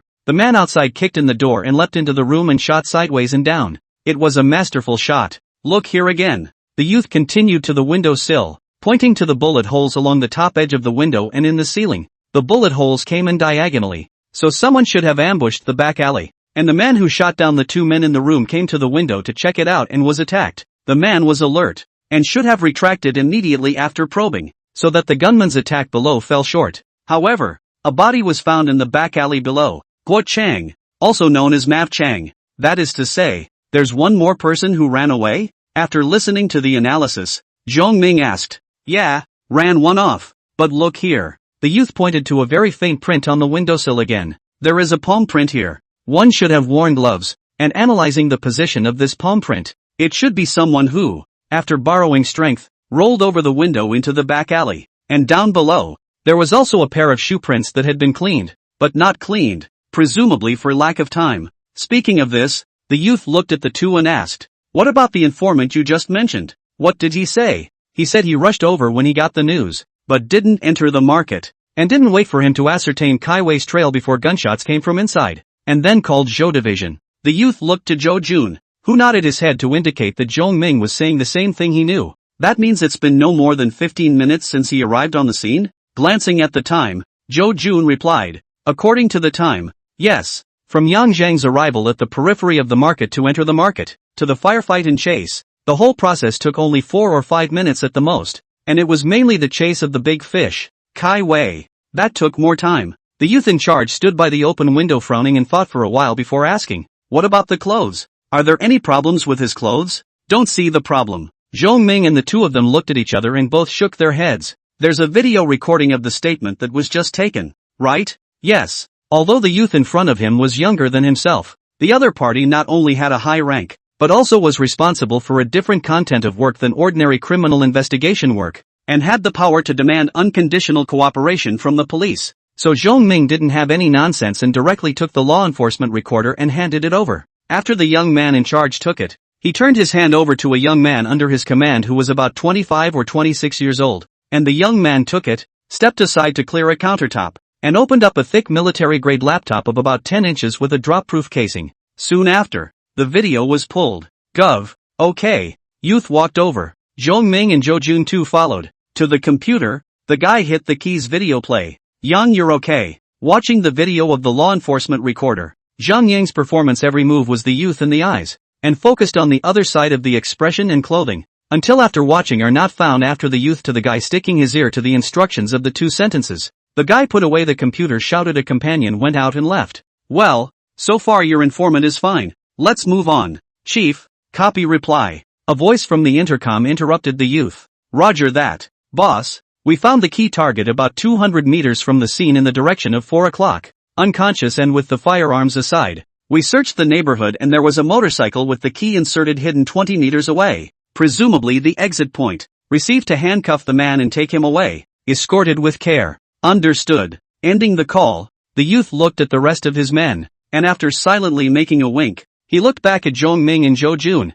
"I'll leave 2 people here to take care of the scene search. We'll take away anything we need, including the warheads that killed the 2 men on the ground. The rest will have to be a bother to Zhong and Zhou." "No problem. You guys have something to do. We'll take it from here." "Okay, thanks a lot." The youth reached out and shook hands with each of the 2 men before taking most of the men away, leaving only 2 to clean up the scene. When these people left, Zhong Ming waved his hand at his men who had been waiting outside, and only then did the forensic and scene investigators enter and start working. After glancing at the two plainclothesmen who were staring at their men doing their jobs, Zhong Ming and Zhou Jun wisely went out. Whatever was found out in the end would surely be taken away by the two men left behind, and they would serve little purpose by remaining in the room. Going downstairs to light a cigarette and give another one to Zhou Jun, Zhong Ming exhaled the smoke ring and then looked up in the direction of upstairs and asked, "What do you think about this? How can I look at it? You guys who are leaders worry about it well, I carry out orders." Zhou Jun inhaled and spat out a circle under his eyes, talking and exhaling the air to wash away the circle that had just formed. "No kidding, I'm talking about Yang Zhang." Looking at Zhong Ming's serious appearance, Zhou Jun also put away the anger in his stomach. His lips moved but did not make a sound. Looking at his old classmate, Zhong Ming smiled bitterly. "You found out too, right? It's not like my sense of smell has disappeared, so I wouldn't be able to smell a perfume that big?" Zhou Jun didn't have the good sense to say, "So what? Do you think it's him?" Zhou Jun was silent. Looking at the silent Zhou Jun, Zhong Ming spoke up. "In the previous case, he was familiar with cleaning up the scene, and I'm not afraid to tell you that I sent someone to follow and monitor him before, and that's when I smelled the smell of gunpowder on him. You know what that means. When I handled that Quan Jintang case before. So you're saying he had a gun in his hand? This is a very serious charge. Guns are banned in Xia, not to mention real guns. Even powerful air guns are not allowed to be privately owned. And if caught, the same sentence will be imposed. I don't know. At least the tracking team didn't find anything unusual. We couldn't have searched his place without evidence. But now," Zhong Ming pointed his finger upstairs and continued, "they can't be so sure." Hearing this, Zhou Jun was once again silent. After a long time, he threw the cigarette butt, which was only half smoked, on the ground and said, "There is no way out. We can only see if he himself is okay. If he is caught." Saying this, Zhou Jun waved his hand distractedly and headed for the stairs, not saying the words that followed. They were police officers, and even though Yang Zhang had provided quite a few clues, if they really did possess a gun and killed someone, even if the person they killed was a criminal, they still couldn't get away with the punishment they deserved. It's something he can't help. Looking at Zhou Jun who left, Zhong Ming sighed and did not follow him, silently smoking a cigarette until one cigarette was finished, then he threw it away and stomped it out. Heading upstairs, 3 SUVs drove down the road, and halfway through, one SUV broke away from the convoy and headed east, while the other two continued along the established route. Outside the painter's studio, East Suburban Music Park, an SUV stopped at the side of the road, and 2 plainclothes men and women in the back seat got out and headed for the studio door. Tinker bell, tinker bell. Upstairs, Yang Zhang heard the doorbell and silently got up and went downstairs in his pajamas. He'd guessed it might not be too quiet tonight. He just hadn't expected it to be so soon. "Yang, what's wrong?" Zhou Mei got up from her room. "It's okay, you sleep. I'll go down and check." "Really okay?" Zhou Mei was aware that Yang Zhang had gone out at night, and she also knew that he came back with a large smell of perfume. The perfume was bought by her as a gift for Yang Zhang, but he had never used it, and it was still so strong when she used it this late at night. So there must be something wrong with it. But Zhao Mei was smart and didn't ask. "It's really okay. It's manageable. Go to sleep." "Good. I'll sleep then." After saying that, Yang Zhang went downstairs. At the door, a man and a woman were standing there. Yang Zhang looked over and walked over to open the door a crack. "Who are you looking for?" "National Security. Looking for you to ask something." The woman took out her credentials and unfolded them and spoke. Zhang Yang. To be honest, he was a little taken aback. The police were fine. After all, he'd had plenty of opportunities to deal with them before. But a mysterious being like the National Security coming after him in the middle of the night was truly frightening. It's still mostly unexpected and caught off guard. After freezing for a moment, Yang Zhang quickly responded, reading the credentials and opening the door to invite the two inside, incidentally turning on the lights near the downstairs bar, pouring 2 cups of water and bringing them over. Yang Zhang sat down opposite the two. "Both of you, dealing for the first time." He didn't know what to call him for a moment, and after a pause Yang Zhang continued to ask, "The 2 officers came to me to ask about the big market, right?" Guessing what it was about, he didn't play dumb and took the initiative. "Yes, we'd like to get a little more detail on the big market side, plus we'd like to set up a time with you to receive the news." Hearing these questions, Yang Zhang knew he was being suspected. Also, with 3 dead at the scene, and a live one in the back alley, and the fact that these people were actually involved with the national security, he himself, an ordinary person who had been near a big market, was definitely going to be scrutinized. Although there was some apprehension in his heart, Yang Zhang was not a wimp. After all, He was there to help. And even though something went wrong in the middle, how come the other side had to have evidence before arresting someone? After all, it wasn't like he was a spy. Even thinking about it from another angle, even if national security has some ambiguous evidence, they may not necessarily deal with themselves. After all, they were in charge of different things, and the evidence is not cleaned very well because of time, but it is still difficult to lock yourself directly. Perfect level crime scene cleanup is not covered. Taking the initiative to give an account, hiding some of the unspeakable. Yang Zhang articulately explained the process. In a word, he arrived at the scene but didn't go in. Only heard gunshots. One asked questions, the other recorded and observed. And after a few more detailed questions, the two men got up and excused themselves and left. As for the 2 glasses of water on the table which had remained untouched since the beginning, closing the door and looking at the SUVs pulling away from the road through the single pane of glass, Yang Zhang knew that this matter might not be over yet, but he couldn't contact Blackface, so he could only expect him to come back soon. Come back before the state security or the police found him. At 4 a.m.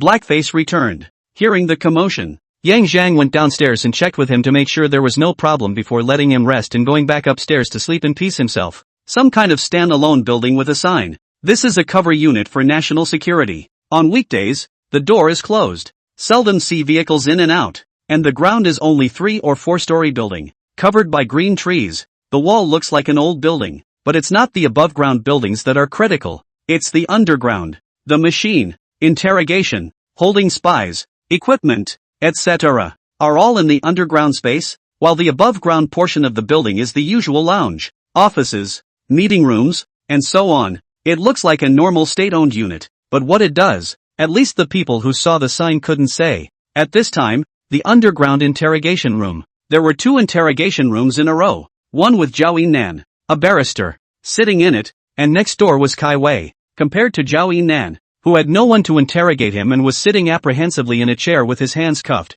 Kai Wei's treatment was much worse. The interrogation of such spies lurking in the country will not be polite. Of course, with the development of technology, and the evolution of torture methods, the kind of whipping, cannon branding, chili water, tiger stools, and so on, don't quite fit in a clean and tidy interrogation room. All have to be waterboarded at a minimum, and the main one is good for cleaning. Getting blood-stained and hollering not only smells, but it doesn't look like a good place to be. This is, after all, a place for people to reform their lives. Kai Wei was indeed smoothed out by a life of ease. Waterboarding used 5 times before he couldn't hold on to his account, including the case where Zhou Qinqin found out that Zhao Yinan was working with them, and then received notice from Zhao Yinan to go to the financial island to kill and dump the body. They would have had other ways to dispose of the body, but if Zhou Qinqin had simply disappeared, it would have likely caused unnecessary trouble. Instead, it would have been more favorable to them to treat it as an ordinary criminal case. I just didn't expect things to change in the middle of the day. Zhou Yinan was actually suspected very quickly, while the police's sights were also quickly placed on himself. In fact, up until now, Kai Wei wasn't sure why it was the police that came to his door first, not the counterintelligence department of the national security. After the interrogation, the leading youth who had come out of the scene earlier, that's when he led the people into Zhao Yinan's room. When he went in and sat down and showed his credentials, the youth kept his head down and looked at the information for a while before pushing a photo over on the table in Zhou Yinan's apprehension. The photo is of Zhou Qinqin's body. Why did you kill your wife? These words made Zhou Yinan's body tremble. Her eyes reddened, and then she wept. I didn't want to, but she found out about me. About the fact that I killed people when I pitched in earlier. I was afraid she'd call the police. So, the screen name going out to see the world is your nickname, isn't it? Yes, it's my trumpet, but line no need to explain. From more than a year ago you have been planning to use a small number and your wife to chat. For what do not need to be sophistry. Heart clear, can not see, the human model. Zhou Qinqin is really blind. After saying that this captain didn't want to interrogate anymore, and after explaining 2 sentences to his men, he got up and left the interrogation room. Gov? In the small garden on the ground, the 2 men who had gone to meet Yang Zhang returned and found the captain who was smoking a cigarette. Oh, back. How was it? The captain put out his cigarette and turned back to inquire. No problem from the answers. Not from his answers? The captain asked as he took the transcript and read it. That's him, the woman replied. Okay, that's it for this matter. Returning the steno book back to his men once it was closed, the captain finished and prepared to leave. Just let it go? Not turn it over to the police? The male henchman who had taken the steno book asked. Do you have proof? Should prove he lied about the time. The henchman replied. And then what? Bring him in and throw him in the interrogation room? The captain's question left his men unable to answer. Patting him on the shoulder, the captain laughed. To the enemy we need to be thunderous, but to our own people, we need to talk about evidence and civilized law enforcement. Not to say there is no evidence. Even if there is a little bit of evidence, people have helped us so much, can't we let go? Don't take it too seriously, the great man said. Unite all the forces that can be united.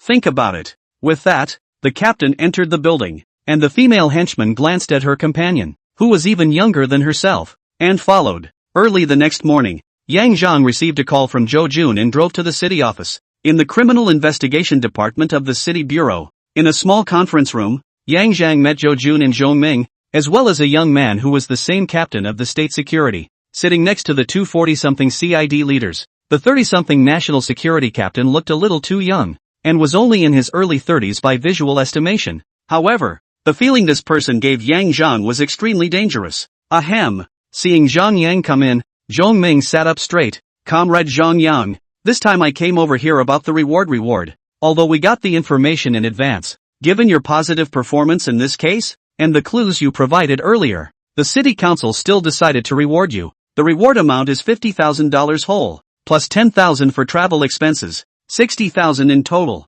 Here's the slip. You sign it and we'll credit your previous account within 1 business day. Listening to Zhong Ming's businesslike tone, Yang Zhang smiled and didn't refuse, picking up a pen and signing directly. After all, it must be good to have money to take. And the $60,000 in hand. After reimbursing the expenses of the black-faced children's side of the expenses, it is just a little more than half of the remaining. Looking at the signed Yang Zhang, Zhong Ming and Zhou Jun exchanged glances. The money was not actually from the city council, but from the state security side. The CID cooperated with the state security in this case and received a reward. 60,000 of those dollars were for Yang Zhang, but the money was distributed down in the name of the city council. Putting away the documents, Zhong Ming glanced at the national security captain next to him. Then the matter is done. We will leave first. You two have a good chat. After saying that, the two of them got up and went out, closing the door of the conference room as well. After the two left, the conference room was instantly quiet. The captain looked at Yang Zhang with a smile in his eyes,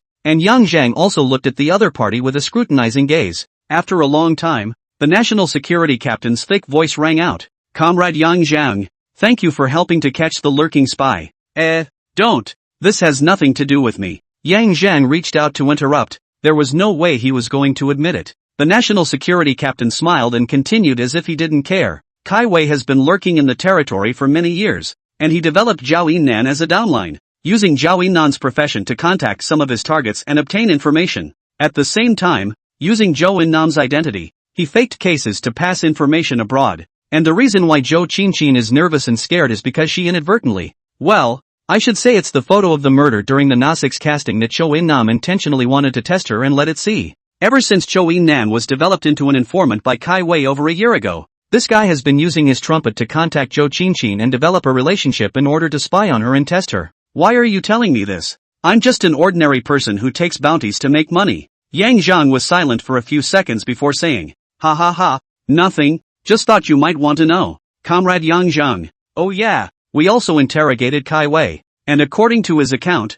the one who knocked him out in the back alley seems to be you. As he said this, the national security captain kept staring closely at Yang Zhang, trying to see something in him, and Yang Zhang's heart trembled as soon as those words left his mouth. But he quickly reacted that the other party was swindling himself. It was dimly lit, and as he approached the other man, he first knocked the gun out of his hand with a pebble, and then pulled his head down and knocked out Kai Wei with a knee to the head before he turned back. There was no way Kai Wei could have seen himself from start to finish.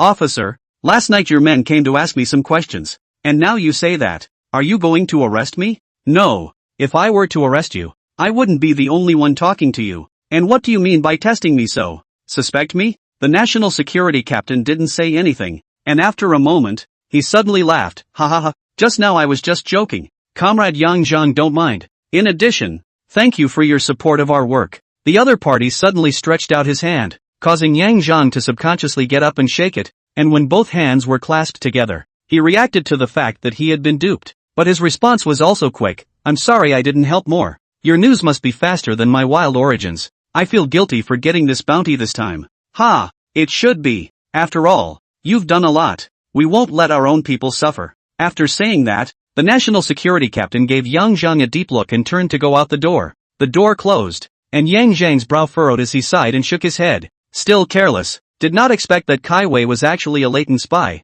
and was also targeted by the national security people, and his own previous actions were too reckless. Had he known that such a department would intervene, he wouldn't have come a hair's breadth closer, no matter what he said. Even if the police people suspected themselves, they would have to have evidence, and at most, they could only send people to follow and monitor them as they did before. But this department is different. Who knows what they would have faced if they had been on their radar. It would even be easy for them to ruin their own lives if they were to become violent. After all, the phrase "a matter of national security" is worth any formalities. Even if you arrest yourself in secret, you might not have a place to talk about it. Trouble. After sitting in his chair and thinking for a while, Yang Zhang suddenly woke up with a start and looked up at the camera at the front of the conference room, where the red indicator light was blinking. Careless. What a messed up mind. Creeped out and aware that someone was watching him, Yang Zhang hurriedly gathered his emotions, got up and left the conference room, said hello to Xiao Wu, who was familiar with him outside, and went downstairs to drive back to the studio. In the surveillance room, the national security captain and the female henchman sat in front of their computers, looking at the empty conference room after Yang Zhang left. Gov, there's definitely something wrong with him. The national security captain didn't answer, crossing his hands in the position of his chin, and after a long time, he suddenly smiled and got up. As of now, he's no threat. The video is deleted. Let's go. The female henchman wanted to ask something, but when she saw that the captain was already out the door, she swallowed the words that were on her lips. Delete the video and leave the surveillance room right after. Only when the two men left did the surveillance room duty officer return to his post. Blackface, come over here and give you your cut. Holler, brother. Blackface happily emerged from behind the bar. The money promised to that side is less because the news is so slow. Only 10,000. Plus another 10,000 for spending on car rentals and such. Plus 10,000 for your hard work. Totaling 30,000. Brother, that's too much. Just give me 15,000 is about right. Cut the crap. Anyway, you take the $30,000. It's already been transferred. By the way, is everything okay at home? It's all pretty good. After reading the collection text, Blackface replied as he replied, I videoed with my sister several times and transferred some money to her as well. The family gave money once. They're pretty good too. That's good. Let me know if you need anything. I know, brother. I won't be polite. I'll get busy then. Go on. After Blackface left, Zhao Mei put down the work in her hand and came to sit next to her. Is everything alright? Looking at the worried Zhao Mei, Yang Zhang smiled. What could be wrong? It's fine. Really? But I see you're a little sad. Is it that obvious? Yang Zhang asked in a daze. Obviously. After a few seconds of silence, Yang Zhang reached out to put his arm around Zhao Mei and smiled. Don't worry. It's fine. I can handle it. Okay? You just need to remember that you still have me. And this studio. And if you get tired, it's okay for me to support you. Ha ha ha. Okay? It just so happens the doctor said I have a bad stomach. Got to eat soft food, don't you? Yes. Ha ha ha. Looking at Yang Zhang laughing freely, Zhao Mei breathed a sigh of relief, kissed his cheek and got up to go back behind the bar. The next few days passed uneventfully. The people who had thought that the national security might be on the lookout for them also never showed up, as if they had forgotten about them. But in any case, this was indeed a good thing for Yang Zhang. Huang Fei didn't come back again, but Mu Chuxue came over from time to take a look. Yang Zhang went to the orphanage side. The dean's mother was ready. He went to teach the children to draw. Free. The only people who can make Yang Zhang completely free of charge, and also contribute money and effort, are the orphanage side. Time passes and before you know it, it's September and school is in session. The painter's studio is doing well, with an average of several $1,000s a day in business. In addition to the two large students brought in by Huang Fei, and a number of parents have taken the initiative to ask if they can open a painting class. However, since Yang Zhang had a word in advance, he could only push out the business that came to his doorstep. One of the customers, after seeing Yang Zhang's paintings, asked him to participate in a sympathy event organized by the district, and paid him 5,000 yuan for the job of painting for the old people in the district's dry rest home. Having a good relationship with the relevant authorities is important for business people, not to mention the fact that people aren't asking for a free ride. 5,000 a day isn't low by any stretch of the imagination. Yang Zhang agreed to do so without much thought, and on September 9th he went to a dry rest center and painted more than 30 portraits before he was finished. After seeing Yang Zhang's sketch, the district leaders who came to visit the area expressed their approval and encouraged him. saying that more activities like this could be organized in the future. Whether or not other people have taken the leader's words to heart, Yang Zhang is not sure, but he has decided that if there is another event like this, he will definitely have to raise his prices. With more than 30 portraits, even with his physical strength, he was tired when he returned to the studio, moving his wrists from time to time. Jingle bells. September 20th, 8:30 in the morning. Just opened the door. Is wiping the table of the black face of the child, heard the doorbell, looked up, only to see the anti-drug detachment of the investigation section of the Wang Sheng with a person came in. Team Wang, looking for my brother? Blackface asked as he greeted them. Yes, is Counselor Zhang in? Wang Sheng swept the first floor and asked when he didn't see anyone. Although Yang Zhang had only been an advisor for a few days, and it was still temporary, but Wang Sheng had come over to ask for help, so it seemed more respectful to address him as such. Yes, my brother is in the backyard. I'll take you there. No, I'll just go by myself. You go about your business. Saying that, Wang Sheng directly walked towards the backyard, and Blackface just laughed, didn't stop, turned into the bar and poured 2 glasses of lemonade and served it. Also went to the backyard. Under the gazebo in the backyard, Yang Zhang made a cup of tea and sat there reading a book. Counselor Chang, an advisor, made Yang Zhang freeze, and after turning his head and seeing that it was Wang Sheng, he guessed that the other party was up to something. Smiling, he got up to greet the other party, stretched out his right hand and shook the other party's hand, and said, Team Wang, don't make fun of me, it's just a part-time job for a few days. What kind of advisor is it? After saying that, he gestured for the two to sit down and talk. Sit down, both of you. Blackface came over at that moment and placed a glass of water in front of each of them before leaving. After sitting down, Wang Sheng glanced at the book Yang Zhang was reading and said, Kigo Higashino's detective novel. It's not badly written. Team Wang has read it too? Yang Zhang smiled and closed the book, not waiting for the other party to answer, and added, compared to the real cases, the criminal cases of the country with a good little life are still inferior. The main thing in this is that the reasoning is well written, and that's what I prefer to read. Well, I've read 2 books as well, but there are too many things going on without that much time. Nodding his head in reply, Wang Sheng seemed to be in a bit of a hurry, and without any more idle chatter in mind, he went straight to the point and said, Does Counselor Zhang have time now? I'd like to ask you to help me look at a site. Without waiting for Yang Zhang to speak, Wang Sheng added, The detachment commander knows about this as well, and will give you $10,000 in consulting fees, whether or not he finds out. Interested? Yang Zhang smiled and agreed. The other party speaks well and has a very low stance, plus the consulting fee of 10,000 directly from the outset. Yang Zhang has no reason to refuse, and Wang Sheng didn't care, and after picking up the glass of water and drinking it, he urged, Then, Counselor Zhang, can we get going? Seeing that the other party was really in a hurry, Yang Zhang didn't delay and stood up. Let's go. It just so happens that I'm free. The group of 3 got up and headed out, and had just reached the middle of the hall when the door was pushed open again and Huang Fei came in, followed by Mu Chuxue. Raising an eyebrow, Yang Zhang revealed a smile. Mr. Huang is here, but he's a rare guest. After saying that, he looked at Mu Chuxue and asked, Chuxue, why are you here with Mr. Huang? Do you know him? Yang, didn't I tell you? I work for a foreign trade company, and Mr. Huang is my boss. Looking at Mu Chuxue's pure appearance and clear eyes, Yang Zhang said indistinctly, That's so, I really didn't know that before. After saying that, he looked at Huang Fei. Mr. Huang, this is my sister in the orphanage. It's not a pro-sister better than a pro-sister kind of thing. Now working under you, you can help me take good care of it. Can't let anyone bully it. Upon hearing Yang Zhang's words, Mu Chushua's eyes flashed with a glimmer in the depths of her eyes, and she lowered her head without saying anything, seemingly shy. Huang Fei, on the other hand, gave Mu Chuxue a meaningful look before smiling at Yang Zhang. You're welcome, Mr. Zhang. Chushue's a great worker, but she's one of the greats under me. I'll take care of her without saying anything. By the way, Mr. Zhang is going out? Yes, a friend asked me to do a small favor.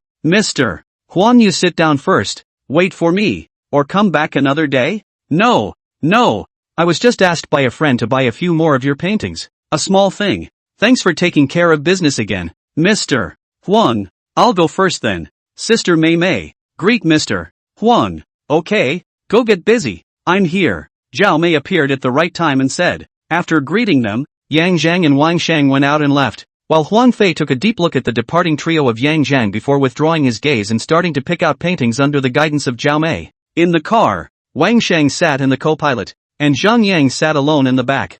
Counselor Zhang. That Mr. Huang is very familiar with yours? Having dealt with him twice, he's considered our studio's biggest client at the moment. After explaining, Yang Zhang asked, "What's wrong? He has a problem?" "Not really, it's just that this guy doesn't give me a good feeling, so you'd better watch your back if you do business with him." Line it. Wang Tinyu, this reminder I definitely remembered. Thanks. Don't be polite. Who are we to each other?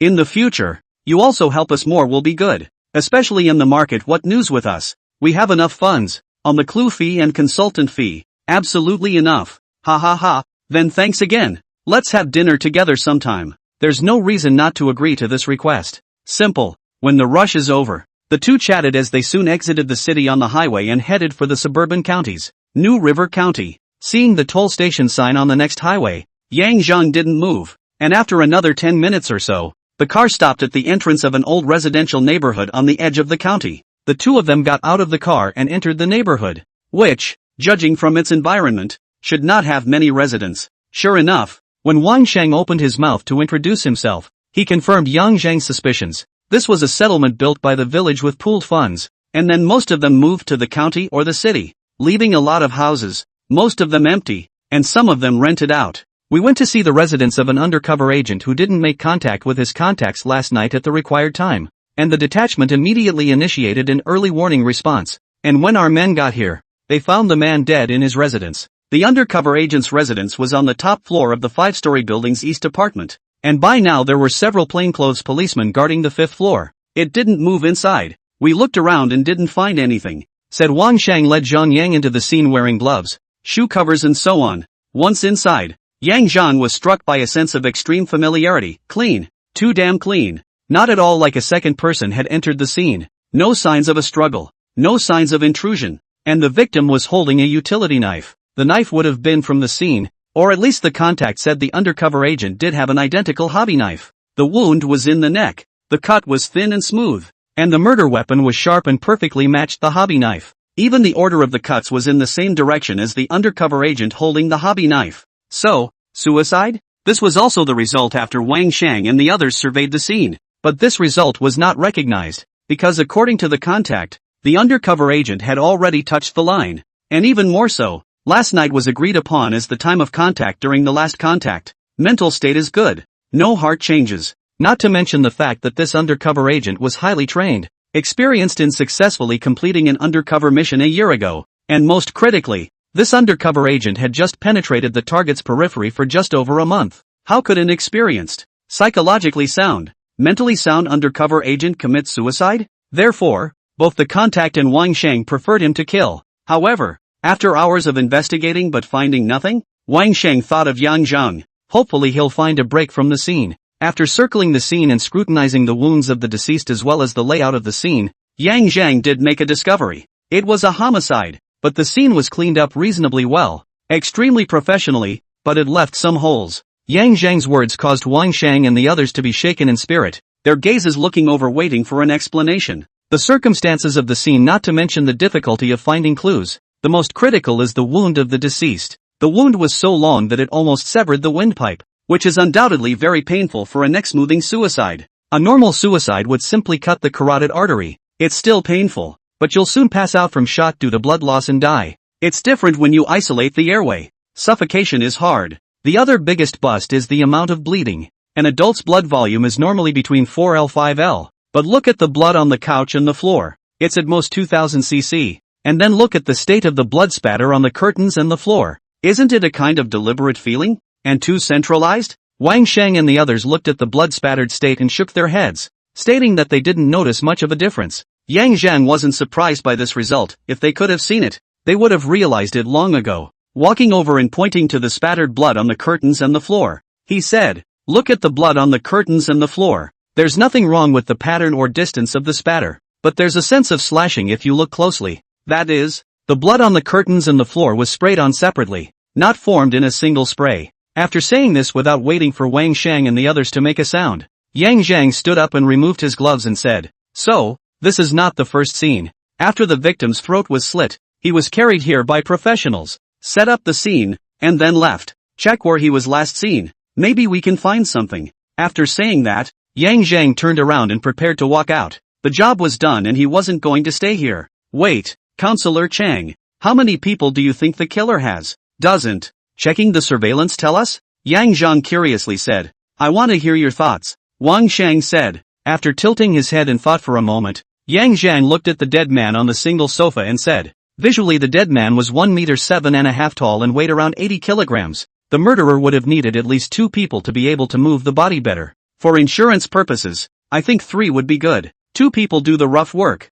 and 1 person supervises and directs and is responsible for the fine work. Finally, Yang Zhang also explained the division of labor. Do you think they have transportation? There should be. But, seeing that Yang Zhang was hesitant to speak, Wang Shang hurriedly asked, but what? You remember the Sandy River Park case from before, don't you? Remember. Wang Shang nodded. It could be argued that the case itself was a continuation of the Sandy River Park case, and the undercover agent was sent out after following up on the leads. The scene at Li Tianlai's and Wan Yushan's residences should have been handled by this group, and there are almost as many similarities in the methods. However, this time, they had more time, so they did a more detailed job. Hearing this, Wang Shang's brows furrowed. You mean he was killed by those people? I think it should be. Judging from the ruthlessness of that group, finding an undercover agent and taking him out at the first opportunity is very much in line with their modus operandi. So we didn't find any obvious traces of torture on the undercover agent. I'm sure the covert means won't be there either. It's the best option for them to silence them, and doing more than that could be more wrong. After saying this, Yang Zhang paused before adding, Team Wang, if it were up to me, I would report the case to the provincial office, which may not be possible, and it may be necessary for the higher-ups to send an expert over to deal with it in order to catch this group of people. And I suspect that this group of people are just hired to do something too deep behind the scenes for you to grasp. After speaking, Yang Zhang glanced at the undercover agent, shook his head and sighed. He's a ready-made example. He was found out in such a short period of time. These people either don't trust any outsiders or they're very well informed. Still, either report it or just follow the clues you have so far and take out the other side with a straight thunderous sweep of the cave to bring them down. If you're fishing, the person behind it doesn't always bite. From the moment the police sent out the undercover agent, Yang Zhang guessed that the anti-drug detachment must have gotten hold of some important clues, otherwise it wouldn't have been possible to just send the undercover agent out. After all, an undercover agent is not the same as an informant. Once an undercover agent is sent out, there is a clear target. But in fact, the results were very unsatisfactory and dead. In such a situation, if Wang Shang and the others continued to insist, they would either have to sacrifice more undercover agents, or they would simply disappear and stop playing with you. The first result is too brutal, and the second will make the threads that the police have struggled to catch disappear. Good. I'll consider your suggestion. Thanks a lot, Counselor Zhang. I'll have someone send you back. Okay, just have someone send me to the high-speed train station. You guys are busy too. I'll be there soon by high-speed train. It's faster than you guys driving. That's fine. I'm sorry. I'll treat you to dinner to make amends when the case is over. After considering it for a while, Wang Shang didn't insist and agreed. Come back often. Don't mention it. Patting Wang Shang on the shoulder, Yang Zhang followed a police officer downstairs to the car and headed for the high-speed train station. I bought the tickets on my cell phone on the way, and when I arrived at the high-speed train station there was still more than half an hour before the tickets were checked and boarded.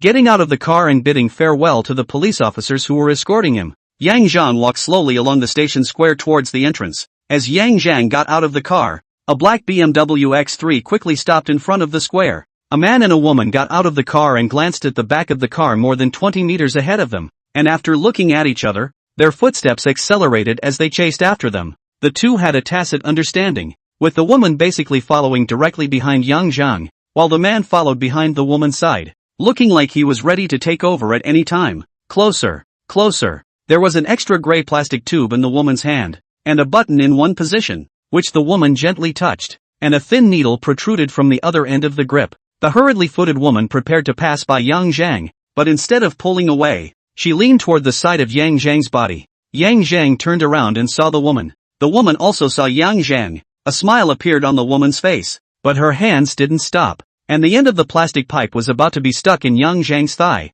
Snap!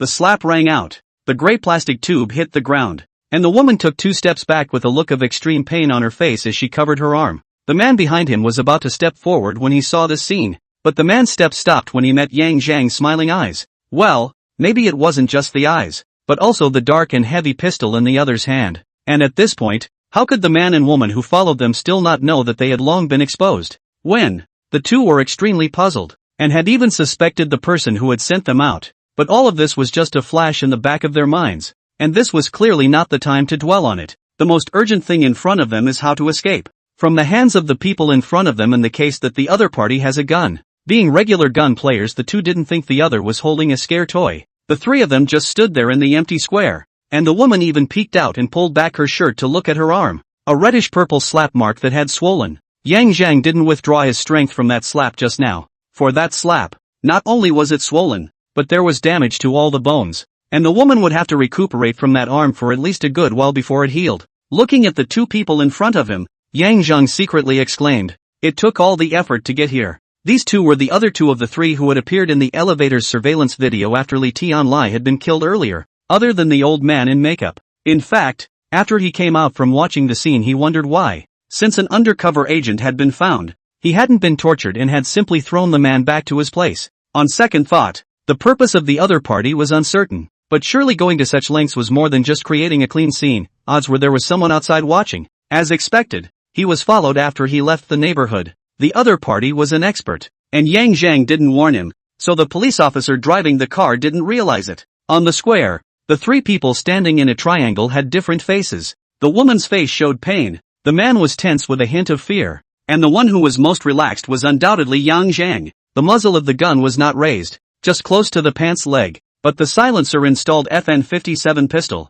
Even if it was not raised, the deterrent effect made a man and a woman not dare to move. They knew full well that if they made an unfriendly move, the other side wouldn't necessarily be afraid to shoot. After all, no good guy would put a silencer on his gun. Turning his head to look at the gray plastic pipe lying not far away, Yang Zhang slowly walked over and bent down to pick it up. The whole process lasted more than 3 seconds, but a man and a woman did not dare to move the slightest bit. Since the neighborhood was all open space, 3 seconds or so wasn't enough time for them to find cover. Moreover, they all felt that the young man in front of them was doing it on purpose, deliberately giving them a break in order to seduce them into making a move. Once it's out of the way, the other side will have no problem shooting. "You guys actually don't run?" Yang Zhang, who had picked up the syringe, seemed surprised. "Don't get upset. Since you're not running then, go have a chat. It just so happens you have a car." A man and a woman looked at each other. They had the intention to refuse but didn't dare to, and finally, under Yang Zhang's forced gaze,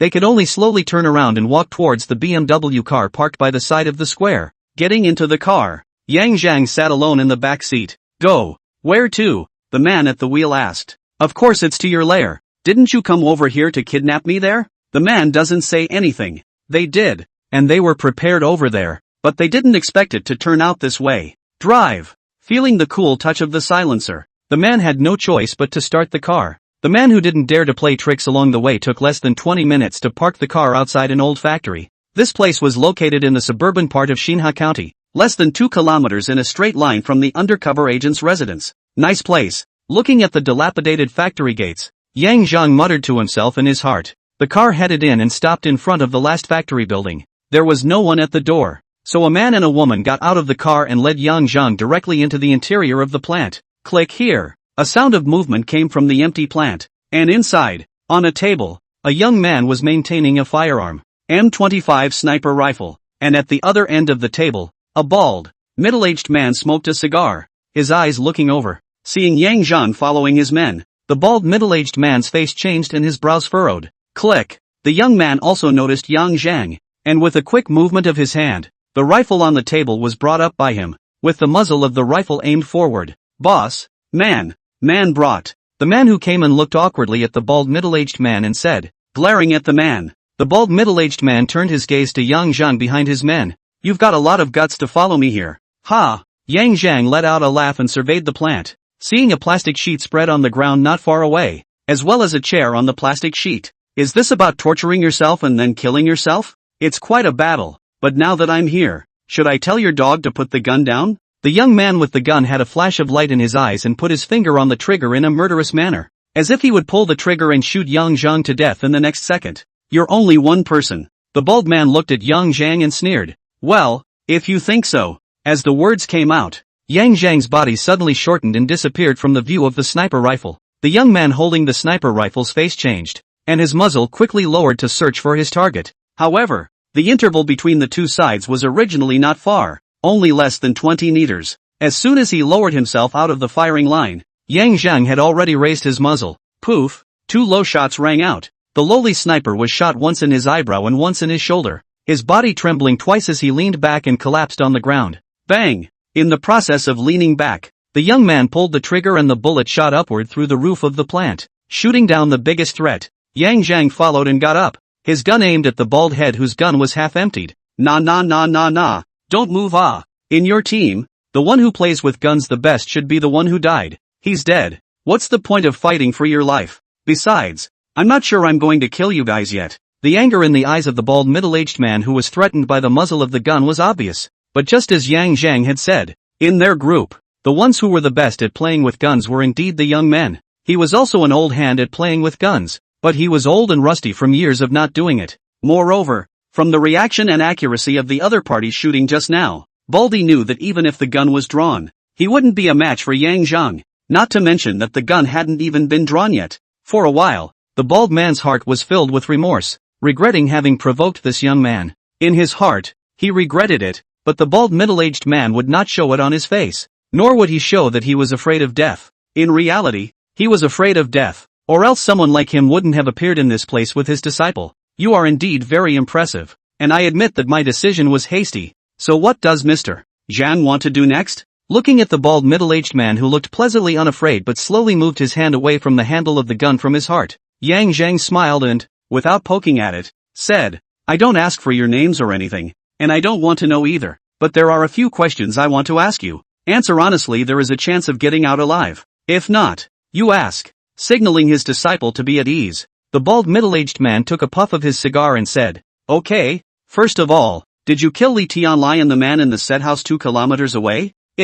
Who hired you? The bald middle-aged man pursed his lips. Can't tell? Playing with the gun in his hand, Yang Zhang asked. It won't do you any good to know. If I didn't know you guys were criminals, I'd almost think you were doing it for my own good. It's better for both of us if we say so. Since you want to know, then I will tell you. Looking deeply at Yang Zhang, the bald middle-aged man didn't hide it either. The one who hired us is from the Yun province side. His exact name is unclear. He didn't even get a full look at his appearance. He only knows that others call him Master Hong. Master Hong? Anyone on this path likes to be called the word master. Yang Zhang sneered. Mr. Zhang, this man is not ordinary, or at least powerful. He paid a big price for sending us here. And besides, these weapons you're looking at are all provided by this Master Hong. You guys haven't investigated him? You guys just called out my name. I can't believe you guys haven't looked into each other. Don't dare. The bald middle-aged man shook his head and said, not only is the other party cautious, but each of their men also carries a gun, and those who are able to provide these standardized armaments can't be offended by our small team of 4, unless we don't make this money and leave the country immediately. After thinking about it, Yang Zhang felt that the other party had a point, so he nodded his head and stopped pursuing this question, and continued to ask, alright, then I won't ask much about the rest. One last question. How much is your life worth? What do you mean? The bald middle-aged man asked as his eyes changed. Just literally. Now I'm giving you guys a chance to buy your lives. Well, you don't think that a few incoherent answers like that will get you guys out safely, do you? The bald middle-aged man was silent, and the 2 disciples pursed their lips. Click. Yang Zhang raised his arm. Take it easy. I'll give. Seeing Yang Zhang's intention to make a move, the bald middle-aged trio didn't dare to bet on whether the other party would shoot or not, and hurriedly conceded. $500,000 for the 3 of us. Yang Zhang's eyes widened and his finger was on the trigger. Are you fucking kidding me? Dollars is not enough. $1 million. The bald middle-aged man directly doubled the price, and the figure he said before was obviously just a test. He also knew that $500,000, even in US dollars, would not satisfy the other man's appetite, but that's the art of negotiation. Not exactly savvy, but at least basic common sense. I don't have time to dilly-dally with you. $3 million, that's all I've got. The rest is fixed assets and bonds, gold in a bank safe abroad. If you want it, I can tell you the combination and where to store the key. You're not a good negotiator. Yang Zhang laughed, and with the bald middle-aged man's face full of mushy looks, he let the other party operate the transfer, transferring $3 million into an offshore bank account that he had previously opened using hacking techniques. After making sure it was accounted for, he continued. One last question. What's your name? I thought you said no. Halfway through his words, the bald middle-aged man shut up as the blackened muzzle of the gun was pointed definitively at him. Wan Ping. Real name? How is that possible? The mockery on his face had just risen and disappeared. And the bald Wan Ping said with a solemn face, "This is my code name. Aren't code names always something like lion, eagle, tiger, or whatever? Low profile is king in our line of work. The more common the code name is, the more it can be hidden. It can be different from those killers. Moreover, there are no killers who take code names like lion, eagle, or tiger. Well, I'm the one who's out of the loop." Yang Zhang shrugged, then nudged Wan Ping with the muzzle of his gun and said, "But that's okay, now throw your gun over here." Using 2 fingers, he slowly took the pistol out, and then threw it out at Yang Zhang's gesture, landing 3 meters away with a snap. Walking over and picking up the Glock 17 on the ground, he held it in his hand and looked at it for a couple of moments before suddenly raising his hand and quickly pulling the trigger under the nervous gaze of Wan Ping and his 2 disciples. Bang! Bang! Bang! Bang! 3 shots rang out. Wan Ping and 2 disciples fell to the ground and died in response, not even able to react. With the 3 gone, Yang Zhang put the FN-57 away and gripped that Glock 17 to start setting up the scene.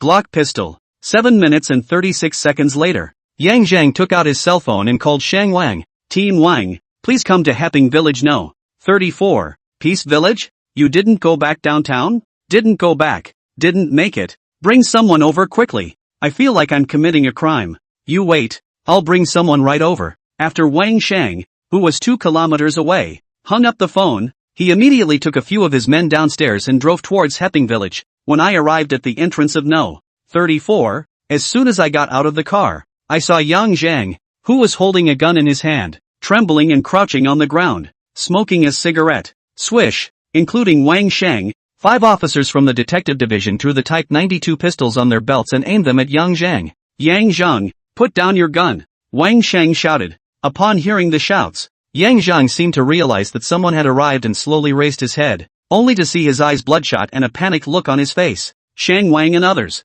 Wang, Team Wang, you've arrived. I killed someone." Looking at Yang Zhang's appearance, the 5 Wang Shangs, who were using the car as a cover, were silent, and it was only after several seconds that Wang Shang said, "Yang Zhang, put down your gun first, and let's talk about what's going on." "Oh, yeah." As if reacting to the situation, Yang Zhang threw the Glock 17 out of his hand like a hot potato. Seeing that the other party had thrown their guns away, Wang Shang immediately charged up with his men. Instead, they didn't hold Yang Zhang down, they just surrounded him, and another officer immediately went up to pick up the pistol on the ground. "Team Wang." This shot was fired. When he heard his men's words, Wang Shang's head turned big. "You said you killed someone. Who did you kill?" "Wan Ping." "Who?" Shang Wang asked. It's the gang that killed Li Tianlai and your undercover agent. 4 of them in all of them are in there. Go inside." Yes. 2 police officers entered the plant with guns, while Wang Shang didn't move and questioned Yang Zhang. "Tell us in detail what happened." "I was like this. Your people sent me to the high-speed train station. I just got off the train and realized that something was wrong, and then I was stopped by a man and a woman, and they had guns, and I recognized at once that these 2 were 2 of the 3 who had appeared at Li Tianlai's residence, and I didn't dare to resist but could only follow them here. There's a bald guy who's their leader, and a young man who they admitted was the one who tried to snipe me in the parking lot earlier. Sniper rifles are in there too. They wanted to kill me, so I deliberately chatted with them in order to stall for time, and from their mouths, I found out that the person who hired them was from Yun Province, nicknamed Master Hong. Put up a fight after that before they did. Grabbed the gun out of the bald guy's hand and killed all 4. Team Wang. Me? Will I go to jail? Will I be sentenced to death?" Looking at Zhang Yang's disoriented look, Wang Shang stopped talking. An unarmed man storming back to kill 4 vicious thugs. Such a thing seems to have only been seen in novels and movies. And which one of them isn't all over the place? Then look at Zhang Yang. Except for some ash stained on his body and a bruise on his face, he is clearly intact. Are times changing? Or am I dreaming? Team Wang, come in and look. Wang Shang, who didn't know how to answer, heard the shouts of his men and immediately lifted his feet and walked inside. Yang Zhang wanted to follow but was stopped by the 2 officers beside him. Seems like a bit of a play-off. This is being treated like a suspect. The actions of the 2 officers made Yang Zhang realize what was going on, but there was nothing else he could do when it came down to it. In the front square of the station, in order to be safe, he took out his gun. If he let Wan Ping and others were captured alive by the police over some interrogation said, he would be more trouble. As for now, even if he was suspected, he could say it was self-defense. After all, people are trying to kill themselves with guns. So it's unlikely that they can't fight back and can only wait stupidly for justice to come, right? If the judge found him guilty without any other evidence, Yang Zhang would have dared to keep appealing and petitioning. Inside the factory, looking at the 4 corpses, as well as some traces on the ground, Wang Shang, an experienced dry detective, quickly modeled the general situation in his mind. Well, cannot say that his case simulation ability is strong, can only say that the scene setup is very good. Experienced point basically can talk about the scene of the general situation reasoning out. This was also deliberately arranged by Yang Zhang. Get the bureau to back up and make sure the site survey is done carefully. After standing not far away and watching the scene, Wang Shang ordered his men. Yes. After giving his orders, Wang Shang turned around and walked out of the plant, giving Yang Zhang a complicated look before saying, "Let's go. Follow us back to the station." "Okay, do I need to wear handcuffs?" Yang Zhang nodded and asked, holding out his hands. "Doesn't need it." Getting into the car and glancing at the police officers sitting on either side of him, Yang Zhang was disciplined and didn't move around.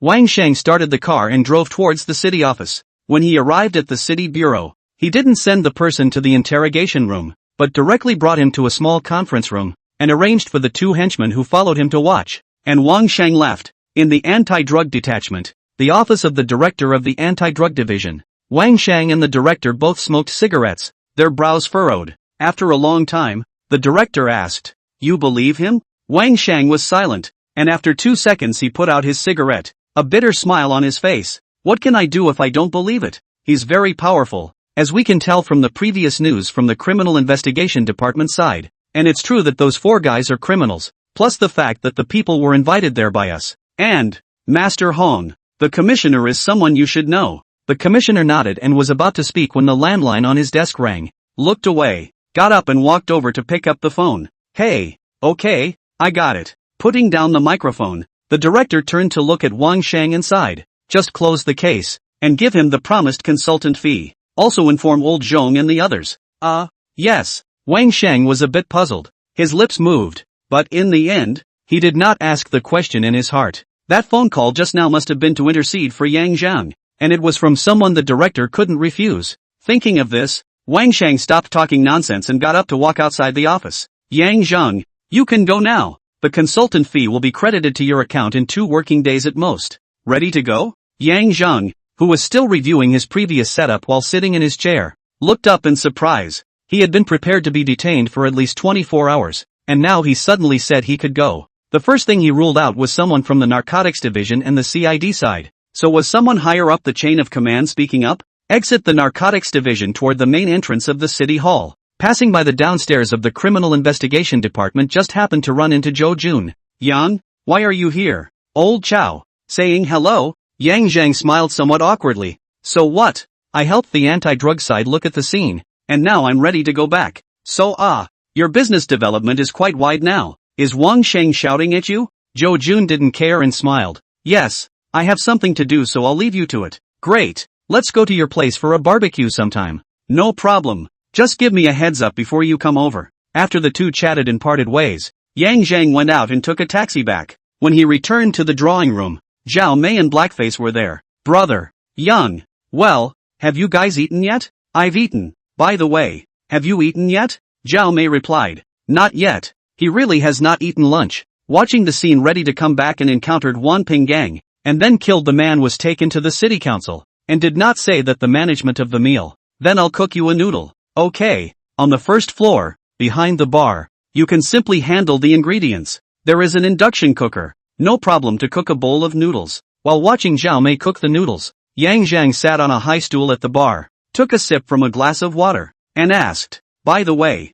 what did Huang Fei come over and buy this morning?" "Picked 10 paintings and took them away. I bid according to 15,000 apiece. He didn't return the price." As she spoke, Zhao Mei had a smile on her face. "Another $150,000 earned. Pretty good." Yang Zhang smiled back. "By the way, it's not good for that little sister of yours from the orphanage to keep following Huang Fei." Zhao Mei remembered something and reminded. Yang Zhang also knew about this, and had guessed it from the first time Mu Chuxue came over, when she was so attached to her copying, and even used her cell phone to record the video. After a moment of silence, he shook his head and said, "After so many years, I don't know if she is a human being or a ghost now. See, it's the fox that will always reveal its tail. If it really comes to that time, It's considered benevolent to be able to save her life. Oh, Zhao Mei raised an eyebrow and said, that's a big beauty, and also has what is now called a first love face. Yang brother called, not confused? What's the point of being confused? It's not like I'm the type of person who can't walk when he sees a beautiful woman.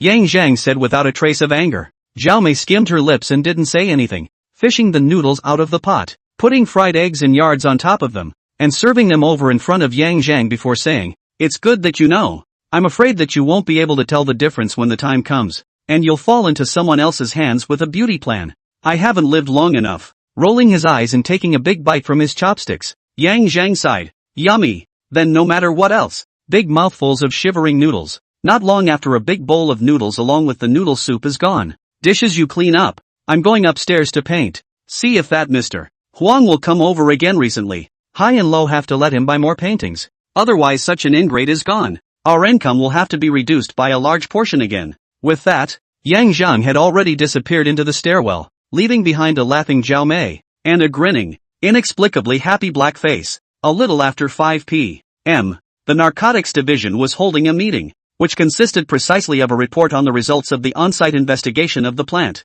After meticulous investigation, it can be determined that a total of 5 people were present in the plant, 4 of whom were killed, and the other was Yang Zhang, consistent with the statements he made. In addition, after running the computer logic on the traces at the scene, there were no major discrepancies in the scene simulation. Except for one thing, only 3 warheads were found at the scene, and from the scene survey, all 4 victims were killed by firearms. But again, based on the scene, there was no 6th person present, so we surmised that a bullet's tip was taken. Taken? Can you be sure? The commissioner looked to the captain in charge of the scene survey and confirmed. Can't be sure, but there is indeed a bullet missing from the scene, and the other last bullet that wasn't found, the one that killed the sniper rifleman, has never been found, and a few people have been left over there to continue the search. Hearing the captain's words, the director and Wang Shang looked at each other and both fell into silence. The way things are going now, there's a good chance that Yang Zhang took the bullet's warhead, but it's just a warhead, so why would he take it?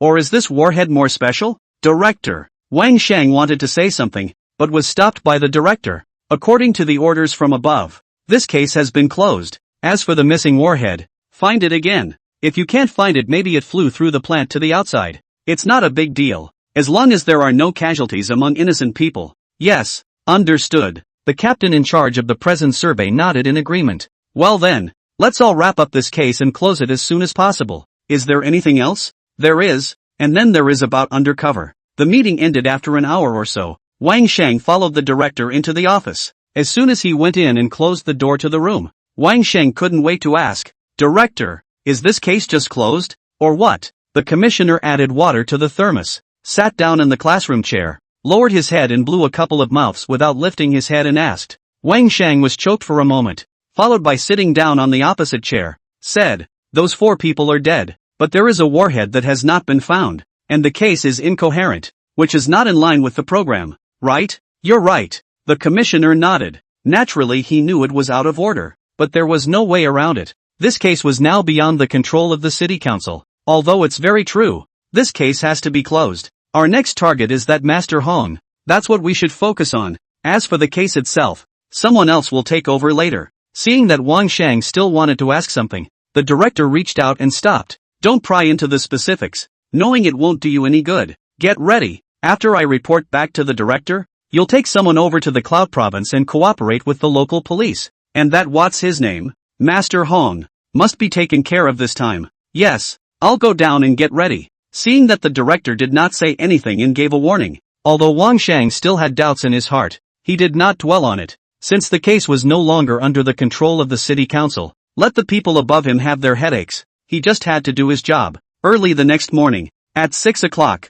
after doing preparatory activities in front of the studio, Zhang Yang took Zhao Mei and Blackface, and the 3 of them, all dressed in sports equipment, started running. In Chinese medicine, the way of yin and yang is emphasized. The rising sun is the time when yang qi rises. It is better to exercise early in the morning, while running in the evening and night will cause yang qi downward, which is not beneficial to the human body. In terms of safety, running during the day is safer than running at night. The 3 of them lined up in a row, with Yang Zhang breaking wind in front of them, only just running out onto the walkway when they saw a man standing next to a black Volkswagen Touareg parked not far away. The man had met the very same captain of the national security. Seeing Yang Zhang run over, the national security captain also stood up straight, took his sunglasses off and nodded and smiled. Yang Zhang. To be honest, when he first met this person, Yang Zhang knew that there was trouble, and sure enough, it was now fulfilled. If it wasn't trouble, this person shouldn't have been so idle as to come here so early in the morning to block himself.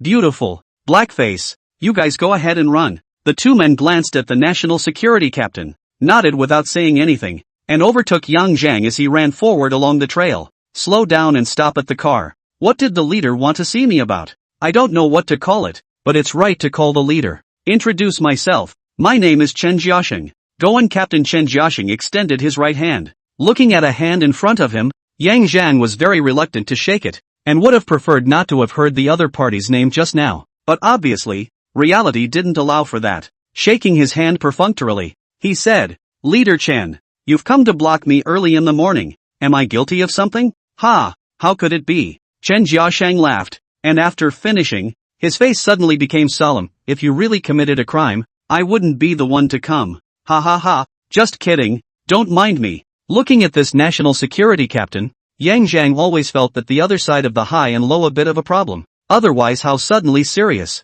and suddenly laughed. Seeing that Yang Zhang didn't say anything, but just looked at himself with a strange look in his eyes, Chen Jiaxing waited for a while, and could only open up the conversation himself. So what? I've heard that you're very capable this time, and we just need an expert like you. How about it? How about working with us? Yang Zhang thought of several possibilities, but he just didn't realize that the other party was here to recruit him. Leader Chen, it seems like I don't meet your recruiting standards, right? What's not to conform to? You fully conform. Moreover, we've been examining you for some time now. Resolute in killing, far-reaching in schemes, and skillful in means. So you fully meet the criteria for special recruitment. Speaking here as if he suddenly remembered something, Chen Jiaxing added, Oh, you're not talking about the things on your record, are you? Those are nothing at all. As long as you come, I'll be the master to make you clean and leave no trace at all. Forget it. After the silence, Yang Zhang suddenly said, I'm a person who can't be constrained. Or,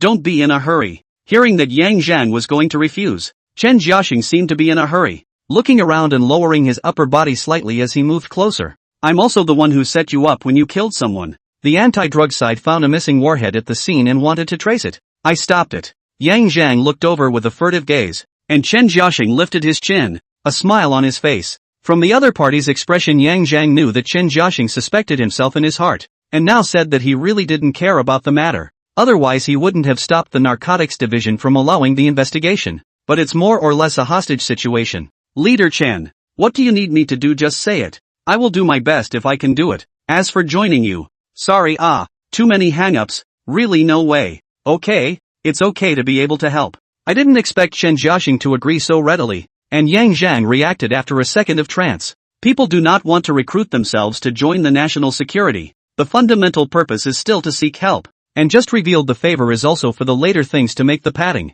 It seems that this Chen Jiaxing is very smart. But yeah, how can the unintelligent ones who don't have quick reflexes get into the national security or the leadership of the counterintelligence? Although Chen Jiaxing didn't explicitly say so, Yang Zhang still surmised the identity of the other party from the previous action at the Flanders market, as well as from the visit of national security to his door that night, and from that meeting at the city council. Perfect level detection and counter-detection can include more than just detection in the traditional sense, but also logical reasoning and more. Seeing Yang Zhang agree, Chen Jiaxing did not hesitate at all and a smile appeared on his face. That was supposed to be his purpose. As for joining the national security, it was just a joke, deliberately said in order to get Yang Zhang to help. Even if he agreed, Chen Jiaxing would not be able to agree. Even ordinary civil service exams require political vetting, not to mention those of a department like national security. It's a must for the upper 3 generations to be rooted in the right place, and some of them are even groomed from a young age. Yang Zhang's case wasn't serious,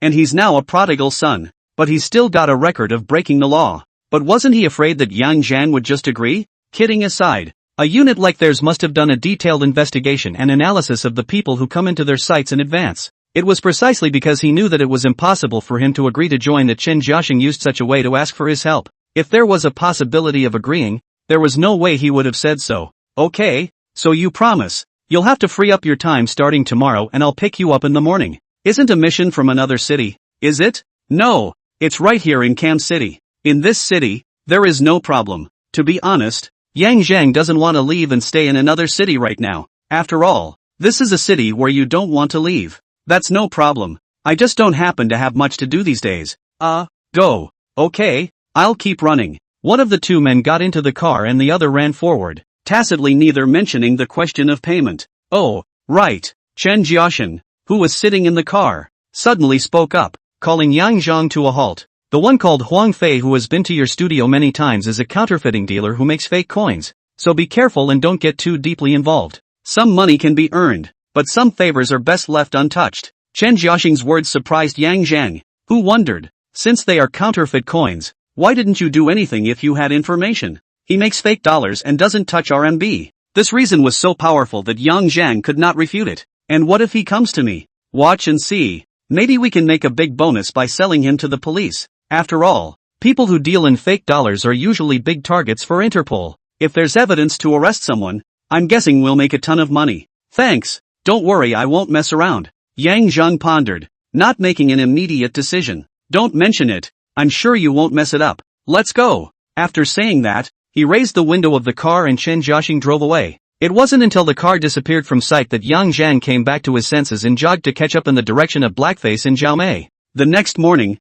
a call came to his cell phone. Looking at the unfamiliar caller, Yang Zhang guessed who it was and picked it up to hear that it was indeed Chen Jiaxing. I'm here, just down the road from your studio. Okay, give me a few minutes. The other party hung up the phone, and Yang Zhang accelerated the speed of his meal. After finishing breakfast, he pushed the bowl forward and said to Xiaomei and Blackface, I have something to go out for an indeterminate amount of time. Call me if anything happens. Okay, brother. Blackface agreed, not asking what for. Instead, Xiaomei asked with a worried face, what happened? Nothing, just a friend asking for a favor. Well, be safe then. Don't worry. Smiling and nodding, Yang Zhang got up and prepared to go upstairs to change his clothes, then thought of something and said, if Huang Fei and Mu Chuxue look for me, give me a call, and also tell him that I have something to do in the next few days, so I'll be in touch again when I come back. Take note. After explaining the situation and going upstairs to change his clothes, Yang Zhang went downstairs and left.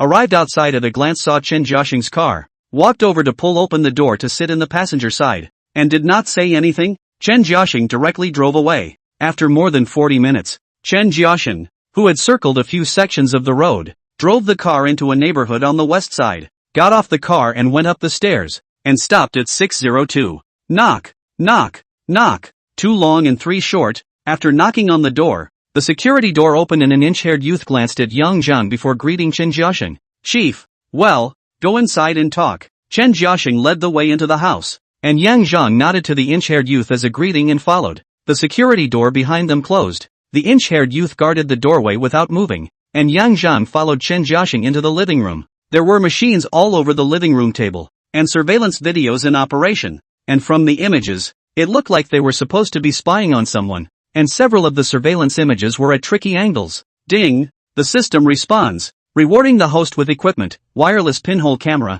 transmitting distance of 1 kilometer, non-shieldable, non-losable, skill, perfect level surveillance installation and debugging skill. Hiss, this national security is a good place to go. A look at the equipment is rewarded with equipment and skills, and the wireless pinhole camera. The launch distance is still 1 kilometer, and it is not shielded, not lost. Proper metaphysical black technology. Satisfied, Yang Zhang did not show his face, and after scanning the room, he withdrew his gaze and sat down on the sofa in the living room. This is Pearl. You know her. Just as he sat down, Chen Jiaxing introduced the woman who approached him, the female of the two who had approached Yang Zhang in the middle of the night earlier. Hello, hello. After the two men exchanged greetings, Chen Jiaxing signaled Pearl, who opened the military-grade laptop on the table, which was already connected to the TV screen, using a transmission line and not connected to the internet. After a few operations, a photo appeared on the screen. On the photo was a man who looked no different from an ordinary middle-aged man.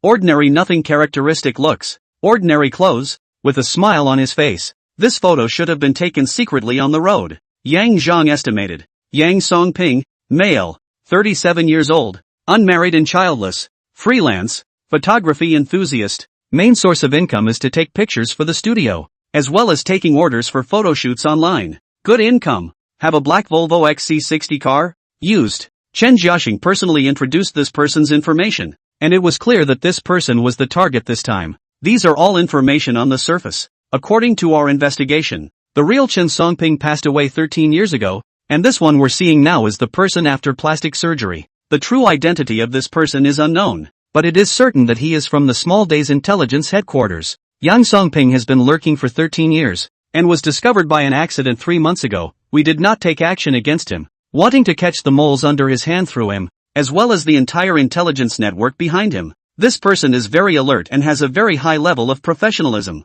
The first few times we followed him, he almost revealed himself during the most recent operation, and now it is impossible to determine if the other party is alert. But if our people continue to follow him, it is likely that he will be discovered by the other party. Speaking of this, Chen Jiaxing looked at Yang Zhang. Your ability above tracking is unclear, but we are aware of your memory and drawing skills. The reason I asked you to come here this time is that I hope to be able to utilize both of your abilities to help us track and monitor this man, to be able to take note of who he's met and where he's been, and to paint a picture of the target in all of them. After quietly listening to Chen Jiaxing's words, Yang Zhang frowned. It's not a short task if you're going to do all this. A month, 2 months, or even 6 months and a year or more is possible. Leader, I'm not going to do it if you say that. I've got serious business to attend to, and you're not going to be able to get it done in a short period of time as soon as you hear this. Hearing Yang Zhang's dissatisfaction, Chen Jiaxing glanced at Pearl, who nodded and got up to greet everyone leaving the living room and dining room. After waiting for the crowd to leave,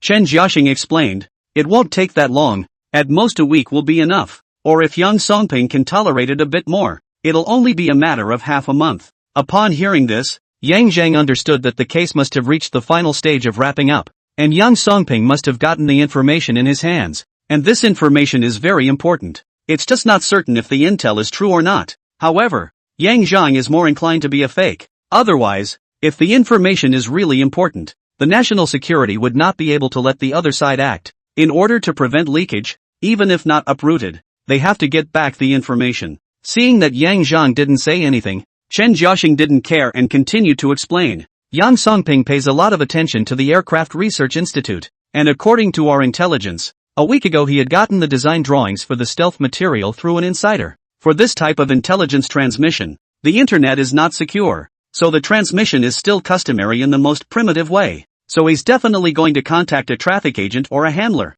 It's just that this one's in deep hiding and hasn't shown his hand so far. Stealth material design drawings? It seems to be the latest fighter jet intelligence. Yang Zhang thought to himself. Can you guys make sure that Yang Songping hasn't passed the stuff out yet? Okay. We've been keeping an eye on him since the item arrived, not daring to get too close, but were able to ascertain that he hadn't handed over the information yet. Nodding, Yang Zhang asked again. In that case, don't you just need to keep an eye on the information? He has to meet with someone, right? Yes, according to common sense, but now the information was up and carried around. A week's time has not moved. We analyze Yang Songping's handler or the traffic agent to hide so deep. The probability that they use a fixed time to joint. Yang Songping cannot take the initiative to contact the other side. This one is the big fish we're looking for. Okay, so I'm going to act on my own next. Or will you send someone to take me to do something? Yang Zhang agreed. The rise and fall of the country is the responsibility of every man. Not to mention the matter of fighting the devils.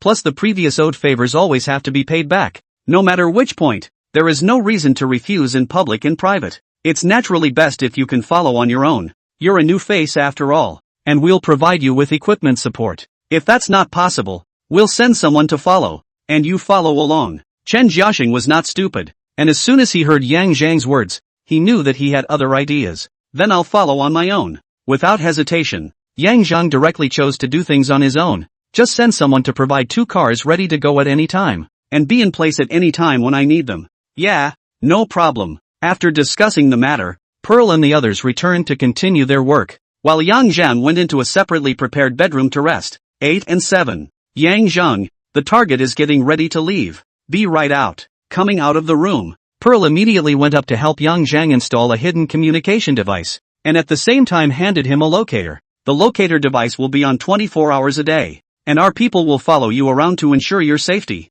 Don't follow too close. I'm worried about being discovered by the other party. After glancing at the locator and putting it into his pants pocket, Yang Zhang reminded, don't worry, we'll take care of it. The equipment is installed and Pearl gives a thumbs up sign to Chen Jiaxing. Chen Jiaxing picked up his walkie-talkie. Attention all groups, the boss is ready to go on the road. The secretary will follow. and the convoy is ready. Copy that. Ending the call, Chen Jiaxing looked at Yang Zhang. You can set off. We'll let you know how the boss goes out from here. There are 3 cars waiting outside. After that it's up to you to make sure again. Is it okay to follow alone for sure? Leave the car to your people. And leave it to me when you get off. I've had a lot of experience tracking people when I used to work. It's perfectly possible to disguise yourself as a professional thief now. 2. It was also the knowledge of Yang Zhang's former career, and the fact that she was at the cutting edge of her field, that gave Chen Jiaxing peace of mind. Nodding his head, he said, okay, if you are exposed evacuate in time. We will follow up. Remember your main task. Make a note of the people who have been in contact with the boss and draw them afterwards. No problem. After making an OK sign, Yang Zhang set off, walking downstairs to the entrance of the neighborhood. I had just passed through the gate when I saw a black Volvo SUV pulling out of the garage exit not far away. The window glass not very transparent, but I could see some of it. What's more, Yang Zhang's eyesight today could be called perverted, but at a distance of more than 10 meters, he could see the inside of the car clearly. Attention secretary, the boss should be meeting you. Saw it, boss just went past. Sure, it's in the car. Ready to follow. After replying in a low voice, Yang Zhang came to the side of the road, and a cab stopped alongside. Pulling the door open and getting in, the driver followed directly without saying a word. Tracking the national security personnel is worthy of professionalism, coupled with the cooperation of the other 2 cars. More than half an hour later froze the other side did not find abnormalities. Yang Zhang, sitting in the middle of the back seat, looked through the windshield at the Volvo SUV 3 cars away and turned on his communicator. The boss is beating around the bush. Notify all teams to be careful. The boss may be meeting with a client. Client is the code name of the handler or traffic agent that Chen Kaxing has explained. Copy that. Chen Jiaxing's voice rang out in his headset, and then immediately informed the other groups. Attention paparazzi, the secretary has found something. The boss may be meeting with a client. All pull back. Copy that. Understood. Stop at the front intersection and get me another car. I'll drive myself. At the monitoring point, hearing Yang Zhang's request, Pearl and the others looked at Chen Jiaxing. After 2 seconds of silence, Chen Jiaxing opened the intercom. Prepare the car. The others follow the locator display. Copy that. A few seconds later the vehicle information is sent back to the monitoring point and Chen Jiaxing signals Pearl to send it to Yang Zhang. At the intersection, the cab hit the right turn signal and pulled over. Yang Zhang got out of the car and walked directly towards the car that was ready inside the path, while the cab continued to drive forward, temporarily following the boss. Parked on the side of the road is a Volkswagen Polo. Small power is not weak, agile action. And the car obviously has not been washed for a while. Looks a little dirty. Walk over and pull the door open. The keys are in the car. Start it up. I can tell by the sound that the car has been modified and the engine has been changed. The original 1.6 displacement should now be changed to a 2.0T and the engine is new. A small car with a big heart. Yang Zhang is very happy with this car. With a close to in situ turnaround, the silver Polo turned right at the intersection and merged into the traffic to chase towards the location informed by Chen Jiaxing in the headset. Soon after, he saw the previous cab and accelerated up a lane change to overtake the cab after the driver noticed the vehicle's message and diverted into the left side, turning left at the traffic light intersection to leave. And Yang Zhan was parked 4 cars away behind his boss's car. Volvo car cab. Yang Songping looks calm, but actually the heart tightens, the spirit is highly concentrated. Sharp as a hawk-like eyes constantly surveyed the front, both sides and rear-view mirror. As a professional spy, he is naturally well-versed in stalking and counter-stalking techniques. Following in the rear, that's only acting as a stalker. If you're following yourself in a group, there will be cars not only in the rear, but also in the front and left and right, or even arrange a few cars directly in front, followed by one far behind, with the car in front going straight or turning left, and the car behind filling in at any time, so that no matter which way he goes, he can be followed. And it's much more stealthy and difficult to be detected. And it's this kind of tracking that Yang Songping has to be careful of, because of his opponent Daxia National Security. So at this time, Yang Songping's attention, more predominantly on the front and both sides, and even the intersection of the left and right turn away from the car, but also by his death stare. As for the back, instead, the least attention was paid, but a warped spy, even with minimal attention, knows if there's a car following behind him when he walks a bit more. Yang Zhang, who was driving behind the Volvo, was naturally aware of this. So, except for this traffic light when it was 4 cars apart, after that it was even further apart and, thanks to its small, nimble car and perfect level of driving skills, it kept using SUVs, vans and corners to conceal its position. As for the target vehicle, just crash from a distance. In this way, It is not even possible to see the polo, and it is impossible for Yang Songping to know that there is a car behind him that has been following him slowly. After another half hour or so, Yang Songping was still spinning on the road, driving seemingly aimlessly. Such abnormal behavior naturally caught the attention of Yang Zhang and Chen Jiaxing, among others. Old Chen, the boss looks like he wants to talk business today. Regarding Yang Zhang's speculation, Chen Jiaxing had the same feeling. If not, it was impossible for the other party to keep circling around the third ring road for upwards of an hour. Understood. All hands stand by. Approach the secretary's position at a distance of 300 meters or more. Be careful to keep a watchful eye and maintain spacing. Secretary, is the boss okay? Very good. Copy that. Be careful and call a doctor immediately if you have any problems. Got it. Don't worry. Hanging up the communication, Chen Jiaxing stood up. Leave one team behind. The others are ready to leave in batches. Yes. Several people at the surveillance point immediately left either singly or in pairs. Some took direct internet taxis. Others went downstairs and drove at varying intervals. Even at the back, their movements were careful and well laid out, just in case the target has eyes in his residence or has set up undetected covert surveillance that could reveal him. The colleague who took an online car was met by others, drove directly towards the neighborhood of the location, and did not take a road, except that the end is close. On the other hand, after wandering around for more than an hour, walking through avenues and small streets, and using means such as accelerating and decelerating, and suddenly pulling over to the side to make sure that it was safe, Yang Songping took a look at the time shown on his watch and drove towards his destination. IKEA Mall. Black Volvo pulls into the parking lot. Watching the target enter the parking lot, Yang Zhang did not stop the car, but continued to drive forward at the intersection of the right turn into the first street of Taihe. Drove forward more than 10 meters. The car pulled over and got out of the car. Just when he just got off the car, the opposite side came a Buick GL8. The curb slightly slowed down. From the middle door down a male youth. See this person. Yang Zhang turned back toward the Ija. The male youth is fast approaching the Polo. Get on the car to drive the car away. After that, cars arrived at all the surrounding intersections. Or someone was in place in case the owner made a return trip and left. IKEA's parking lot was on the first floor. After entering quickly, while walking towards the mall's entrance, Yang Zhang scanned the parking lot, and soon, he saw Yang Songping, who had just gotten off the bus. The boss got off. After whispering back, Yang Zhang's eyes scanned the surroundings seemingly unintentionally. If Yang Songping was meeting here, judging by the depth of the customer's dive, he should be a vigilant and careful person, and not rule out putting eyes and ears on the periphery. It's early in the morning. The mall has just opened and there aren't many people. Only a few are also clear objectives and accompanied by someone around.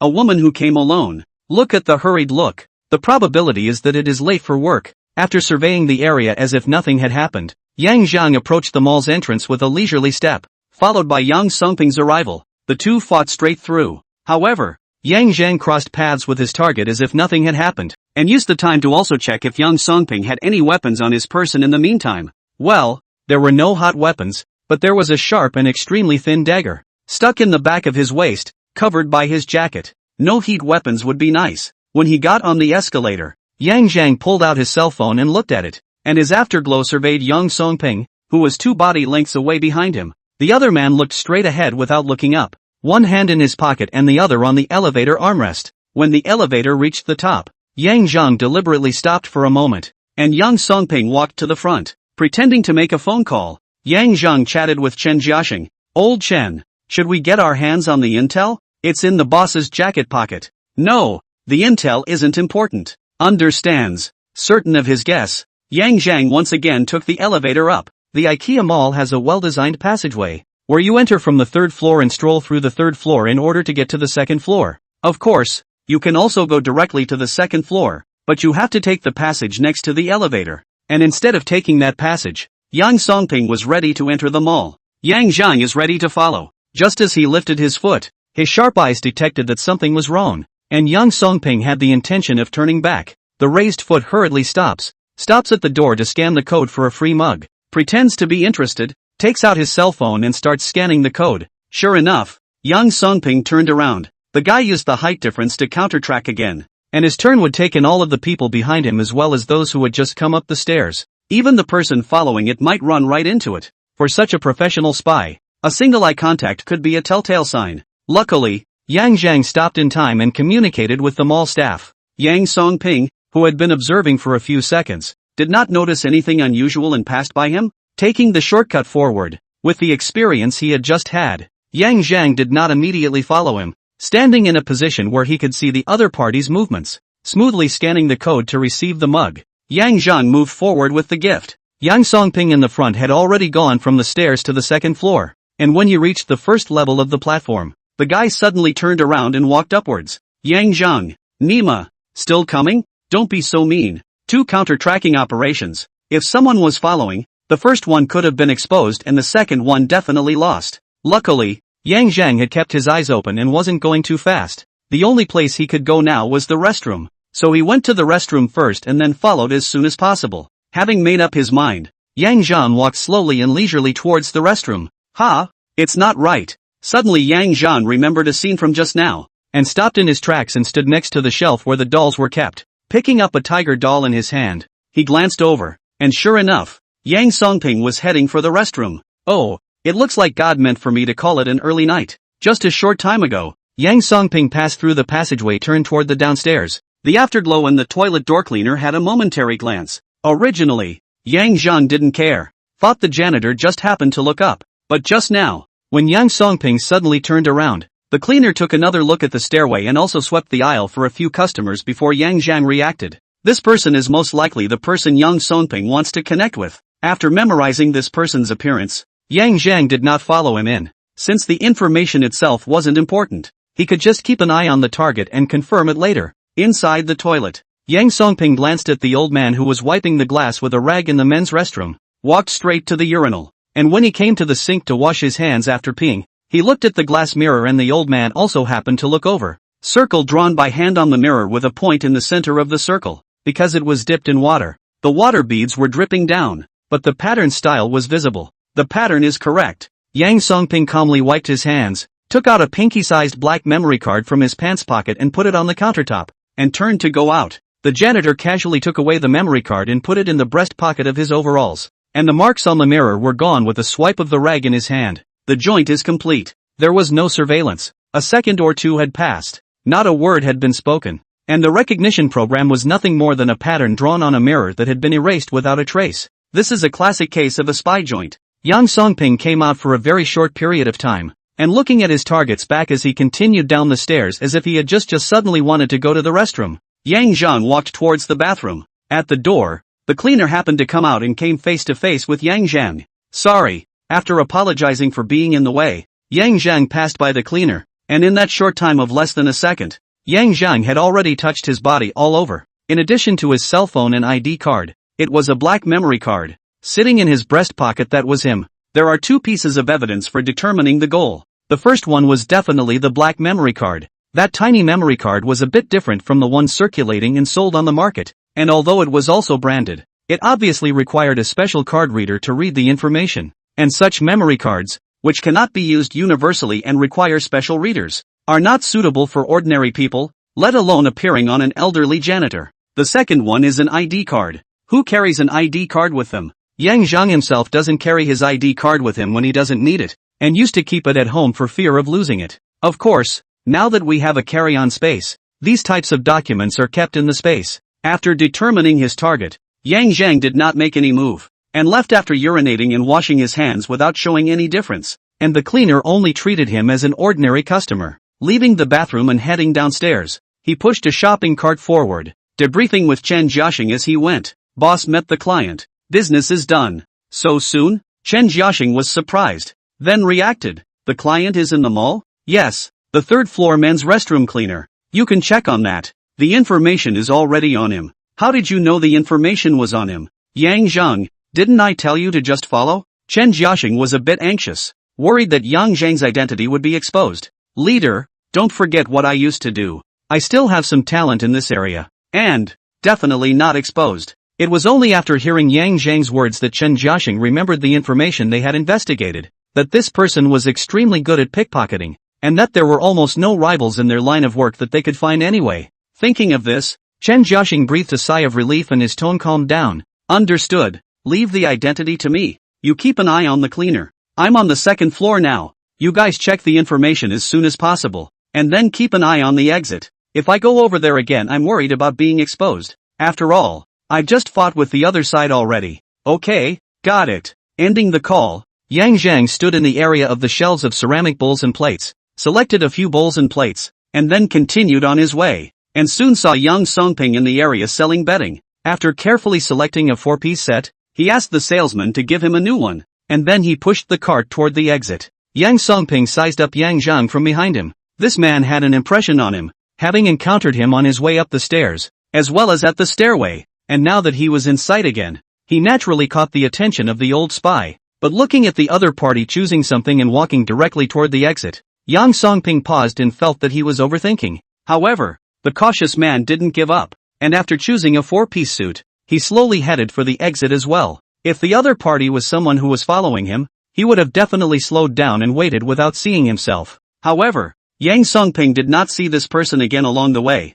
and it was not until he reached the cashier that he saw Yang Zhang, who was in the middle of checking out. Phew! Gently exhaling a long breath, it seemed that he had been overly concerned. Relieved, Yang Songping moved to relax. The task is completed. There is no tail. The next they only need to wait for the top of the commendation promotion. Maybe even get transferred back to headquarters this time. Cherry blossoms, God knows how much I miss the cherry blossoms of my hometown. And after more than a decade, it's time to go back. Yang Songping drove away. The tracking of him was handled by Chen Jiaxing's men. The car being tracked was far away, so it didn't matter if they lost him temporarily, because Yang Songping, who had completed his mission, would surely end up returning to his home and remain silent for the time being. It's the rule, and it's for the safety of the lurking spies. A spy who goes on frequent missions increases the risk of exposure more than it's worth. So, Koken's main focus is on the mall. The cleaner's identity was quickly found out, even the registered address. After all, this was a public identity,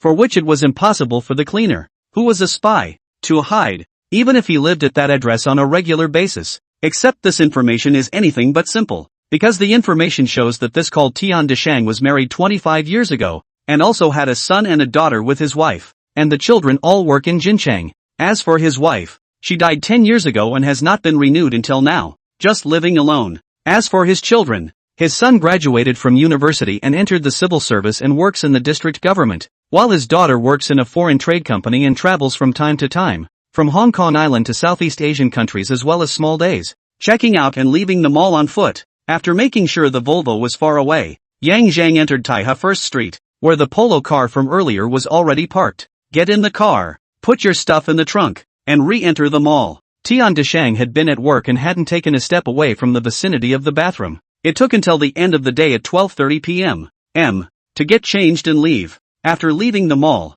Tian Deshang took out his cell phone and called his daughter. Good girl, will you come home for dinner tonight? It's okay, I just miss you. Good, then dad make good food and wait for you. Right, give your brother a call, ask him to come back for dinner or not. Tian Deshang's call was tapped by national security. Just getting the information and calling his son and daughter home for dinner may seem like an old father living alone missing his son and daughter, but combined with the identity of the other party, the call is unusual. Pull out the identity information of Tian Deshang's son and daughter, as well as investigate the two immediately. Chen Jiaxing ordered seriously. Yes, Tian Deshang took the bus and traveled 3 stops to his home. The surveillance on the bus will be picked up by someone from the state security afterward. And Yang Zhan got off the bus and followed the other side through the food market in a simple disguise. After buying the vegetables and coming home, Tian Deshang started cooking. On the command vehicle outside the neighborhood, Yang Zhang held a paintbrush and kept drawing Tian Deshang as well as all the people he had come into contact with along the way.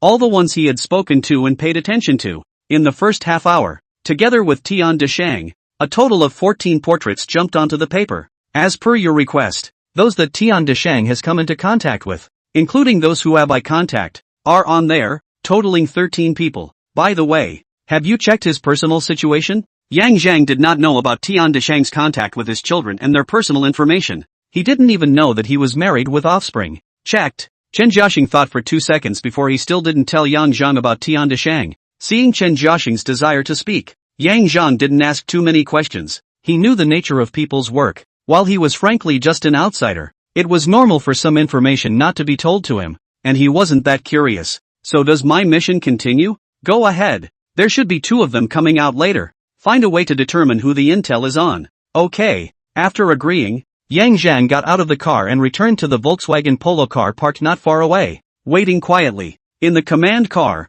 The portraits were scanned and sent out to colleagues to scrutinize the identities of these people to see if there were any who needed attention. A black Volkswagen Maiden sedan drove into the neighborhood at 6:10 or so, but in a few seconds, a motorcycle passed by the entrance to the neighborhood. "Chief, the little boss is home." "Roger, leave it to us." The motorcycle drove off into the distance. After a few more minutes, a Mercedes SUV drove into the neighborhood and stopped, with the same tail behind it. And in the Mercedes was Tian Deshang's daughter. "Dad, I'm home." "Brother, you're here too. I can't believe you got home before me today." Tian Xin entered the door of her room, saw her father and elder brother already sitting at the dining table, and smiled as she greeted them. It was just that the faces of the two men at the dining table were very serious, causing her smile to taper off, and she walked over to sit down obediently. Seeing that his sons and daughters had arrived, Tian Deshang had a majestic look on his face, completely different from the way he smiled at everyone he met within the mall. Taking out the black memory card and placing it on the table,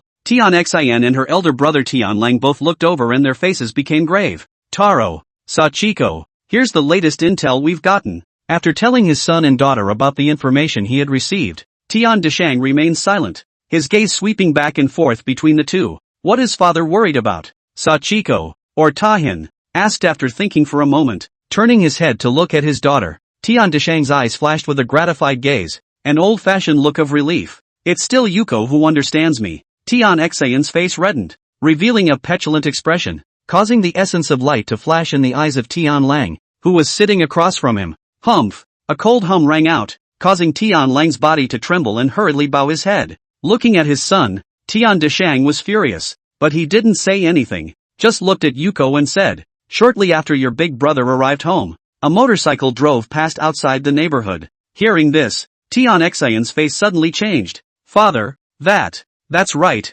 According to Uncle Chung's observation, your father and you are being followed, which means that we are most likely exposed." Hiss. Tian Xian sucked in a breath of cool air, and Tian Lang's face didn't look good either. After being shocked, Tian Xian thought of the crux of the matter and looked at the memory card on the table. "So, there's something wrong with this intelligence?" "Not bad. Sachiko is sharp as a headquarters-trained one." As expected, after sighing with emotion, Tian Deshang revealed a look of reluctance as he looked at his pair of children. "You are my Tanaka Shoin's children, the elites I raised with my own hands, and although Taro is a bit worse, it is also because of the lack of conditions. I believe that after you have gone through the systematic training of the ministry, you will not be inferior to me, and to use an old Chinese saying, will be more blue than blue." "Father." As if Tian Xin had thought of something, she was anxious to speak, but was interrupted by Tian Deshang reaching out. "Don't talk, Sachiko. The odds are that something is wrong with this intel and I'm not going to hand it over to you, so you'll have to remember what I say next. After dinner, you will each drive away. Remember emergency evacuation procedures?" "Yes, remember, father." The two nodded heavily. "Very well." Tian Deshang smiled in relief. "Don't look back after you leave. Go home individually as soon as possible. However, according to the emergency evacuation procedures, Uncle Zhong and I will provide cover for you. My group will be exposed altogether, but nothing can happen to you. As long as you are able to return to the headquarters, my efforts over the years will not have been in vain. Go, burn incense for your mother." "Hi." Tian Xin and Tian Lang bowed in response, in Japanese, then got up and went to the incense burner sitting on the kitchen stove, each lighting a stick of incense and paying 3 respectful obeisances. After paying their respects, they got up and returned to the dining table, and the 3 of them picked up their bowls and chopsticks and ate without a word. As for the memory card, it was left untouched on the table. After finishing her meal, Tian Xin got up and prepared to clear the table, but was stopped by Tian Deshang, who got up and went to the living room, taking out a satellite phone hidden underneath the living room. Press the number and after 3 rings the call is answered. "Matsubara-kun, you're exposed. Officer Tanaka, you found me with the rats. Cut yourself. Hi." The phone then hung up, and Tian Deshang removed the battery from the satellite phone and threw it vigorously to the ground, leaving the whole phone in pieces. Picking up the phone motherboard and handing it to Tian Lang. Tian Lang nodded and after breaking it into several pieces with force, he entered the toilet and threw it into the toilet bowl to flush it away. When Tian Lang came out, Tian Deshang looked at his children and hugged them one by one before patting them on the shoulders. "Go and return to your hometown with your father's will. Yuko, take care of your brother and show him our hometown."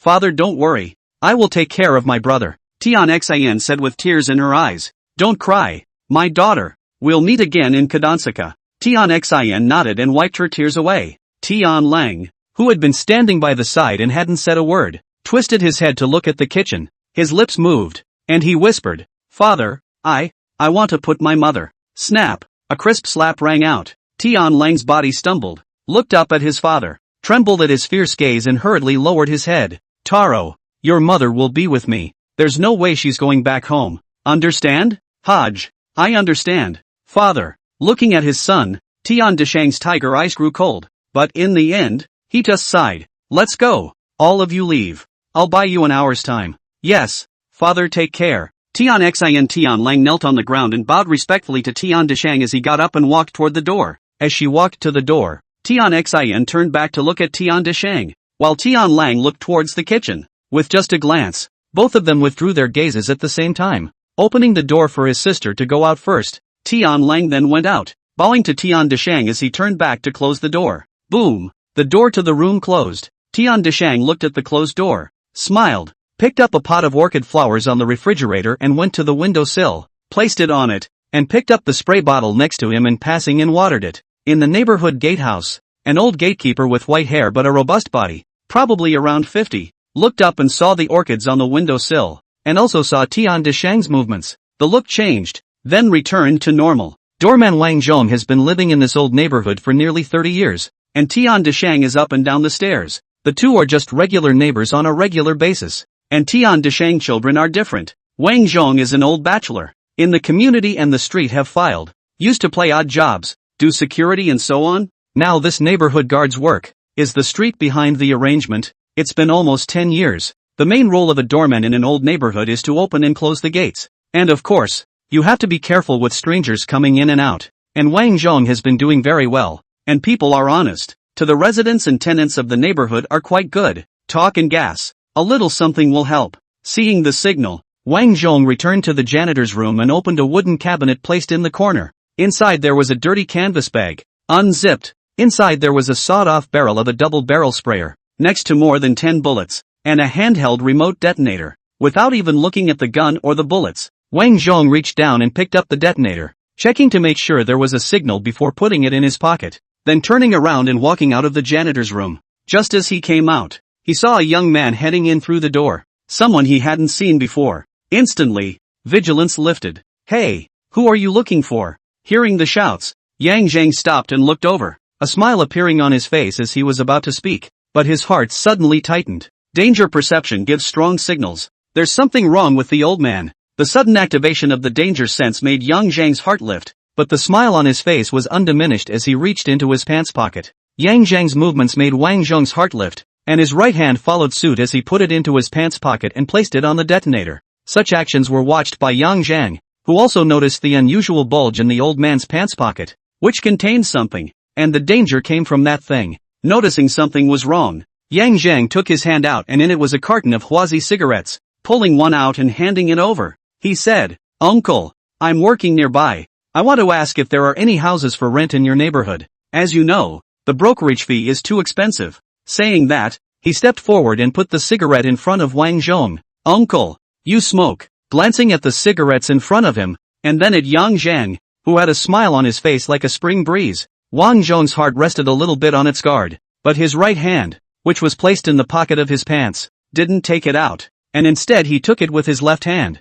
revealing a smile and said, "We do have rentals in our neighborhood, but they're all full right now, so check out the other neighborhoods. Tian Xin and Tian Lang will be coming out soon, and he wants to get rid of the strangers." "Don't, uncle. Show me a bright spot. I've been going around the neighborhood all afternoon." "You've been around the neighborhood all afternoon, so you should also know if there are any houses, right?" Wang Zhong's heart, which had just dropped a bit, lifted up again. Yes, it's true that some neighborhoods have houses, but either they are too expensive or the decoration inside the house doesn't work, so at least they have to be passable. "No? Then go out and take a look at the second block on the right. It's a year zero house with an elevator." "Okay, Just as Yang Zhang was talking, a Volkswagen Maiden and a Mercedes SUV drove out along the neighborhood road and came towards the entrance. Seeing a car, Yang Zhang smoothly walked to Wang Zhong's side. "Uncle Chung." Maiden stopped at the door of the electric gate, ready to scan the code to pay the bill. Wang Zhong's left hand was occupied by smoke, coupled with the sight of Tian Lang, an acquaintance, and the young man next to the answer is "no problem." Alert up, the heart fell again. The right hand took out and turned around to pick up the electric gate remote control from the table at the entrance of the room. Just as Wang Zhong turned around, Yang Zhang followed suit, and the moment he obscured the maiden owner's view, he shot out and stole something from the old man's pants pocket. Shit! When he saw what was in his hand, Yang Zhang's soul was in a state of shock. Although I've never seen this thing in reality, I've seen a lot of movies. This military-grade remote detonator is a regular in major action movies. Explosive initiators and C4 explosives. Can't give it back. Originally, he only wanted to figure out what was in the other party's pocket. But seeing that it was this thing, Yang Zhang instantly made a decision. And with a thought, the detonator in his hand disappeared and was put away in space. Thanks, uncle. I'll go next door. Okay. Wang Zhong, who had gotten the remote control, was so distracted that he didn't notice anything wrong with his pants pockets for a while, and with a promise, he looked at Tian Lang to prepare to open the electric switch for the two siblings. Yang Zhang, on the other hand, turned around and went out the door, just 3 or 4 meters away, and immediately informed Chen Jiaxing. Old Chen, the janitor has a problem with a bomb detonator on him, which I stole, and the tracking may have been exposed. All he could do now was to inform Chen Jiaxing and stay away as soon as possible. Inform Chen Jiaxing of the possible exposure of the operation and the presence of dangerous explosives so that they can prepare. Meanwhile, stay away from the neighborhood yourself. Who knows where the bombs are hidden, how much equivalent they have, and if there are any other triggers? After all, this thing is remote controlled, so maybe someone else has it in their hands. As for the possibility of exposure, just look at that doorman. The car that was followed earlier had passed by the gate, so it must have been seen by the old man. And how can this guy who can carry a detonator in his pants pocket be an ordinary person? On the other side, Chen Jiaxing in the command vehicle was alarmed when he heard the report and hurriedly confirmed. Secretary, please confirm the content of the briefing just now. Confirmed. Confirmed. I need to leave quickly. I have the triggers right here. You can send someone over to check them out. Remote detonation style. Military grade. I've seen it in the movies more than once. There's no way I can mistake it. Another reminder. The client may have noticed the problem, and the owner's side may hide it immediately if it's down the line, so we suggest you take action. Well, I've got to run. After saying that, Yang Zhang, who had already circled around the road to make sure that the people at the entrance of the neighborhood couldn't see him, ran quickly and directly with his feet powered up. As for the handling of the issue afterward, it was no longer his concern. He was only here to help, and he was only flesh and blood, so once this bomb blew up, it was a luxury to want a whole body. Such a decisive runaway let Chen Jiaxing know that Yang Zhang wasn't joking, but now there was the question of what to do next. Capture someone? That would require a strong arm attack at the risk of a possible bombing, not to mention the uncertainty of whether there was a second detonator and just how many equivalent bombs there were. Keep in mind that this is an old neighborhood and the population of several surrounding neighborhoods can add up to quite a bit. If it caused a massive explosion and there were deaths and injuries, it would be over. But to let someone go without arresting them? It is also impossible to let the spy who was watching the arrival of a spy go away. After thinking about it, we had to split up and arrest people. Attention all groups. As soon as the little boss leaves the confines of the neighborhood, make an arrest. The boss's side is ready for action. Cell maintains surveillance. Mobilizing assault teams. After 2 consecutive orders, Chen Jiaxing immediately had his men dial the hall. The phone was quickly connected. Director, something big has happened. Quickly made a report on the situation here. And the director was numb after listening to it. Originally, the monitoring operation was 9 out of 10, but I did not expect the other side to be so cunning. Lurking so deep in the side of the spy there is still an accomplice, and it is also at the door. After thinking about it, the director gave instructions. Do as you say, and the assault team will leave immediately. Yes, with Chen Jiaxing's order, several groups around the area acted. 2 arrest teams were already in position, ready to follow the Miting and Mercedes-Benz SUVs. And 3 other teams were ready to approach the neighborhood as soon as the Miting and Mercedes-Benz cars left, parking on both sides of the street outside the gate, and at the rear of the neighborhood. As for the capture operation, we'll have to wait for the raiders to arrive. At the entrance of the neighborhood, Wang Zhong opened the electric gate. Tian Lang started the car and drove outside, and Tian Xin behind him nodded at Uncle Zhong and started the car to follow. Looking at the 2 people in the car, Wang Zhong had a smile on his face and his eyes were full of encouragement. He was ready to die at any moment. By the way, there was a cigarette in his hand. Putting the cigarette to his mouth, he reached out to touch the lighter, but realized that it was not on his body. Well, it should have been placed on the table. Turning around, Wang Zhong's footsteps suddenly lurched, and with a panicked face, he reached out to touch his right pants pocket. Where's my triggers? Where's that big detonator? The unbelieving Wang Zhong put his right hand into his pants pocket. But unfortunately, no is not after all. It's over. Exposed. The unexplained disappearance of the detonator caused Wang Zhong to be alarmed, while the young man from a dozen seconds ago surfaced in his mind. From the time the triggers had been placed in his pocket until he was gone, only the young man had come near him. Damn! Wang Zhong, who cursed, looked toward the door. The Miting car had already passed through the gate, and Tian Xian's car was heading toward the door. Stop the car! Stop the car! Knowing that he was also exposed, Wang Zhong decisively shouted to stop the two from leaving, while Tian Xian, seeing Wang Zhong's anxious look, also shuddered in her heart and pressed the horn while stepping on the brakes. Do! The loud honking caused Tian Lang to subconsciously turn around, and then he saw Wang Zhong, who was waving his hand anxiously. After a brief phase, Tian Lang also reacted. A foot brake to stop. At the same time quickly unbuckle the seatbelt and open the door to get out of the car, without saying a word to run toward the neighborhood behind. Seeing Tian Lang get out of the car, Tian Xian also got out of the car, glanced at Wang Zhong, and ran back after her big brother. Wang Zhong didn't move. He had to take care of the killer in his hand as soon as possible, otherwise something would go terribly wrong. The sound of the horn startled Tian Deshang upstairs. Holding a gun being loaded, he carried it and ran to the window, and arrived at the window just in time to see Wang Zhong still waving his hand, as well as running back to Tian Lang and get off the Tian Xian. Something's wrong. The acumen from a spy allowed him to instantly react to the current situation, but all he could do now was to ask Wang Zhong. As for whether or not the phone was tapped, it was no longer a concern. Returning to the living room, he picked up the phone and dialed Wang Zhong's cell phone directly. What's going on? The triggers are gone. Hearing this, Tian Deshang's heart thumped, and the killer was gone. That son and daughter. Baka! A furious curse rang out. Tian Deshang followed and hung up the phone. It was useless to say more at this time. Wang Zhong definitely knew what to do next,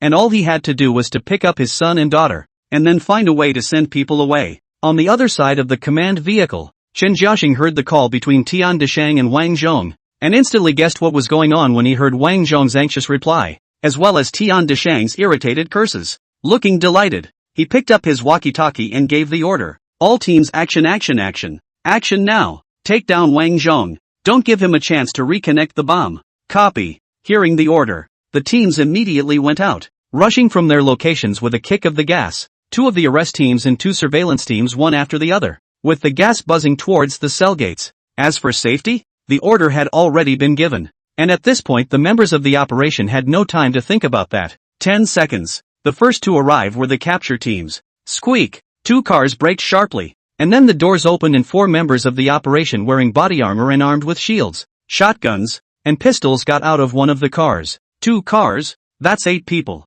The 8 men who got out of the car immediately formed 2 squads to burst in with their guns. Inside the janitor's room, Wang Zhong, who was preparing to find the detonator at the bottom of the pile of clutter, knew it was over when he heard the car braking sharply, but he did not give up. He clearly remembered where things were placed. Just give him a few more seconds. He can find it. The triggers were found. He got lucky. The moment he got the detonator, Wang Zhong reached out and prepared to remove the insulated safety clasp. As long as the safety clasp was removed and the detonator was closed, the people who rushed in would not dare to act rashly. He would be able to use this as a threat to get the Tian Lang siblings to leave safely. He believed that given the choice between the safety of the people and the 2 spies, national security would choose the former. Only, the capture team has arrived. Freeze! The state security agent at the front yelled, his gun aimed at Wang Zhong, and then he saw the detonator that the other party was holding in his hand. It's over. That was the first thought of the state security agent. Then his heart and eyes lit up as he saw his target trying to remove the carabiner.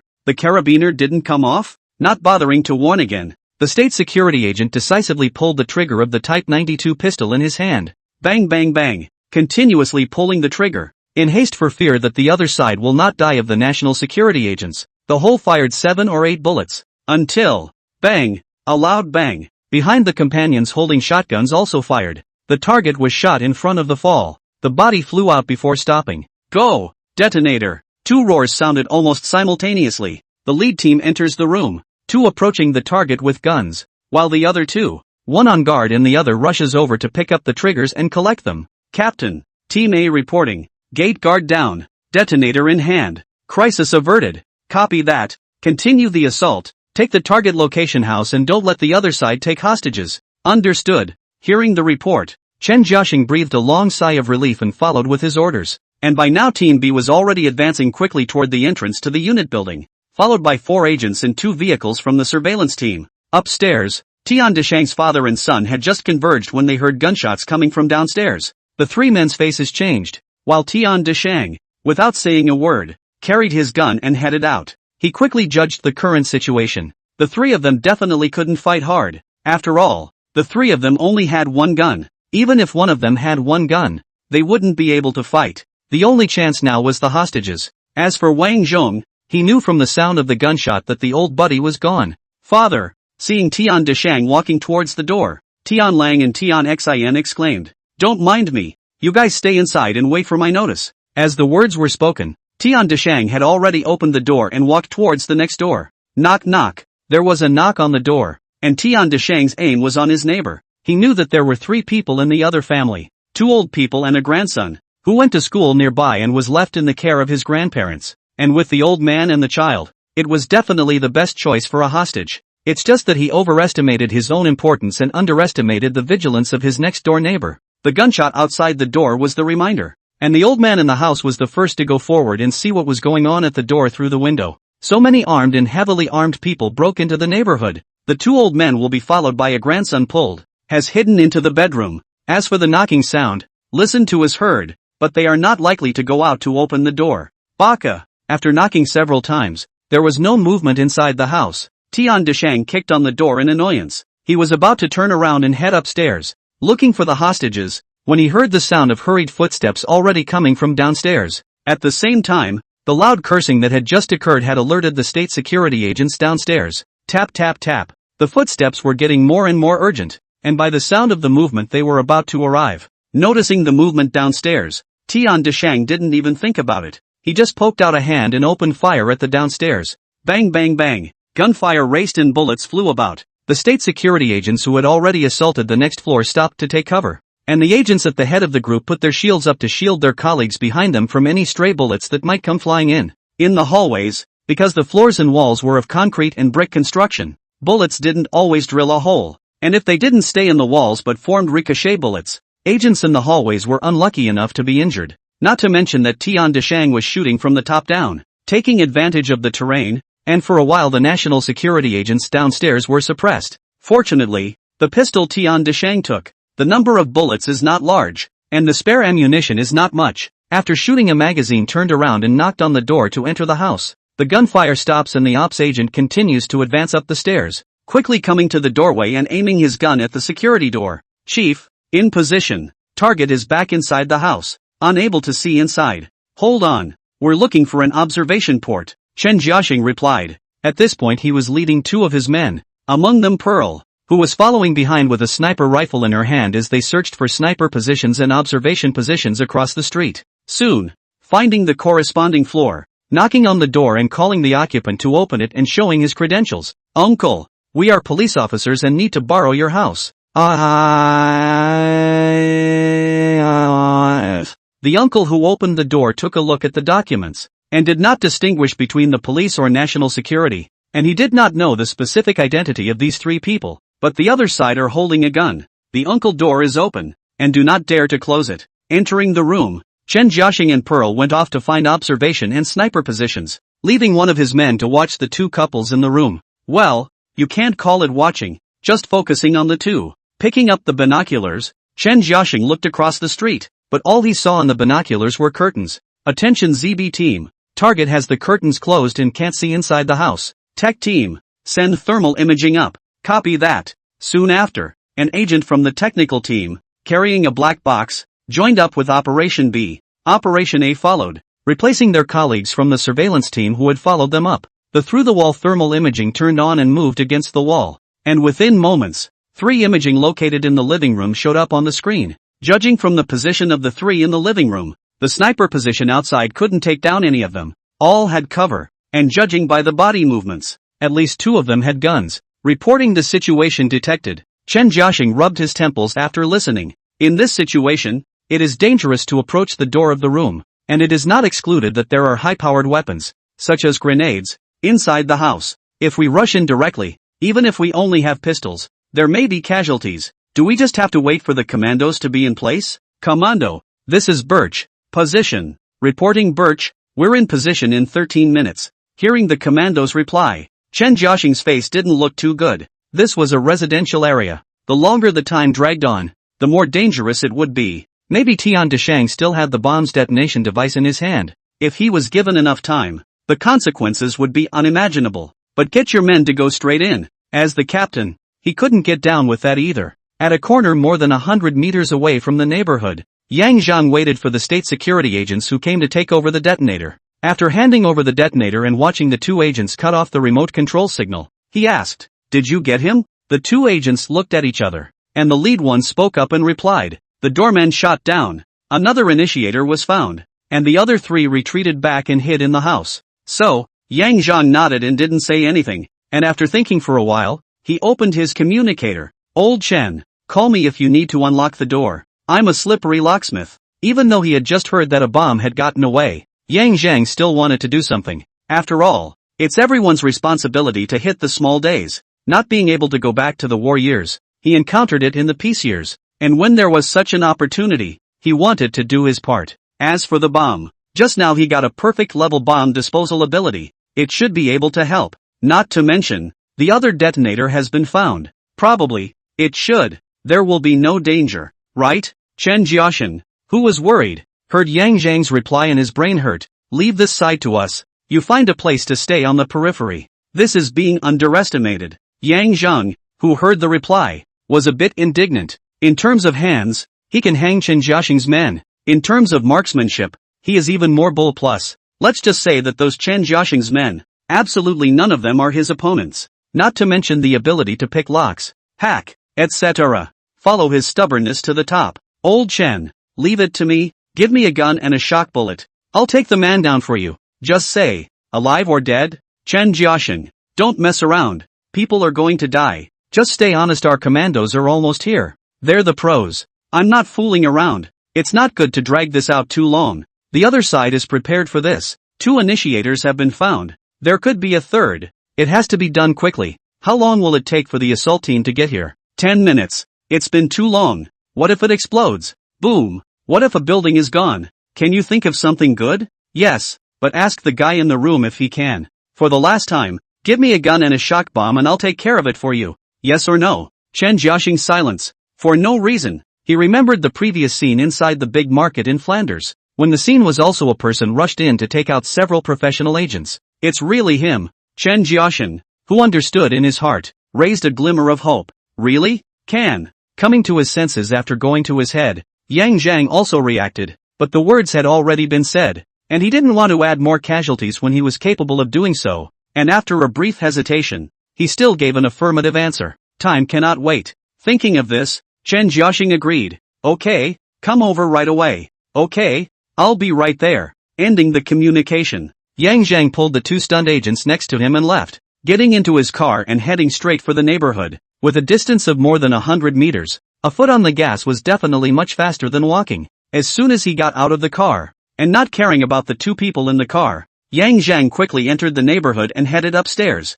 The men in the building's ops team have been ordered. When Yang Zhang arrived, he handed over a bulletproof vest, a shock bomb, and a loaded and inspected Type 92 pistol without saying a word. Yang Zhang, who had rejected the bulletproof vest, turned out to have a look at the shock bomb and then checked the pistol to make sure it was okay before he came to the door with his feet soundless. After glancing at the thermal imager's image, he crouched down and prepared to unlock the door. In 3 seconds, this old-fashioned lock cylinder was opened, and then Yang Zhang signaled an agent next to him to get ready to open the door, while he pulled out the shock bombs and got ready. The agent on the sidelines immediately understood, holding out his hand to count down to 3, and the rest of the ops agents readied themselves for the assault. 3, 2, 1. The countdown ended. The door to the room was instantly pulled open, and a shock bomb flew in along the just opened doorway. Grenade. In the room, a Japanese word rang out, and Tian Deshang's 3 men immediately took cover. This scene was something that Yang Zhang and the action team agents had not expected, but while I didn't expect it,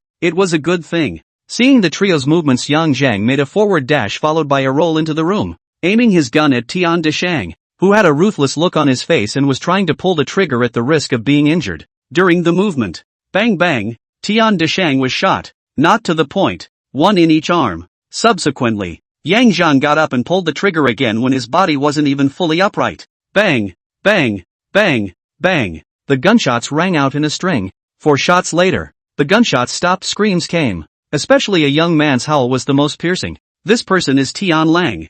3 men, all out of action, and none of them dead. The ops agent who rushed in after him looked at the 3 spies who had fallen to the ground with a shocked look on his face. Tian family, father and son, 3 people. Tian Lang screamed miserably, and even flipped and struggled on the ground. It looked as if he was going to die. Tian Xin did not make a sound, but judging from her agonized look, and the sweat on her forehead, it was still not very to the point. Only Tian Deshang, even though he couldn't use his hands with any force, was being pointed at gunpoint by the ops agent at this moment, but he didn't grunt a single time. His eyes gleaming as he looked at the shot bomb on the ground with the safety unplugged, and then slowly moved his gaze, glaring at his own son with eyes capable of cannibalism. If it wasn't for his grenade, Tian Xin and himself wouldn't have reacted subconsciously, and wouldn't have been so easily hit by the Chinese national security guards who rushed in, so that they were no longer able to resist. Baka! The 2 words did not know who they were cursing, and after cursing, Tian Dechang wanted to bite through the fangs in his mouth. As an old spy, an old ghost, the will to kill is still there. Gabba! But just as he was about to exert himself, he felt a flash of darkness in front of him. His biting muscle couldn't use any more force, and a pain struck him.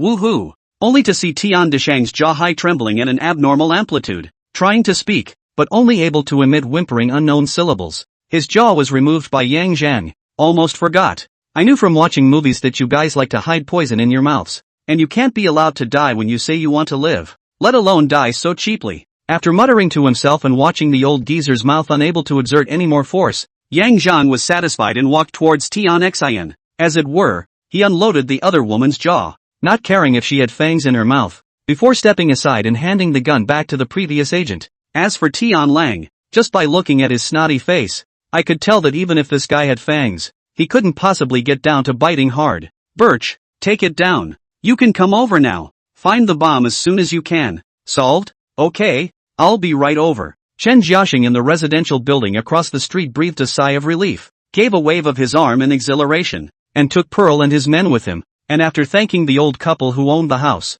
he went downstairs and ran to the neighborhood. On the road, Chen Jiaxing is still thinking. From Yangzhang to the scene, to hear the end of the gunshot, how long to come? Have half a minute? When he came to the door, Yang Zhang sat on the steps smoking a cigarette and waved his hand as a greeting. Smiling and nodding, Chen Jiaxing led Pearl into the room, and the smile on his face grew even wider when he saw the 3 spies who were being briefly treated for gunshot wounds. Inform the commandos they don't need to come. 2 teams send them back. Leave 1 team to search the house carefully and the others to look for the bomb. Yes. The crowd immediately began to divide up, and support from outside arrived not long afterward. At the entrance of the staircase, Yang Zhang sat there and frowned as he watched Tian Lang, who was being dragged along, mouthing the word mom. Tian Lang's mother is still alive? Yang Zhang asked Chen Jiaxing, who had stepped to the side. Dead. Died over 10 years ago. How did it die? Seems to be sick, right? Chen Jiaxing wasn't sure. After saying that, he called Pearl. Pearl, do you remember how Tian Deshang's wife died?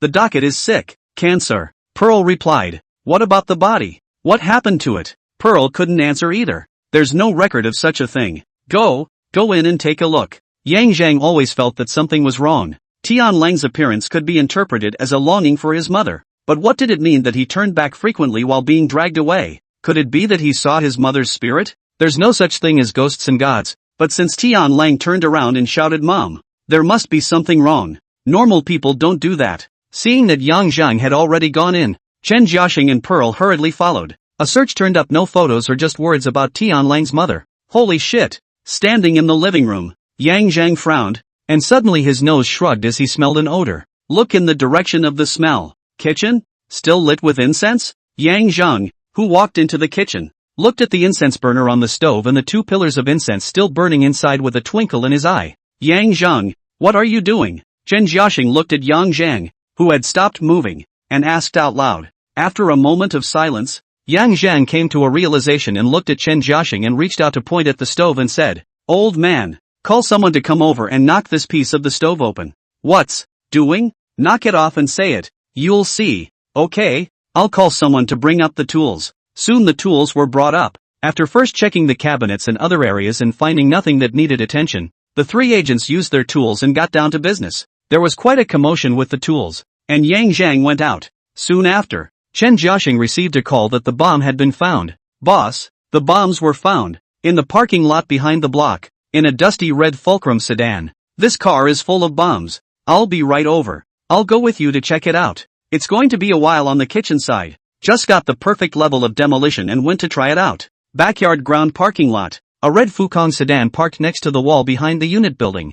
From the body of the thick dust can be known. The car was placed here at least a few years. Chief, we just checked. The trunk and inside of the car are full of explosives. C4, a lot of it, almost 100 kilos. How much? 100 kilograms. This number stunned Chen Jiaxing. 100 kilograms of C4 if it exploded. Not to mention other places, at least next to this block of flats is certainly nothing. The crater left behind after the explosion could be more than 10 meters deep and dozens of meters square. Quickly call the bomb disposal team to come.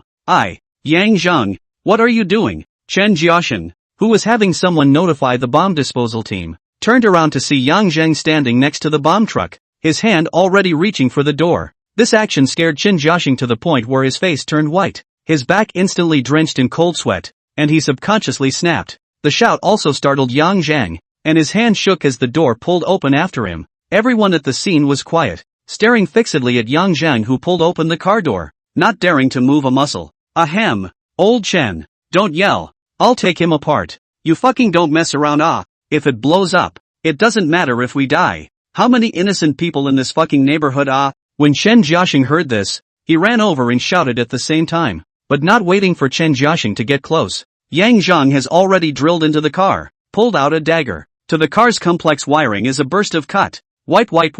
A few sets of wiring cut. Chen Jiaxing has just reached the door of the car. Don't block the door. Get out of the way. Looking at the line group that was isolated, Chen Jiaxing only felt a burst of head, and was about to rebuke it before suddenly reacting to the fact that it hadn't blown up. It didn't blow up. Doesn't that mean Yang Zheng defused the bomb? Demolished? Chen Jiaxing asked woodenly. Or what? Get out of the way. I'll take a look at the trunks. If nothing else, the bomb in the trunk shouldn't have a wiring harness to disassemble. After saying that, came to the trunk to reach out and open it, and sure enough, the bomb's in the trunk. Although they are all strung up, but there is no control of the detonation of the wires. Do not have to dismantle. Just waiting for a professional to come along and remove the detonator. Boom! Heavily slamming the trunk shut. Yang Zheng clapped his hands. Done. Holy shit! The action of closing the trunk was too big, and it startled Chen Jiaxing and the others again. Old Chen was even thinking that if he didn't get blown up a few more times, he would have to have a heart attack and be scared to death.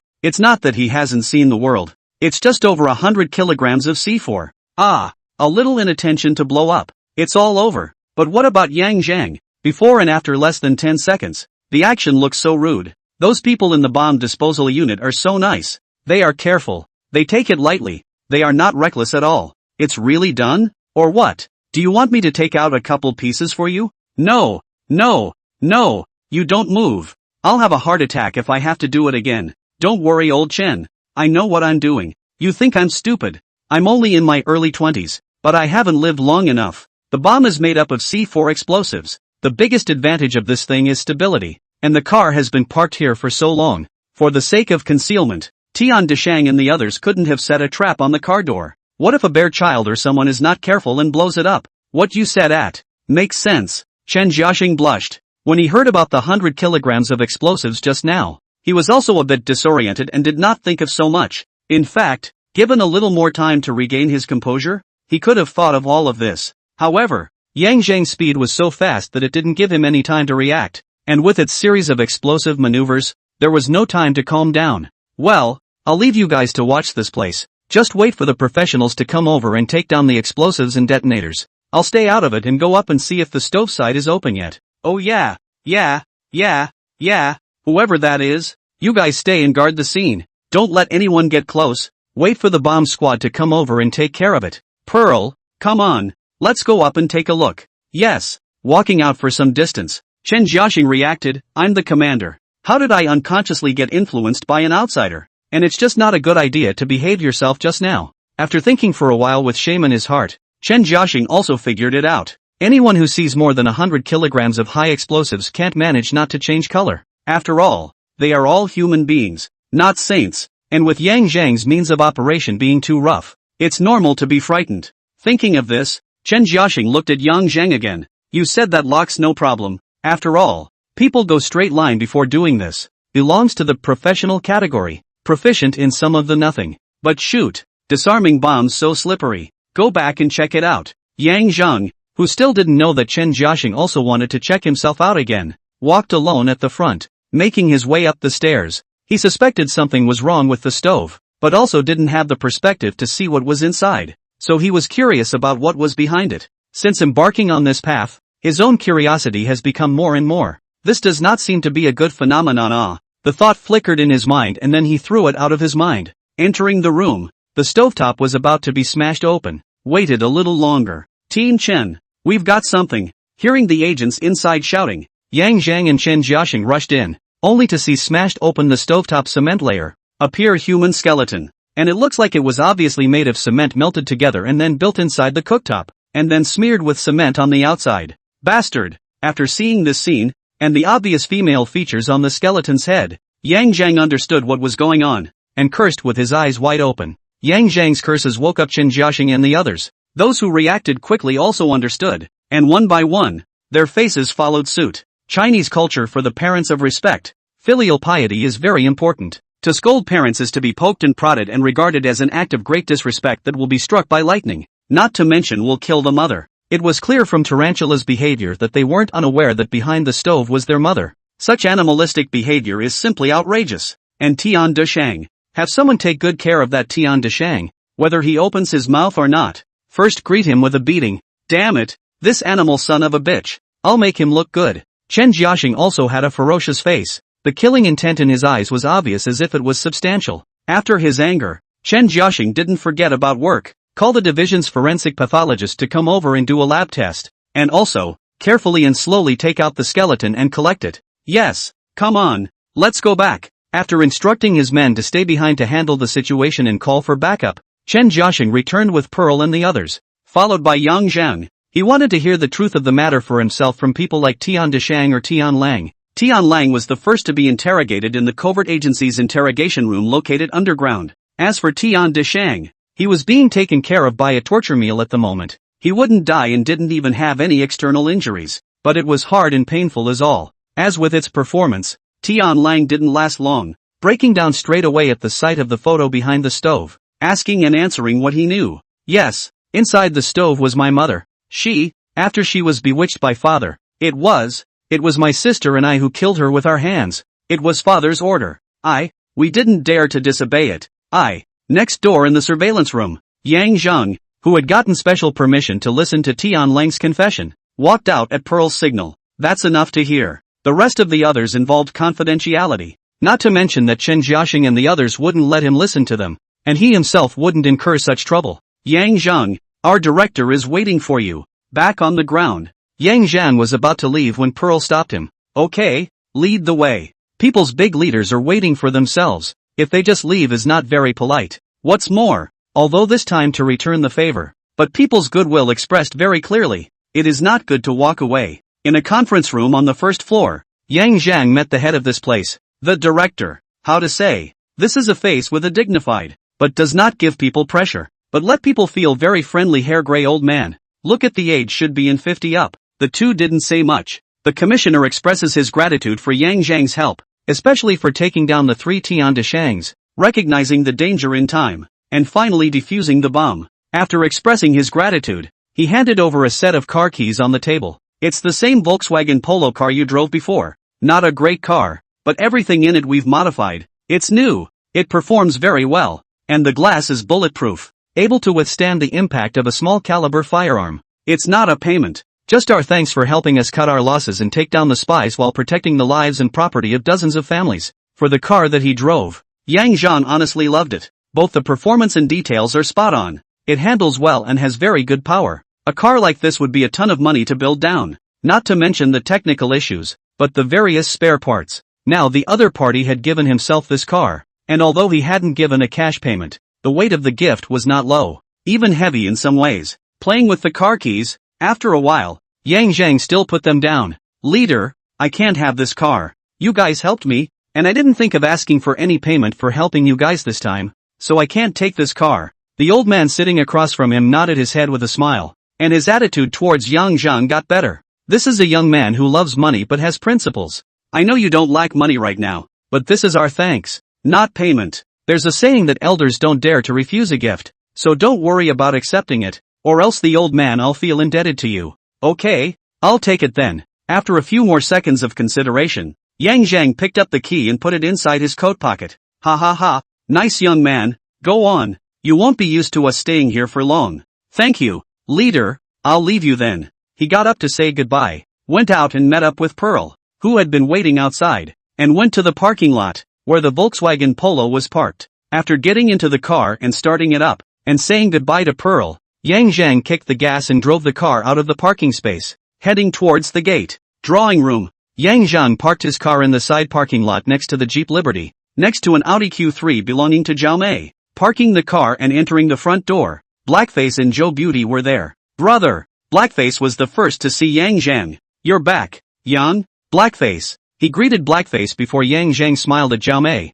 Well, I'm back. It's not a big deal and it's already been resolved. Finished eating yet? Not yet. So what? Is there anything to eat? It was only at this moment that Yang Zhang remembered that he hadn't eaten dinner. I didn't feel it before I mentioned it, but I was hungry when I did. Rolling her eyes, Zhao Mei didn't say anything and went upstairs to cook. Brother, Sister Beautiful has been worried for a long time today, and just asked me about it. Only when Zhao Mei went upstairs did Blackface bring a cup of water over and said in a low voice, glancing at the stairway. Yang Zhang didn't have much to say. Some things were good to keep in mind. By the way, I got a new car. You can take the previous one and drive it. It's easier to go out or run errands, and you don't have to rent a car. With that, Yang Zhang took the key out of space and threw it to Blackface. Really? Brother, Blackface, who received the car keys, was excited. Although the car is still Yang Zhang's, I'm happy to drive it for myself. Don't believe it, do you? Give it back. Hey,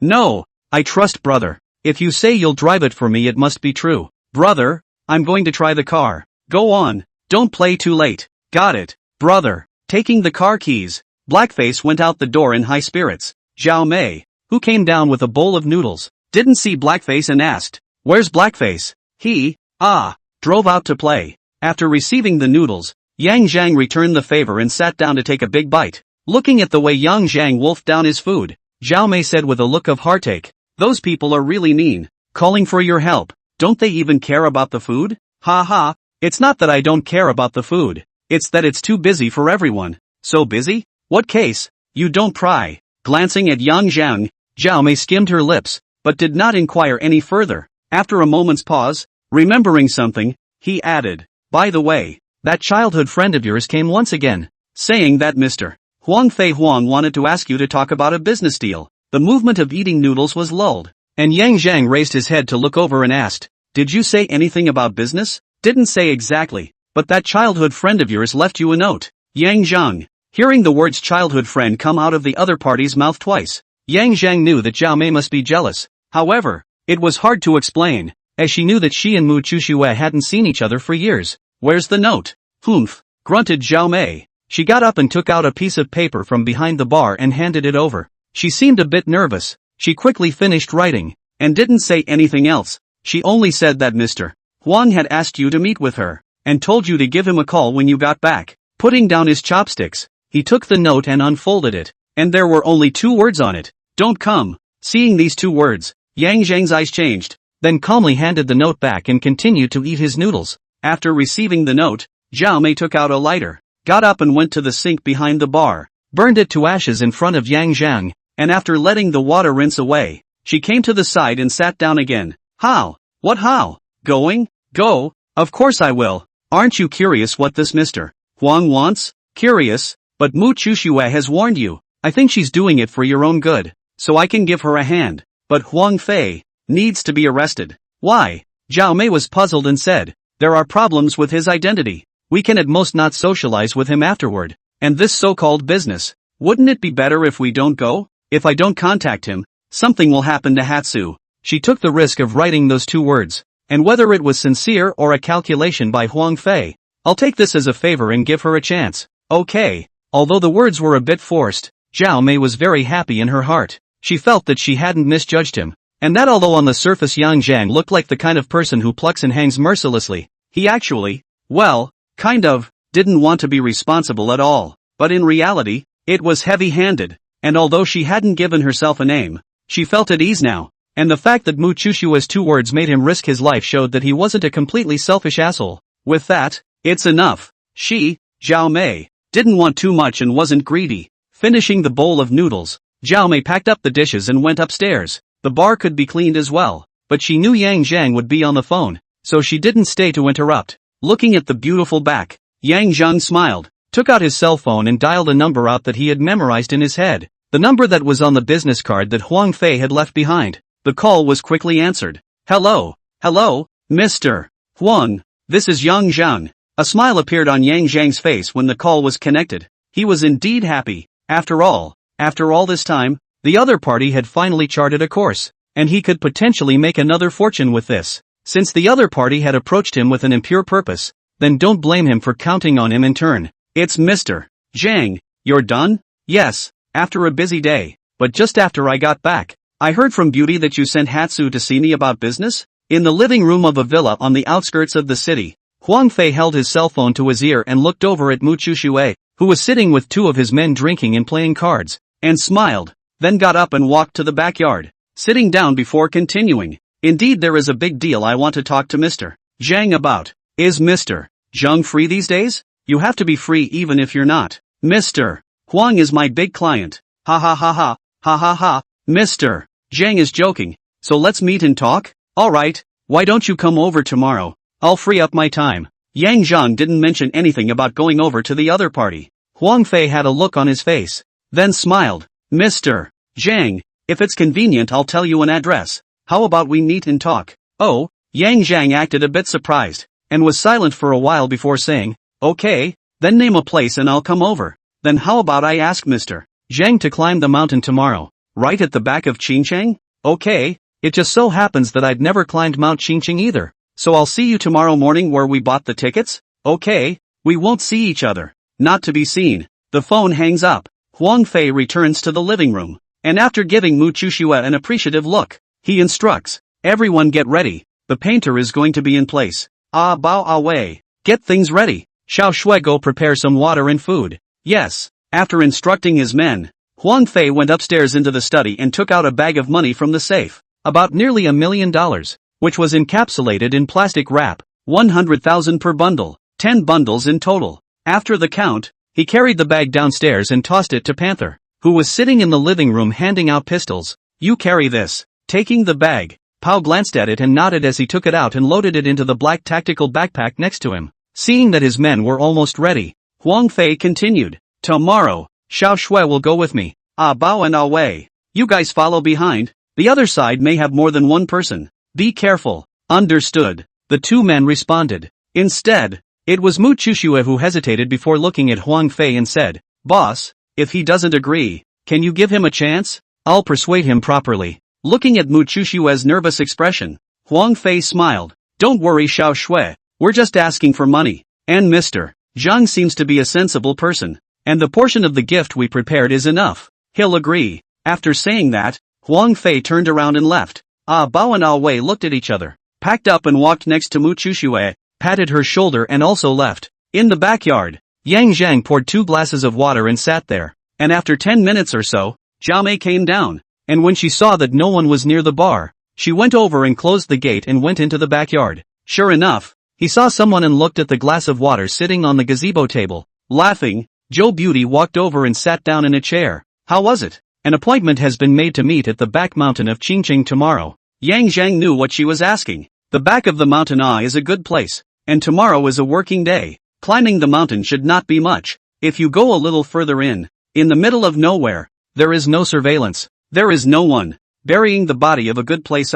Listening to Zhao Mei's sentiments, Yang Zhang said helplessly, can't you think of anything better? What if he wants to send us money? That depends on whether you want money or something else. What if the money is also wanted and you don't want to be in the same boat as them? Yang Zhang asked. Difficult. After a few seconds of silence, Zhao Mei shook her head inside, spitting out a mouthful of words. That's true, but I'm sure. Saying that, Yang Zhang flipped his hand and had a black Type 7-7 pistol in his hand. Swish. Seeing the weapon, Zhao Mei swished up and stared at Yang Zhang with a stunned look on her face, asking, how did you change it? This question almost made Yang Zhang flash his back. Blushing strangely, he looked over and asked, "Shouldn't you be asking me why I have a gun? It doesn't matter, and I'm not one to pry. I'm just curious as to how you turned out." Looking at Zhao Mei, who was eager to get to the bottom of the matter, Zhang Yang had a headache instead. He really couldn't explain this. Seeing Zhang Yang's silence, Zhao Mei skimmed her lips and didn't ask again. Reaching for the pistol,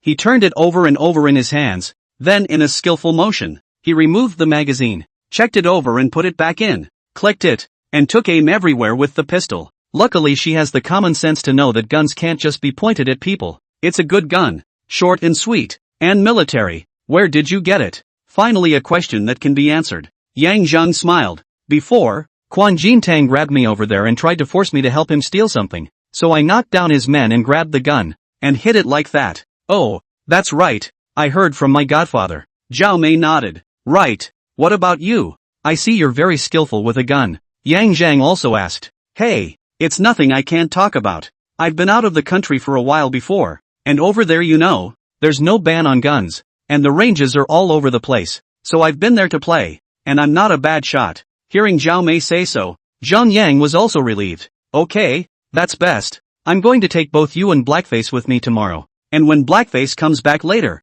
you'll teach him how to use a gun. I don't teach, you teach him. Looking at Zhao Mei's attention on the pistol, Yang Zhang smiled without insisting and nodded in agreement. The two of them chatted for the rest of the day, one sentence at a time, and it wasn't until Blackface returned half an hour later that Zhao Mei got up and went upstairs. Blackface, come here, brother. Blackface ran over and caught a glimpse of another 7/7 sitting on the table and his eyes lit up. Men love these things, and toys are played with from childhood, let alone having a real one now. As for why Blackface knew it was the real thing, just look at the different reflections, and the clanking gun body. Withdrawing the magazine, Yang Zhang signaled Blackface to try his hand at it. Unlike Zhao Mei's proficiency, Blackface was a complete amateur, and although he had watched quite a few TV shows and movies, and knew how to hold a gun, and knew that he couldn't just point it at anyone, those who knew what they were doing could tell at a glance that he was a novice. Come here, I'll teach you. Okay, brother. Then one of the two taught and the other learned. But Blackface wasn't stupid,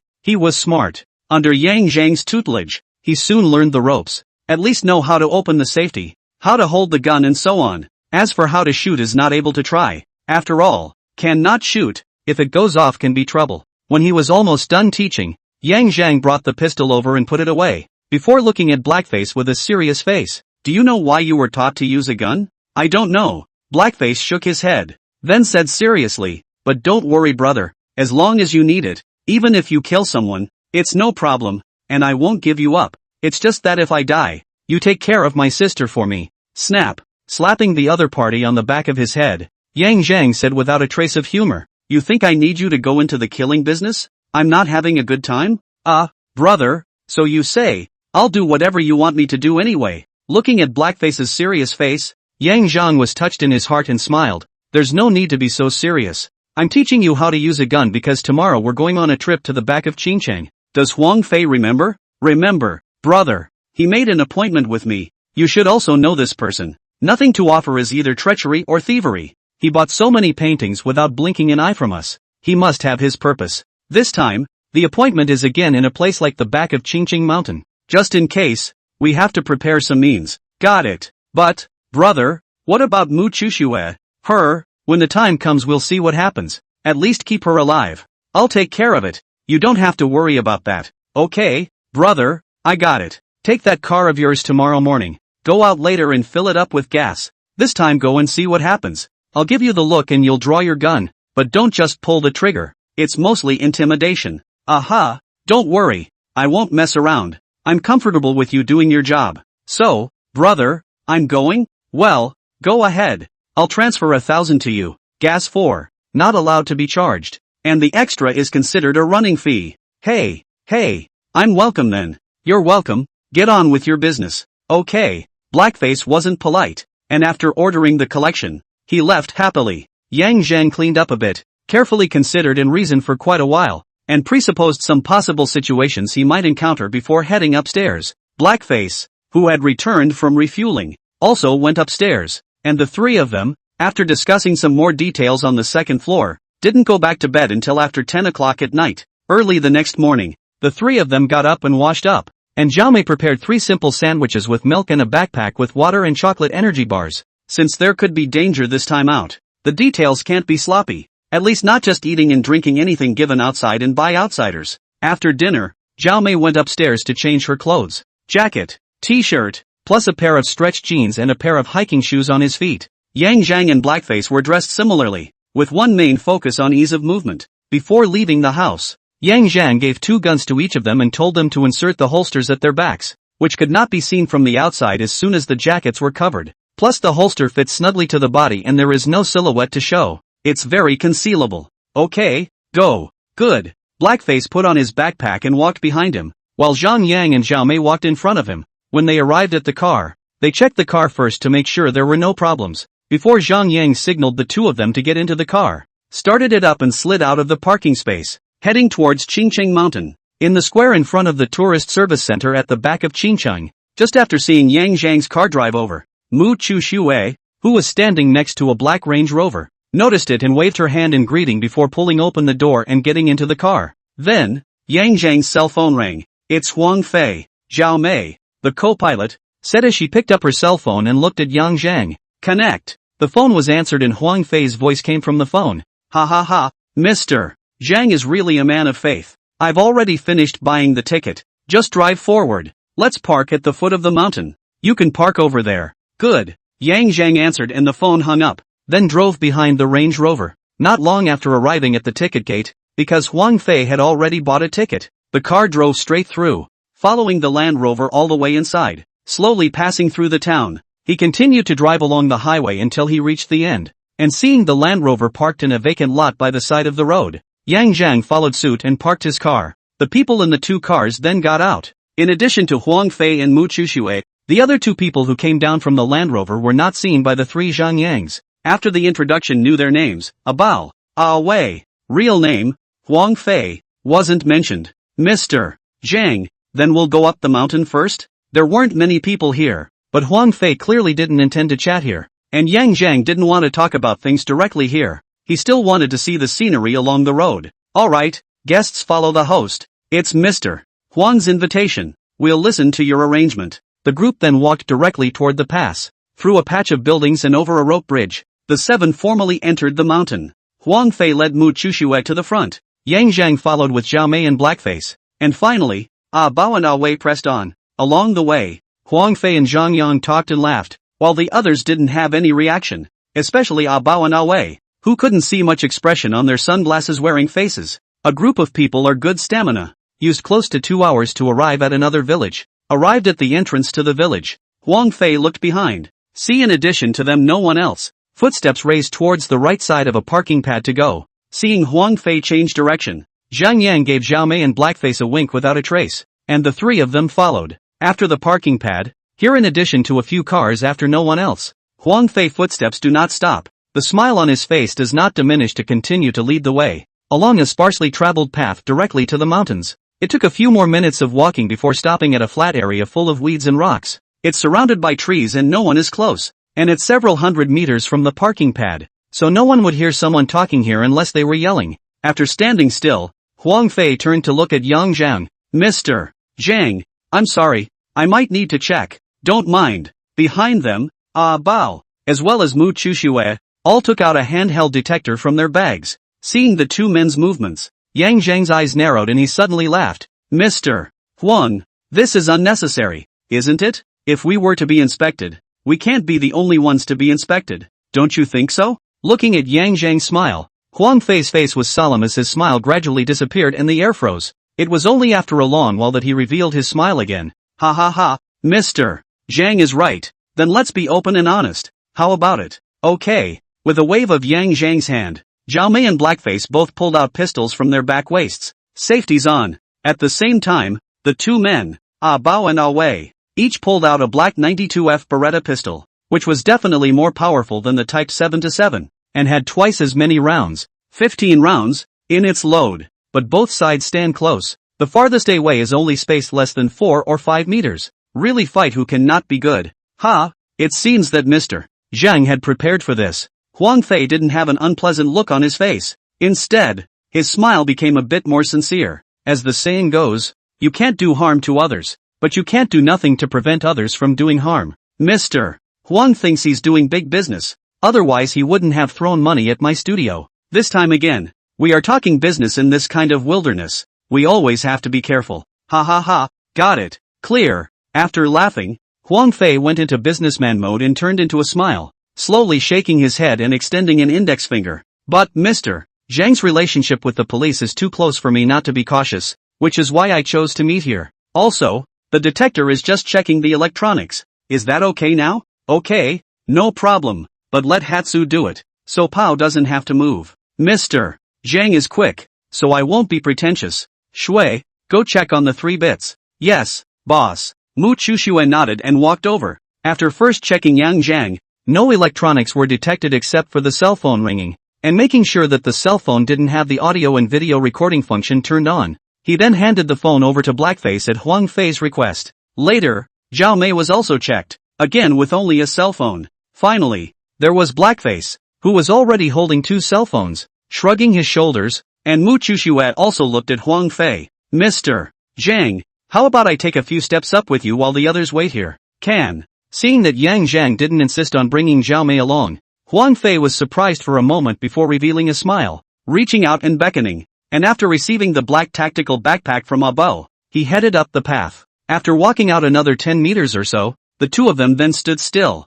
From here you could see clearly the movement of several people on the flat ground. Mr. Zhang, I'm sure you have some guesses about my business, right? Yes. Yang Zhang nodded and said directly, fake paintings. No, it's like a real painting. Moreover, I don't do normal like a real painting. Speaking here, Huang Fei changed his words. Since Mr. Zhang has made a guess and has come to meet, is it possible to talk about your relationship with the police? There's nothing bad to say. I'm a bit smart and have good eyes. Plus my drawing skills are good. I was almost wrongly accused of murder by the police before, and finally got out of it myself. Then the police saw my skills, and would ask me to help investigate cases on weekdays, or ask for some news on the road. To put it bluntly, it's also about money. Speaking here, Yang Zhang took out his cigarette case and threw one to Huang Fei, while lighting it himself, and continued through the smoke with misty eyes. I used to be a lowly thief who couldn't get on. Life was naturally unsatisfactory, so I thought about making money,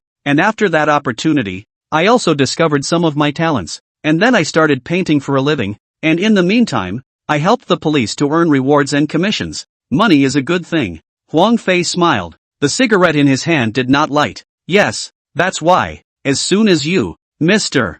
Huang, said there's a big deal, didn't I just come here? It's not enough. Huang Fei shook his head. To cooperate with me? Mr. Zhang needs to show his sincerity. Sincerity? Yang Zhang laughed, the cigarette in his hand thrown to the ground and stomped out, and the look on his face became serious as he said in a cold voice, Mr. Huang might have gotten one thing wrong. You guys are the ones who begged me to cooperate with you, not me rushing up to you. If Mr.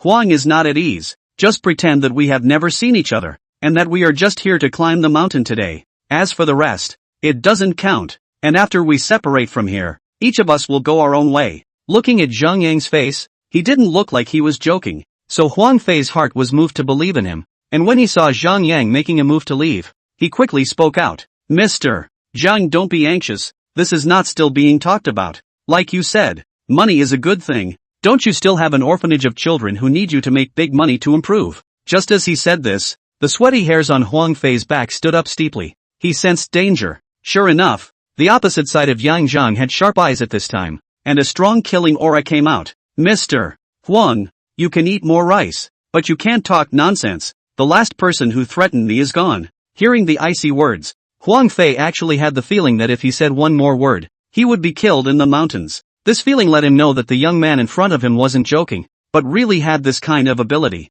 After his heart was shocked, Huang Fei was happy again. Someone with such a murderous aura and who could say such things, along with some of the information he had investigated earlier, was able to put his mind at ease for the time being. Thinking of this, Huang Fei hurriedly explained, Don't misunderstand Mr. Zhang, what I just said was not a threat. Saying that, he removed the backpack and unzipped it, displaying the $1 million inside. This money is absolutely clean, and is also my deposit to Mr. Zhang. If Mr. Zhang agrees to cooperate, this money is yours. Looking at the bundles of green banknotes revealed in his backpack, Yang Zhang's eyes narrowed, and the light in his eyes shone brightly. Sure enough, the other party wants to do big things, otherwise it would not be out of the hand is $1 million deposit. Just what is this big thing? Have to listen to the other side to talk about it. However, from the information Yang Zhang had received so far, especially Chen Jiaxing's reminder, he had guessed some of it. Sure enough, when he saw Yang Zhang unmovingly take the black backpack, and after a brief inventory check, zipper it up and sling it on his back, Huang Fei revealed a relaxed smile. Ha ha ha, I knew Mr. Zhang would agree. So let's have a good cooperation. Glancing at the other party's outstretched right hand, Yang Zhang did not raise his hand to shake it, but shook his head and said, "We've only reached a preliminary agreement for now, and we still need Mr. Huang to tell me exactly what to do before we can decide whether the cooperation will be pleasant or not." Frozen for a moment, Huang Fei laughed. "Yes, I was too eager." After saying that, he took out a brand new $100 bill from his coat pocket and handed it over, saying, "This is what I want, like a real painting." As he spoke, Huang Fei kept staring at Yang Zhang, trying to see something different on his face. Unfortunately, Yang Zhang never showed any surprise, anger, etc. Instead, he accepted the money with a calm face. It was as if the other party had anticipated everything. This kind of performance made Huang Fei feel vaguely uneasy in his heart. Not only was it the other party's blandness, but also the strength that Yang Zhang had shown earlier, all of which gave him the feeling that things were out of control. And he, for one, didn't like it, because being out of control means risk. If the previous painter hadn't been unable to do anything due to an accident, he wouldn't have wanted to find someone unfamiliar to join him. But of course, he had made some preparations in order to avoid the risk. But these preparations, after today's experience, seemed somewhat inadequate. After a moment of tossing and turning the brand new U.S. currency in his hand, Yang Zhang put it away and asked, "What are your demands?" Mr. Zhang promised. You start with the requirements and I'll make an offer. This was naturally done on purpose by Yang Zhang. He was carrying a pinhole camera rewarded by the system, and everything that had happened from the beginning until now had been recorded. But with that alone, there was no way to convict the other party. As the saying goes, catching a thief and taking the stolen goods. A mere banknote or a bag of dollars is not direct evidence. It still needed to be finalized after the other side had created enough fake US currency, and only then would he sell Huang Fei for a good price. Now, he's testing. This is the latest edition of the American currency, and I don't need your help with the rest, except that the electric boards require your hand, and to make them, they must first be drawn, and they must be made without the slightest mistake. So that painting from before was a test run as well? Yes, after all, this is a big business, and it's off the top of my head, so I have to be careful. Yang Zhang was silent, nodding his head after a long time, saying, "You're right, I can help you draw out the diagram and reproduce it one-to-one. What happens after that is none of my business. And it's going to cost extra." "Okay, how much did you say?" Huang Fei was very generous, and didn't show the slightest bit of dissatisfaction with Yang Zhang's insatiable greed. "Let's add another 5 million. This 1 million counts as a deposit. When I give you the drawing you have to give me another 2 million, and the rest of the balance will be paid in half a year. How about that?" Yang Zhang put forward his price. This price, to be honest, is not high compared to the profit generated at the end of the day. The fact that Yang Zhang is only responsible for drawing pictures and has no contact with the factory also minimizes Huang Fei's concerns about his own safety. But there's another problem, and that's the electric panel. The electric board is not something that you can just draw a picture of and be done with it. You also need to engrave a master plate. They have an electric board master, but with the fineness of the latest version of the U.S. currency, the electric board master is not able to handle it. This is a job that requires the cooperation of a painter and an electrical panelist. After considering it for a while, Huang Fei said, "There's no problem with adding 5 million, and there's no problem with the payment method, but there's one problem. You say, it's the electrical boards. I have the best electrical board master, but he alone can't handle the engraving of the masters, so you need to help us engrave the masters. If that's the case, that's not the price." Yang Zhang shook his head and continued, "If I'm only responsible for drawing, I won't even have any problems enlarging it to scale, and even if I'm found out, I can pretend I don't know anything about it. But the electric board master is different. That's going to get you in, or at least counted as an accomplice. So, I'll give you $10 million.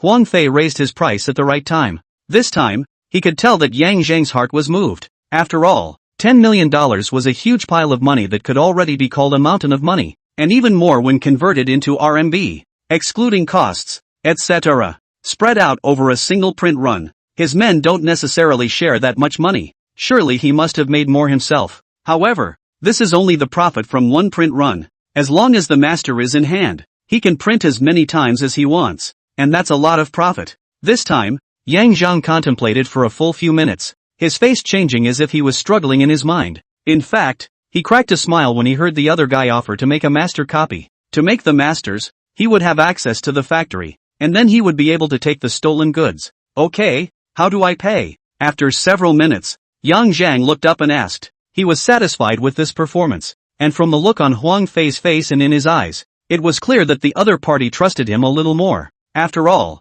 given Huang Fei's experience, he should be a believer in the theory of the supremacy of money, and the probability is that no one can resist the temptation of money. It just so happens that Yang Zhang is a greedy person who raises the price a lot. 1 million as a deposit, 2 million to be paid when the drawing is ready, 2 million to be paid after the electric plate master has been engraved, and the rest to be paid after the tests have been made and it has been ascertained that the master is ready for use. Of course, if you can't even get the first step right, you'll need to refund the deposit. If the master version is proven unusable, you'll need to refund the payment in addition to the deposit. It's fair, I agree. After thinking for a few seconds, Yang Zhang agreed down and took the initiative to extend his right hand. While looking at Yang Zhang's outstretched right hand, Huang Fei hesitated. The man is paranoid and always thinks things are going a little too well, but such hesitation was only for a moment, as a smile appeared on his face and he reached out to shake hands with Yang Zhang. At the bottom of the slope, Pao and the others, who had been keeping an eye on the two men's situation,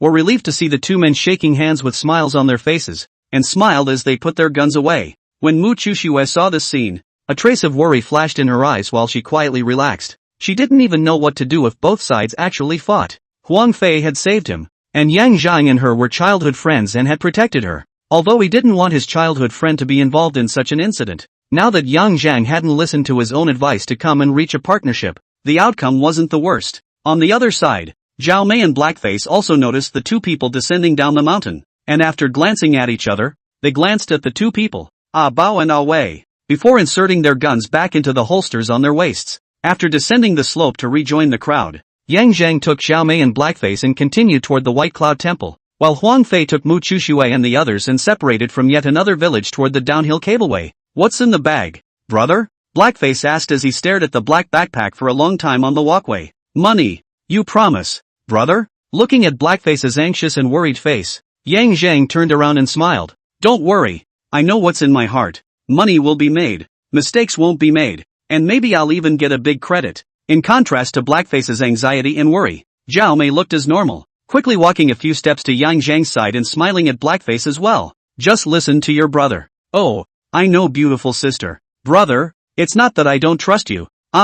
No need to explain. I understand. With just a few words, the central idea of the team of three was once again firm, and Blackface, who had put aside his worries, had the presence of mind to enjoy the mountain scenery of early autumn. After climbing all the way up to the White Cloud Temple and taking a few pictures, the trio began their return trip, took 2 zipline rides on the way back. One section is from Baiyun Temple to Yoi Village, and the other section is from Yoi Village to the town of Tian at the bottom of the mountain. From the ropeway out to the direction of the mountains, to the parking place, Land Rover has long left. Check once, to confirm that there is no problem. The three of them, before getting on the car, drove to the town of Tian to find a place to stop and eat a lunch, and once again departed to return to the city. Office of the Director of Counterintelligence. Knock knock. Enter. The office door pushed open and Chen Jiaxing walked in with a thick folder. Director. Little Chen, something's wrong? The head of the department, the white-headed man, put down the documents in his hands and asked with a smile. Yes, there is something. You can read this first. Taking the folder, the white-headed man flipped it open and read it carefully. When he unfolded the folder and saw the information on the first page, the white-headed man's brow furrowed as he looked up at Chen Jiaxing, but he did not immediately comment, instead quickly flipping through the contents of the back. It was almost time to read it before closing the folder, tapping the cover, and asking, what do you have in mind when you show me this? Director, first of all, I don't have any other prejudice against Yang Zhang, nor do I have any intention of enmity, and he did play a crucial role in being able to upstage the Tanaka team this time, a spy team that had been lurking around for decades. It's just that in our line of work, you have to be skeptical of everything, and with the marksmanship he showed, and his ability to disarm a bomb, I carried some questions in my mind, and my heart wasn't still until I found out. Nodding, the white-headed man smiled. I am pleased that your work ethic is rigorous. Our enemies are cunning, and we cannot rule out the possibility of sacrificing one of Tanaka's team so as to infiltrate even more powerful and stealthy spies. You're doing a good job of that. Now then, can you tell me the conclusion? Chen Jiaxing sat up straight and answered with a serious look. According to our investigation results, there is nothing suspicious about Yang Zhang's identity and path of growth from childhood to adulthood, but that's why. Instead of finding a reasonable explanation for the various abilities he has displayed, right? The white-headed man took over. Yes, Director. With his body leaning back against the back of the chair and his right hand gently tapping on the armrest, the white-headed man was thinking. Chen Jiaxing, who was sitting on the opposite side of the table, didn't make a sound to interrupt and kept quiet. After a long while, the white-headed man opened his slightly closed eyes and slowly spoke. I've also considered the problem you just mentioned, so I gave him that newly equipped automobile. Chen Jiaxing froze, then reacted. That car was the best of the best in every configuration and so on. So to speak, it was just the shape of a polo, but everything inside was nothing less than a sports car. The most crucial point is that, since the vehicle is used as a tracking and surveillance vehicle, the car itself also has a positioning device that can be directly connected to the counterintelligence service's positioning and monitoring system. It seems like you've already understood. Seeing Chen Jiaxing reveal a dazed look, the white-headed man smiled and continued. Since there is no problem with his identity, and for the time being, no other suspicions have been found, and his ability is outstanding, we'll be able to use it. But of course, be safe while using it, and besides, get him a cell phone. Okay, Director. After a few seconds of contemplation, Chen Jiaxing agreed, and then thought of another problem, right? Yang Zhang's previous collaborations with the city council have all resulted in a hefty fee, and if we were to ask for his help in the future, we would also need to pay money for that portion of the funding. That's a problem. The landlord's family doesn't have much left. Although the counterintelligence service is very well funded, their expenses are also high, and also because of the sufficient funding given, it is extremely difficult to apply for additional funding unless it is a major event, but it's a shame to let a talent go unused.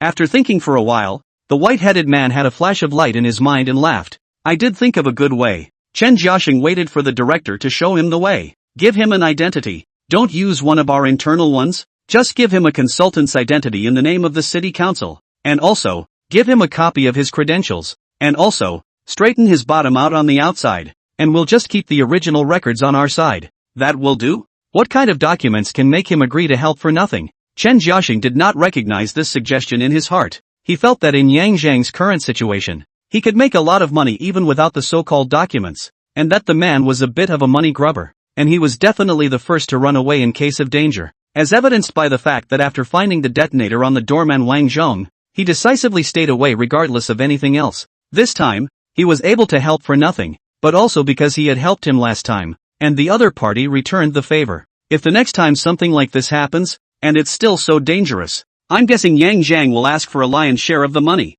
The white-headed man sitting in the chair smiled mysteriously, leaned forward to look at Chen Jiaxing, and slowly spat out 3 words. License to bear arms. Chen Jiaxing knew exactly what these 3 words stood for, so the first time froze, there was shocked by the words of the director, then reacted, swished up and said in a resolute tone, no, I don't agree. Just as he spoke, he realized that it was his top man in front of him, not one of his men. After reacting, his expression was bitter. Director, I'm not contradicting you, but the gun permit thing, and it's still issued by our department. This, too dangerous, is it? The white-headed man understood what his men were thinking. Yes, that's why I said for you to give him a cell phone. He's a smart guy, he'll understand what we mean. If he's willing to accept a cell phone, as well as identification, I'd say he's fine in person. If it's not accepted, or if the phone isn't used afterward, there's a question mark. Hearing the white-headed man say so, Chen Jiaxing also understood the director's sophistication.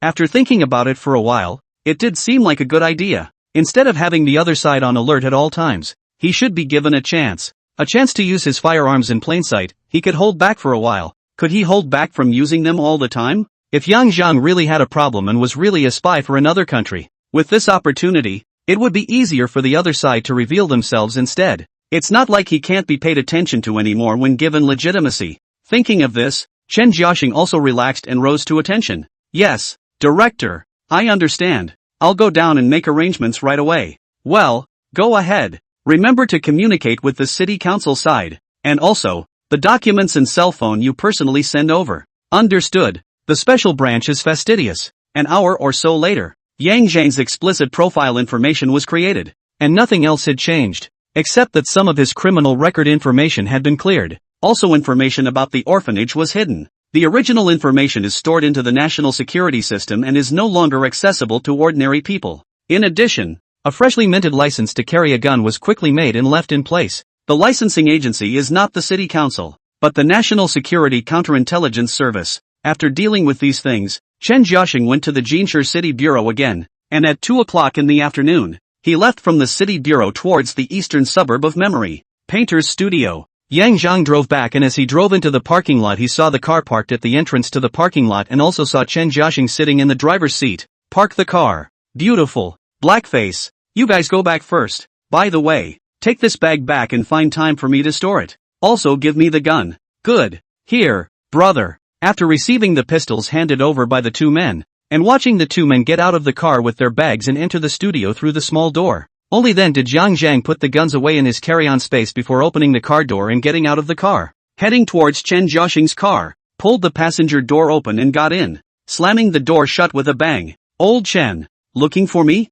Chen Jiaxing smiled and nodded, dispersing a cigarette and opening the car window, asking, "You're going out?" "Well, went to climb a mountain." Uncertain of the other party's purpose for seeking them out, Yang Zhang didn't reveal much. After all, with the means he had shown before, he believed that Chen Jiaxing's department would definitely do a more detailed investigation. But the other party came to the door alone, so he thought it shouldn't be a bad thing. Sure enough, Chen Jiaxing's next words and actions confirmed Yang Zhang's thoughts, but they were also unexpected. Turning sideways to open the glove compartment, taking out a craft paper bag inside and placing it in Yang Zhang's arms, Chen Jiaxing sat back and smiled. "Congratulations. From now on, you're the special consultant of the Jinshi City Bureau. Also, there's a surprise inside. Take a look." Yang Zhang frowned when he heard this. His face did not show a happy look, nor did he open the craft paper bag. "Are you kidding me? With my status, how can this special advisor not pass the vetting? It's you guys who put in the effort?" Although Yang Zhang has not committed any major crimes, he does have a criminal record. Although the special consultant is not considered a formal establishment, he is considered to have a supreme status, and in his case, it is impossible for him to be specially recruited, and even the ministry will not agree to it. At most, it would be like before, using money to buy information, or asking for his help. It's only temporary. However, the special status of the state security has the potential to do something, even allowing him to be titled under the name of the city council. Yes, we contributed. For this point, Chen Jiaxing did not deny it, and after finishing, he pointed to the craft paper bag and said, "We've shuffled your information, and we've cleaned up some of your previous cases, including the orphanage side, which has also been done to hide it. The average person can't find out that information." Inside the cowhide bag, besides the counselor's credentials and letter of appointment, there's a gift from us. Take a look at it. You'll be happy. Upon hearing this, Yang Zhang nodded his head before unwrapping the paper bag. The letter of appointment and the city council advisor's credentials didn't bother him, and he just pulled out a black smartphone and a black covered book of credentials. The smartphone was looked at twice and put aside, then unfolded the document in his hand. Upon reading what was inside, Yang Zhang's pupils instantly contracted and his expression changed for a while before returning to normal. After closing the ID and picking up the phone again to flip through it for a while, Yang Zhang asked, "Is it the kind you're equipped with?" "Yes." Chen Jiaxing didn't deny it, also carefully made an explanation. The cell phone has two modes. One is the normal mode. You can insert your own phone card to use it, and the other is the confidential call mode. Calls to you from within us are automatically encrypted. Or you can choose your own encryption mode for the call. Anti-tracking, anti-surveillance, satellite signals, even in the depths of the mountains and on the high seas, and the ability to connect directly to our technology center. Yang Zhang understands. This cell phone can anti-tracking, anti-listening, that is to prevent outsiders. The counterintelligence department themselves are sure to be able to listen to and track this phone at any time. By accepting it,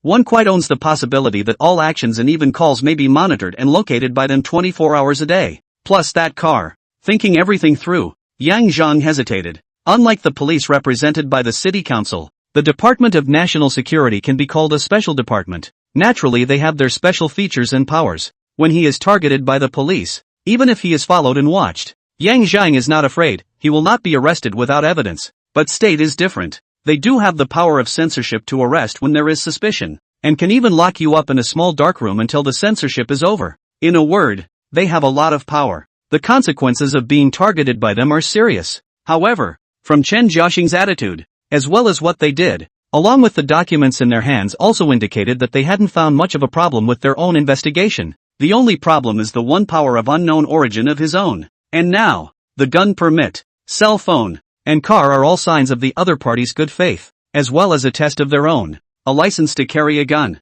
or a special department issue. What does that mean? It's a license to kill. Not so much killing people at will, of course, but having the power to use a firearm to fight back in the face of a threat. If he'd had a copy of this before, there would have been no need to cover his ass, and he'd have had the audacity to wait grumpily for the police to arrive and account for their shuffling after he'd shot and killed those people. At the same time, Yang Zhang knew that by accepting this document, it meant that he would have to help the national security afterward. There was no official establishment, but he was considered to be on the other side, and could not demand payment, as he did for helping the city council with its investigations. That is, free help. If you do the math, it looks like Yang Zhang is at a disadvantage, but all these losses can be offset by a single document, and he even owes a favor. It's a hot potato and a tantalizing red apple. Chen Jiaxing sat on the driver's side and watched the screen, quietly smoking a cigarette. He was waiting for Yang Zhang's decision. More than 10 minutes had passed. Click, click. Movement came from the side, attracting Chen Jiaxing's attention. Twisting his head, he smiled. Only Yang Zhang took out his own cell phone and was removing the phone card. Phone card removed. And the black phone up. The card inserted. Boot check normal. Directly into the black phone into the pants pocket. As for the license to kill is directly into the jacket pocket. Think of a code name. I'll have to file it when I get back. You continue on the city council side. We won't intervene and will greet you when something needs your help. Your identifying information, known only to me and the director, will be opened in a separate file under your code name afterward, and a new identity will be created for you as well. You can take care of the gun yourself, or if you need it, you can apply for it in our department. No need. I'll take care of it myself, Yang Zhang said. This answer did not come as a surprise to Chen Jiaxing, and after giving Yang Zhang a deep look, he continued. In the spirit of being responsible, I have to remind you that license is not a talisman, nor does it represent immunity. I understand. Yang Zhang nodded. That'll do. I'm fine. Is there anything else you want? A little something. Since I took your favors, I like to return the favor. Old Chen, want American currency or not? Chen Jiaxing, where did you get the American dollars? Oh, did you get in touch with what's his name? Huang Fei? Did he approach you? Did you say yes? Looking at Chen Jiaxing, who had come to a sudden realization and had a flat face, Yang Zhang discovered one of the benefits of working with the other side, that they wouldn't make a fuss so easily. If old Zhou knew about this, his face would change in such a way that he could probably open a dye factory. Yes, he approached me today. Just got back from being out there. $1 million deposit. Not sure how much you'll get after that, but I'm not talking about my labor. It's my money and you don't want to get your hands on it. No, the person who sees it has a share. Not to mention that I can also give you an endorsement. Chen Jiaxing is also bitter. As the head of a group of people under his command, although the funds are sufficient, the expenses are not small, and the work is hard and dangerous, so it is difficult to get some benefits for his men. Now there is an opportunity to be able to get a reasonable and legal amount of money, and also a significant amount of money. Naturally do not want to just let it go. I don't need your endorsement. If you don't want those counterfeit bills, it's fine if I work with the city and you pretend you don't know about it. With that, Yang Zhang pushed the door and was about to get out of the car. Wait, the arm was pulled by a handful of Chen Jiaxing. Just kidding, with a huge benefit in front of him, Chen Jiaxing definitely couldn't let it go easily. If he cooperates with the city council, what else will happen to them? Fake ones can be turned in if they are made real enough,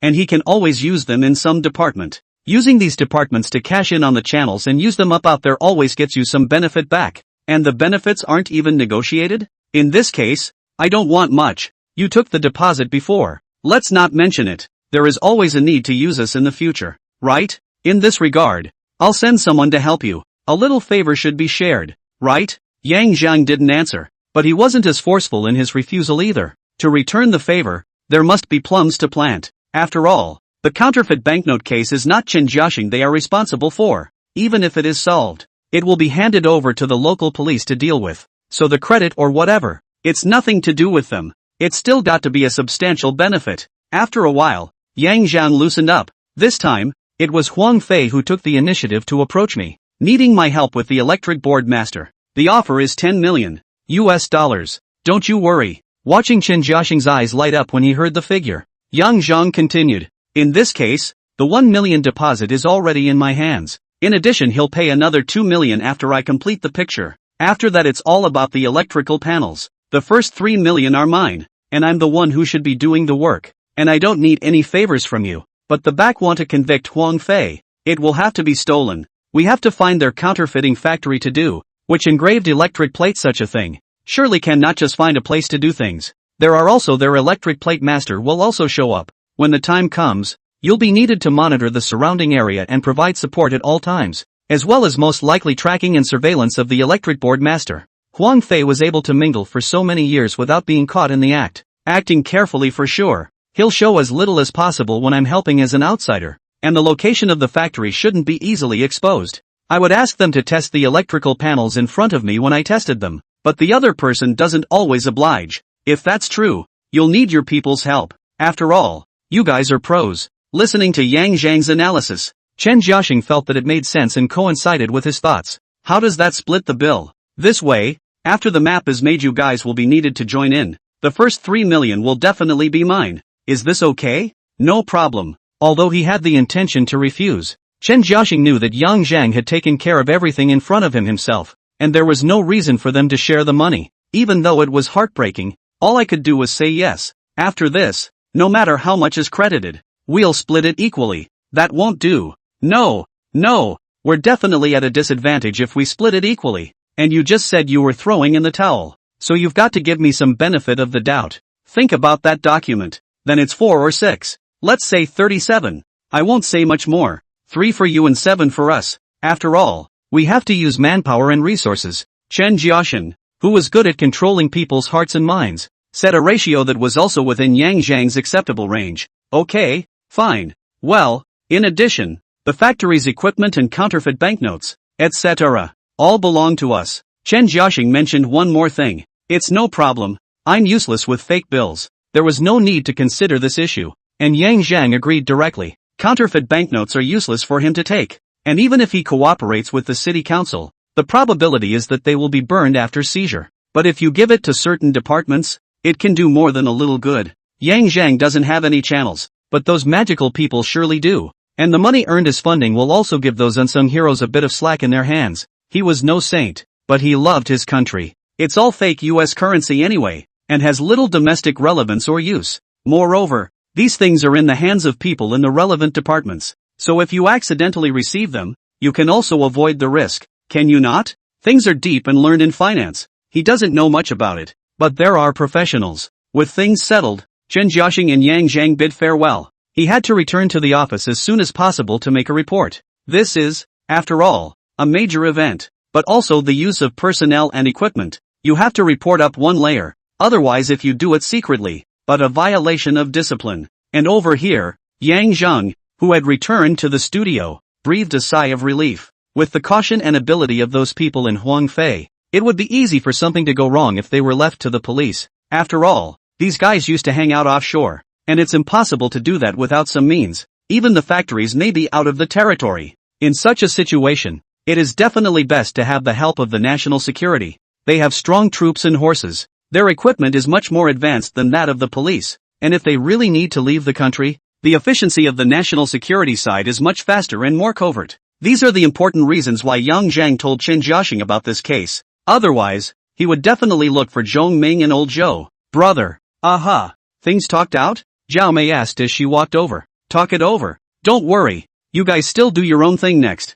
Blackface. You still need to ask for some information from time to time, as well as try to develop some informants. Don't be afraid to spend money. You can only pay if you have information anyway, and the expense of that information and intelligence can be found out. Okay, brother, I've been in contact with those guys. Blackface replied. That's good. Nodding his head, Yang Zhang also stopped reminding him of this matter, as Blackface was very serious about his work. Then he patted his backpack and said to Blackface, go close the door and come to the second floor. Okay, brother. Closing the door and going up to the second floor. Yang Zhang and Zhao Mei were already sitting on the second floor's tea house, and on the large table, 10 bundles of U.S. currency were currently laid out. It was the first time that Yang Zhang and Zhao Mei had seen so much cash, not to mention Blackface. Without further ado, seeing that everyone had arrived, Yang Zhang directly took out 2 bundles of 10 bundles of U.S. currency and placed 1 bundle in front of each of Zhao Mei and Blackface. Here's your hard-earned money, take $100,000 each of you.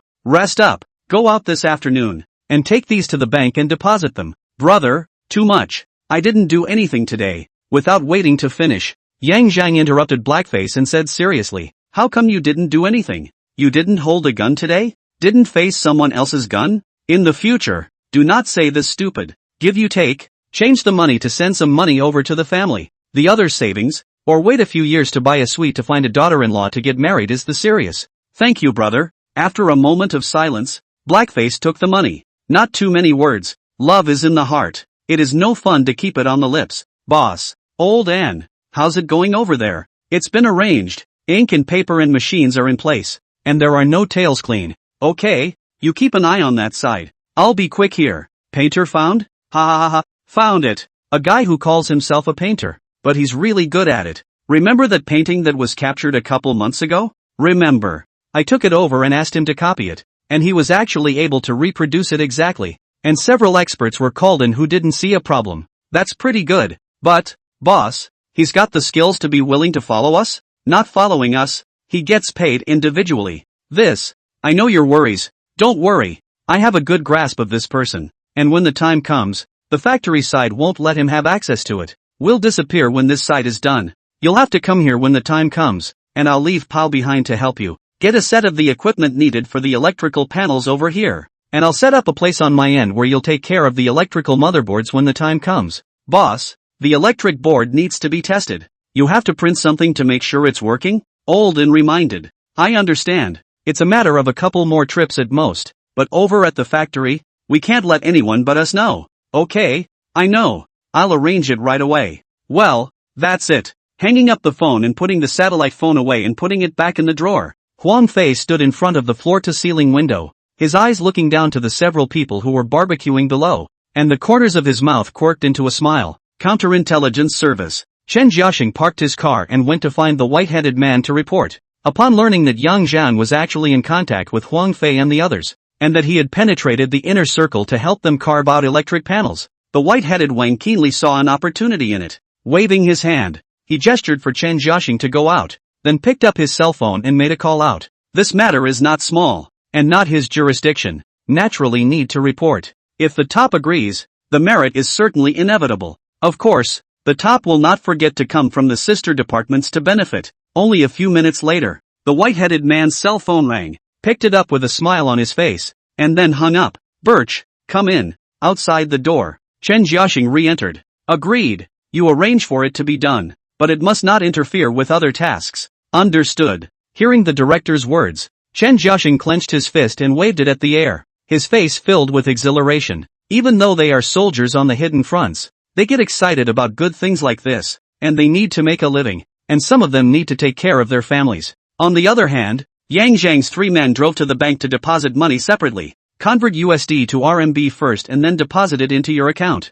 As for direct deposit of US dollars, none of the 3 did so, either because they couldn't use them directly in the country, or because they didn't need to. In this way the money in Yang Zhang's account instantly increased from over 1 million to over 7 million. And for the first time, Blackface's account also went up to 6 figures. Looking at the numbers displayed on the computer, the Blackface was very excited, followed by transferring 50,000 to the family, and 5,000 pocket money to his sister's WeChat. He didn't dare to give too much, fearing that his family would ask questions. That's it, and the call came through quickly. Well, Mom, don't worry, it's all I earned at work. The boss is very generous. Of course it's a bonus for completing the work. The boss is not stupid. I have packaged food and housing at this side. Aha, you guys pay attention to your health. By the way, I gave my sister also gave $5,000 pocket money. You don't want to go over. Also don't give her more. In the future, my sister's living expenses and tuition fees I'll be responsible for. After more than 10 minutes on the phone,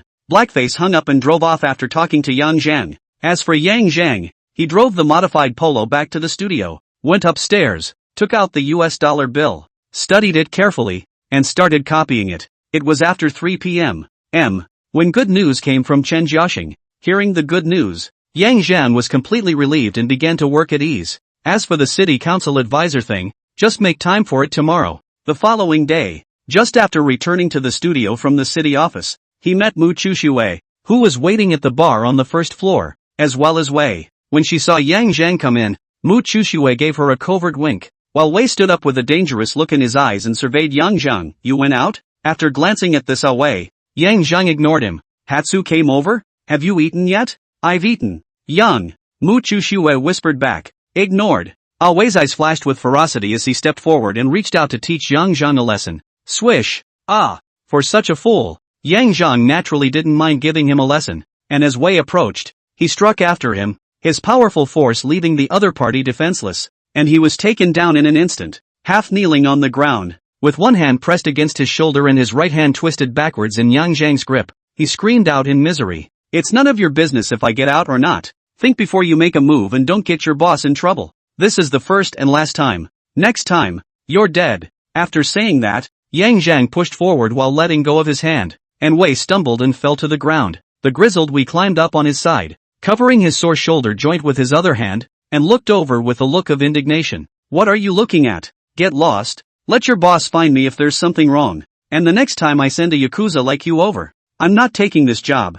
so let him find whoever he wants. After saying that, nodding at Mu Chushue, Yang Zhang directly headed for the stairway. Seeing Yang Zhang turn around, Wei behind him wanted to do something, but was stopped by a stern look from Mu Chushue. The two then turned around and went out to their car and left. Standing in front of the second floor window, looking at the distant car, Yang Zhang indifferently returned to the tea table and sat down. When he went to the city council today, he knew that Huang Fei would definitely know about it, and he didn't intend to hide it per se, even who the people following him on the road were. However, Yang Zhang has all the courage in the world and is not vain. At this time, the weakness of the heart will instead make Huang Fei's suspicion aggravated, and the hardness will make the other party have a bottom. After all, he was in contact with the police, something Huang Fei knew about, and had even run into them face to face. But Huang Fei had still sought himself out. That being the case, the other party must have considered the risks involved. Also, as a side note, he or she is very important to them. Yeah, well, if you can't get the electric panel to work with counterfeit bills, what's the point of doing it? Why don't we sell sweet potatoes? Wei in gray. Wei and Mu Chushue drove back to the suburban villa. Just as he arrived at the place, Will got out of the car and ran inside in a huff. Mu Chushue, who was driving the car, was calm. She knew that Wei was there to sue, but from Yang Zhang's reaction to the situation within the team, smart as she was, she naturally knew that Wei wouldn't end up well. Sure enough, just as he entered the living room, he saw Huang Fei cursing Wei, and the left side of his face was reddened with 5 fingerprints, obviously being slapped. Get out! Seeing Mu Chushue come in, Huang Fei roared. Yes, boss. The obscure-looking Wei left, and Pao also got up and followed the other to the backyard. After the people left, Huang Fei looked at Mu Chushue. What did Mr. Zhang say? Didn't say anything, just said that there's something for you, boss, to communicate with him directly, and that if we suspect it, or if we send someone else over next time, we'll terminate the cooperation. Mu Chushue replied truthfully with an expressionless face. After hearing this, Huang Fei nodded, and then cursed in anger. This way, not enough to make things happen, letting you guys go over to have a good chat, and in 3 or 2 sentences, you've messed things up. After cursing, he seemed to have vented almost enough, and his face was much better when he looked at Mu Chushue. It's still Xiao Shui that you know what you're talking about, and you have an eye for it. Thank you, boss, but I see that Mr. Zhang is a bit angry, so boss had better make a phone call. Mu Chushue reminded. Well, Yuki, you're right. I'm going to go to the study to make a phone call, so get some rest. Okay, boss, I'll go cook. That's hard work, Yuki. After a phone call, Huang Fei's face was unpleasant. Nothing else, he got yelled at on the phone. For so many years, since he got into the business and made a fortune, he was the only one who gave others a face, but no one gave him a face, not to mention being scolded. But he is not in a position to take advantage of this. The key, he needs Yang Zhang. Without Yang Zhang, the electric board cannot handle, and then want to find a master of this kind is almost impossible. Painting is something that takes talent, and Yang Zhang's talent is irreplaceable. Another thing, of course, was that this one was more reassuring to him than the others he had examined. This reassurance is none other than the fact that Yang Zhang loves money the most. Not to mention that having a connection with the police isn't entirely without its benefits. At least if the other side wants to make money, they'll have to figure out the police's moves, and if they're being watched, it won't be so easy for Yang Zhang to get the final payment. For money, He'll help. Of course, just like the preparations he had made earlier, he wouldn't be completely at ease. Even treating the most qualified old Anne, he could not be completely at ease. Taking a few deep breaths to expel the pent-up energy in his heart, Huang Fei walked to his desk and sat down, drinking tea and thinking about the next steps. He needed to be cautious, to make a detailed plan for each step and review it, checking for gaps, to be sure.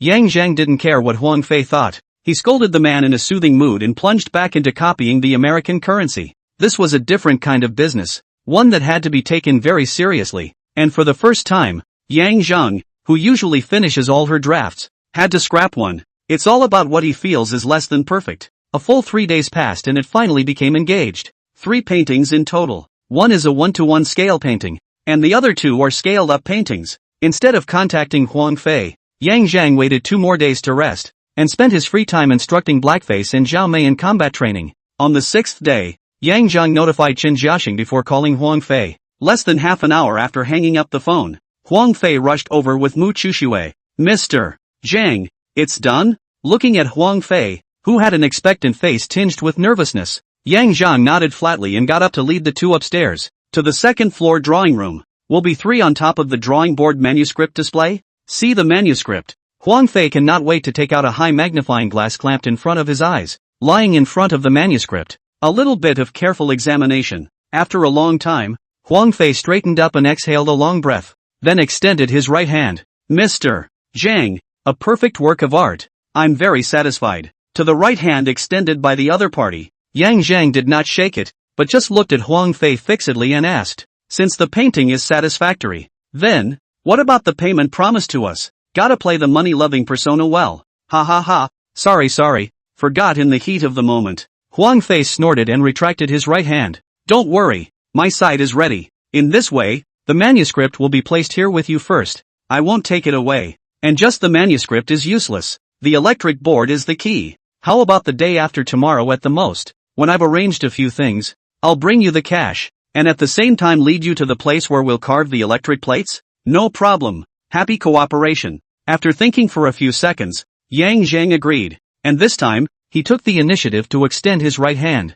The 2 men clasped their hands together with their respective minds, both with big smiles on their faces. Afterwards, Huang Fei politely declined Yang Zhang's idea of inviting him to dinner and left in a hurry with Mu Chuxue. Looking at the backs of the 2 as they quickly left, Yang Zhang frowned, his heart somewhat unsettled. In the car, Huang Fei sat in the co-pilot and Mu Chuxue drove. Hey, pal, change places right away and be careful not to let anyone follow you. Roger that, boss. Hearing Huang Fei's command, the driving Mu Chuxue's eyes flickered, but she didn't say anything as the steering wheel gently hit, heading towards the new route. At 10:30 a.m., about an hour or so after Huang Fei left, Chen Jiaxing's phone call reached Yang Zhang's cell phone. Hey, Lao Chen, something wrong? The owner ran away and the nest on the outskirts of town is empty. What do you mean? Yang Zhang, who was sitting in the backyard drinking tea, stood up and asked. Hey, the other party had already made plans, and after leaving from you, they didn't go back to their residence. They left directly,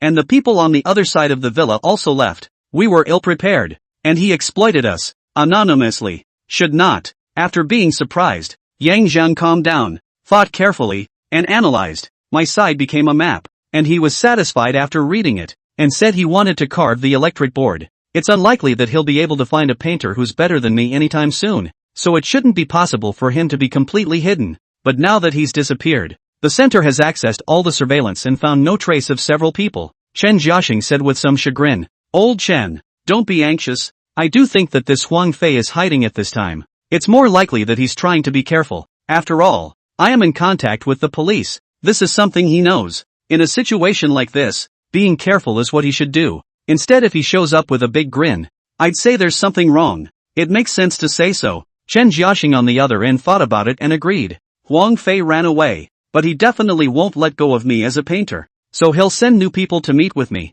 And, as they're running away now at this time, and having said that they'd contact me the day after tomorrow at the most to settle the second installment, he won't go back on his word. Only, when the time comes to make contact with me, it most likely won't be the man himself. By the way, Master Electric Board. Suddenly, Yang Zhang thought of someone. Mu Chuxue, Bao, and Wei don't look like the highly skilled kind. And it's very likely that this electric board master is preparing something else. Thinking of this, Yang Zhang relaxed and said to Chen Jiaxing, "Old Chen, get ready. Huang Fei, odds are he's already left the country, but his henchman, that electric board master, will definitely come to me, and needs me to work with him to create an electric board master. It would be best if you could get me a copy of one of those locator devices that can't be easily detected, and also that the people sent to work with me be prepared to leave the country. In case Huang Fei kills me for contacting the factory, we'll have to rely on that master to find each other's location." Chen Jiaxing nodded his head in agreement after hearing this and said, "All right, I know. I will inform them. Also we'll tell them to stay away from you. This group is very professional and careful. Let's strive to be foolproof. That's the best arrangement. Without my call, have them track my cell phone signal tracking, preferably at intervals of a kilometer or more. If it's in the middle of nowhere, it's best to follow other roads over. Don't worry about that. I'll account for it and they know what to do. Okay then. For now, hang up." Good. After hanging up the phone, Chen Jiaxing contacted the men he had sent out and instructed them on the details of their actions afterward. After that, he focused his mind on the case. They're very busy at the counterintelligence office. At the same time, Huang Fei and the others who had already changed cars and left Jinchang, after putting on makeup and changing their identities, swaggered from the next city already boarding the plane, ready to head to the Cloud Province. Then from there head for the border and leave. As for the Jin city side, Laoan and Ah Bao were already in position and had left enough logistical supplies behind, and were only waiting for the three of them to safely exit the country before contacting Yang Zhang to begin the next step of their plan. The exit proved to be quick with advance arrangements. Just the next afternoon, Huang Fei took Wei and Mu Chushue out of the realm, after which he rushed to a plant hidden in the mountains after a few turnarounds. The place looks run down, but the inside is tended to and looks pretty good, or at least livable. In addition, there were more than a dozen militiamen carrying old AK rifles near the factory gate. These men were hired by Laoan to guard the factory. Upon arriving at the plant, Huang Fei arranges for Wei to take charge of the militia, then takes Mu Chushue to check out all the equipment in the plant, and only after he is satisfied does he take out his satellite phone to notify Laoan. The following day, Laoan was alone, wearing a courier suit, and honest look driving a Wuling small van to the painter studio. "Hello, who are you looking for?" Blackface, who was behind the bar, saw Olden come in and looked him up and down before walking out with a smile on his face. "I'm looking for Mr. Zhang." "Mr. Huang sent me." Upon hearing the word Mr. Huang, Blackface understood, nodded, signaled Laoan to follow him, and took him directly to the backyard. When he is not working, Yang Zhang likes to drink tea and read books in the backyard, with super memory in hand. It was a waste not to learn more. As for the system's rewards, they hadn't been given for a while. Mr. Huang's friend has arrived. Even if Blackface didn't say anything, Yang Zhang heard it. His hearing could be too strong, plus Olden didn't lower his voice, so what he said inside was naturally heard by him. Nodding, he signaled for Blackface to leave. Before looking at Laoan, "You're the electric board master?" Yang Zhang inquired. Olden was careful not to open her mouth to answer and nodded after glancing around the backyard. Quite cautious, laughing a little, he closed the book on the history of Chinese ceramics in his hand and gestured for a seat. Walking over and sitting across the table, he watched as Yang Zhang poured tea for himself, and after the tea ceremony and thanking him, Laoan did not drink it. In response to this rude gesture, Yang Zhang didn't say anything or show the slightest bit of displeasure, and took a sip of his own before saying, "I've got things to arrange here, so come over at 10 o'clock tonight, or tell me the address and I'll come over to you. 3 days, let's finish the job." "Good. By the way, the previous payoff promised by Mr. Huang has not yet been given, and I hope that when we meet, we can see that one, or the consequences you can guess. Don't worry, the boss has explained, the stuff is in the car. I'll bring it over later." "That's fine, just get your stuff and go back." "Good." Olden got up and went out, and a short while later, re-entered with a bag, and Blackface checked the cash in the bag, and after it was all old, non-consecutively numbered bills, he nodded, before Olden turned away. "Yang, I brought the money, put it on the second floor. I'll check it out." "Okay." Following Blackface upstairs, he took out the banknotes inside and scrutinized several bundles to make sure there were no problems before Yang Zhang put the money away. When dealing with someone in the counterfeit money business, the biggest fear is naturally that the other party will fish out of water. Luckily, so far Huang Fei is a man of his word. "Hey, I've seen someone on my side. I guess the boss has left the country.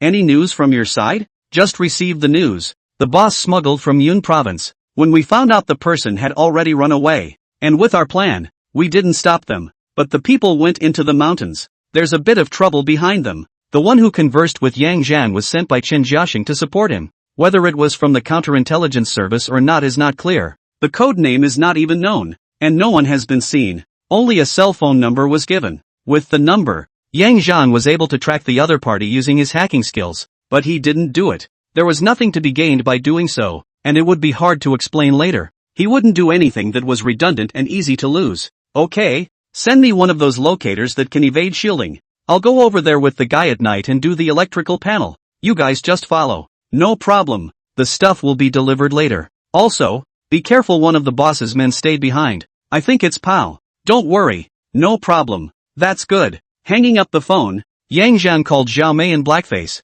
and after some instructions, Blackface took the car keys and left, while Zhao Mei went into the kitchen. Half an hour or so later, Blackface returned, carrying a large bag and a plastic suitcase. Placing the bag on the bar, he took the suitcase and went upstairs, only to come down a moment later. 2 customers came to the studio during the day to look at the paintings and ended up leaving with 2 portraits for $10,999 apiece. A little after 4 in the afternoon, a courier boy delivered a crosstown delivery. When it was unwrapped, it held a button inside. The moment he saw it, Yang Zhang realized that it was a positioning device. Calling Zhao Mei, she asked her to sew the buttons on her trench coat, and when she was ready, she packed a suitcase and waited quietly. At 9:30 p.m., Yang Zhang's cell phone rang. Hello, Mr. Zhang. I'll send you the address later. Just follow it and go there. Okay, I'll drive over and keep in touch. Copy that. The phone hung up, and Yang Zhang got up and pulled his suitcase downstairs. Downstairs, Blackface and Zhao Mei waited for him. Here's the stuff for you guys. Stay here for the next few days, behind closed doors. Shoot anyone who breaks in. Don't worry about it. Remember the phone number I left. And if you shoot, call right away and talk to the other side to clear up the situation. And they'll take care of the back. Got it, brother. Blackface nodded in agreement and grabbed the bag and suitcase and headed for the parking lot. You be careful. There is danger, you must save yourself mainly. Looking at the worry on Zhao Mei's face, Zhang Yang smiled and took her into his arms, kissing her lightly before carrying his suitcase away. Parking lot. Brother, the stuff is in the car. Well, be alert for the next 2 days. Don't worry, brother, I know. After the explanation, Yang Zhang got into the car, started it up, and then slid out of the parking space in his silver Polo, driving off into the night. The reason why I drove this car is because the car itself has a niche. As for the button locator device I had sent over there earlier, it was just a precaution. Under Yang Zhang's control, there were not many vehicles on the road, and it took less than 20 minutes to reach the location that would have taken 30 minutes to get to. Not waiting for him to stop the car, his cell phone rang again. Hello, Mr. Zhang, the location is not here. Keep driving along the road and don't hang up. I'll tell you how to get there. Good. Hearing this, Yang Zhang also realized that this was old Anne's and their anti-tracking tactics. There should be someone hiding nearby, either Lawan or Pao. Without looking deeper, the car, which had just slowed down, accelerated up again, waited for the position to be passed, and sent a quick message out, before placing the phone at the center console and driving in earnest. On the other side, the 2 vehicles that had been following behind received a message from Yang Zhang and decisively changed their routes, while widening the distance to more than a kilometer. In the shadows, Pao sat in his car noticing the silver Volkswagen Polo that was slowing down and speeding up, and picked up his walkie-talkie. Lawan, target vehicle spotted. License plate ZA330, just passed in front of me. Copy that, keep your eyes peeled. I'll get through to him here. Understood. Communication ends as Pao continues to keep his eyes on the road. On the other hand, Yang Zhang drove his car and switched routes twice according to Lawan's instructions, and eventually, with the 2 of them on separate stakeouts, they didn't realize that there was a tail behind them, and that's when they told Yang Zhang the final address. At 0:05 a.m. Yang Zhang parked his car in front of an auto repair shop near a suburban town. The car had just come to a stop when Old and pulled open the roll-up door and stepped out, signaling him to park inside. After starting the car and driving inside the repair shop and coming to a stop, Old and approached. Here we go. Don't worry, I have something else. Stopping what Lawan wanted to say, Yang Zhang opened the trunk and took out the suitcase with clothes from it, as well as a large plastic bag, and a handheld thermos box. Lawan, hold this for me. Unceremoniously speaking, the plastic bag handed over. Lawan reached out and took it, opened it to look at the contents, and then asked strangely, is this all self-heating rice for you? Well, it's easy and convenient, and I kinda like it, so if you're cooking, you don't have to count me in. I'll just eat these. This box of yours? Lawan asked again. pointing to the insulated box in Yang Zhang's hand. It's food too. I'm better prepared. After saying that, casually closing the trunk and locking the car with 2 key presses, Yang Zhang looked over and asked, "Where do I live?" "This way." Lawan was speechless, but he was also aware of the wariness in the other's mind. Just as he didn't drink that cup of tea in the backyard, Yang Zhang's bringing his own food was a blatant message. "I don't trust you. It's just a partnership. The electric panel is done and you leave. It doesn't matter if you trust it or not." Lawan then led Yang Zhang into a room in the backyard of the repair shop, opening the door and handing over the key, saying, "This is the key to the room. You can lock it. Next you can rest and we'll start working tomorrow." "Just the 2 of us?" Yang Zhang deliberately asked. Olden, who had already turned around, turned back and smiled, his expression unchanged. "2 people are enough for this. It's no problem to make electrical panels, but there's something I need to ask." "What is it?" "It's that after the electric panels are done, there's 2 million you need to pay me, and I won't do it until I see the money." "What do you mean?" "You made a deal with our boss." Olden frowned and asked in dissatisfaction. "Oh, it was a deal, but now where's your boss? I've never met you before. Do I know who you are? I don't even know your last name, so who am I to do anything first?" It was only after a while that Olden, who was standing motionless in the doorway, nodded. "Then Mr. Zhang, you rest first, I'll go out." "Out? You're not going to trap me, are you?" Yang Zhang looked skeptical of the other party. "Don't worry about that. We need your handiwork and won't mess around." "Isn't that the problem you just mentioned? Do I need to talk to the owner?" "So, Huang Fei is still in Jincheng and hasn't run away?" Yang Zhang asked again on purpose. "Ha ha, Mr. Zhang is joking. How can the boss run away before things are done? It's mainly because the wind is tight outside. Not meeting with you is also for everyone's safety." Looking at the old fox in front of him, Yang Zhang was expressionless for several seconds before nodding his head and saying, "Alright, I'll give you an hour. If you're not back by then, I'll turn around and leave." "Good." Olden left with a headache. He didn't expect that what had been agreed upon. Now Yang Zhang actually disowned himself and only recognized money. It was different from the plan they had started with. Luckily, Huang Fei had thought of this possibility in advance, so he had the money ready. Only it wasn't here at Laowen's place. It was kept at Ah Bao's place. Therefore, upon receiving Laowen's report, Huang Fei wasn't too surprised, but told him to contact Ah Bao directly to get the money. He wasn't afraid of Yang Zhang calling the police after taking this money. For one thing, he's already out of the country. Secondly, if Yang Zhang really is an undercover police officer, he would have to be caught with the stolen goods to solve the case, rather than taking credit for the $2 million.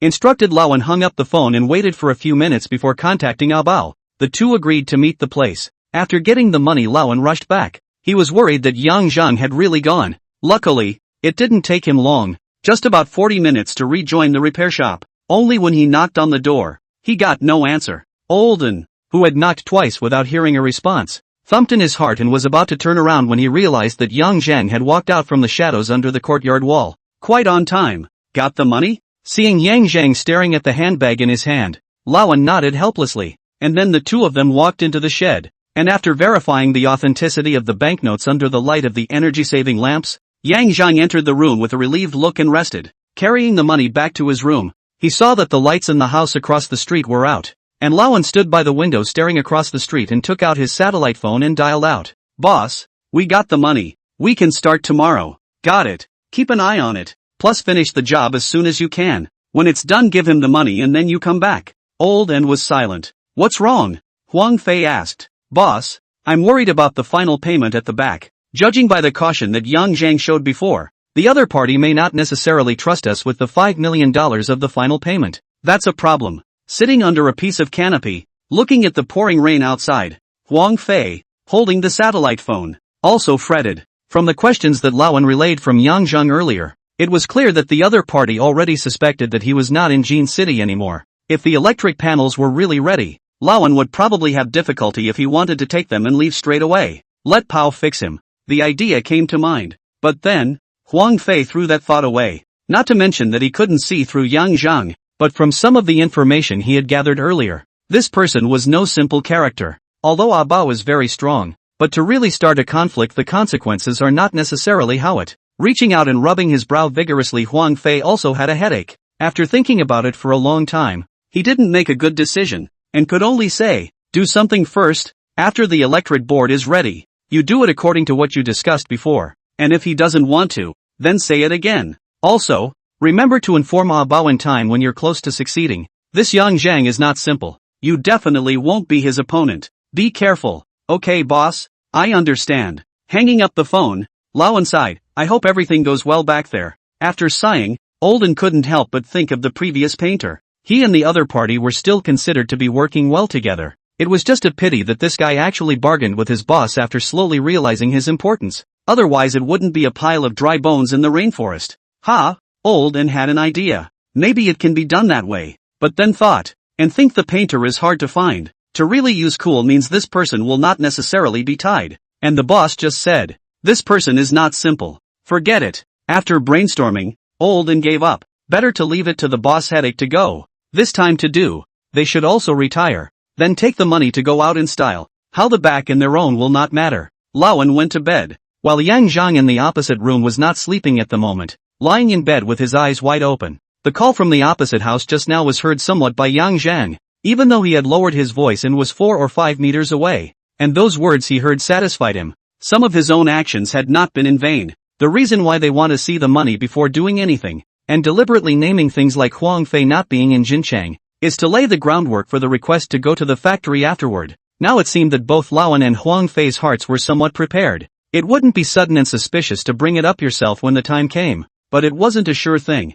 The only surprise is that Huang Fei paid the last $5 million of the final payment ahead of schedule. If that was the case, Yang Zhang could only admit it, but even if he couldn't follow him there, he could still find out where Huang Fei had landed in other ways. Counterfeit money and machines. Own up to it. The saying of the older generation that so-called compartmentalization is true has proven to be true. With Yang Zhang's drawing skills, engraving electric panels isn't supposed to be difficult, but it's only when he actually does it that he realizes it's a very different story. But again, without Yang Zhang, Lawan alone would have been just as impossible to deal with. The two also sort of put aside their preconceived notions to work together. After changing 5 or 6 versions in 3 days, the final version was finalized after cross-checking by both Yang Zhang and Lawan. Just because the board is engraved doesn't mean the job is over. The board still needs to be sent to the factory for verification. The problem comes at this time. Chuckling, a modified black Wrangler pulls up in front of the garage and Panther opens the door and gets out of the car carrying a tote bag from the trunk. After glancing around,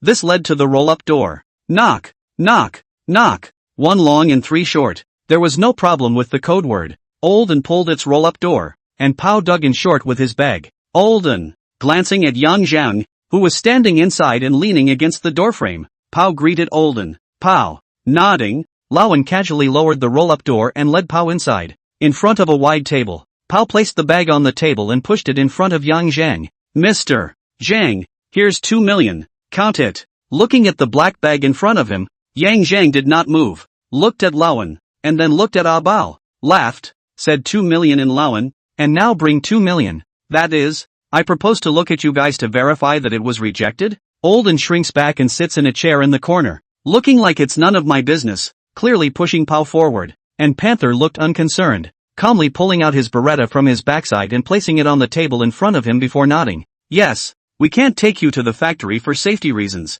That extra 2 million is good faith. As soon as the verification is complete, the remaining 3 million will not be missing from you. Or in other words, even if we back out, you've only lost $3 million.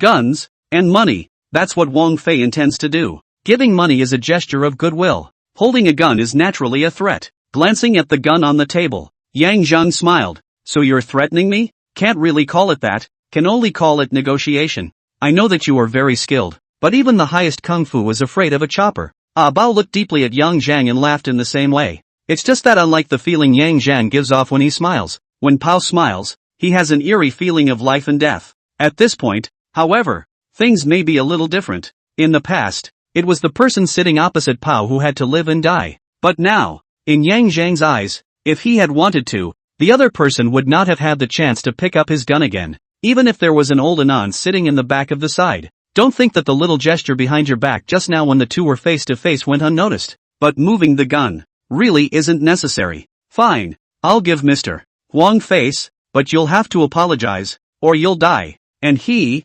too. Saying that, Yang Zhang reached out and pointed at Lawan at the back of his side, while his eyes were fixed on Bao. Looking at Yang Zhang, who seemed to be smiling but not laughing, Pao had a gut feeling, if he made a move, he and Lawan might really die. After a few seconds of silence, He chose to trust his instincts. Not to mention that his boss had explained it. "I'm sorry, Mr. Zhang. It was my fault. Please forgive me." With that, he slowly reached out and slowly put the gun on the table away and reinserted it back into his back. Quite good to know the time. After revealing an appreciative smile, Yang Zhang got up to check the cash. After extracting a few bundles and checking that there were no problems, he asked Lawan to bring over the cash that had been kept in the repair shop, and after a brief check to make sure it hadn't been switched, he put the 2 bags of money into the trunk of the polo car. Boom! The trunk closed, and Yang Zhang pulled open the driver's door. "By the way, how long does it take to validate?" Pao didn't answer, but looked at Lawan. When it came to technical matters, Lawan and Huang Fei had the final say,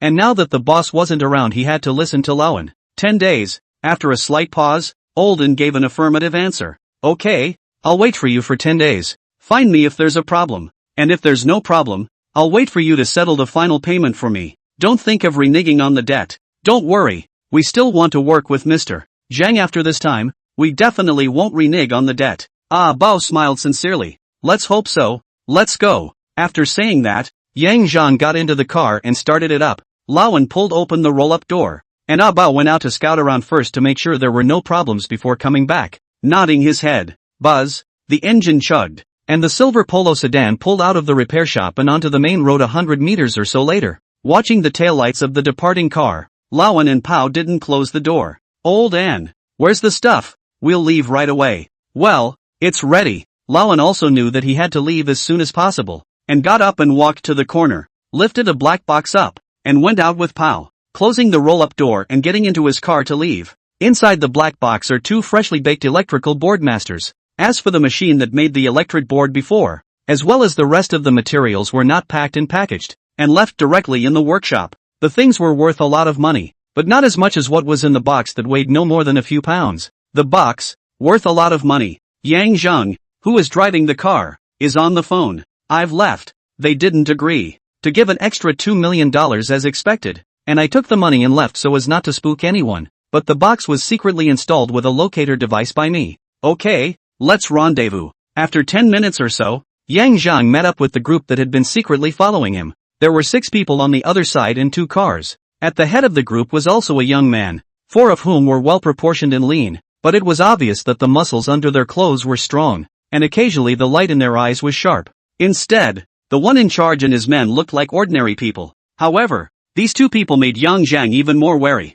"My name is Old Samuel, the Samuel of the acacia tree. This is my colleague, just call him Chai." Sizing up the 2, Yang Zhang extended his hand to shake Old Samuel's. "You guys can just call me Painter, but you don't quite fit the moniker Old Samuel." "Oh, isn't it better to have a difference?" Old Samuel laughed. "That's true. In that case, wouldn't that codename of mine be a no-brainer?" Yang Zhang also laughed. Yang Zhang's codename on file with the counterintelligence service is Painter. There's also a way to do it the other way around, but it's a test of acting skills. Old Samuel was good at talking. Laughing, Yang Zhang didn't care. The codename was just a name to him. He didn't need to infiltrate the enemy camp. It wasn't that important. The counterintelligence service would certainly make arrangements for other issues. After exchanging pleasantries, Yang Zhang took out his cell phone. "I planted a positioning device in the box where the masters are stored, and the firing range is only 1 kilometer, so I guess I'll have to keep up with them." Receiving the cell phone and glancing at the activated positioning device, Old Samuel nodded and said, "Don't worry, they can't run away. It will be a bit troublesome if they choose other transportation. We'll try to follow, and even if we can't follow them anymore, we have the means to determine their whereabouts, so get ready, we'll leave as soon as possible." Good. Yang Zhang didn't reject Samuel's suggestion that he would follow them together, and after handing his cell phone to Chai, he got into his car and followed him. Leaving the repair shop, Pao and Lawan drove non-stop toward the south. The road changed cars 3 times, and the 2 of them drove alternately, not stopping for a moment. Finally, after more than 10 hours, arrived at the city of Changsha, West Canton. It's near the border and used to be Lang Son in South Vietnam. Changsha. After making sure that the 2 men, Pao and Lawan, were carrying electric boards and staying in a residential house located in a town near the border, Lao Samuel made a phone call, and soon a couple of sets of equipment were delivered, along with a guide. Just 600 meters away, in a residential house, they changed their clothes, and Yang Zhang and the others made preparations to abandon the car. At 3:12 a.m. that night, Bao and Lawan quietly left the residence and mounted a motorcycle to head towards the border. The 2 had also changed their attire at this time. with a full set of outdoor gear, plus a tactical backpack of waterproof fabric each. Seeing the two of them in action, old Samuel and the others also got up, and Yang Zhang was also woken up, then followed slowly in an old shed-roofed van prepared by the guide. Lao Shan, a legendary mountain range and a primeval jungle. It is here that Pao and Laowen sneak across the border, meet a local guide on the opposite side, and burrow into this dense, primitive jungle. At the border, Yang Zhang and the other 7 waited as their guide dropped them off and left. When it was determined that the target was far away, the 7 men secretly crossed the border and followed close behind. Downtown Langsun. After 2 days of trekking,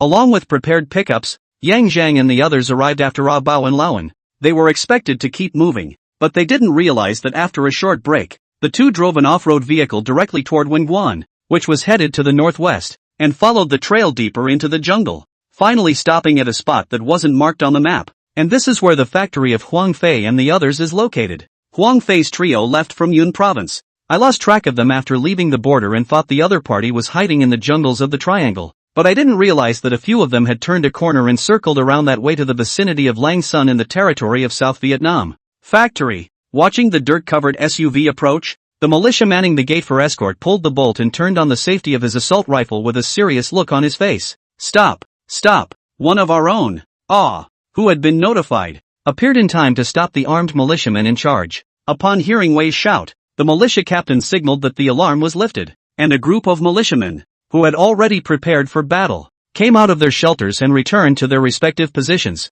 while opening the closed iron gates and pulling the iron rejects piled up at the doorway away from them. Judging from their performance, this was clearly a well-trained and battle-hardened member of the elite armed forces. If it wasn't for Wei stopping it in time, it was estimated that the SUV, which was already parked in front of the entrance, would have been beaten into a sieve by now. In fact, these people are really not simple. They were an armed force formed by descendants of former guerrillas who had been active in the mountains against South Vietnamese government forces. These people are still able to survive. Naturally, without the introduction of foreign investment, such as armed guards, such as charging protection fees, such as providing security for people like Huang Fei and so on. Huang Fei, in particular, was well acquainted with the leader of this militia unit. For $200,000, the other side sent out more than a dozen of their men's elites, and that amount of money, relative to the South Vietnamese dunes, is undoubtedly a large sum of money and worth their lives. The car drove into the factory and stopped in front of the factory building.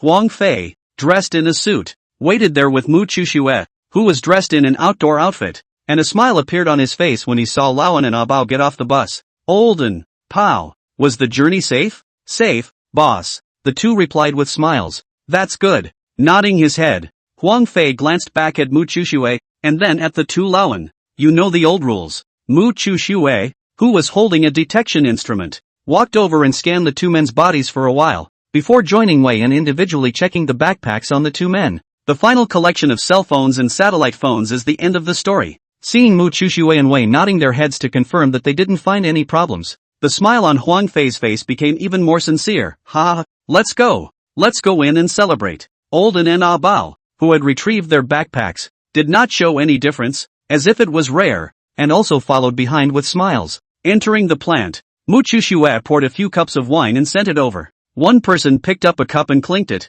and after taking a sip, Huang Fei put down the glass and rubbed his hands. Laowen, where is the electric board? Take it out and look at it. Hearing the greeting, Olden also put his cup down excitedly, and while opening his backpack and taking out his suitcase, he smiled and said, Boss, I can guarantee that this time, the electric boards are definitely professional grade, and they're even more real than the real thing. Really? Huang Fei's eyes lit up. Pao and Wei looked at each other and laughed as well. After all, a perfect electric board means that the counterfeit bills they make afterward are even more perfect, and they get more profit. Among the 5 people present, only Mu Chushue's eyes flashed with a trace of worry, which was just a flash, and she also hurriedly followed over to watch the fun. The black suitcase opened. Each side is wrapped in black cushioning, and the center indentation holds a master electrical board each. Seeing the exquisitely crafted master, Huang Fei's eyes lit up as if he had seen a beautiful woman, and he couldn't wait to put on his gloves and take it out carefully. Then he reached out and took the magnifying glass handed over by Mu Chushue and placed it in front of his eyes,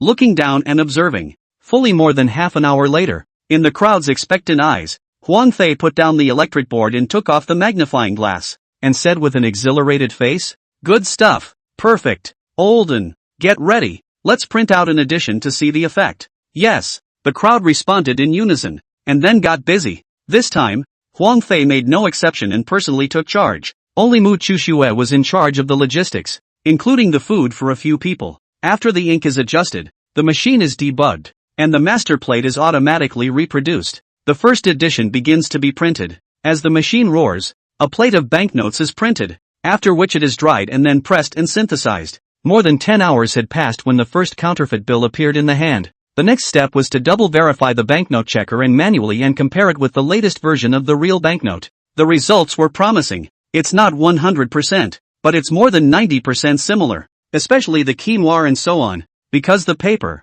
ink and machine used are exactly the same type used for real banknotes, so the difference is not so great, and can be completely fake. I guess only those experts at the Fed can tell the difference quickly. As for ordinary people, they will not even notice that there is a problem because, as these banknotes can be tested by a banknote checker, in a sense, it is real. Of course, there are ways to get rid of these counterfeit bills if they are discovered, like serial numbers. Each bill has a different serial number and there is a special way of numbering them. And the numbering of these counterfeit notes, with only a limited number of serial numbers at the beginning, was copied from the real notes. Afterwards, if someone got two bills with the same serial number, they would definitely be able to spot the problem. Or when two bills with the same serial number pass through the check, the same alarm is raised. But, such a situation is not easy, and it is unlikely to be discovered, at least for a short time. And since Huang Fei is a wholesaler, he doesn't have to worry about bulk. Determining that there was no problem with the mother version, Huang Fei and the others laughed and screamed madly.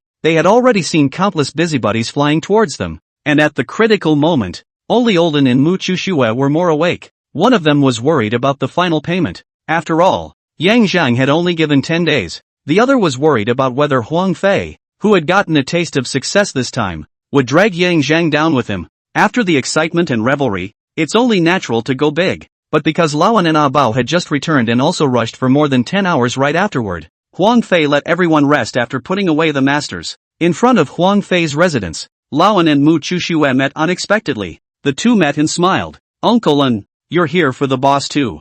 Yeah, Yuki, why don't you go first? No, Uncle An, come along. I guess we're all in this for one thing. Line. Nodding, Olden reached for the door and prepared to knock when a voice came from inside. Come in. When he opened the door and walked in, Huang Fei was holding a glass of wine and standing by the window looking out. Boss. The two shouted. Well, come and sit down, and Snowy will pour Olden a glass of wine. Lawan walked over and sat down. Mu Chuxue poured 2 glasses of wine and also walked over. 1 glass to Lawan, a cup of his own and in the single sofa next to sit down. You guys came over here because of Yang Zhang, right? Seeing Huang Fei take the initiative to ask a question, Lawan sat up straight and glanced at Mu Chuxue. Seeing that she didn't have the intention to speak, she spoke first. Yes, boss. Before I came over, I promised Yang Zhang 10 days to give him a reply. Now that the electrical panels are confirmed to be fine, is it time to settle the final payment to him?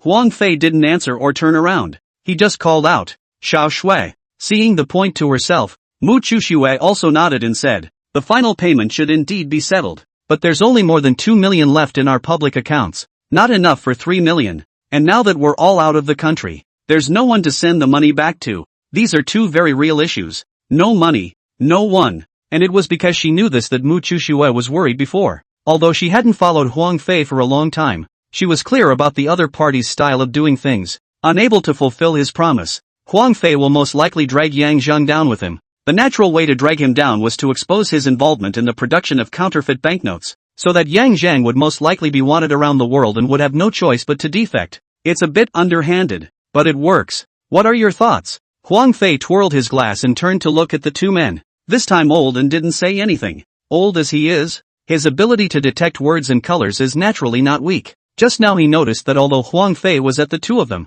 his eyes were intentionally or unintentionally looking at Mu Chuxue. Together with the information he had learned, he knew that now was the hardest time for Mu Chuxue and the most dangerous time. Answer correctly and all is happy. Answer incorrectly, and you're a shovelful of dirt. Mu Chuxue likewise understood. After a few seconds of silence, he spoke slowly, pay the money immediately, not to mention whether there is enough money in the public accounts. There is also the question of who to send to deliver it. We are short of manpower. So, I think the best thing to do is to stall. This answer wasn't considered an optimal solution, but Huang Fei didn't show any dissent, and his gaze turned to Lawan. Hearing Mu Chuxue's answer, Laowen's heart was slightly at ease and nodded. Boss, Xiao Shue's method isn't really good, but it's an idea if we want to continue working with the other party. Of course in the end it's up to you boss. Ha ha ha, what you all said is good. Huang Fei drank the wine in his cup in one go, walked over and sat down on the sofa, his empty cup placed on the table, and said with a solemn voice, "But I'm not going to pay him." Hearing these words, both Olden and Mu Chushue's complexion changed. Not caring about the changes in the two men's complexion, Huang Fei continued on his own. This time, the electric board master is enough for us to earn unimaginable wealth. I'm ready to finish this order and call it a day. Olden, who heard this, came to a realization. No wonder when he was purchasing the materials earlier, Huang Fei ordered him to buy them exponentially. The banknotes we print out this time will definitely satisfy the buyers, and I'll also raise the price by 20%. With the raw materials we've prepared, it's perfectly possible to print more than 1 billion banknotes. Over 1 billion. At 40%, that's 4 or 5 billion. Who's going to do this head in your pants business when you're making so much at once? Wouldn't it be better to find a place to live out one's old age? Only then did Mu Chushua put her heart at ease. If that was the case, she wasn't worried. At least she didn't have to worry about Yang Zhang being dragged down. But, boss, raising the price by 20%, that's double the previous price. Will those buyers agree? Laowen was still a little worried. After all, compared to the buyers, a few of them could only be considered as a single force. And if they had bad intentions, high and low had to have losses. Nowadays he just wants to earn a retirement and doesn't want to fight for his life. Ha ha ha, don't worry, our goods are so good, they'll accept it. After all, we've earned quite a lot. They've earned even more, and they're even able to earn it back one for one. Boss, Mu Chushue opened her mouth to interrupt Huang Fei's portrayal of the future. I still have a little worry. You should know that Yang Zhang is not someone to be dealt with, and he's not an ordinary person either, as you can tell from that conversation in the mountains before. And our investigation revealed that he has a wide network of connections. What if he retaliates against us if we renege in a situation like this? Retaliation? How do you retaliate? Huang Fei asked. Mu Chushue, old and picked up quietly, like exposing the electrical panels, drawing the attention of certain agencies, and letting our preparations go down the drain. That's a problem. After listening, Huang Fei stroked his chin and thought, if Yang Zhang really does this, it's not certain if he'll be okay, but it's a big deal if he and the others' preparations are wasted and they don't make any money. Can't seem to say no so dryly. Thinking of this, Huang Fei's brainstorming began, but after thinking about it, he finally felt that Mu Chishue's procrastination approach was the best. However, he made a little change. In that case, Yang Zhang's side owes the money first. Don't rush to reply to the electric board issue. Tell him when the time is almost up, and then say that you can't get through because of the tight border checks, and delay it for another 10 or 20 days. Give him hope, coworkers, and let's step up our time to work. Strive to print as much as you can. I've estimated that it will take almost a month or so, closer to 2 months, to use up all the materials, so that's about right. Then we pat ourselves on the back and run away. Contacting him from time to time, and dragging it out for another 2 or 3 months would be fine. And by then, all the goods in our hands should have been dispersed. After all, separated by 100,000 miles, there's no way he can be sure of what's going on our side. Olden and Mu Chushue stopped talking. Laowen really agrees with Huang Fei's idea, while Mu Chushue regrets that she just mentioned it. If Huang Fei goes to the extreme, her good intentions to fight for Zhang Yang might in turn harm him. So now, seeing Huang Fei's iron determination to renege on the debt, she could only remain silent. Otherwise, maybe not only would Yang Zhang be in trouble, but he himself would be suspected, and that wouldn't be worth it. Snort. 700 or 800 meters away in the forest, old Samuel laughed out loud and looked at Yang Zhang, who was gritting his teeth next to him, with a big smile. After laughing, old Samuel said disdainfully, "This guy is really petty, earning so much, actually can't even give 3 million. Expressing his scorn for Huang Fei's character, he continued, "But $3 million? It's really not a small amount. Such a large sum of money can buy 3 pieces of important information. Yes, and let's not forget old Samuel. There should be a share of this for you guys as well, right?" Yang Zhang took over. This reminds the other party, so that the smile on the face of the old Samuel is gone, and become gnashing teeth. Son of a bitch, dare to hack the old man's money. Give him face. Let's just go right in and fuck them. Have you always been this impulsive? Looking at old Samuel, who looked as if he would immediately lead a strong attack, Yang Zhang disdained, pretending to be too fake. Oh, that's not true. If it were, the grass would be several meters high in my grave. Isn't this an expression of anger at his renegade character? Impulses are naturally impulsive. The purpose of their coming over was not the measly $3 million, but something much, much more important in the plant. These things take out, not to say a billion or so, or a billion played a role is unprecedented. Then the power of the missile is much, much more powerful. Meh. Yang Zhang gave a middle finger and then didn't say anything. In their line of people, to say action to kill, each and every one of them is a good hand. To say that stealing intelligence, the old Acacia and Ah Chai should also be an expert. But to say counterfeiting, familiar people are really not. What's more, in this mountainous area, there are quite a few guerrillas. And if there is a real battle, from what we have detected before, there is a high probability that people from the nearby guerrillas will come to support them. At that time, with their 8 people, and hundreds of familiar with the terrain and the militia grew up from the fire, although not to hit a stone with an egg, but it is bound to lose a lot of money, and it's highly unlikely that the contents of the plant will be preserved. The best thing to do now is to secretly control the plant while asking the country to send experts over to take over as soon as possible. But there's a problem with that. And that's that Yang Zhang and the others aren't sure if the guerrillas guarding the area have any contact with their officers. If there is contact and something happens on this side, even if it can be put off for a few days and the guerrillas find out about the problem, something will happen. But press on and hold the jungle for a month or two? I don't know how old Samuel and the others are doing. But anyway, Yang Zhang doesn't have the time to wait here. How to act will have to be considered in the long run. And it's still the old Samuel and the others who take the idea, which is passive. While Yang Zhang was pondering, old Samuel, who had passed through the joke, was also thinking about the issue. Not to mention that Yang Zhang didn't have enough time. He also had other things to deal with, so it was impossible for him to delay here for too long. After thinking about it for a while, old Samuel made a decision: attack, take this factory silently, while interrogating the captives, and make sure that it is safe to mobilize people to come over and print in secret. If there's a commotion, or if the guerrillas will reinforce them, they destroy the place and withdraw. After spelling out his plan, Yang Zhang raised his hand. I'll support you outside. Okay, assassin. You stay in charge of sniping. The others split into 2 teams. Painter cover assassin. I can also snipe for cover, Yang Zhang added. Line. With that, the crowd began to distribute the weapons.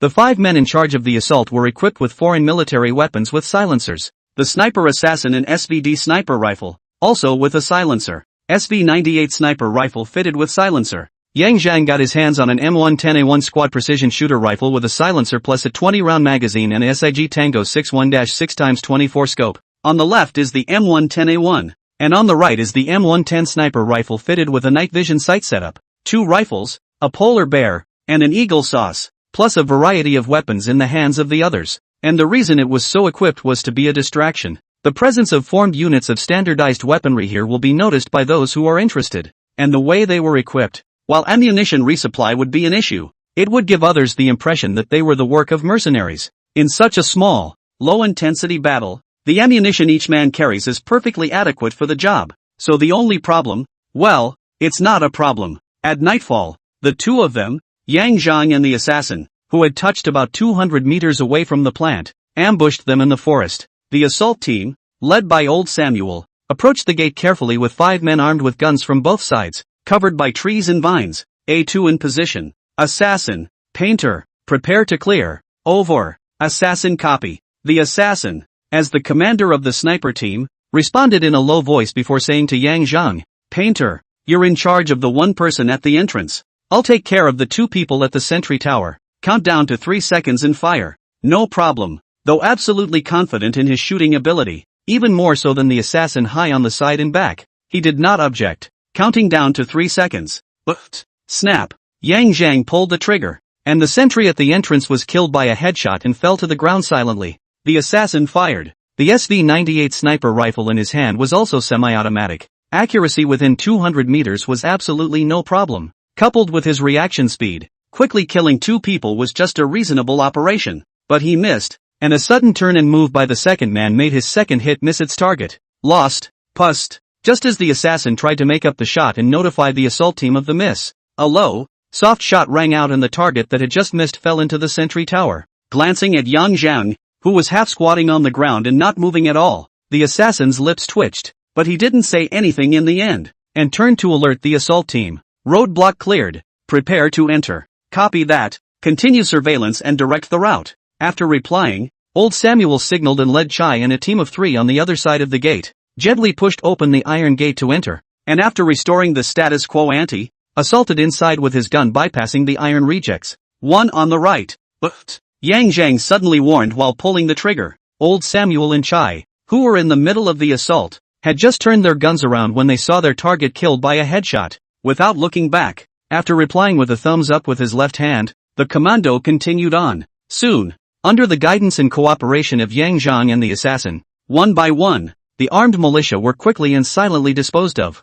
leaving only the leader, who had been identified during the daytime reconnaissance, alive. By this time, the leader had been tied up, gagged, and all weapons collected and thrown in the house. The guard's residence was some distance from the plant, and this ringleader, even if he had the extraordinary ability to break the rope free, would surely have rushed out of the house to show the alarm without a weapon or other tools. And with Yang Zhang and the assassin both watching, even if the other party rushed out, they wouldn't be able to run away. Inside the plant, the commandos entered noiselessly, because they don't know what's going on inside, and the snipers outside can't provide support. They can only alternate between front and back formations, aiming their guns at any position that might be hiding someone at any time.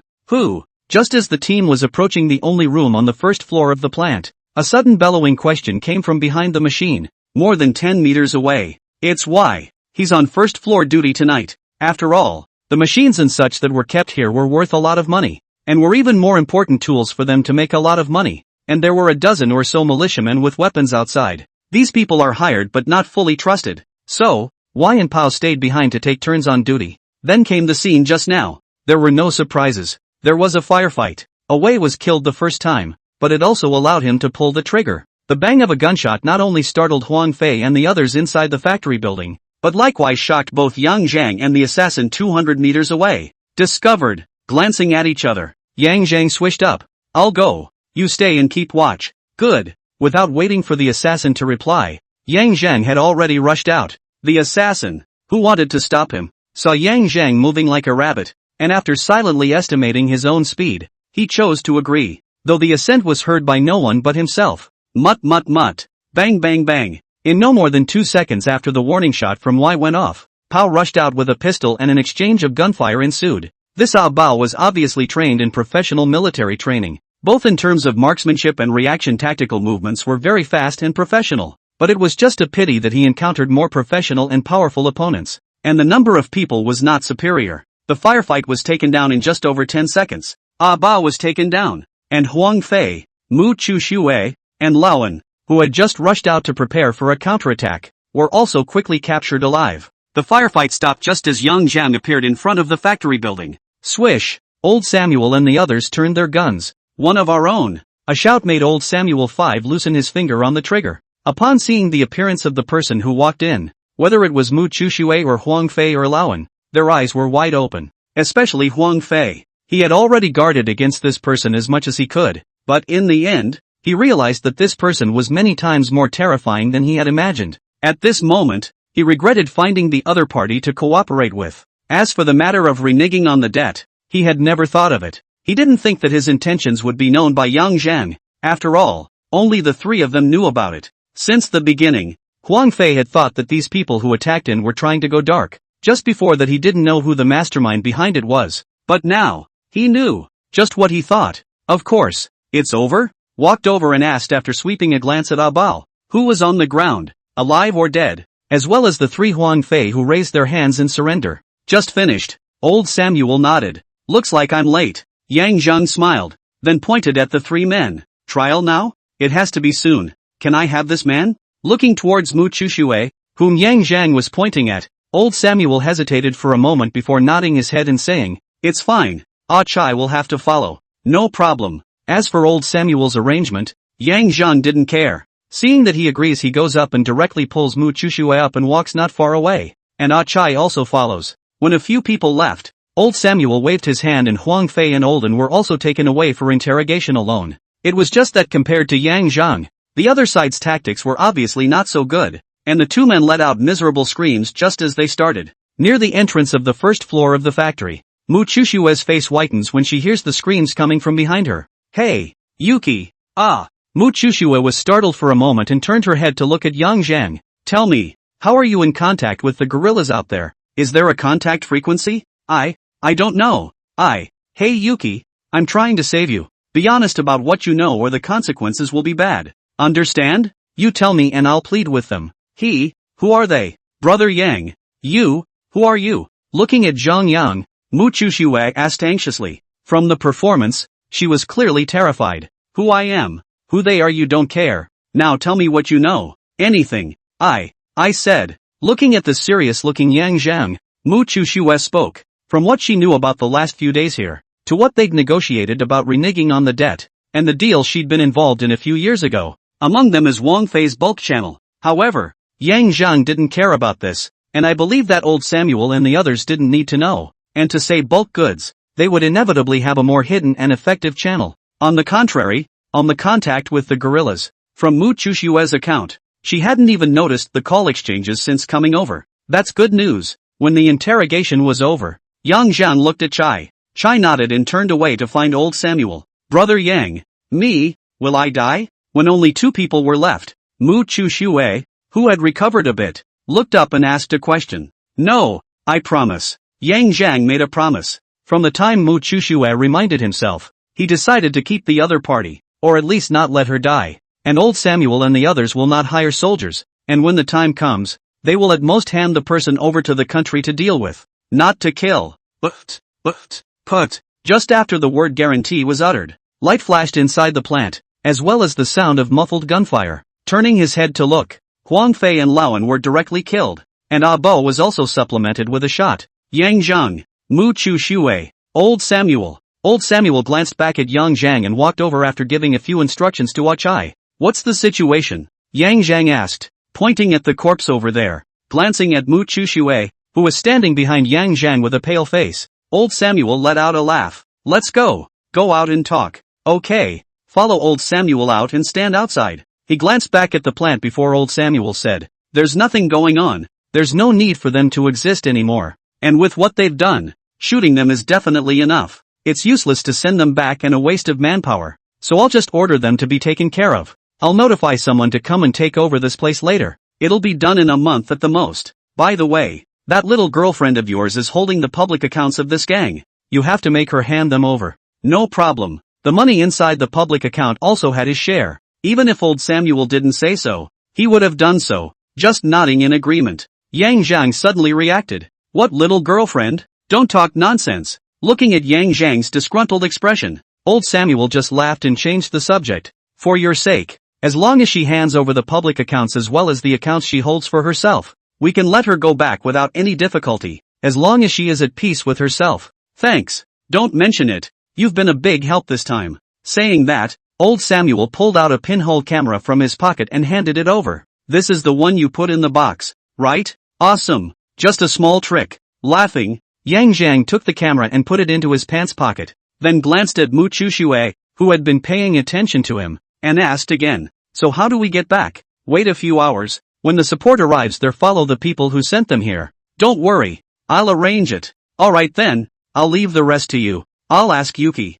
Don't worry, leave it to me. Just wait for the notification. After the chat, Yang Zhang found Mu Chuxue to tell old Samuel's request. When she heard that there was such a good thing, Mu Chuxue didn't dwell on it, and directly handed over the accounts and passwords for the public accounts, as well as the accounts and passwords for her own black money deposits. Zhang Yang, who had gotten the password to the account, had no intention of exploring it, and turned it over to old Samuel. In less than a minute, the money in both accounts was transferred into a secret account. Of course, the part of this that belonged to Yang Zhang, old Samuel did not black out, and specifically reminded him that someone would contact him when he returned. It's not hard to guess who this contact is. The odds are that it's Chen Jiaxing. Support arrived at dawn. There were 3 vehicles in all, 2 SUVs and an off-road personnel carrier full of mercenaries in costume. As soon as these people arrived, they went about their business, and Yang Zhan was also called over by old Samuel and went straight to the car. Soon after, old Samuel, who had finished handing over to these people,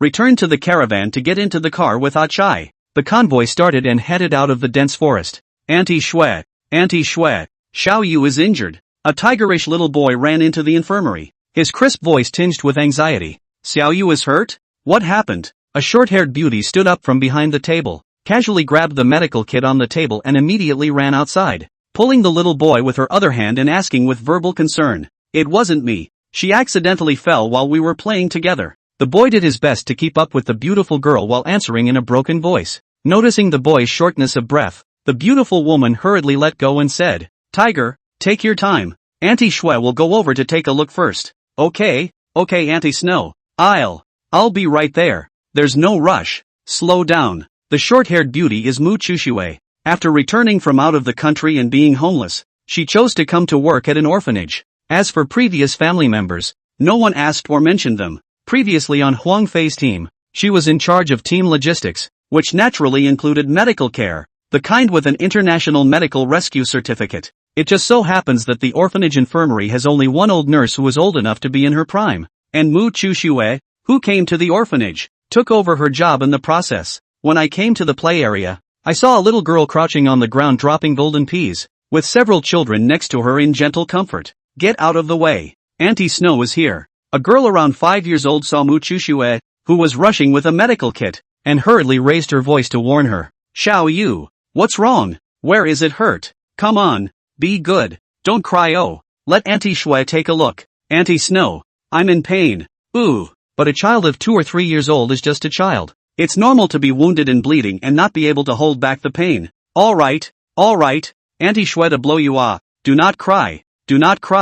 Good boy. Oh. While softly comforting, Mu Chushue, after a quick check, opened the medical kit and took out the sterilizing and bandaging tools and started to treat the little girl's wounds. Luckily, the wound was small and on the arm, so it just needed to be cleaned and bandaged. Children are still developing and heal quickly, so unless they are scarred, they won't be scarred. After treating the wound and comforting the little girl for a while, until she stopped crying, Mu Chushue packed up the medical kit and put it aside, then stayed to play with the children. Dean's office. Yang Zhang stood in front of the window and looked over at the playground, a smile appearing on his face. Yang, what are you looking at? Dean's mom came over and stood knowingly asking. It's nothing, Mother Superior. Take a look at what's still missing in the institution and I'll find someone to buy it for you. Yang Zhang changed the topic. No.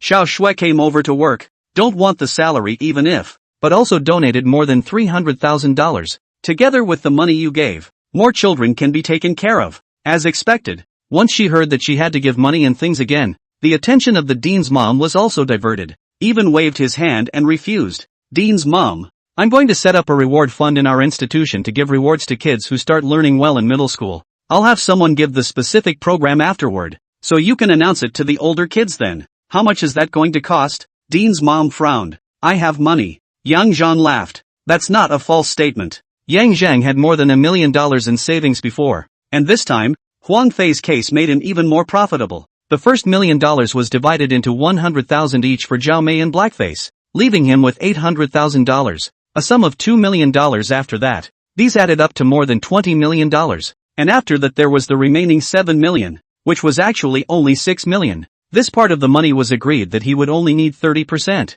3 achievements is over $1,800,000, which translates to another 12 million. So now Yang Zhang's account had a total of more than 35 million, close to 36 million in cash. Such a large sum of money, and he did not have a large amount of expenditure. Put in the bank is just interest bearing. It is better to take part of it out, to give the orphanage out of the children as a bonus, especially the few that are in college. As far as he knew, these were very obedient and understanding, and worked outside to save money for living expenses. He hoped that these younger siblings, instead of following their own old path, would study hard and become useful to the country in the future. You can also realize your aspirations. Looking at the smiling Yang Zhang, the dean's mom slapped his arm and snapped. It's yours even if you have money. Just have this heart. Their living expenses and so on. The institution has enough money. It's okay. I set a reward, but also to urge them to study well. Don't worry, Mother Dean. I won't give too much, such as going to college, a few spending a lot of money, such as the test first semester reward 5,000. The hospital and then give a little bit is also enough for them to live. It's also so that you don't have to go out to work and study all the time, and you're able to take your studies seriously. Okay, but Yang Chan, don't go down the wrong path again. Mother Superior has no other wishes, just that you'll be safe and sound. Got it, I promise. After saying that, Yang Zhang smiled and pulled out a document and handed it over. What do you think this is? Looking at the badge on the cover of the ID, Dean's mom exclaimed, rushed to put on her glasses, reached for it and flipped it open, and was even happier when she read what was on it, and a little bit of disbelief. Is this true? Of course it's true. If you don't believe me, I'll take you to the city bureau to ask in person. What Yang Zhang took out was none other than the Jin City Bureau's special counselor ID. Well, I'm sure. Dean's mom cried tears of joy. After a while, he wiped the corners of his eyes before returning the document to Yang Zhang, and urged, I don't understand what it means that you've become an advisor to the city council, but after that, do things properly and walk the right line, so that you can live in style, and also walk the right line and walk the right way. Well, don't worry, Mother Superior. I'm so good now that the city council has asked for my help in cases they can't solve. Is that so? Hearing Yang Zhang's explanation, the dean's mom became even happier. It is the wish of every parent to see their children succeed. What Yang Zhang did before the dean's mother is clear, although now this document gives her a dreamy and unrealistic feeling, but she also knows this child's character, and will never lie in front of her. So, she believed it, and it was because she believed it that she was so happy. Of all the children in Yang Zhang's group, she was the most worried about Yang Zhang, and was also the closest to him, treating him as if he were her own, even though he was not her own. It's not just a matter of personal preference, but also the fact that Yang Zhang has helped the orphanage from time to time, even when she was struggling to make ends meet, which she sees and remembers in her heart. Know that this is a good boy. Seeing this document, the worry in her heart finally fell. The two of them chatted for a long time more in the dean's office until it was almost noon. When Yang Zhang got up to say goodbye, he didn't go to talk to Mu Chuxue. There was no need. She had already started a new life and seemed to be happy. It was better not to disturb her too much. Brother, I'm back. Well, any news? When Blackface walked into the drawing room, Yang Zhang looked at him, picked up his teacup and took a sip, and asked, kinda. Hearing the inquiry, Blackface came over, picked up the teapot next to him and poured himself a cup, and dried it in one mouthful before saying, this morning, the police salvaged a female body from the section of the Fu River under the jurisdiction of the Yangqing district, the old tragic, and when it was salvaged, her hands were tied behind her back. Oh, Yang Zhang put down the book in his hand. At this moment, Zhao Mei happened to come out from the house, and after hearing Blackface's words, she also walked over and sat down. So it's obviously murder? It must be murder. Blackface leaned back with an exaggerated look on his body and gestured in his hands. What's not murder if your hands are tied behind your back with a rope? No news about this case? Yang Zhang asked with a nod. No, brother, that woman was dressed plainly, not like someone in that particular profession, and there is very little news in the road about such a thing. It's okay, just keep an eye on it. This can't be forced. If all the cases are known to the people in the street first, what do we need the police for? It's also about people and things on the road, and people in special professions that rumors and gossip get out, and those outgoing words have at least most of their credibility. But for now, as far as investigating the case is concerned, Yang Zhang doesn't need to rely on these rumors too much. Yangqing District Branch, Criminal Investigation Brigade. The new Brigadier General was seated on the left-hand side, and in the main seat sat Jun Zhou. Now Zhou Jun has been the City Bureau of Criminal Investigation Division Director, Deputy Division Level Power Leadership. As for Zhong Ming, naturally, also rose one level, become Deputy Director of the City Bureau, in charge of criminal investigation work. It's still a two-person partnership, only the identities have both changed. The case was discovered in the morning. The informant was a worker salvaging garbage from the river. There were quite a few morning walkers along the river at the time. Many people saw it, and the discovery of the body made a lot of noise. As a result, the case was handed over to the Criminal Investigation Department of the City Bureau, and Zhou Jun personally brought people down to handle the case. Department Zhou, we found out the identity of the deceased. Zhang Xiaomei, female, 35 years old, from Maishan, has been working in Jincheng for 7 or 8 years, married, with a 10-year-old son, in the 4th grade of elementary school, worked as a cab driver, night driver. The cab was also found, parked on the side of the road in the upstream section of the river where the body was found, a distance of 1.2 kilometers. Cell phones, rings, necklaces, and other belongings are missing, and there are signs of looting in the armrest and glove compartment, so the initial suspicion is that it's a robbery. Listening to his old subordinate's report, Zhou Jun nodded his head and said with a serious face, I'm very pleased that you were able to find out the victim's information in a short period of time, showing that you guys worked hard and didn't slack off after I left. Your speculations have merit, but with the body still in autopsy and the car being surveyed, we can't jump to conclusions this early. Let's do it this way. As you said, check the passenger information first. In addition, find out from the deceased's husband, especially the lost necklace, ring, cell phone, etc. Inquire from those who sell stolen goods, and your respective informants. See if anyone has taken something over. Yes. Well, the case happened in Yangqing district. Our criminal investigation department and criminal investigation brigade are working on this case together. Any comments? After saying that, Zhou Jun swept his gaze over his current men and his old subordinates. After waiting for a while and seeing no objection, the meeting was adjourned. The people under his command visited and went out to look for informants. According to the work schedule, most of the day passed. The criminal investigation department of Wu received information provided by informants. Someone with a gold ring and gold necklace to sell. People are being dragged by the other side. Hearing this news, Wu immediately reported to Zhou Jun. Zhou Jun was also in high spirits and immediately set off with his men. Meanwhile, just as Wu got the news, Blackface got the call. Brother, there's news. The police are looking for informants to ask around if there's anyone selling stolen goods, targeting gold rings and necklaces, as well as cell phones, and someone just spotted a guy sneaking around to sell stolen goods, and he's already being watched. Yang Zhang was surprised and looked at Blackface. You kid is good. You got the news so quickly. Do you have the address? Yes. I'll send you the address. Send it to my cell phone. I'll go check out the action. Okay Lu, brother, it's been sent. Taking a look at the address displayed on his cell phone, Yang Zhang didn't say anything twice and picked up the tweed jacket on the backrest of his chair and went out. Just after Yang Zhang left, Zhao Mei came down from upstairs and looked around without seeing anyone. So she asked Blackface, who was reading a book behind the bar, "Where's your brother?" He went out. Blackface replied without looking up. As the saying goes, if you're close to Zhu, you're close to ink. So if you followed Zhang Yang for so long, you'll see that he likes to read. So Blackface will also read books in his spare time, to pass the time, and to learn some knowledge. It's dark and you're still going out. Muttering a sentence, Zhao Mei turned around and went upstairs. Returning to the third-floor bedroom, he glanced at the silk pajamas laid out on the bed, grimaced, put the clothes away and turned on the TV to find a movie to watch.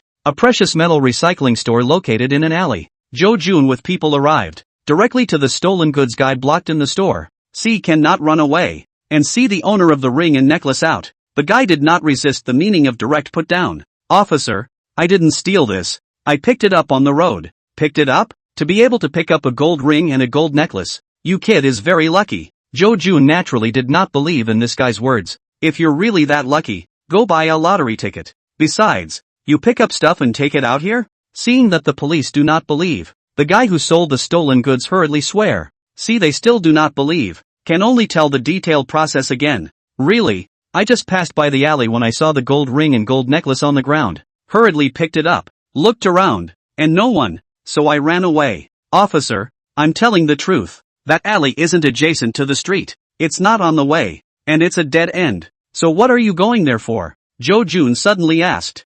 That. This guy swallows and doesn't talk. It doesn't matter if you don't talk about it. You heard about the female body found in Fu River this morning, right? Now we suspect that you have something to do with the murder of the woman's body found in Fu River, and we're taking you back to be investigated. Seeing that this person was not honest, Zhou Jun directly threatened. No.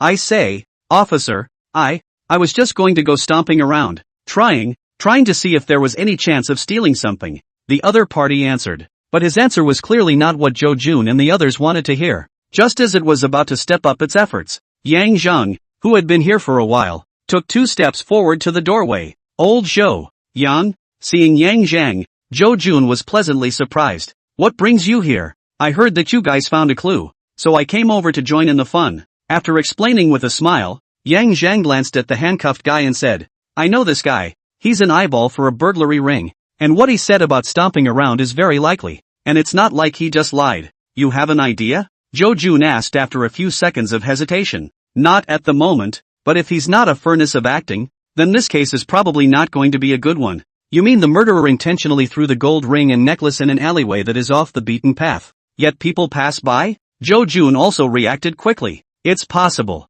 Nodding his head, Yang Zhang analyzed. With people off the beaten path, there's bound to be little surveillance around, so it's hard for him to be spotted going in and out, and there's also a lack of witnesses. When someone passes by, precious metals thrown on the ground are bound to be picked up, and if they were not picked up by this fellow, but by the occupants of the place, do you think these 2 things would be taken out and sold? And most importantly, if you were the murderer, would you have rushed to sell the stolen goods if you had just killed someone and taken the gold ring and necklace? Hiss. After thinking about it, Zhou Jun understood. He sucked in a breath of cool air before saying, So, the traces of the victim's car being searched and looted were intentionally arranged by the murderer in order to guide our line of sight and make us follow the direction of robbery and murder in order to solve the case? The odds are yes, but I haven't seen the scene and I don't know the details of the deceased. These are just my personal guesses. I'll show you the scene. Okay. The suspects in the store cannot be released at this time, but must be brought back for comparison with the stolen goods, and only after the investigation can we determine how to deal with them. After explaining to his men to do their work, Zhou Jun and Zhang Yang went out of the store. Watching Yang Zhang press the car keys, the silver Polo on the side of the road flashed yellow lights. Zhou Jun froze for a moment. You changed your car? Well, a different one. Pulling open the car door and getting in, Yang Zhang said with a smile. Sitting on the car, Zhou Jun felt a bit after saying, you're not like a Polo. This chair seems to be leather, right? This wrapping sense, TSK, modified It did change. Pursing her lips, Yang Zhang pressed the start button. The buzz. Car starts, the engine runs smoothly, and very little movement is heard in the car, but it feels completely different once you're on the road. Jun Shou. After a long moment of stagnation, Zhou Jun asked, tell me honestly, how much did you spend to change this car? Not much. Name a number. Don't worry, I'll top it. Glancing at Zhou Jun with an I'm ready look, Yang Zhang rolled his eyes. It's really not much. At least it's not the money I spent. Someone else gave it to me.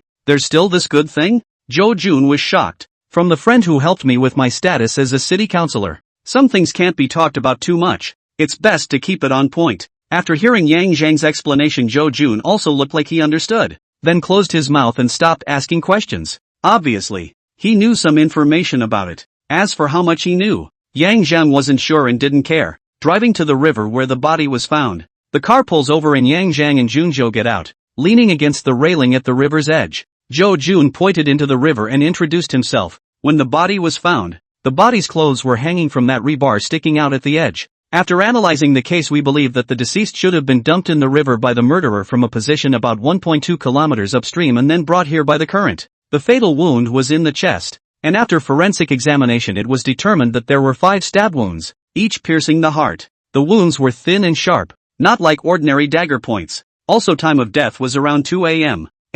Last night. What kind of work did the deceased do? Yang Zhang asked. Looking at the river. Taxi driver. Driving the night shift. A night driver, with a gold ring and a gold necklace, makes perfect sense to be the target of a murder for hire. The car was rummaged through, right? Yang Zhang nodded and asked after finishing. Yes, rummaged through, and carefully, with the armrest and glove compartment open and disorganized. Too deliberate. Yang Zhang shook his head and said, so what you're saying is that the killer did this on purpose? There's a suspicion of disturbing the view, and the killer should have been very calm when he made those movements. Why? Zhou Jun did not understand on what basis Yang Zhang said so. Because of the open glove box and armrest box. Turning back, he pulled out a cigarette and handed one to Zhou Jun, lighting it and taking a drag before Yang Zhang continued. Normally, a thief will subconsciously do his best to restore moved items to their original state. Besides, it's easy to close the armrest and glove box, but the killer didn't do that, and didn't button up either one, just to give you a preconceived notion that he was rummaging through his belongings.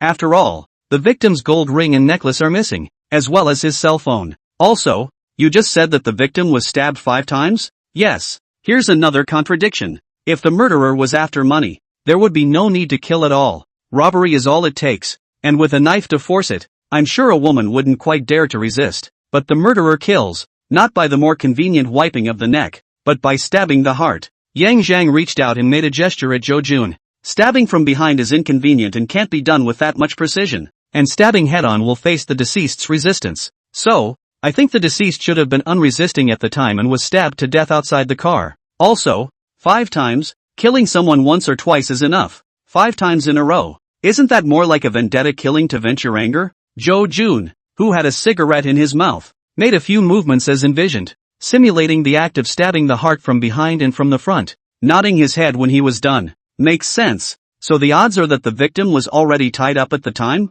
After a pause, Yang Zhang said, it's possible, but not absolute. It's also possible that the murderer could have used a hallucinogen, such as ether, to first mesmerize the victim, and then carry out the act of binding and killing. Has the family of the deceased been visited? People have already been sent over. Zhou Jun replied. The gold ring and the gold necklace were also photographed and sent over. And some of the situations you just mentioned. I will also notify my men to ask the relevant questions. Aha. Nodding his head, Yang Zhang didn't say anything and turned around to look at the river again, as well as the other side of the river. After a while, he suddenly opened his mouth and asked, "Old Zhou, how do you think the murderer determined the location of the deceased? Or did he just find a random person to kill?" This, Zhou Jun was creeped out. Yeah, if, according to the analysis just done, the murderer didn't seek to kill people for money, but for revenge, then how did he determine the whereabouts of a night driver? If it is also not a revenge killing, and what is seen on the body is deliberately left by the murderer to confuse the direction of the police investigation, and the deceased is just a target randomly chosen by the murderer, will he commit the crime again? If the killer is a serial killer, then I have to go back immediately. Thinking of this, cold sweat broke out on Zhou Jun's back, and after saying this, he picked up his cell phone and was about to call someone to come pick him up. No need to call. I'll take you back and stop by the body. Yes, Zhou Jun wasn't polite either. The two of them quickly got into the car, and after starting the car, Yang Zhang put his driving skills to use by 50%, and it didn't take long to drive into the city hall. The license plates on both of his cars were registered in the city's access control system. When they arrived at the city council, Zhou Jun left in a hurry and gathered his men to arrange the task. Yang Zhang, on the other hand, hung his credentials around his neck and made his way to the mortuary unhindered. The body was seen. The necrotic spots formed by the rope bindings on both arms were clear, and the killer had bound them with great force. The 5 small fatal wounds were densely distributed, and the murderer stabbed with great force, inserting the blade fully in each case, for there were several marks at the chest of the deceased. The shape of the mark is long, and the probability is that it was caused by a forceful stabbing situation where the blade was exhausted and the hilt was connected to the blade. The circumstances surrounding the use of the knife suggest that a revenge or aggravated murder is highly probable, and if the victim's hands are tied first, the frontal stabbing will leave the victim incapable of resisting. Low and then carefully check the nails, arms and other parts of the no trauma, no struggle and fight caused by bruises, body spots and so on. There is no problem with being killed without resistance. Straightening up, looking at the corpse on the stage, Zhang Yang's gaze was ghostly, and his tone was gloomy, and he said to himself, maybe there really is a serial killer. Headache. 3 days passed, and as the investigation of the case deepened, Zhou Jun and his criminal police officers' faces became increasingly grave, because Yang Zhang's speculation came true. At least according to their research, Zhang Shumei is a pleasant person, gets along well with her neighbors, and has a harmonious family. In order to be able to make arrangements for her son's schooling, she and her husband split the workload. While her husband goes to work in the morning and sends her son to school on the way, Zhang Xiumei takes the initiative to adjust to become the night shift driver, responsible for picking up her son from school and preparing dinner. After dinner, her husband cleans up the dishes, her son studies, and she leaves for work at 10 p.m. They lived a simple life, but were happy. And Zhang Xiumei driving a cab for several years, almost every year is the company's excellent staff, because of her good service attitude, maintaining several years of zero complaints, zero dispute record. Would a woman like that hold a grudge against someone? So far it's a negative. However, the 5 stabs to the chest and the ropes on the body, together with the results of the autopsy conducted by the forensic pathologist after dissecting the body, all indicate that the murderer had a venting situation when he committed the murder. Psychopathic serial killers? Or random killings? When these two speculations came out, everyone's complexion changed drastically. It should be known that in the decades from the founding of the country until now, there have been many vicious cases in Jincheng, but a serial killer has never appeared. And the dangers of both serial killers and random killers, as well as the impact on society, are very clear to us as professional criminal investigators. Painter's studio. Zhong Ming and Zhou Jun both arrived in civilian clothes and entered with a heavy look on their faces. Zhong Bureau. Zhou Department. You are looking for my brother? Blackface greeted up, was ready to welcome with a smile, but seeing the two men's faces, he also hurriedly put away his smile and asked solemnly, yes, is Counselor Zhang around? Zhong Ming asked after nodding his head. Yes, my brother is upstairs in the drawing room. Have a seat and I'll call for him. Trouble. It's no trouble. Please sit down. Both leaders. After arranging the two, Blackface went upstairs and called Yang Zhang. They're here? Hearing that Zhong Ming and Zhou Jun had joined forces, Yang Zhang did not delay and put down the pencil in his hand to go downstairs. Blackface, make a pot of tea and send it to the backyard. Instructing Blackface, Yang Zhang said to the two men, Bureau Chief Zhong and Old Zhou, let's talk in the backyard. Okay, to the backyard. The two of them got up and followed Yang Zhang to the backyard. Just as he sat down, Blackface came over with tea, set down the teapot and cups, and put in 2 small plates of snacks before leaving. Pouring the tea, Yang Zhang asked, The two of you came over and still look so ugly. Is the case going in a bad direction? The two looked at each other.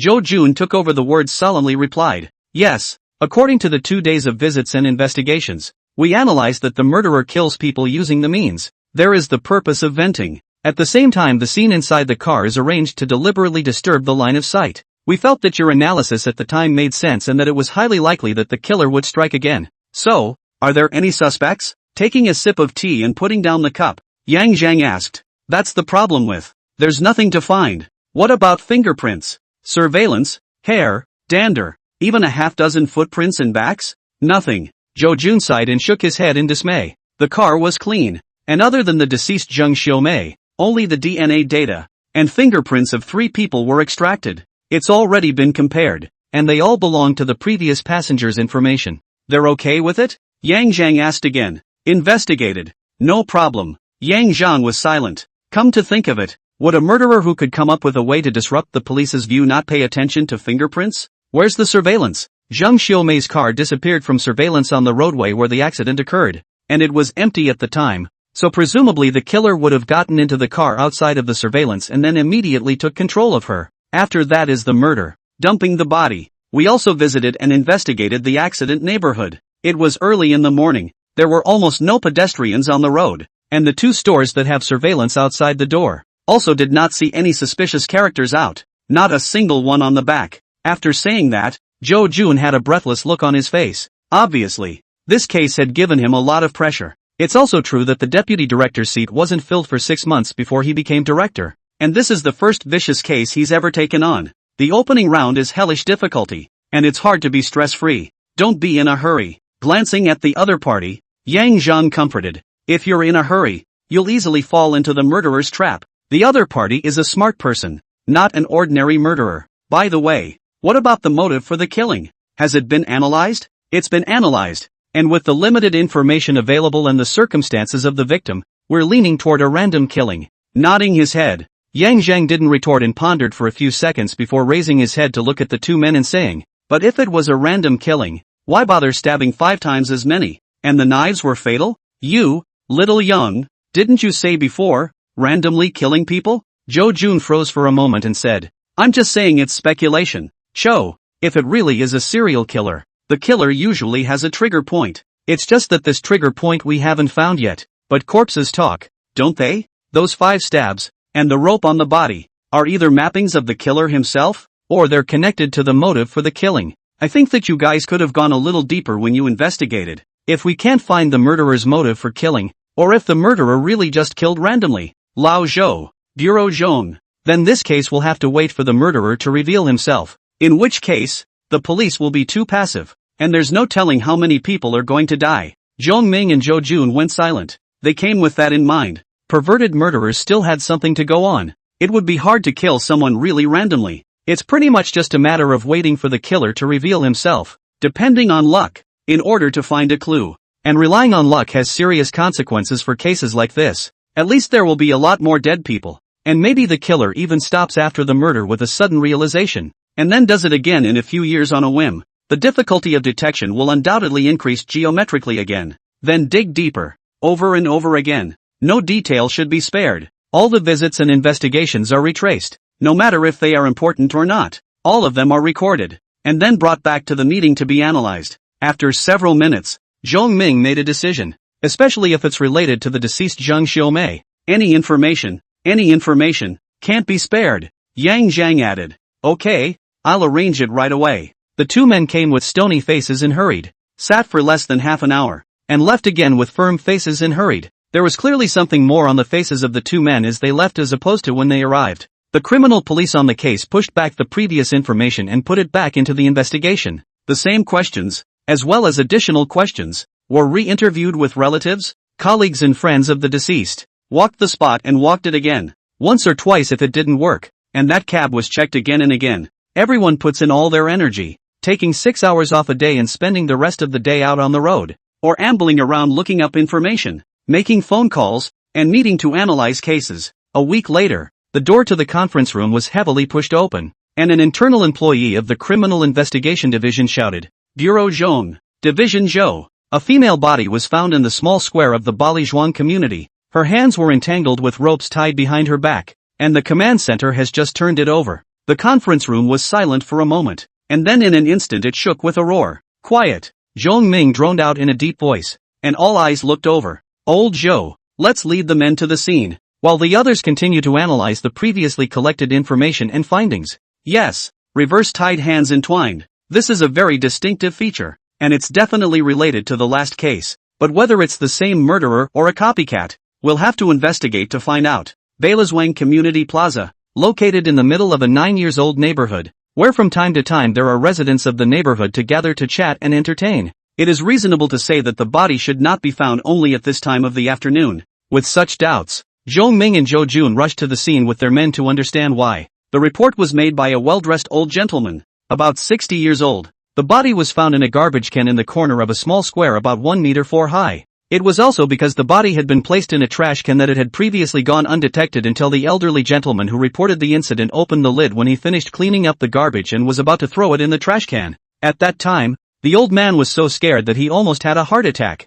But fortunately, people are old and have experienced a lot of things, coupled with the fact that it was broad daylight and there were quite a lot of partners around. So nothing happened. Let Yang Zhang come over and take a look? Looking at the body in the trash can, Zhou Jun suggested. Well, ask him to come over and take a look. The body will not be moved for now. After pondering, Zhong Ming agreed. Yang Zhang was able to get his consultant status with real talent, not just in painting, but also in his ability to always see something different and his unique eye for a crime scene. Seeing Zhong Ming agree, Zhou Jun stepped aside to make a phone call. In the painter's studio, Yang Zhang was having dinner with Blackface and Zhao Mei. After receiving the call and asking for the address, and after a few quick bites, I grabbed my jacket and headed out. Outside the small plaza, pulling over, wearing a tweed jacket, a pair of leather gloves, a casual shirt inside, a pair of slacks, and black high-bonded leather shoes. He looked pie-eyed and very much a special counselor. The set on his body is indeed worth a lot of money. Is Zhao beautiful to send him a birthday gift? A set down a total value of 20,000 out of the beginning.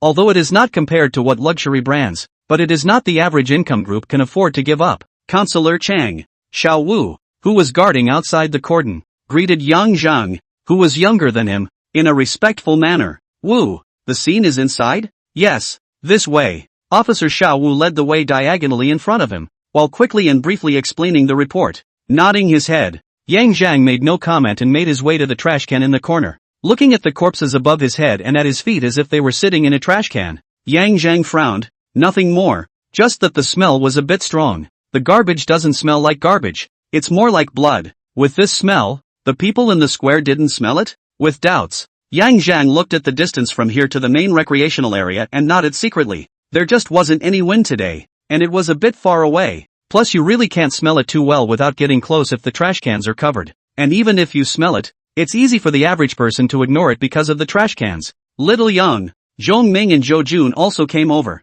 Any ideas? Zhong Ming asked. Not for now. The body hasn't been moved? Yang Zhang asked after shaking his head. Haven't touched it. Ready to wait until you come over and take a look at it. Nodding his head, Yang Zhang surveyed the bloodless corpse before saying, this is definitely not the first scene anymore, but based on the murderer's method of dumping the body in the last case, the first scene is likely to be nearby. Send someone to look for it, and besides, let's get the body out and have a look at it. Good. Zhou Jun turned around and arranged for his men to search outwards with this place as the center. And Zhong Ming also called out to the forensics and criminal technology section to start things. The body was carefully carried out and placed on a plastic sheet spread on the ground, after which a triangular tent was set up and the coroner went to work. The scene investigator from the criminal technology division looks at the trash can, takes pictures, and then prepares to check for fingerprints and other useful information. Yang Zhang also took a glance. The amount of blood at the bottom of the trash can really doesn't fit the first crime scene very well. A short while later, the coroner reported back after conducting a preliminary examination.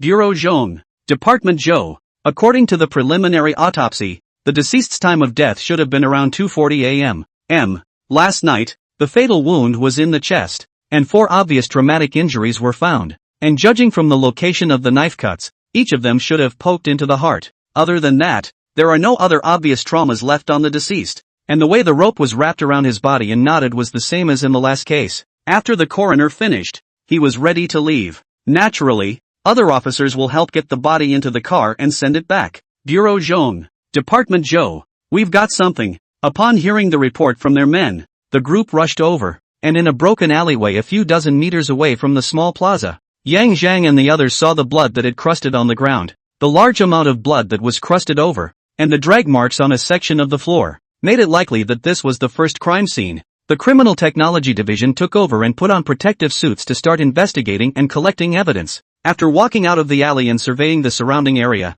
Yang Zhang sighed. The murderer is good at finding places, and there are no surveillance probes around here. By the way, there are 2 probes coming from the small square over there. Woo, who was on the side? Reminded. The probe Yang Zhang had seen before, but the angle wasn't ideal. If the killer had been positioned along the far edge of the plaza, near the trash cans located in the corner, the probe wouldn't necessarily have been able to capture useful clues. However, Zhou Jun still let someone go to access the surveillance. Whether or not it has been photographed, have to see it again. In case it is photographed. At the stone table in the small square, Yang Zhang and Zhong Ming and Zhou Jun were gathered around for a psych meeting. Victim female, middle-aged, approximately early 30s, occupation undetermined at this time, no valid identifying information found, fatal wound to chest, 4 stabs, wait, there should be 6 wounds, and 2 of the wounds overlapped. Yang Zhang interrupted. The reporting criminal police officer glanced at Zhong Ming and Zhou Jun, saw that the 2 did not object,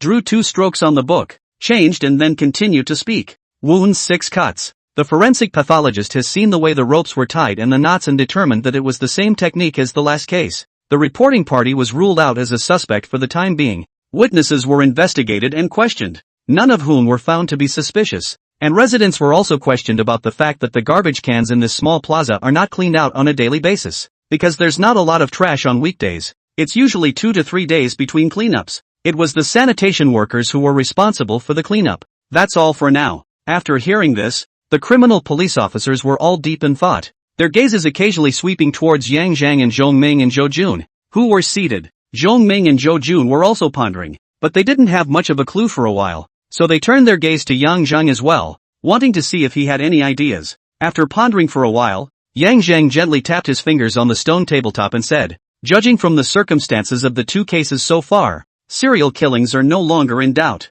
Investigating the commonalities between the dead will help us find problems in our subsequent investigations. After a pause, Yang Zhang smiled and said, I believe that you all will make arrangements for all of this, Bureau Zhong, so I won't say much. Another thing is that the killer has a strong sense of anti-detection. In addition, the body should be relatively strong, or at least powerful, able to carry a body of about 100 pounds. The crowd nodded and didn't say anything. Some of these had occurred to some of them, perhaps not all of them, but all of them could be put together if one person added some. However, out of politeness, none of the people interrupted Yang Zhang. One last thing, I think the deceased should have lived in the neighborhood. Zhou Jun and the others all froze. Then Zhong Ming asked on behalf of everyone, why do you say that? The deceased had no means of transportation. Well, that's my speculation. And the source of that speculation is the way the deceased was dressed. Not like a family that could afford a car. And is it possible that it was a cab driver too? Someone objected. No, if it was, the car wouldn't have been driven away, as was the killer's habit in his last case. And with the killer's sense of counter-surveillance, he wouldn't have moved the cab even if he needed to. After all, cabs usually have a locator on them. Okay, back to just now. The deceased's lack of transportation left him with many ways to get home. On foot, on a bus, on the subway. It's too risky if the killer is going to do it on the road. So I'm leaning more towards the idea that the killer investigated the victim, knew where she lived, or how she traveled, and thus chose to commit the murder when she got out of the car and was almost home. This leads to the conclusion that the deceased should have gotten off the bus from the bus stop near the small plaza and then walked to the vicinity of the alley to encounter the murderer. And the deceased's job should have left work late or had a night shift. This matches up with the deceased Zheng Xiaomei from the last case. Zhou Jun clapped his hands together and said, the analysis of the second victim is spot on. As for the scene, the killer handled it cleanly, most likely with gloves, scarves and other similar items to avoid hair, dander, etc. falling out. Combined with the problems with surveillance, the CID is having a lot of headaches. That's right, based on a screening of the small plaza's surveillance, where only a shadow could be seen in the probe, it was determined that someone had passed by the side of the plaza at the time of the murder, heading in the exact direction of the corner of the small plaza where the body was found. And that's all there is to it. CID conference room. One day later, Yang Zhang sat across from Zhou Jun, his body leaning against the back of the chair as he looked at the projection in front of him. We finally identified the deceased after visiting and investigating. The deceased, Yang Xiaowan, 32 years old, married, with 2 children, lives in the Balizhuang Community Jaha Garden, Building 4, Unit 3, 2011. The workplace is Boiling Hot Pot Restaurant, a local hot pot chain, and the position is waitress. The hot pot restaurant has set hours of operation until 10 o'clock, with variable hours when there are customers. On the night of the murder, around 10:40 p.m.,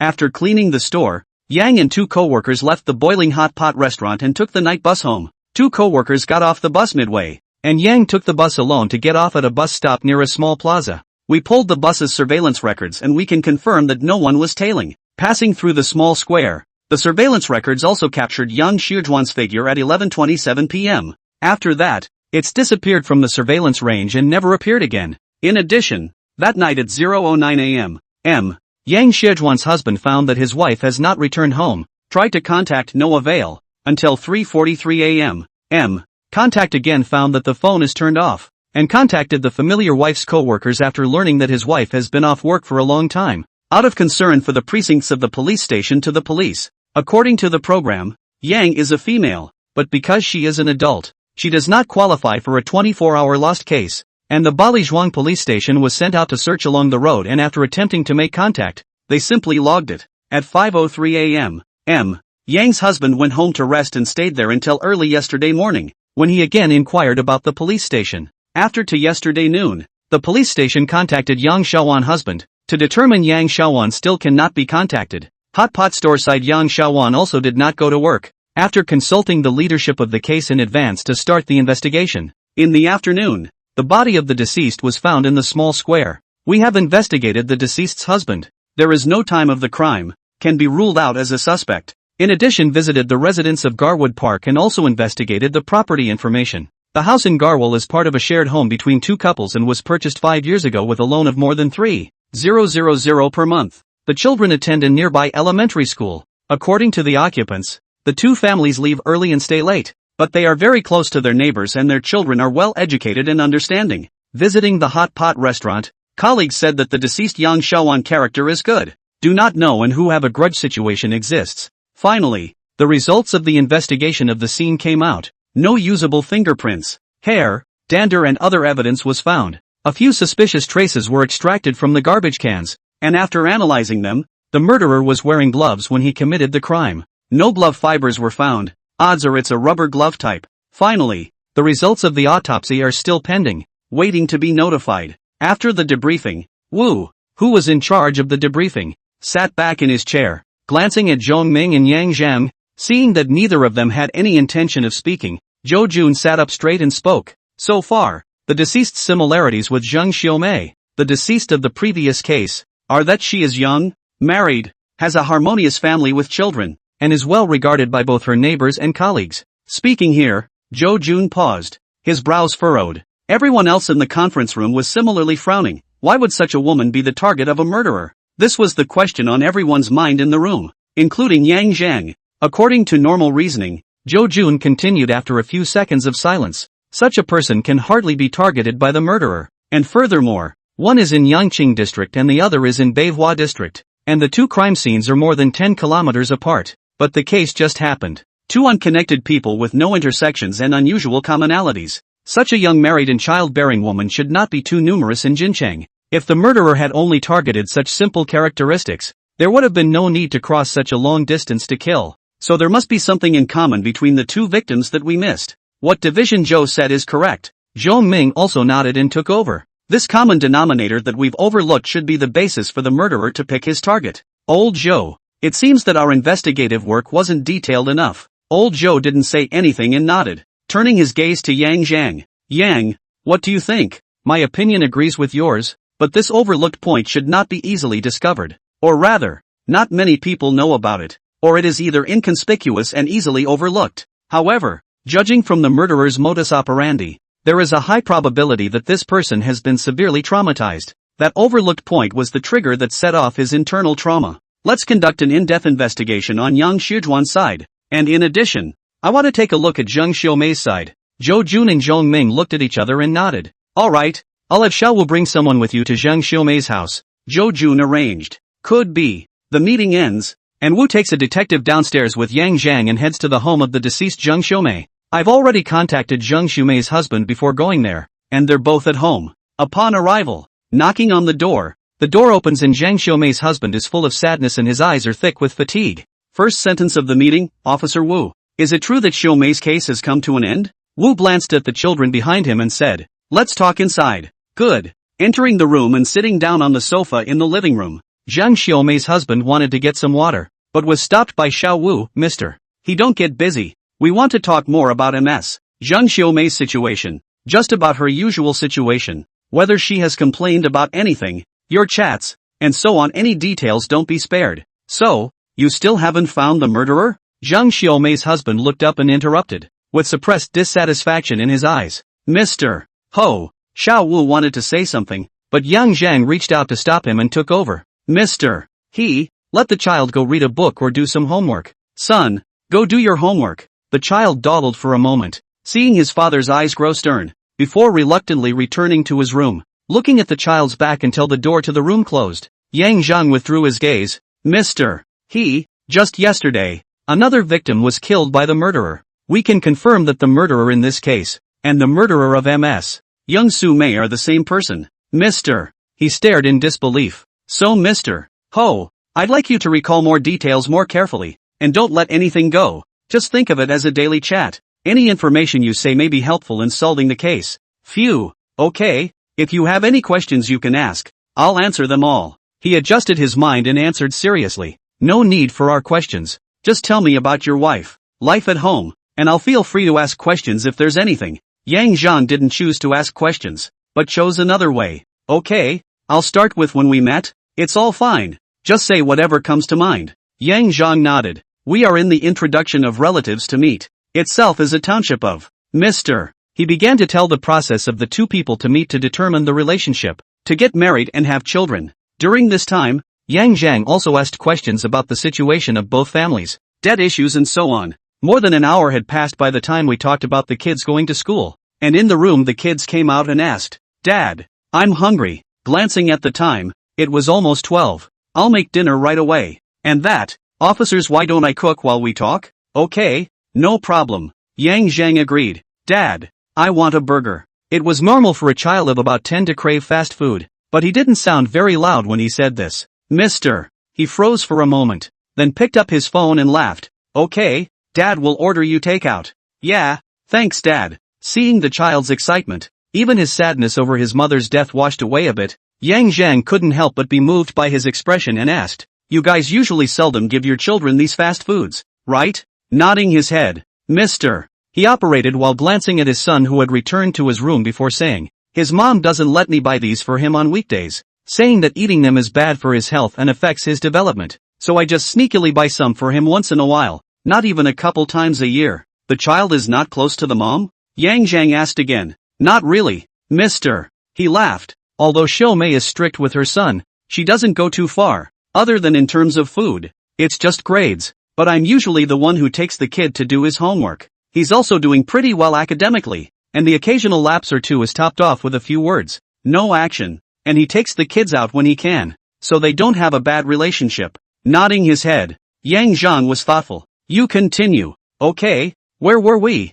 Oh yeah, kids in school. After getting out of Zhang Xiumei's house, Yang Zhang took Wu and drove towards the deceased Yang Xujuan's home address. Driving the car, Yang Zhang put one hand on the steering window and the other on the steering wheel, a silky smooth operation that made Xiao Wu look dumbfounded. Counselor Zhang, where did you learn this driving skill? Unschooled. Yang Zhang returned. Wu, by the way, Counselor Zhang, did the conversation just now help in solving the case? Some. Why didn't I realize that? Xiao Wu whispered to himself. The words were in a very low voice, almost mumbled, but Yang Zhang still heard them clearly, but just smiled and didn't say anything. He had some guesses, but needed to verify them. When they arrived at Yang Xiujuan's door, the door was open and there were sounds of conversation inside. Gently knocking on the door and looking inside, Zhou Jun with one of his men was in the living room talking to Yang Xujuan's husband and Yang Xujuan's mother-in-law. Counselor Zhang, are you done there? Alright, I'll bring Xiao Wu and the others over to take a look. After answering, Yang Zhang looked at Yang Xujuan's family and said, My condolences. Yang Xujuan's husband nodded his head with a sad face, and her mother-in-law wiped her tears, Looking at the old man, it was obvious that she had cried several times. Entering the living room and sitting down next to him, Jo Jun continued his questioning while Yang Zhang listened quietly. More than 10 minutes later, taking advantage of the end of a question, Yang Zhang spoke up. Mr. Zhu, at the risk of asking, did your wife take your son out a few days ago? Yang Xijuan's husband froze for a moment, then recalled. On Tuesday, Xiaowan was on vacation. She went to pick up her son from school that day, but didn't go out to play. Taking the kids out is usually a good idea to pick a time when we're both off. Nodding, Yang Zhang continued. On weekdays, is it always your wife who has the final say when it comes to your children's disobedience or their discipline? That is not true. We all manage. The oldest is a bit naughty. The second sister is more obedient. What about that Tuesday day? Did she argue about the child? Outside, Yang Zhang continued to ask. Yang Xijuan's husband wasn't sure and twisted his head to look at his mother. When the old lady saw her son looking over, after recalling for a while, she said, when Zhuang came back that day, he was indeed a bit upset, and said that mom wouldn't let him eat anything. I was cooking at the time and didn't hear very well, and Xiaowan lectured him a few more times in the living room. Usually when the two of them teach their children a lesson, I don't step in. Plus after a few words, Strong admits he's wrong, and the matter is over. So has Yang Xiaowan encountered anything bad recently? Has there been any quarrels at home over any issues? Or has she come back to talk about any troubles at work? I haven't heard anything at work. It's just that on Monday, the kid's going to hobby class that upset Xiaowan a bit. What's wrong? Yang Zhang pursued. Yang Xijuan's husband said with some embarrassment. There's nothing else. It's just that Zhuang made a fuss before about going to learn calligraphy, and a few days ago he wanted to go to learn some kind of air modeling. So that's why. By the way, what school do your kids go to? Yukon Elementary School. Okay, I'm done with my questions. Mr. Zhou, I'll leave first, later give me a call when you're done on your side. Good. After taking Wu downstairs and getting into the car, Yang Zhang started the car and headed straight to Yuxian Elementary School. It wasn't even time for school to end at this hour, and there weren't many cars in front of the school. Finding a spot to pull over, Yang Zhang got out of the car and waited. Starting at 5:10 p.m. There were gradually more parents and cars at the entrance. While not far away, a few dozen meters away on both sides of the street, there were more stalls and vendors selling food. At 5:30, school was out. The children, led by their teachers, file out of the school gates and meet their waiting parents at one of the drop-off points, informing their teachers before leaving. The dismissal was very organized and the children left with their parents talking and laughing. Of course, there are mischievous ones among them. Yang Zhang took a special look at the vendors not far away. There were quite a few children heading there, buying something to eat while walking. The children were happy, and the parents picking up their children were relaxed. Come on, let's go to Doubletree Wells Elementary School. The three of them got into the car and headed to Doubletree Wells Elementary School. By the time they arrived, it was already more than half an hour later. The students had already finished school long ago, and the school gates were already closed. Pulled over at the entrance road and came to the school gate to let Xiao Wu show his ID. Hello, we're from the city's Criminal Investigation Division, investigating a case and asking you for some information. Yes, officer, you may ask. The security guard, a middle-aged man, stood up and said seriously, no need to be nervous, just a few simple questions. Yang Zhang took out a cigarette and dispersed one, and then lit it for the security uncle before asking, Uncle, how many vendors are there near the school gates at the end of the school day? Vendors? Oh, you're asking about the vendors who push carts and sell food, right? Yes. Yang Zhang nodded with a smile. There is no such thing as a doorway. We don't have wide streets and narrow sidewalks here, and we don't allow vendors to take over the neighborhood. Is this the only door at your school? There's also a south gate, and this is the north gate, but that's the one that's mostly used, and that's where students leave after school. And do you remember? About 10 days ago, if there were any vendors near the entrance? Haven't seen it or paid attention to it. Okay, thanks uncle. You're welcome. Officer, feel free to reach out to us if you have any questions. Oh, and by the way, do you need to check the surveillance? We have surveillance at the door. Not for now. We'll come and get it if we need to. Leaving from the janitor's office and standing on the street, Yang Zhan looked up at the surveillance at the entrance of the elementary school, then looked to both sides of the street, and sighed and shook his head in conjunction with the scene he had seen at the entrance of Yuxian Elementary School not too long ago. Counselor Zhang, what's wrong? I thought I'd found a clue, but I realized there were quite a few things that didn't add up. Are you suspecting the vendors who set up stalls near the school? Xiao Wu was not stupid then, he reacted and asked. Well, I tried to find common ground in both cases. Zhang Xiaomei would pick up her children in the afternoon, and as you heard from the questioning just now at Yang Shijuan's house, She went to pick up her children on Tuesday as well, and then 2 days later she was killed. Zhang Xiaomei doesn't allow her son to eat unhealthy food, and neither does Yang Xiaowan. But what kid doesn't have a craving? Seeing so much food on the side of the road, with its fragrant smell, can they resist? We've analyzed this before. Judging from the murderer's method of execution, there may be problems with his psyche. And both Zhang Xiaomei and Yang Xiaowan triggered each other's fragile hearts and inspired their evil side because of a certain behavior. Plus the victims both had sons, so I suspect that it's likely that the two men were teaching their sons a lesson that elicited painful memories for the killer. Together with the way the two victims were dressed, the odds are that the murderer's income was not very high. So, I'm targeting the vendors. But now it seems that the Binocular Wells Elementary School side just doesn't meet the conditions for the reasoning to be valid. Hiss. You thought of so much? Xiao Wu felt reasonable as he listened. Although there were problems with the results of the survey on the Two Eyes Wells Elementary School side, Xiao Wu felt that Yang Zhang was looking in the right direction. Children. Indeed. Both victims had sons. Something no one had focused on during previous meetings. Then Counselor Zhang, should we retrieve the surveillance here? And the surveillance over at Yuxian Elementary School, to see if there's anything to be found? With the killer's caution, he would be hard to spot if he hid in a crowd, and wouldn't even be on surveillance. Yang Zhang shook his head and said, after a pause, but you can also bring it back to take a look. Maybe you'll find something?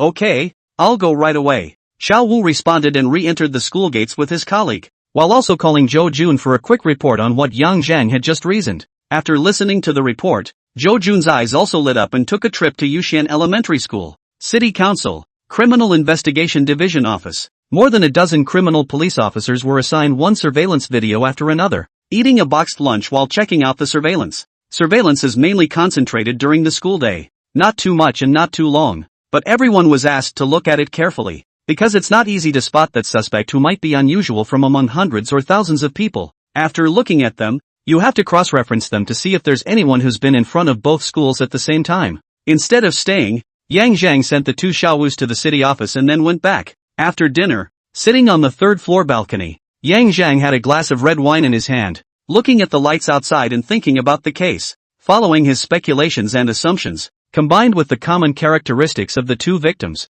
and after careful scrutiny, he felt that his reasoning was correct. The problem is still centered on the child, but that alone is no way to determine the killer's whereabouts or to prevent him from committing another murder. Can't even fish, because the two schools are not close to each other, and because it is not possible to find a pattern of behavior other than what was previously speculated. Do we really have to wait for the killer to do it again? Or even do it again? This case made Yang Zhang feel like a headache. I didn't realize that the first case I encountered as a consultant would be so tricky. On this side, Yang Zhang is having a headache, while on the other side, in the director's office, Zhou Ming and Zhou Jun are also having headaches. Neither went home and stayed at the city hall to wait for the results and, in the meantime, to analyze the case again. This case so far, not to mention the clues of the murderer, even the murder weapon is not just a simulated shape. The murder weapon, more like homemade with iron or steel bars, based on the wounds of the deceased. The forensic pathologist simulates them through simulation software. The murder weapon was double-edged, less than a millimeter thick, with a blade that was only 1 centimeter wide at its widest, broad at the top but 10 centimeters long at the bottom. With such a thin dagger, and to be able to penetrate the body smoothly, the blade is hard and tough. The shape of the murder weapon's blade is shown in a similar diagram. Forensics analyzed the murder weapon as being made of at least high-carbon steel-grade material, and the style is so peculiar that none of the daggers, pocket knives, etc., that can be purchased on the market match. Homemade is more likely. The murder weapon can't be investigated for now, so we'll work on the common characteristics mentioned by Yang Zhang, but the same problem, it is difficult, if not impossible, to identify the suspect from so many parents, because the murderer has an extremely strong sense of counter-investigation, and the surveillance at the school entrance was not covered up. It was plainly there, and could be seen at a glance. Hey! They both sighed at the same time and looked at each other before frowning again and smoking in silence. Before long, the whole office became smoky, with secondhand smoke covering all corners and a pungent odor. But the two men drifted off as if they had no taste for it, and it wasn't until a long time later that Zhang Niang realized it and got up to open the closed window. The next day dawned. More than 10 criminal police officers from the Criminal Investigation Department watched the surveillance all night, and the two of them, Zhou Jun and Zhou Ming, joined in behind them, but a few hours of all-night viewing didn't reveal any suspicious characters. This won't work. Zhou Jun stood up and looked at his men who had a tired and strong face and said, the murderer has an extremely strong sense of anti-detection. It's hard to find out from the surveillance. Let's change our mindset. What train of thought? Zhongming asked and couldn't help but let out a long yawn. Man, people? Zhongming's eyes twitched, and the gazes of the other criminal police officers looked over. That's right. Zhang Xiaomei and Yang Shijuan's children. There are always the same classmates. Their parents should have an impression of each other. And it's even possible that they have a good relationship. If both of them taught their children a lesson in front of the school that day, someone must have noticed. Send someone to the drop-off and pick-up points of the two victims' children's classes at the end of the school day to ask questions, including parents in the surrounding neighborhood, and visit them as well. Besides, the murderer can hide from stationary probes, but not from countless human eyes, so maybe something will turn up. When Zhou Jun finished speaking, the eyes of the criminal police present all lit up. Zhou Ming also slapped his forehead and said, "Indeed, since we thought it might be the child and also accessed the surveillance at the school entrance, how could we have forgotten about so many witnesses? Very well, Lao Zhou. Send someone out right away. More people. There are a lot of parents and children." Got it. With new ideas, the CID was once again busy. But before that, there was still quite a long time to go. So Zhou Jun told everyone to take a good rest and wait until the afternoon before setting off. As for the surveillance video, it was temporarily sealed. At around 4:30 p.m. Two teams departed from the city hall and drove in the direction of Binocular Wells Elementary School and Yushan Elementary School, respectively. Upon arriving at the school entrance at around 5 o'clock, the criminal police officers who got out of the car immediately split into groups of two, mainly visiting parents at the corresponding drop-off points, while two other groups went to visit and question other parents. Naturally, they were holding pictures of Zhang Xiaomei and Yang Xiaowan, and their children respectively. Changing the line of investigation, things cleared up immediately. After extensive questioning, the police finally found an eyewitness. According to the recollection of a parent from Zhang Xiaomei's son's class, he had seen Zhang Xiaomei lecturing his son on the side of the road. The reason for this is that Zhang Xiaomei's son's test scores have slipped, and when Zhang Xiaomei picked up her child, the classroom teacher admonished him. On the other hand, the results of the survey at Yukon Elementary School were the same as those previously known. Yang Xiaowan's son after school wanted to buy roadside stalls of potato cakes. Yang Xiaowan did not agree. The small child is not happy to make a scene for a while, was it's pulled aside to teach a separate lesson. Two incidents, one on the 9th day before Zhang Xiaomei was killed, and one occurring 4 days before Yang Xiaowan was killed. These are two significant findings. If we follow Yang Zhang's analysis of motives and the proximity of time, these two events are strong proof. But is that all? It's impossible to know for sure at this point, but based on the clues we have now, it's likely to be the closest to the truth. But what about the suspects? What does he do? How did he show up in front of two elementary schools? And how did he determine the whereabouts of the two victims? Yang Xiaowan doesn't say anything. She was killed on her way home. Where it's a must, it's better to be sure. But what about Zhang Xiaomei? She died at work, and the nature of her job is that she travels all over the city and has no set route at all. There were also no internet car orders before the murder. So how did the killer identify his target and then choose to strike there? A criminal police officer came up with an idea. The murderer had a means of transportation. After tracking Zhang Xiaomei's vehicle, after entering Riverside Road, overtaking the car to catch the front, then stopping and beckoning the cab, getting in the car and then proceeding to commit the crime. The scenario makes sense. But to follow Zhang Xiaomei's car all the way would definitely expose it to road surveillance. But from the previous investigation, there was no appearance of this suspicious car. What about the last passenger? Could it be the one who took the ride? Another idea was suggested. A little more than half an hour before Zhang Xiaomei was killed, she completed a single order for a passenger who was waving on the side of the road. No, that passenger was in range of the car's cameras the entire time he was on board and got off the bus when he arrived at his destination. The incident occurred after the cab traveled to the crime scene roadway, after the camera in the car stopped working and lost its image. Silence once again reigned in the conference room. The case proceeds to a new discovery, but turns back to look at it again and reaches an impasse. On the street, Yang Zhang wandered aimlessly in his car. Since turning to crime solving, he has grown to love the sense of accomplishment that comes from solving puzzles, while also realizing the social value that makes him enjoyable. Now it's even a consultant. Not only do you get a good salary every month, you also get rewarded for solving cases, and if you find information, you get paid for it as well. Along with the studio side, both jobs he valued. Well, of course, there's the national security side of things, but that side generally doesn't use itself. For the current case, the murderer's bad behavior made him sick at heart. The poor man must be hateful, inflicting his own misfortune on others. This kind of person is actually a kind of coward, an evil coward. He was extremely sick of people like that. Consequently, he is desperate to find clues and bring the killer to justice before the next victim comes along. But as it happens, manpower is sometimes poor. Even now he had mastered all sorts of skills. There was nothing he could do in front of this cautious and careful murderer with a strong sense of counter-surveillance. Well, the bottom line is that it's still impossible to analyze the way the killer acted based on the available evidence. If only we could identify the killer's movements. The silver polo car slowed down and eased to a stop, and before he knew it, he was well away from the city. It took getting out my cell phone and checking the electronic map to determine the location, Hinggan Lake. Taking a look at the row of cars stopped on the road in front of him, as well as the topsy-turvy weather,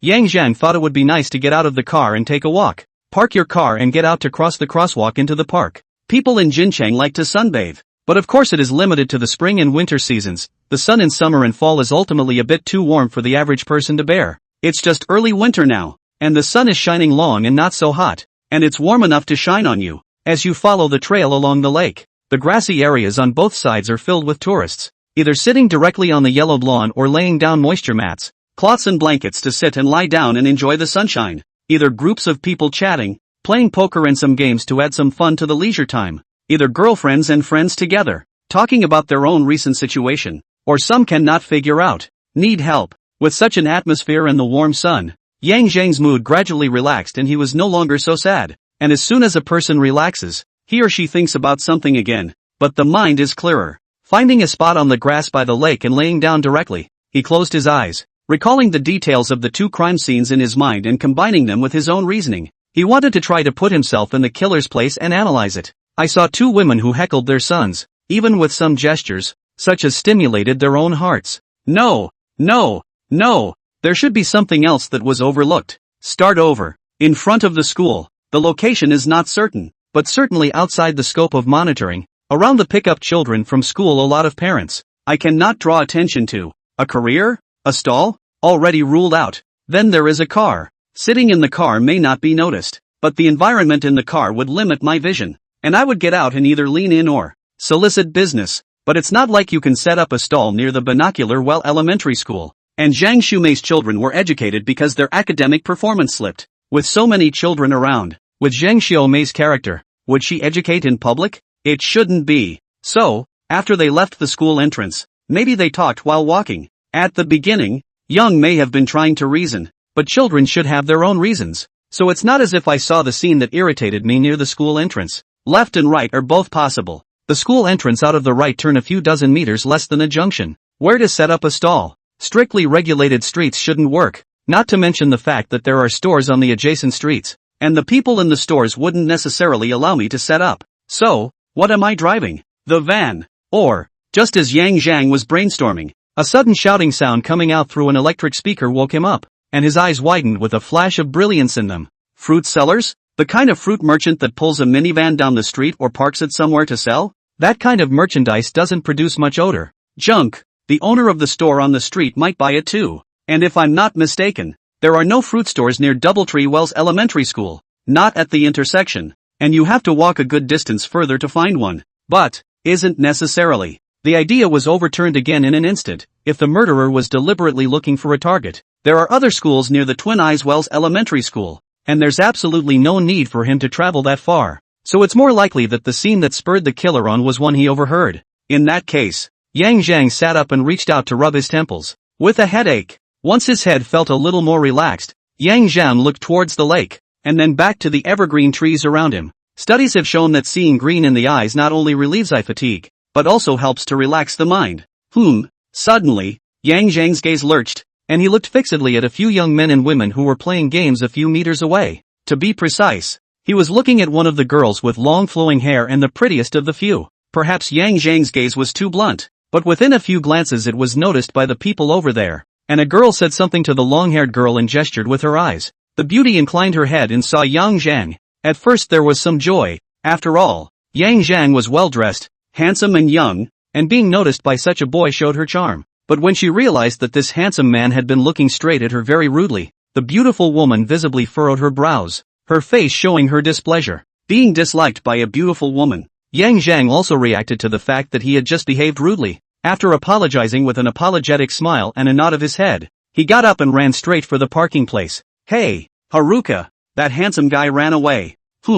What kind of handsome man? At first glance he's a lecherous man. His straight eyes are not hidden at all. Isn't it because you're pretty? Besides, didn't he apologize in the end? You guys hear that? Apparently, this Haruka beauty didn't forgive someone who had offended her that easily. The girlfriends were silent, but it was the gentleman man wearing glasses next to them who smiled and explained. That person should be thinking about something. I've been observing him for a while. At first he was lying down, and then afterward he sat up and even rubbed his temples. He doesn't look like he's in a very good mood, and he should be thinking about something quite a headache. He then supposedly wanted to look at the green leaves, and when he rolled his eyes, he fixed his gaze on Haruai. The others listened attentively, and after a pause of a few seconds, the svelte man who spoke here said with uncertainty, moreover, it shouldn't be the rest of Haruka's position that he's looking at. It's your hand. Afterwards, I think he felt rude and apologized with a smile, and then he ran away. He shouldn't be in a hurry to escape. I think he should have just figured out his problem. That's why he left in a hurry. This svelte man seemed to have some prestige amongst the few people, and even that Haruka beauty was listening attentively as he spoke. Only after he finished speaking did the girl known as Haruka bristle. No matter what the reason is, it's just rude to look at a girl that way. After saying that, perhaps feeling that the extent was not enough, he added, it's rude. At Zheng Xiaomei's house, Yang Zhang stopped the car and quickly rushed upstairs to knock on the door. Boom boom boom. Who? City Council. There's something I need to confirm with you. Coming right up. Just a minute. The security door opened and it was Zheng Xiaomei's husband. Officer, is it news on the case? Yang Zhang could only shake his head at Mr. He's anticipation, but then added, I've thought of something. Is it convenient to show me where your wife puts on her makeup? As soon as he saw Yang Zhang shaking his head, a disappointed expression appeared on Mr. He's face, but he was very cooperative with Yang Zhang's request and led him directly towards the restroom. We don't have a big house, and Xiaomei does all her makeup in the bathroom, but she doesn't usually wear much makeup. Such an answer did not surprise Yang Zhang, because young Sumei's body wouldn't have any makeup on it. But he remembered that the other person was wearing makeup and nail polish in one of the photos he saw laying on the cabinet the last time he came over. On the bathroom counter, in the cabinet, there wasn't much in the way of makeup, other than the basic moisturizing skincare set, foundation, eyebrow pencil, eyeliner, etc. And then there was nail polish. There are only 2 nail polishes, a colorless one and a big red one. After making sure, Yang Zhang took a picture, excused himself and drove to Yang Shujuan's house. After a bit of searching, there was the same photo as well as the big red nail polish. While at the lake, Yang Zhang suddenly saw the nail polish on that beauty's hands and thought of a question. According to the speculation, the murderer overheard the 2 victims teaching their children a lesson. But there are more children teaching lessons on the road. So why were Zhang Xiaomei and Yang Xiaowan targeted by the murderer? There must have been a revealing feature that irritated the killer. After seeing the nails of the beautiful woman by the lake, a picture of Zhang Xiaomei with her husband and son at an amusement park came to Yang Zhang's mind. That photo shows Zhang Xiaomei with red nail polish painted on her hands. Plus, after making sure there were only 2 nail polishes at Zhang Xiaomei's house and asking her husband about them, Yang Zhang set his sights on this one. Another inquiry and check at Yang's home confirmed his suspicions. Yang wore that big red nail polish when she went to pick up her kids that day. As for Zhang Xiaomei, Mr. He worked the day shift and was not certain that she wore makeup and nail polish when she picked up the children. However, these are easily confirmed. In the Criminal Investigation Department of the City Bureau, Yang Zhang rushed into Zhou Jun's office in a hurry. Where's the surveillance? The 2 school gates? Zhou Jun was taken aback. Seeing how anxious Yang Zhang was, he froze for a moment and then opened his computer. I have it on my computer. Get up. Zhou Jun, who was pulled up by a handful of hands, was confused, but after looking at Yang Zhang, who had already found a surveillance video and looked at it carefully, he chose to shut up. After watching for a while, Yang Zhang twisted his head and asked, there's no video of Zhang Xiaomei appearing on the surveillance. The day she picked up her child? Yes, it's on the surveillance video for number 13. Finding the surveillance video numbered 13 and selecting play, Yang Zhang's eyes were glued to the screen. Not long after, Zhang Xiaomei appeared. Zooming. Really? Boom. A slap on the table. Yang Zhang's face was revitalized. Found something? Zhou Jun asked after a moment of silence. Wait, let me see the other one. Which one is the video that appeared on the surveillance when Yang picked up the kids? Number 25. Okay. After finding the video to play and watching it for a while, zooming in, Yang Zhang determined that both men had dyed red nails that day. Seeing this, pausing the screen, Yang Zhang looked at Zhou Jun without saying anything. You'd rather say what did you find out? Zhou Jun was stared at inexplicably and a little anxious, and his volume couldn't help but raise a little. Ugh, Lao Zhou. You don't have good eyes. Seeing that Joe Jun was really in a hurry, Yang Zhang stopped selling, paused the 2 videos at the place where the 2 deceased appeared on the monitor, pointed at the screen and asked, "Look, what do they have in common?" Common ground. After looking at it for a while, Joe Jun shook his head and said he didn't see it. What about this? Yang Zhang zoomed in, focusing on the hands of the 2 men. Red nails? Yes, it's the red fingernails that both victims have in common. Other than the fact that they are both female, both have sons and are in elementary school, and both picked up their children from school shortly before they were killed and taught them a lesson. On the day they taught their children a lesson, they all dyed their nails red. So it wasn't just the act of reprimanding the child that caused the murderer to start killing, but also the nail polish? Joe Jun was shocked and looked at Yang Zhang after he finished. How did you come up with that? Didn't you say something about being overlooked before? I'd been thinking about that too. Then we figured out that 2 of the victims had children, plus both reprimanded their sons before they were killed, and thought that was the reason. But I always felt that these 2 features weren't obvious enough. After all, if that's the case, the range is too big. So why would the murderer choose Zhang Xiaomei and Yang Xiaowan? My guess is that there should be other dominant traits present. But of the 2, Zhang Xiaomei looks like an ordinary body out of shape. Yang Xiaowan looks not to say how beautiful, but the features are fair and considered beautiful, right? And the figure is also well maintained. The outward appearance of the 2 can't be categorized, can it? Plus the dress. On that day Yang Xiaowan wore a down jacket with a skirt and stockings, while Zhang Xiaomei, supposedly for work reasons, was a jacket and jeans with sneakers. Again, not the same. So you thought of nail polish? Joe Jun was like listening to a heavenly book, not realizing that Zhang Yang had actually thought of so much in silence. Shaking his head, Yang Zhang replied, "Actually, this was overlooked by me as well, but when I went out for a walk today, I suddenly saw a person wearing nail polish and remembered a photo from Zhang Xiaomei's house. Then this guess came up. Well, I'd been to both victims' homes before this guess came in, and they did both have the same color nail polish, and it was determined that Yang had put it on that day. I came to you after getting confirmation. This is a big breakthrough." Joe Jun was pleasantly surprised for a while before he calmed down and suddenly asked, "But even if that's the case, we won't be able to lock down the suspect even if we continue our investigation." "Yeah, it's not possible to send people near every elementary school entrance to keep an eye on them." Yang Zhang also had a headache. It's fucking annoying to meet such a killer. After thinking about it, Yang Zhang said, "When we get back, I'll have someone collect the wind outside. And in addition, it's best if you guys also put out a reward and collect clues from the community. Otherwise it's just going to be a headless mess. And maybe the killer will do it again sometime." Joe Jun nodded without saying anything. "By the way, did you find out what the murder weapon was?" The murder weapon is wide at the top and narrow at the bottom, with a straight blade on both sides and a very thin edge, which we analyzed to be homemade. Homemade? Yang Zhang sighed. If this is really the case, trying to start from the murder weapon will not work. Rubbing his brow, he looked at the hand on the murder weapon simulation handed over by June, and suddenly his eyes lit up, and then hurriedly took out his cell phone, opened the online shopping mall, and searched for an item to hand over the picture. "Would you look at the simulated style of the murder weapon and see if it looks like this imported paper cutter from the so-called small days of the internet?"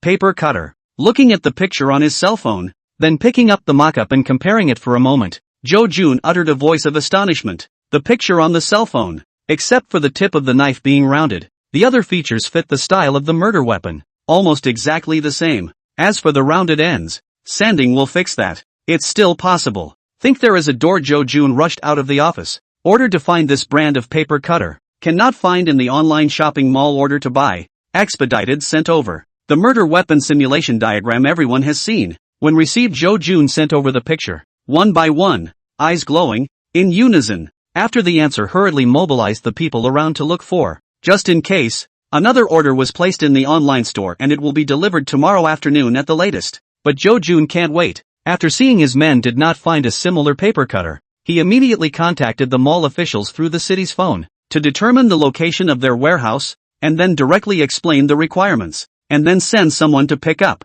"Old Joe, you guys take your time and get busy. Then I'll go back first." "Okay, Yang, you go back first, and remember what you asked people to inquire about. Don't worry, it won't be forgotten." Returning to the drawing room from the city council, Yang Zhang found Blackface and gave him an order. And after agreeing, Blackface took the car keys and went out. Why did Blackface go out? Zhao Mei asked as she brought over a cup of hot tea and placed it by Zhang Yang's hand. "About the case. Tell him to go out and ask around and see if there's any news." "Oh, got an idea? The other day, including yesterday. She had seen Yang Zhang's sadness, but since she couldn't help, she could only watch. Well, there are some glimpses, but it's not too easy to catch someone. How? Seeing that Zhao Mei was really interested, Yang Zhang simply said what he could. But of course, he knew that Zhao Mei wouldn't publicize it, or else he wouldn't be able to reveal it. A salaried worker has a little work ethic. After taking a sip of the warm tea, Yang Zhang said, "Do you understand now why it's not easy? It really isn't easy." Zhao Mei nodded, then added, "However, since we have so many clues, it's not impossible to fish, right?" "Fishing?" Yang Zhang shook his head and said, "How can we fish when there are no suspected targets and we can't determine the regular trajectory of each other's appearances? A needle in a haystack? It's okay, there are clues to the murder weapon. Maybe the police will be able to pinpoint some of these people. We'll see later. There's no rush in this case, but then another, or even more, victims might show up. That can't be helped. Manpower is sometimes poor." Yang Zhang lamented. "Isn't there anything we can do? Check the CCTV. He always passes by the neighborhood cameras, right? Ms. Zhao, can you think of anything that the police can't? They've already seen it. This guy is really good, and it must have been well planned before the operation. Just a little thing cannot understand is how in the end he plans to determine the first dead person's path of action of, and also has to happen to be no one in the car. TSK, cannot figure out. If you figure out this, perhaps the progress of the case to solve the progress of the case can be a little faster. Positioning? The car was checked and there was no locating device. And is it possible that the killer took it? It's possible. Yang Zhang's right hand cupped his chin. Then he shook his head again. But if it's a localization, when did he put it up? Moreover, after the positioning was put up, he would be able to find the time to do it. So why wait for so many days? Haha.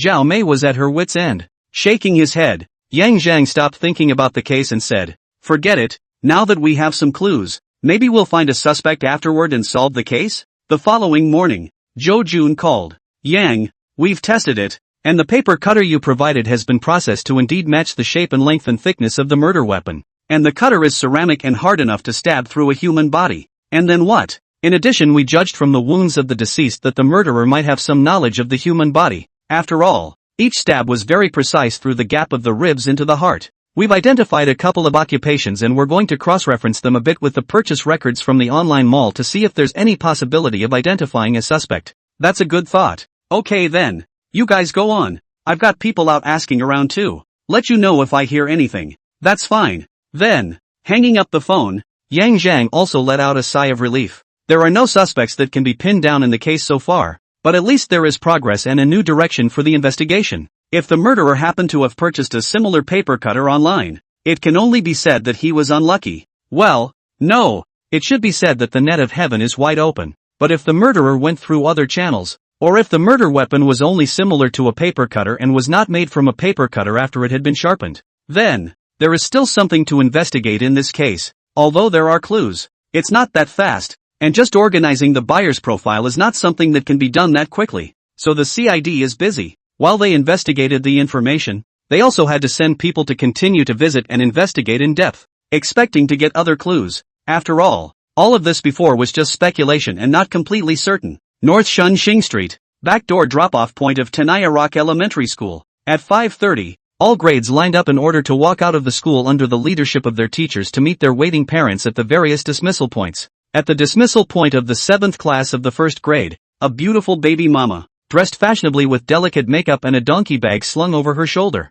dug into the crowd with a quick step. "Nyonya." Bauma's voice was crisp and pleasant, and with her good looks, a few of the big brothers around who were picking up the kids couldn't help but take a few glances. "Mommy." The little girl was so cute that she hurriedly shouted when she saw her mom, and after saying hello to her teacher, she da da da da da da da da da da da da da da da da da da. A large and small two beautiful women were talking and laughing as they walked down the street. Only as they walked, the little girl, Nyonya, was not happy. "Mom, can you stop playing cards? I want to have dinner with you." "Good Nyonya. Mommy already made an appointment. You can't miss it. Next time we'll have dinner together. Okay? But you say next time every time. Either playing cards or shopping with some aunts to eat out." Nuno doesn't like mommy anymore." "No, good girl. Mommy doesn't play cards for fun. It's to help daddy pull in customers. Daddy's company's business is good, so our standard of living can be higher. Don't you want to buy dolls? On the weekend, Daddy and I will go shopping with you and buy them back." Okay, so you're a man of your word? Count on it. Let's hook up, shall we? Well, then. The two mothers and daughters pulled the plug, and the little girl, though still unhappy, was no longer mischievous, but simply followed her mother sullenly. The neighborhood is not far away. Just turn the corner and walk another 100 meters or so, sending the child into the elevator. The precious mother turned around and hurried away. She couldn't be late for the appointment over at the tea house. After 12 o'clock in the morning, there weren't many pedestrians on the road anymore, and the tea house was located in a relatively remote location, along Dong'an South Road on the Jinjiang River. At the entrance of the tea house, the beautiful treasure mom and a man and two women walked out with a smile and a laugh, and after separating at the entrance, they headed north, where they were heading home. 300 meters or so ahead was the neighborhood, and there were lights on the road, so the woman wasn't too scared, even though she was walking alone down a quiet, deserted street. 100 meters or so, passing an alleyway. Aha! A soft sound came from the alley, catching the woman's attention, but there was only a second's pause, and the woman didn't mean to be nosy, stepping up her pace and trying to leave. Swish! Just as the woman turned to move forward, a dark shadow rushed out from behind the wall at the mouth of the alley. Ah! The woman was so shocked that half of a cry of alarm came out, but the other half couldn't come out, only to see a slender dagger against the woman's throat. Be a good boy and come with me and give me what's valuable on you, or... Feeling the sting of a sharp blade slicing through the skin in her throat, the beautiful baby mama didn't dare to make a sound or resist, and could only obediently nod her head and do as she was told, and was held hostage by the man, step by step, as she walked into the alley. War. At 3:20 a.m. On the shore of the waters near the Nine Eyes Bridge, police lights were flashing, and police cruisers with sirens blaring were constantly approaching. Under the fence along the river walkway, against the fence sat three pale, well-dressed men and women. They ignored the cold ground after the fine rain, and two police officers stood beside them. The river was brightly lit, and the three assault boats, illuminated by the flashlights of the surrounding policemen, and the handheld searchlights of the firefighters on board, were aimed at the bodies in the river that had been pulled alongside one of the assault boats. Squeaky, sharp brakes sounded. 4 police vans with flashing lights arrived. The doors opened and got out. Jo Jun arrived with his men. Just after getting out of the car and walking to the side of the walkway, 2 criminal technology vehicles arrived, followed by the coroner. Looking at the bodies that had been carefully salvaged onto the ship by flashlight, Jo Jun and the others' faces were ugly. Set up a perimeter and take the men to search upstream along both banks. Yes. After the command, Jo Jun strides toward the 3 informants, the 1 man and 2 women sitting on the ground under the guardrail. Division Joe. The deputy director on duty at the police station who arrived at the scene saw Jo Jun coming over and greeted him. Tasho, tell us the situation. Okay, Division Joe. Deputy Chief Tion reported. The reporting party is a male over there. He was drinking on Bar Street with 2 friends and left around 2:30 a.m. One of the girls drank a little too much and wanted to throw up after walking around for a while. He then racked him into the walkway with his companion and told his friend to vomit into the river, after which another girl saw the body in the river by the light. After the 3 found out and sobered up, the boys called the police and then waited there. Glancing back at the trio, Deputy Director Tion continued, they should be stunned, and we haven't asked for more details yet. Okay, thanks Tasho. Don't mention it, Mr. Joe, we should do it. After thanking him, Jo Jun looked at one of his men. Little Lee, take someone to ask for details and make a statement. Yes, Division Joe. The bodies are coming up. Not far away. The men shouted. Coming. Jo Jun led the men over, and the criminal tech and forensics had already taken over the body, placing it on a plastic sheet and setting up a low triangular tent to prevent the body from being contaminated again. Stab wounds to the chest, duffel coat zipper open, hands entangled and ropes tied back. The coroner noticed the shallow knife marks at the neck, and after a moment's thought, he realized it and continued to look at it. Master, the liver temperature is out. Say the results. Glancing at the numbers displayed on the liver temperature thermometer, the coroner was direct. The forensic assistant, who was obviously new and still with his master, immediately replied, time of death 12 a.m. to 12:30 a.m. You forgot to rule out the rainy day and the fact that the body was in an icy river environment, the coroner reminded as he examined it. The assistant froze, then hurriedly made another silent calculation, and after 10 seconds or so, replied anew, between 1:20 and 1:35 a.m. Not bad, great progress. Work hard to get your license in the spring of next year, and in another year you'll be able to go out on your own. Apparently, the apprentice's answer satisfied the coroner. Thank you, master. The assistant thanked, but didn't smile. This was well done and made the coroner look at it with greater satisfaction. Female forensic pathologists were already few and far between, and the apprentice graduated from a prestigious school, had talent, and as long as she continued to work hard in earnest, her future could definitely surpass her own. Suddenly, the coroner noticed a few spots of red on the victim's white down jacket. What's wrong, master? The assistant shone the light over and saw the little bit of red as well. It's not blood, master. It's nail polish, the assistant whispered a reminder from the sidelines, while stretching out his gloved fingers and pointing to the bright red nail polish that was unevenly applied to the nails of the deceased's hands. What nail polish? Jo Jun, who had just walked over, jumped in his heart when he heard this word and hurriedly asked out loud. The assistant didn't say anything, looking at the master. The coroner glanced back at Jo Jun and replied lightly. There were red spots on the deceased's clothes and unevenly applied bright red nail polish on her fingernails. Let me see. Jo Jun's face changed drastically when he heard this, and he was about to go forward despite the operating procedures. Old Jo. The coroner's face changed when he saw Jo Jun, who had stepped forward, and he chided in a low voice. This sound stopped Jo Jun, who had stepped forward. I'll take your picture. After saying that, the forensic pathologist stepped aside and beckoned to another camera-wielding assistant next to him.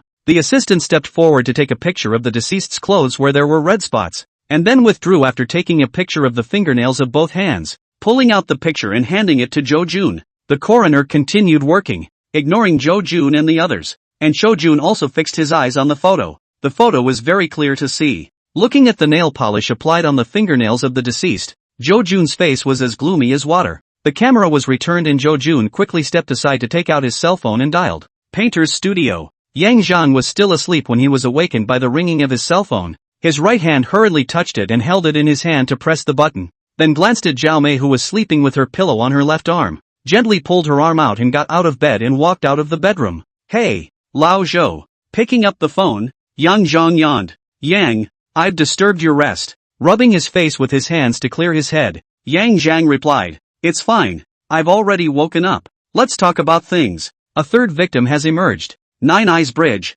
The victim is female. Her hands are tied behind her back, and her fingernails have been painted with nail polish, a large red color. After hearing Jo Jun's words, Zhang Yang frowned and asked, Painted on? You mean, the murderer painted it on? The nail polish was unevenly applied and appeared to be raw, and there were spots on the deceased's clothing formed by nail polish falling off. I know. I'll come over. Okay. Wait for you. I'll send you the location. Okay. Hanging up the phone, Yang Zhang returned to the bedroom to find clothes to quickly wear. What's wrong? Jo Beauty woke up. It's okay. It's the city council calling. There's a case that needs me to go to. Hearing Yang Zhang's explanation, Zhao Mei beamed. You this what consultant do not do forget. Before also good. Able to sleep until dawn it. Now went on just how long the middle of the night still have to go out. With that little paycheck, you might as well paint more paintings. As far as money was concerned, there was no problem with what Zhao Mei said. With Zhao Mei's operation, Zhang Yang's fame has spread a bit,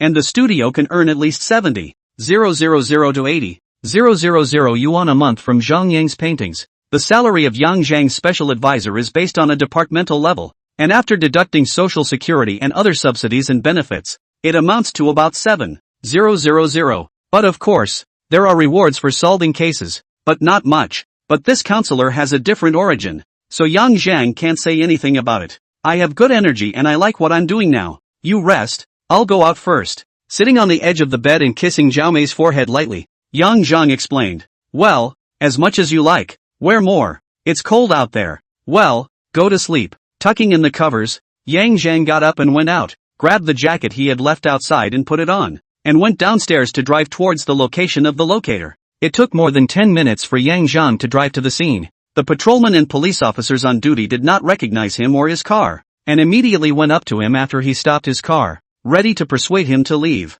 Here are the papers. Getting out of the car, Yang Zhang pulled out his counselor's ID, and the patrolman who came over took a look at it and nodded his head to get out of the way. Hanging his credentials around his neck, Yang Zhang smoothly entered the cordoned-off area. Old Zhou. After seeing Jo Jun at a glance, Yang Zhang shouted. Jo Jun turned around and hurriedly waved when he saw that it was Yang Zhang. Walking over and glancing at the triangular tent not far away, Yang Zhang didn't make a polite gesture and asked directly, Can we see the body? It'll be a while. But there are pictures. Show me. The photo had been received by Jo Jun before, and after taking his cell phone out and finding it, he handed it to Yang Zhang. After looking at it for a few moments, He nodded and handed the phone back to Jo Jun, saying, "Time of death, between 1:20 and 1:35 a.m. Reacting so fast this time? Increased patrols?" Yang Zhang asked in surprise. "No, it was 3 young men coming out of a nightclub who saw it, freaked out, and just took it to the hospital." "Is the body hooked up again?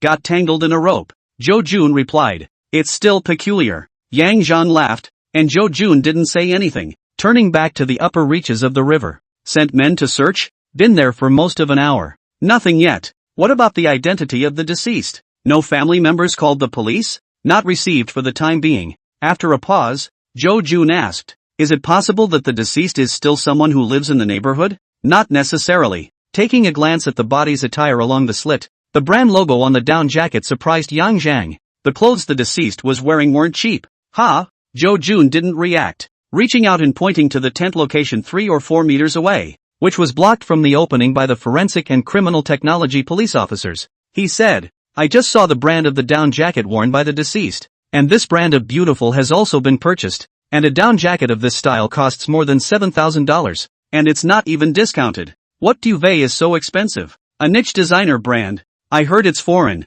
I don't really know much about it." Yang Zhang shrugged. "That is, the family situation of the deceased should be quite affluent?" "Yes, it's different from the previous 2 victims." Yang Zhang nodded, then looked at Jo Jun with a serious face. "Old Zhou, we need to catch the murderer as soon as possible. His modus operandi has escalated. He's evolving, he's addicted to killing. The next one to be killed could be tomorrow, or the day after that again. The killer will be committing crimes more and more often." "Wearing nail polish?" Jo Jun also thought of this. "Yes." Yang Zhang nodded. "This is a very obvious feature. The murderer has begun to move from the stimulation of specific dominant traits to the autonomous creation of traits to satisfy the inner desire to kill. His range of hunting targets has become wider now." Jo Jun bowed his head and didn't say anything. "By the way, how's the murder weapon checking out?" "We've checked that paper cutter, and there aren't a lot of purchases on the online mall, and basically none for sale in offline shopping centers. But even so, there are hundreds of individuals and companies that have purchased this paper cutter. It's easy for an individual to conduct an exclusion, but it's harder for a company." Yang Zhang understands what Jo Jun is saying. There are at least dozens or hundreds of people in a company, and something like a paper cutter isn't kept in an executive's office where all the other employees have access to it. It's normal to have 1 or 2 missing or lost. No one can say how it's missing, how it's lost, or who took it. It's hard to line up from that aspect. At the very least, it would take a lot of police and a lot of time. In favor of now, what the police lack the most is time. And the police force is limited. Yang Zhang nodded and took a few steps forward to the river's edge to look at both sides of the river for a while before saying, "Lao Zhou, this case might be an opportunity."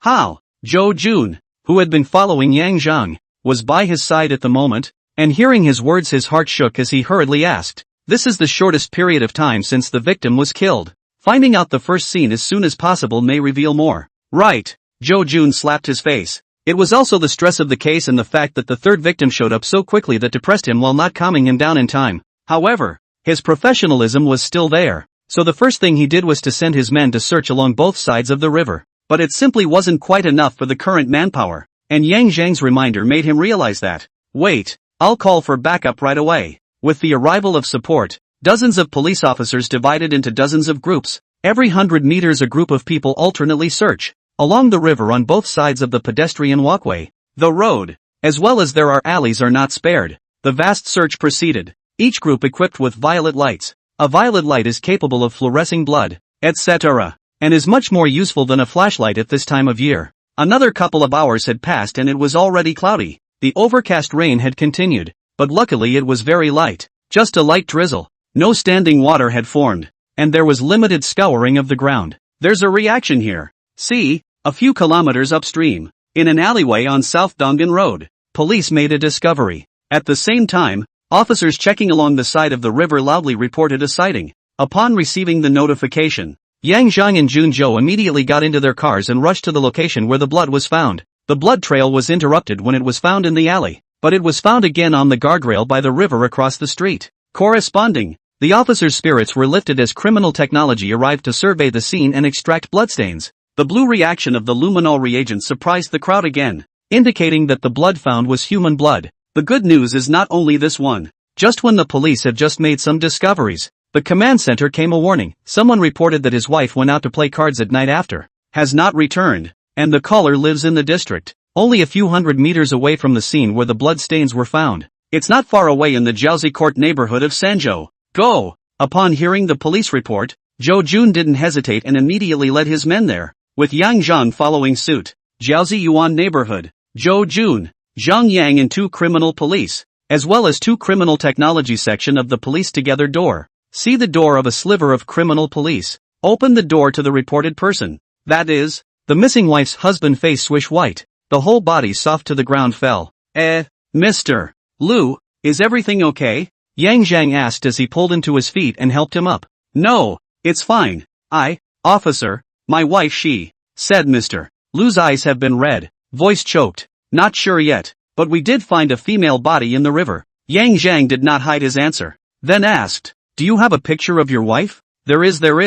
Mr. Lu used his whole body strength to stand still, turned to the living room, just walked a few steps, a stagger almost fell. Fortunately, he stabilized. Coming into the living room, he quickly rummaged around, not seeing his cell phone sitting right in plain sight. Mr. Lu, calm down, don't wake the child. Yang Zhang warned in a low voice. Perhaps the word child, 2 words, gave Mr. Lu strength. He saw the phone, trembling hand to open the album. There are many photos, are a family of 3 photos. There are also pictures of the wife alone. With just a glance, Yang Zhang could see that the deceased was none other than this Mr. Lu's wife. In the living room, Mr. Lu's parents heard the commotion and got up. Looking at his son's appearance, as well as the living room, stood a circle of police. The 2 old man's face, almost a second tragedy. Fortunately, the 2 men in Mr. Lu's comfort and support of the child, did not cry, just sit next to the silent tears. Mr. Lu, elder 2, I am sorry for your loss. Sitting on the sofa, Zhou Jun spoke. We want to know Ms. Yang Lan's track of movement yesterday. Hearing Zhou Jun ask, Mr. Lu spoke up and said, Lan is usually at home. She went to pick up her child from school yesterday afternoon and then went out after sending the child downstairs. Go out and do what? Playing cards. Perhaps not wanting the police to misunderstand. Mr. Lu explained again. It's not that she's fun and good at gambling. She also plays cards to maintain relationships with the families of several clients we work with. We run a decorating company, and our clients include suppliers and the families of our management. They meet on weekdays either to play cards or go shopping, and occasionally we meet together and take the kids out together, all to maintain the relationship. It's fine. Zhou Jun glanced at Yang Zhang, and when he saw that he had no indication, he continued to ask, then who did she play cards with yesterday afternoon? And where? Do you know? With whom? After thinking for a while, Mr. Lu said he was not clear. Turning his head to look at his parents, the old lady spoke up at this point. I heard Lan say that she said she was with little Li and the others. I know. I have their number. Mr. Lu knew who it was as soon as he heard it, and hurriedly went through his address book and found out Xiao Li's phone number. Where's the place? Know it? It should be right around the corner. Little Li lives nearby and should be all friends in the neighborhood. And the location should be right by the river at the Full Star Tea House. Full Sky Star? Yang Zhang interjected. Isn't that the one about 300 meters down from here? Yes, almost. It's the one down here that's full of stars. Give me your cell phone number and I'll call to confirm. Good. Noting down the cell phone number, Yang Zhang took the phone and went to the balcony. The phone was dialed. No one answered after one call, and then again. When it was about to be automatically hung up, someone picked it up. Hello. The one who answered the phone was a woman. Who should be Xiao Li? Li Rue. It looked like the other party was still sleeping, her voice carrying lethargy and exhaustion. Hello, is this Ms. Li Rue Li? I'm from the Criminal Investigation Division of the City Council. Who are you? Li Rui was visibly more energized. City Bureau Criminal Investigation Department. Ms. Li. Yang Zhang repeated. Oh, you scammers are so dedicated now, aren't you? It's only a few o'clock and you're on the phone? Okay, stop it. I don't. Listening to Li Rui's crackling words, Yang Zhang froze, and then interrupted the other party with a bitter smile. Ms. Li, I'm really from the Criminal Investigation Department of the City Bureau, and we'd like to question you about the poker game you played last night with Ms. Yang Lan. You guys investigated quite carefully. Li Rui was already somewhat convinced, but not fully convinced. We are at Ms. Yang Lan's house. Is it convenient for Ms. Li? If it's convenient, I'll bring someone over to ask some questions in person. I heard from Mr. Lu, that your two families aren't far apart. Are you really a cop? What happened? Li Rui believed most of it at this point, and when she finished, she even shouted her husband, who was asleep next to her, up. Hubby, the police called and said something happened to Arashur. Arashur? Which Arashur? Honey, I didn't do anything to wrong you. Don't trick me. Yang Zhang. Who swindled you? The old Lu family. Ah. Yang Lan ah. Who? Li Rui's husband was clearly awake. Hurry up and put it on speakerphone. Oh. Listening to the conversation between the two couples on the phone, Yang Zhang had no choice but to tell his identity and problem again. Wife, let's quickly get dressed and go over there. After hearing this, Li Rui's husband realized that something was wrong and hurriedly said, then spoke into the phone. Officer, we'll come over to Lao Lu's house right away. And by the way, do we need to get the other two families they play cards with to come over? It would be best to ask them to come over if it's not too far. Okay, we'll leave right away. 10 minutes tops. Then the phone hung up. Yang Zhang was speechless and hurriedly dialed again. The call was quickly answered. Ms. Li, I'll bring someone to wait for you at the entrance of the district. It's not very suitable for too many people to be present in Yang Lanlan's house at this time. Moreover, I still need you guys to take me over to the tea house to take a look. There are some questions that are better asked on the spot. Fine. No problem. Why don't we wait for you at the tea house? It's closer. Coming to Yang Lanlan's house, Li Rui and the others couldn't help for the time being. The most important thing now was to figure out when Yang Lanlan separated from them and how she left afterward, so as to deduce the process afterward. After hanging up the phone, Yang Zhang came next to Zhou Jun and patted his shoulder. A little chat. Good. Leaving the questioning to his men, Zhou Jun and Yang Zhang went to the balcony. Yang Zhang got straight to the point. As you can see, the Yang Lanlan who was killed this time had only one child, a daughter, which doesn't match the two previous victims, but the murderer still chose her as a target. We have to move faster. Zhou Jun nodded, and Yang Zhang continued. I'll bring someone to meet the person who played cards with Yang Lanlan last night later. So inform Xiao to wait for me downstairs at the Full Sky Star Tea House with the law enforcement recorder. Good. Also, find a way to confirm with the child if something happened when Yang Lanlan picked her up yesterday, and if she saw any strange people. The kids' school, the neighborhood surveillance, let's pull it up right away and check it out. We've got to work multiple lines and get a grip on people. Good. Then over at the Full Sky Star Tea House, I'll have someone notify their boss to come over. Zhou Jun added. Well, it can be. By the way, centered on the tea house and the crime scene, the nearest surveillance on either side must be looked at as well. This is placed in the most urgent position. Don't worry, I've already arranged it before coming up, Zhou Jun said. Then it's okay, we'll stay in communication. Okay, you go first. Back in the living room, Zhou Jun arranged for Xiaoli to accompany Yang Zhang downstairs. The criminal technology officers were still searching the house for evidence. In front of the entrance of the Full Star Tea House, Yang Zhang saw the Li Rui couple who looked surprised and still had some nervousness on their faces.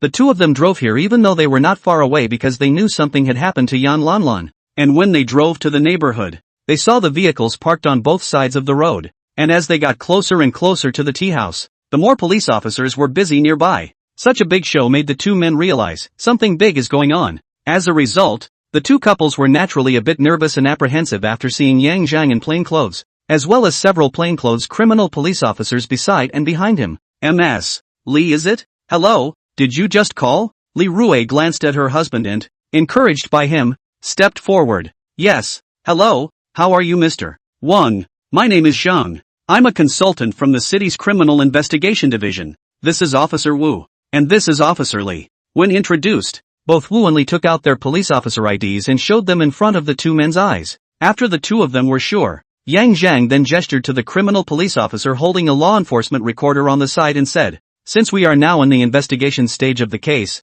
and you are one of the witnesses, we will need to record and videotape the interviews we conduct with you, so please don't mind. No problem. But Officer Zhang, is it convenient to ask what happened to Lan Lan? Looking at Li Rui and Mr. Wang's nervous gazes, Yang Zhang pondered for 2 seconds before saying, she was killed. Wu. Hearing this, Li Rui immediately covered her mouth and cried. Mr. Wang also face suddenly changed, and then rushed to embrace his wife, whispered comfort. Just as Li Rui calmed down a bit, the other two families arrived. Seeing that everyone had arrived, Yang Zhang began to inquire about the situation of the four playing cards yesterday. And during the inquiry, the owner of Full Sky Star also hurriedly arrived at the scene and opened the door of the tea house. Have Li take someone in to search for evidence and check the tea house surveillance. Yang Zhang stayed outside to determine their whereabouts last night. So that means you guys split up right after the poker game last night? Yes. Everyone was close by and didn't drive here. And Erasure lives in a different direction than we do. She walked alone.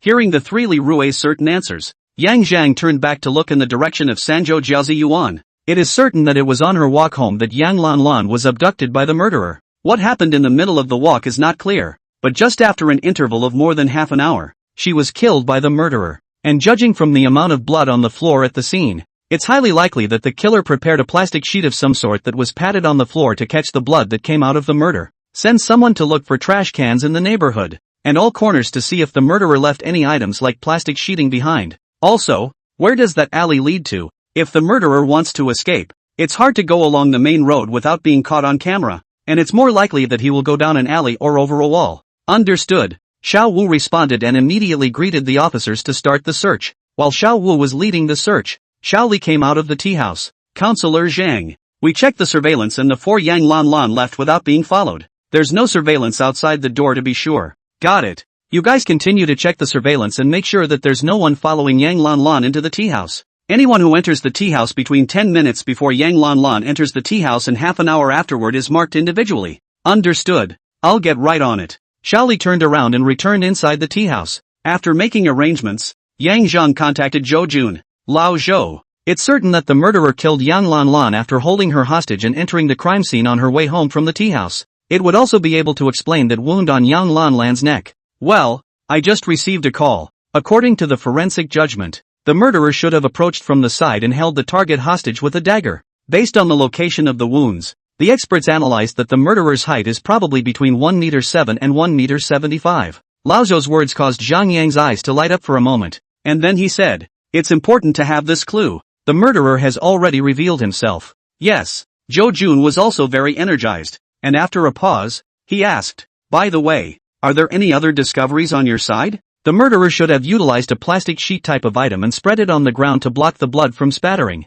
such that not much blood was left at the scene. I've already asked Wu to lead a search, in addition to launching a search inside the alley to try and find the direction in which the target escaped. Also, has the child asked yet? Inquired about it, and NYU, or the little child. Said she had a few arguments with Yang Lanlan because she didn't want her mom to play poker and wished she could eat with her. That's it? Yes, that's all that was there yesterday. And I did ask about the last period of time, and a while ago it was basically the child's grandfather or grandmother who went to pick up and drop off. There have been 2 other occasions in the last week where Jan Lane has picked up and dropped off the child, but nothing untoward has happened. Then it's a good thing that the murderer most likely was hanging around the elementary school yesterday afternoon, saw Yang Lanlan and the child, and selected him as a target. Plus Yang Lanlan just happens to be going to play poker. Does the child know that her mom is going to play poker? Yang Zhang suddenly asked. I know. Didn't I just say that? Nyo doesn't want his mom to play cards and wants her to eat dinner with her. Zhou Jun replied. Old Zhou, quickly have someone check the surveillance of the road from the elementary school to the neighborhood, and then from the neighborhood to the tea house section. The murderer must have followed Yang Lanlan all the way. Hearing Yang Zhang's excited words, Zhou Jun also reacted and hung up the phone after saying got it. Counselor Zhang, there's a discovery here. Hearing the shouts, Yang Zhang ran into the alley, and on the courtyard wall of the neighborhood inside the alley, the searching officers found half a shoe print, which, judging from the prints, should have been left behind when they climbed the wall. After just a few glances and looking up towards the top of the wall for a while, Yang Zhang shook his head and said, if this shoe print was left by the murderer, it's definitely to divert attention. But just in case, you guys go to the other side and see if there are any fallen footprints. And if there aren't, that means there's something wrong with this shoe print. Yes. After saying that, Yang Zhang exited the alley and restood at the edge of the road to survey both sides of the road. The alley he had just looked at was a dead end, and the only way to get out of here was to go over the courtyard wall. But from the half footprints left on that wall, the intentional component is mostly, as Yang Zhang, who had the ability to clean up a crime scene at the perfect level, he could tell at a glance how the scene was. That footprint doesn't match either the distance to the top of the wall, or the habits of a normal person climbing over the wall, as well as the height range of the suspect given by Zhou Jun earlier. The shoe prints are a little closer to the ground, and, with only half, and no borrowing of the other footprint, it was clearly impossible to succeed given the height of the fence. Of course, if the suspect is able to jump more than 1.5 meters in place, count him out for nothing. If the side of the courtyard wall was a diversion, then this side of the road should be the only way for him to leave. Walking was definitely not an option. There were quite a few surveillance cameras on this road. Almost every 300 meters or so there was a Skynet probe, and the intersections going both ways. There are surveillance probes. Given the suspect's caution, the likelihood of leaving on foot in the middle of the night is low. Driving your own car is possible, more likely in a passing cab. You don't need a cell phone to take a cab to leave a record and pay in cash. Plus it's already cold enough that the driver won't care if you wear a scarf or hat to cover your face. Just get off this stretch of road and get off anywhere. The likelihood of being tracked down further is extremely low. And get in the car has another advantage. That is, the cab. Even if there is in-car surveillance, the suspect can hide his body in the back seat, or sit on the passenger side to avoid most of the surveillance view, so that the police cannot be a good judge of his height and other human characteristics information. That's good. Yang Zhang revealed a smile, sent a message over to Zhou Jun. The message had just been sent out for only a few minutes before Zhou Jun replied. For the time being, no vehicles have been spotted passing through the roadway within half an hour of the crime and are continuing to check surveillance. Yang Zhang, who received the message, was stunned. Could it be that the killer waited here for a long time after dumping the body before leaving? Or is it? Suddenly, Yang Zhang's eyes caught a few signs on the side of the road. BNBS. Apartments? When he saw the signboard, Zhang Yang's eyes lit up. He hurriedly beckoned for Xiao Wu and started his investigation from the nearest BN due time BNB. Resident information registered after 5:30 p.m. Yesterday. The sideways time BNB is right next to the crime scene, less than 20 meters from the entrance to the alley where the crime scene took place. It is also the only BNB between the Full Star Tea House and the Sanzhou Jiaozi Yuan neighborhood. Officer, got a hit. Here's the registered ID info. Did you take any pictures? Yang Zhang asked as he leaned over to check the message. Yes, officer. It's a requirement that check-in customers be registered and photographed. Yang Zhang recorded the ID information and then pulled up the photos in the system.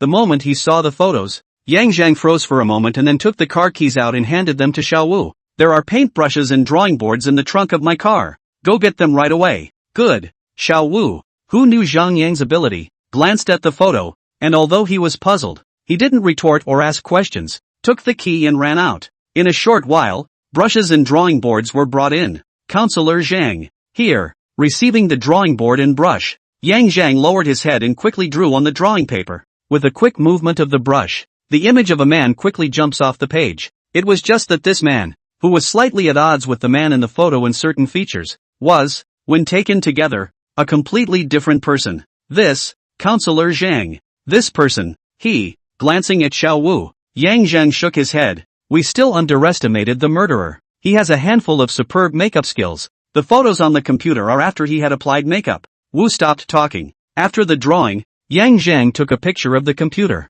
as well as the portrait he drew, and sent it to Zhou Jun. Then a phone call was made. This is the suspect's portrait. He didn't even leave the first time after committing the crime, but hid in a BNB next door. And with all the commotion we made, he should have left by now. The exact time of departure is uncertain. The person paid in cash and got a room directly at the front desk of the BNB. Send someone to check the surveillance. And also, send the photos to people who are walking around the school. And when school is in session, give them to the parents of those students to identify and see if they can find anything. Okay, I get it. Also, on the road surveillance side, the time continues to be delayed, or cross-referenced when our side checks the surveillance. Good. There's a major breakthrough in the case. And Zhou Jun comes out of Yang Lanlan's house. After Li Rue and the others made their statements, they also went to Yang Lanlan's house. The tea house side didn't turn up any clues, meaning that no suspects were found to have followed Yang Lanlan into the tea house. After talking to Zhou Jun on the phone, Yang Zhang asked the front desk of the BNB about the attendant who worked in the afternoon,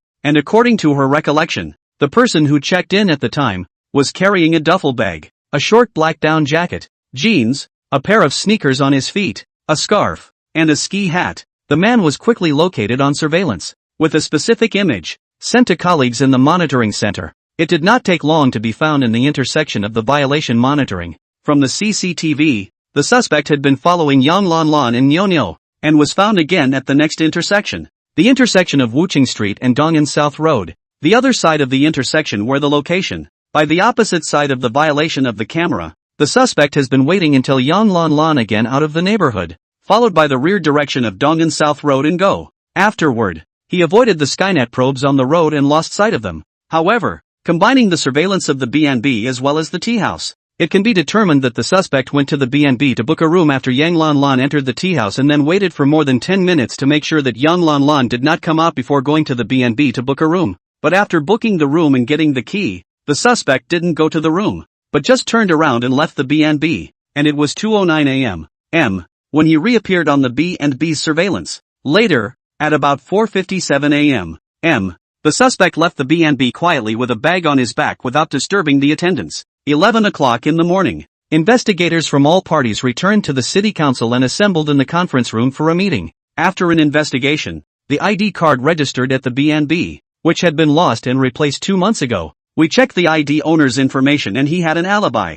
False information, which was expected by Yang Zhang and Jun Zhou, among others. We took the photos to Xuanqiwai Elementary School and Yuxian Elementary School, where the portrait drawn by Counselor Zhang was recognized by several parents after the students' parents identified it. According to several of the parents who recognized the suspect, the individual drove a modified ice cream truck, and these parents who recognized the suspect had taken their children to buy ice cream from him. We identified the person's WeChat account based on the payment information, but alas, it was not a real name. What about business registration? Zhou Jun picked up and asked. We checked. The criminal police officer in charge of the matter flashed a smile, then projected a registration on the screen. The business registration side of the record is a woman's information, named Tian Xiaowen. We contacted this person. She is no longer in Jinchang. According to Tian Xiaowen said, this ice cream car is her ex-boyfriend Wang Wenbin to her purchase, but the two broke up a year ago. Tian Xiaowen didn't want anything and left Jinchang directly. According to Tian Xiaowen, the reason for the breakup was that he found out that Wang Wenbin had violent tendencies. She got scared and left quietly straight afterward and sent a breakup message. What about Wang Wenbin's personal information? Zhou Jun asked again. Here, a person's profile information reappears on the big screen. Boom! Zhou Jun, who saw the message, slapped his hand on the table in excitement. Have you sent anyone over yet? Have gone over to check. The house was listed for sale most of the month ago, directly dealt with the agent. Originally more than $1 million. Wang Wenbin just 1 million, half a month ago. This time is only about a week apart from the murder of Zhang Xiaomei. At that time, Wang Wenbin should have been ready to implement the murder plan. What about his family? Wang Wenbin's parents divorced 20 years ago when he was only 7 years old, and he was sentenced to his mother after their divorce, and his father went back to his northeastern home to reorganize his family. His mother died 3 years ago in a traffic accident. We contacted his father, who was no longer available on his previous cell phone, and we were only able to get in touch with him based on personal information and by asking our local colleagues for help. According to Wang Wenbin's father, he has not seen Wang Wenbin or contacted him since the divorce. It's not that he didn't want to contact, but Wang Wenbin's mother wouldn't let him, coupled with the fact that he later reorganized his family. Wang Wenbin's mother did not ask him for alimony, so it was settled. Was this person on the list of people who purchased paper cutters before? Zhou Jun asked again. The criminal police in charge of the matter immediately searched the list. Personal purchase records are not, however, soon, in a company that has purchased such a paper cutter employee list, found the name of Wang Wenbin. However, he left his job a year ago. The departure was close to the events that led to Tian Xiaowen's breakup with him. Okay, basically, we have a lock on the suspect's identity, and listened to some other colleagues' investigated corroboration. Wang Wenbin is more suspicious. With so many clues, Zhou Jun shot the decision, immediately look for Wang Wenbin, asking the station, highway, airport, etc., to cooperate in the search. Once found this person, immediately notify the station police station. Also, send someone out to look for it, and make sure they find it as soon as possible. Put out a bounty and get all your informants moving. Remember, this person is an extremely dangerous person and is armed with a murder weapon, and has a strong sense of anti-detection, so be careful when you find out whereabouts. Yes, although suspect information was identified, a bolo was not issued with much fanfare to prevent spooking. If Wang Wenbin found out and knew about it, this person would probably flee. With the other party's makeup skills, even if the station and other places were prepared, it was highly likely that they would be able to pull the wool over their eyes. That's why Zhou Jun chose a more covert way of investigation, asking all the criminal police to mobilize their informants to look for them and issue a reward. Soon the bounty came out. Because of the importance of the case and the extreme danger of the murderer, the city council offered a reward of $300,000, $10,000 for a clue and $50,000 for a confirmed whereabouts. A reward of $300,000 will be offered for directly locating the suspect's residence and cooperating with the police to catch the suspect. This message was also sent by Yang Zhang to Blackface, who saw the reward message and happily mobilized his own connections to find someone. and gave a promise of a 50,000 bonus. Just find the person, establish the whereabouts other than that, and you'll get $50,000. This amount, of course, was the amount that Blackface had asked Yang Zheng for. The entire Jincheng everywhere people are looking for Wang Wenbin. Huayang Street, Four Rivers neighborhood, 14 buildings, a unit of 101. The living room, a man is sitting in the living room, looking at the projection. The projection played in a silent way a video connected to a cell phone of a woman with her hands tied behind her back, showing a look of horror and pleading for mercy as she said something. This man is Wang Wenbin, selling his previous house and car. He moved here without writing a rental contract and paid directly in cash. Traveling on weekdays is also well equipped with hats and scarves. He had no shortage of money on hand, and the cash he had taken out in advance in multiple installments was enough to last him at least a year or two. Obviously, he is prepared to fight a long war. Scattered out to many, and bounties given out. The effect is still there. But it wasn't Wang Wenbin, it was the mobile ice cream truck that was in his name. But the registered merchant was Tian Xiaowen. The car was found at a used car lot in the northern suburbs. According to the owner of the used car to confirm, then came to the transaction is Wang Wenbin, and the boss see documents complete. Good condition. Plus the other side of the price is not high have to make money. No two words directly took. Even the closing was done by the car dealer. Outside the trading market, Yang Zhang and Blackface came to the parking place and smoked cigarettes. Brother, what next? Go look in the south. Do you know anyone there? Exhaling smoke, Yang Zhang looked at Blackface and asked. No problem. Someone knows someone over there. Well, as usual, it's fine to see the suspected target. Pay attention to the features. The probability is that Wang Wenbin will cover himself. And as of now, he should use cash to buy things. Okay brother, I'll go first then. Well, go ahead. I'll wait for old Chow and the others. Blackface drove off while Yang Zhang waited in place. Not long after, Zhou Jun came out with two of his men. How's the questioning going? The boss knows limited information. However, Wang Wenbin did not purchase a mobility scooter here. I asked the boss to help me inquire. After receiving the cigarette handed over by Yang Zhang and lighting it, Zhou Jun replied, What do you have in mind? Yang Zhang asked again. Rule out the north and look for clues about Wang Wenbin in other directions. Focusing on the south. Zhou Jun was not stupid, and similarly guessed that with Wang Wenbin's character, the probability was that he would not stay in the north. Aside from the fact that he left his mark on the north side, there's also the fact that it's not very densely populated. Hiding here is not a good option. Instead, the other three areas are more convenient to act. As for the center of the city, although it was densely populated and had more tenants in older neighborhoods, it had just as much surveillance and would not be his first choice. Makes sense. Then let's look for it. From now on, we can be rivals. Let's see who finds someone first. After nodding his head, Yang Zhang joked, knowing that you want to earn a bounty, then I wish you success in finding someone. Zhou Jun smiled back, and then the two of them separated, each getting into a car and leaving. Huayang Changjiang Vegetable Market. Wang Wenbin wore a baseball cap, a scarf, and a thick down jacket as he wandered around the market, stopping at vegetable stalls every now and then to pick up the ingredients he needed. In order to minimize the possibility of exposing his whereabouts, Wang Wenbin cooks his own meals at home. When grocery shopping, they also buy several days' worth of ingredients at a time, and the rest of the time, other than going out to look for the next target of the hunt, they just stay home and review the videos they've taken earlier. Buy a good dish with a big bag to go outside the market. Just walked a few steps, Wang Wenbin stopped in a daily necessities store. Pick up a stainless steel pot cover to survey. After surveying the area for a few moments, he tilted the lid of the pot to one side and looked around the corner through the reflection. The shiny stainless steel surface is like a mirror at this point, reflecting the picture around the corner. Only a youth with a bottle of vinegar in his hand looked furtively this way, perhaps noticing the reflection of the lid of the pot, and hurriedly retreated. In a flash, Wang Wenbin's heart tightened. Being targeted? Without moving, he put down the lid of the pot, nodded with the boss and thanked him for leaving, and Wang Wenbin walked along the street at a speed that wasn't too fast or slow. It takes about 20 minutes to walk from here to the Four Rivers neighborhood, and along the way, using the glass of the stores, as well as cell phones and other things, Wang Wenbin was sure that the youth was following him. Passing through the second horizontal street of Chungkong West, he entered the second section of Fumin Road, and then entered a small alley. The youth following behind him didn't notice the danger at all and followed without hesitation. At the same time, he took out his cell phone and dialed a call. Bin Z, I found the person you said. He just went into the alley in the middle of the second section of Fumin Road. You quickly come over.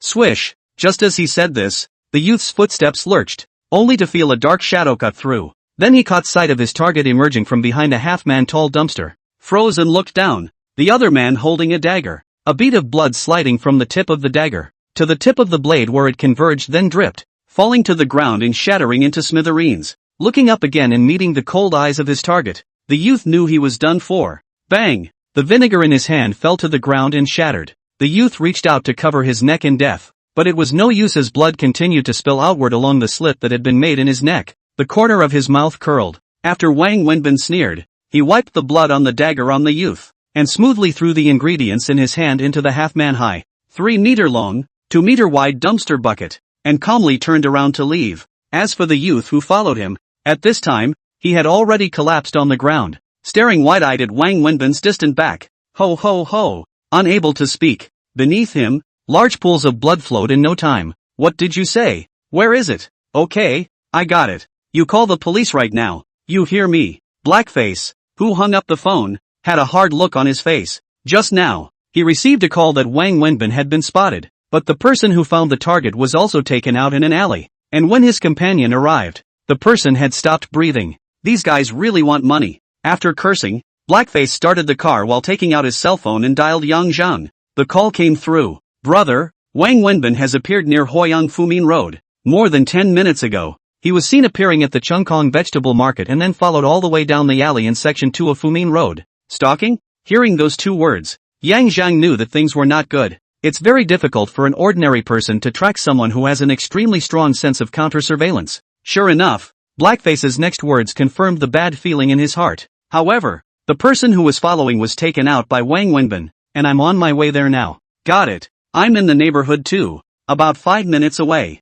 Then brother, you need to be closer. I need about 10 more minutes. Okay, there's no rush. I'll go over there first. By the way, have the police been called? I've asked Bin to call the police. Okay, I'm getting in the car. We'll talk when we get there. Okay, brother. Buzzing, squeaking. Yang Zhang drove the car up and down, weaving in and out of traffic, speeding towards the second section of Fumin Road. And while driving, he was distracted to call Zhou Jun. The person appeared in Huayang Street, Fumin Road, Section 2, and the informant who found him was taken out. I'm rushing over there now. It's best to have someone quickly set up a checkpoint in a 2-kilometer radius. How long has been around? 20 minutes. I hope it's not too late. I'll arrange it right away. After saying that, Zhou Jun hung up the phone, and then contacted the bureau, requesting the nearby police station, as well as the precinct to send the police force to set up barricades to stop and check the various intersections in the vicinity of the second section of Fumin Road in a radius of 2 kilometers. A checkpoint was set up as fast as possible to check incoming and outgoing traffic. After arriving at the scene, Yang Zhang took a look at the alleyway and the surrounding buildings and realized that the roads here are well connected and there are many alleys, making it inconvenient for vehicles to enter and exit but allowing people to run around. This is a very desirable and safe place to stay. However, the fact that Wang Wenbin dared to make a move here meant that the place where he lived was definitely some distance away. Soon Blackface arrived on the scene as well. Has been questioned by the police. Bin ZC, the black face of the child, arrived. Look moved. And so the police said that the statement is done. They immediately came over to this side. Blackie, Bin, is that your friend? Blackface asked. Yes, my friend. Bin Z glanced back at the bodies in the alley, his face in mourning, then straightened his emotions, glanced at the surrounding police, then at Yang Zhang next to him, and gave a wink to Blackface. One look at Binzi and Blackface knew he had something to say to himself and wanted to be alone. Brother Bin, this is my boss and my big brother. Hearing this, Binzi understood and took out his cell phone from his pants pocket and handed it over, saying, this is my friend's cell phone. The password is 1234. Take a look at it. There should be something you need. Upon hearing this, Blackface immediately took the phone and opened it, and sure enough, he found a photo in the album. With just one glance, Yang Zhang recognized Wang Wenbin. It's him. Send me the picture. Okay, brother. Blackface transmitted the photo to Zhang Yang, who received it and immediately sent it to Zhou Jun, followed by a phone call. Hey, Yang, I'll be there soon. Old Zhou, I sent you the photo. You immediately found out to go. Sent people to various neighborhoods to inquire. The photo is Wang Wenbin's. Good. Without one more word, Zhou Jun immediately hung up the phone and sent the photo after taking a look at it. Soon, one by one, teams of 2 or 3 rushed from neighborhood to neighborhood, taking the photos to security guards or residents to view. After only 10 minutes, the Four Rivers neighborhood was locked down. The police teams that were notified immediately converged on the Four Rivers neighborhood and watched all of the several doors, while Yang Zhang and Jun Zhou, who had received the news, also rushed over. According to the cell gatekeeper and residents of the instructions, the police surrounded the 11 building a unit, and then directly pry the door into the room of 1-in-1. Only, there was no one else in the house anywhere. The TV is still hot and the suspect didn't get very far. Zhou Jun, who heard this, ran over to try it out and immediately turned around and ordered, all checkpoints remain unchanged. Mobilize police forces to search, especially in the Four Rivers neighborhood. Every house should be. Wait, Cho. After touching the TV, Yang Zhang had already arrived at the balcony, and after looking at the originally sealed security window, with 3 steel bars that could be moved, he immediately spoke out. What's wrong? 3 buildings across the street. Send all the men there. Okay, let's go. The rest of you lock down the neighborhood. And also, the previous orders remain unchanged until new orders are received. Also, this room is searched meticulously. Yes, although he trusted Yang Zhang, Zhou Jun still didn't change his previous order and still had his men notify the mobilization of police forces to come over. Subsequently, more than 10 criminal police officers, of which 3 buildings before and after the 2 sides each left 3 people to watch, while the others were divided into 2 groups, respectively, from a unit up the stairs, starting from the first floor, knocking on the door one by one. If you don't get a response, make a note to wait for the neighborhood association and the street to arrive, as well as to contact the homeowner or tenant before entering. Downstairs in the 3rd building, Yang Zhang looked up at the stairway of the 4th unit, waved his hand at Blackface who was following him, and the 2 of them went straight into the stairway. 1-in-1. Knock knock, knock knock, knock knock. No one responded, and when Blackface was about to knock on the door again, he was stopped by Yang Zhang. He heard breathing coming from inside, soft, deliberately suppressed. Gesturing for Blackface to step back, Yang Zhang pulled out his lock-picking tool and signaled. Seeing Yang Zhang's movement, Blackface understood and reached into his armpit inside his shirt, and when he took it out again, there was an extra pistol in his hand. This is Yang Zhang for Blackface. Pistol shooting and the like, Blackface and Zhao Mei had practiced. The training ground used was the Counterintelligence Division's training ground, but of course, the 2 didn't know what it was, and the gun in Blackface's hand was registered. It's filed with the Counterintelligence Service and is listed under Yang Zhang's name. As for Zhao Mei, she doesn't go out on weekdays, so the gun is kept in the studio. Just in case, the gun was aimed at the doorway, and with a nod from Blackface, Yang Zhang directly crouched down and began to unlock the door, and in 2 seconds, the lock was already open before the people inside the house could react. Click! With a sound, Wang Wenbin, who was hiding inside the house and holding his breath, changed his face, and the dagger hidden inside his sleeve appeared in his hand, and he turned around and ran in the direction of the balcony. He knew he was exposed. There was no thought of stopping the people outside the door from coming in either. Not even enough time to reach for one of the black handbags sitting beside him. At this point, Wang Wenbin made the right choice, but he underestimated Yang Zhang's speed. As soon as he heard the distant footsteps coming from inside the house, Yang Zhang knew that the other party was going to run. Therefore, without waiting for Blackface to take cover, he pulled open the security door and rushed in, while at the same time flipping his hand. The FN-57 pistol fell onto his right hand. Stop! At the balcony of the master bedroom, Wang Wenbin had one foot out and his body tilted outward, and Zhang Yang arrived, shouting with a muzzle point. Seeing Yang Zhang, who was standing a few meters away from him with an icy face pointing a gun at him, Wang Wenbin smiled coldly and turned around to continue trying to run. He didn't believe that the police would shoot in such a situation. Only he thought about one thing wrong: Yang Zhang is not a police officer. So, he shot. Bang! A gunshot. Wang Wenbin's body shuddered. The whole person screamed miserably to the balcony outside the fall.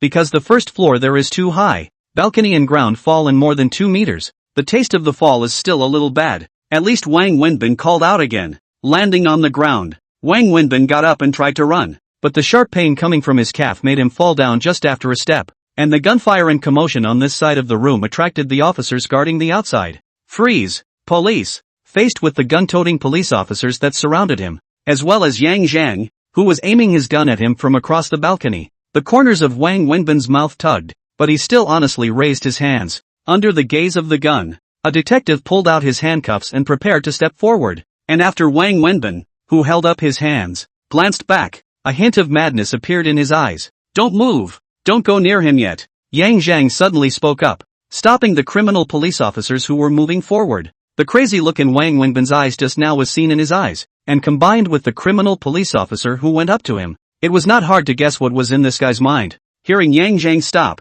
the corner of Wang Wenbin's mouth that had already curled up paused, and he swished his head around, his eyes looking over in depth, the killing intent in his eyes as if it were substance. If eyes could kill, Yang Zhang would be full of holes by now. Unfortunately, eyes are just eyes after all. Counselor Zhang? The criminal police officer who had gone forward stopped and looked over. He has a weapon in his hand, hidden in his sleeve. Yang Zhang directly pointed it out. The criminal police officer froze, then looked at Wang Wenbin. Upon seeing Wang Wenbin staring motionlessly at Yang Zhang, with an extremely strong look of murderous intent and unwillingness in his eyes, he was also shaken, and then a wave of fear came over him. Almost, he fell for this guy's trap. Putting away his gun, Yang Zhang turned around and walked towards the door. Blackface waited in the house, pistol still in hand. Put the gun away and go wait for me outside. Nodding, Blackface followed Yang Zhang out, and after casually covering the door unlocked, he stood at the stairway and waited. Yang Zhang, on the other hand, bypassed the third building and headed towards Wang Wenbin.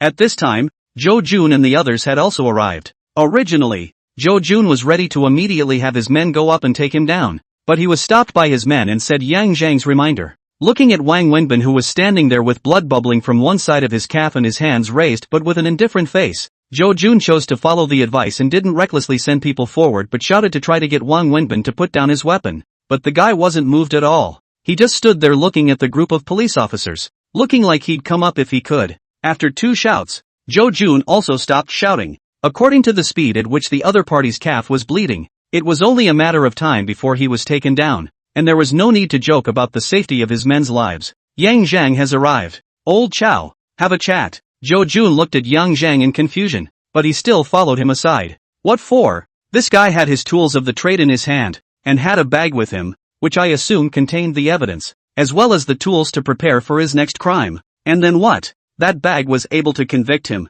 but it's going to be a while before he's executed, right? Well, if there's enough means, it could drag on for at least a year and a half, or longer if he pops something else. But don't worry, he's dead. As he spoke, Zhou Jun also turned his head and gave a hard stare to Wang Wenbin, who was standing there with a smirk. He's crazy. Yang Zhang also looked back at Wang Wenbin. Zhou Jun wondered. He's crazy, and right now he's not ready to surrender. He's trying to pull someone in. A guy like that, when he bleeds out and then grabbed and taken to the hospital, it's not certain what's going to happen behind him. Hearing those words, Zhou Jun's eyes flashed. He understands. It's just that there are some things that can't be said, and he can't give orders like that. I'll take him down, and while he's doing it, I'll shoot. Where did you get the gun? Snap. A document slapped on Zhou Jun's chest, picked up and unfolded to see. The pupils of Zhou Jun's eyes instantly contracted, followed by closing the ID and returning it to Yang Zhang. Are you sure? Yes. He can't hurt me. We discuss options for taking him down.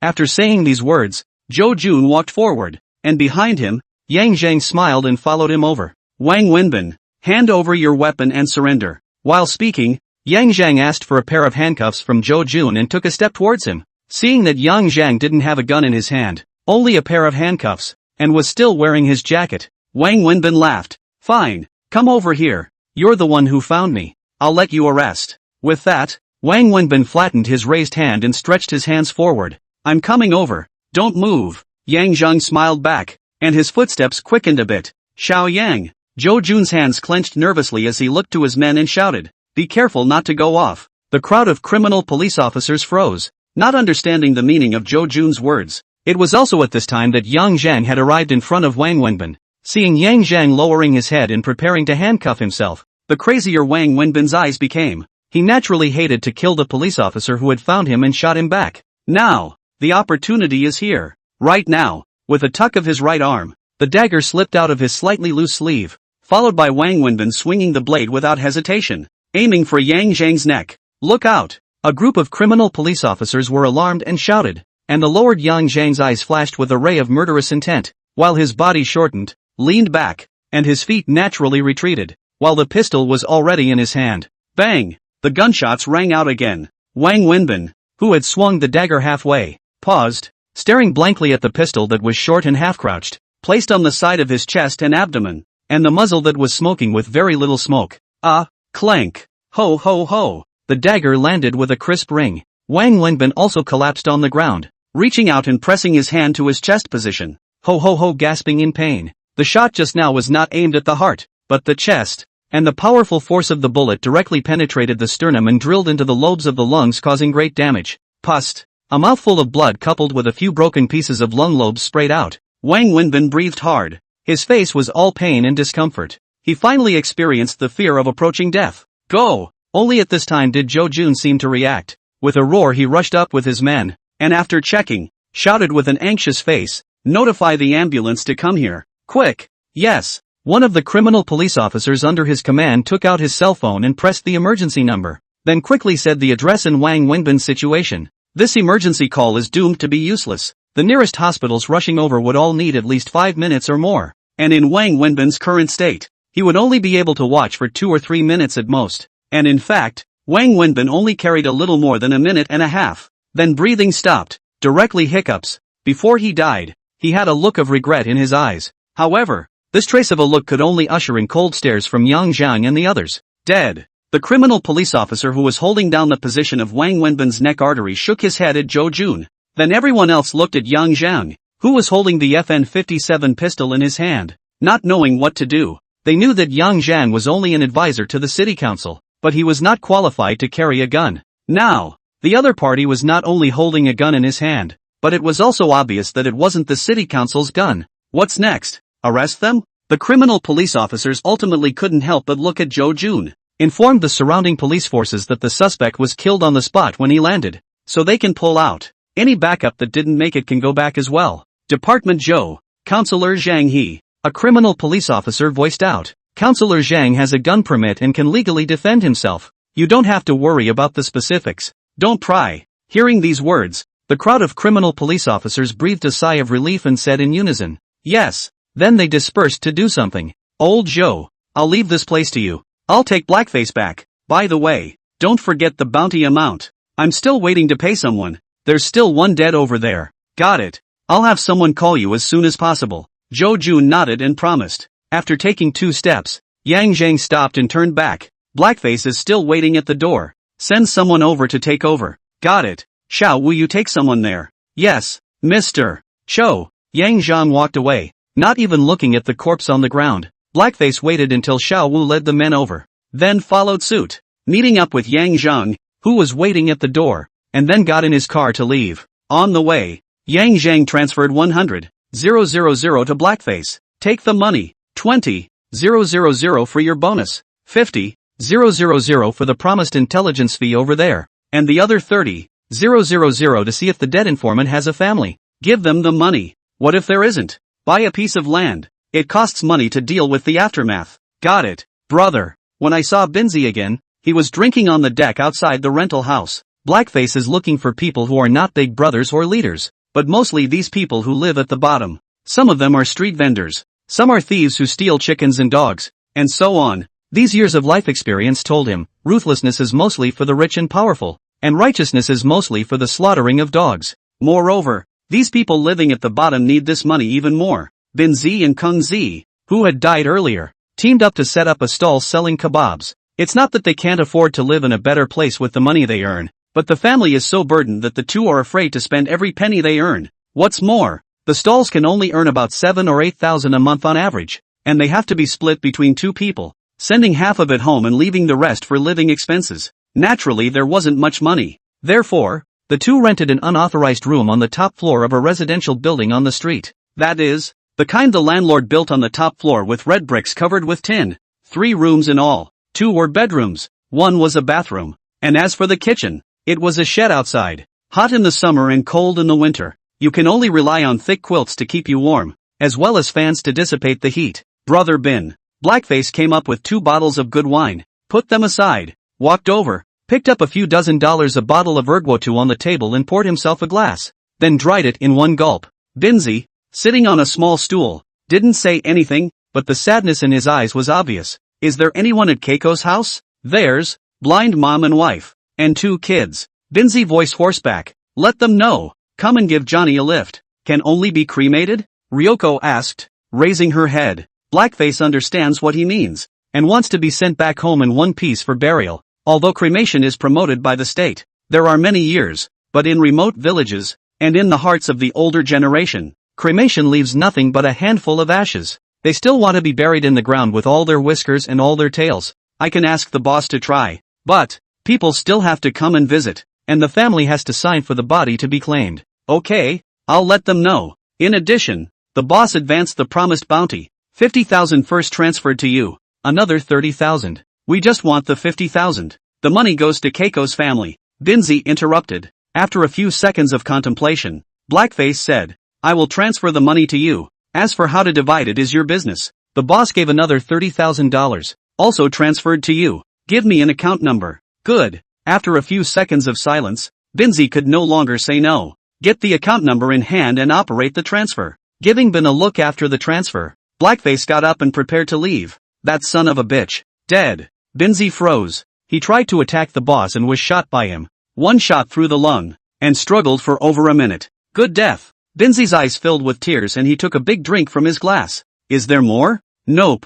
I'll go then. Blackie. Bin called out to Blackface. Blackface turned to look over and met Binzi's tear-filled face. A human life. Just like that? Hearing this, the black-faced one also became angry. Taking a few steps over to gripped Binzi's collar and lifted him up by the neck. His eyes glittering with anger as he growled in a low voice. Did I tell you guys that guy is dangerous? Did I tell you that all you had to do was tell me where to go and leave the rest to me? Why did Keiko follow? Isn't it just that you guys know the reward is $300,000? If you want to get more money, you have to fight for it. But you guys, with what? Give away your heads unarmed? After yelling, looking at the dumbfounded Binzi, Blackface's lips moved, let go of his hand, and turned around with an expressionless face. Since you've made a decision, you have to pay the price. And Keiko paid for his life. Also, don't play any pity in front of me. I'm not a good person or a saintly mother. As the words fell, Blackface had disappeared down the stairway. Only Binzi, who was full of remorse and self-condemnation, was left on the platform.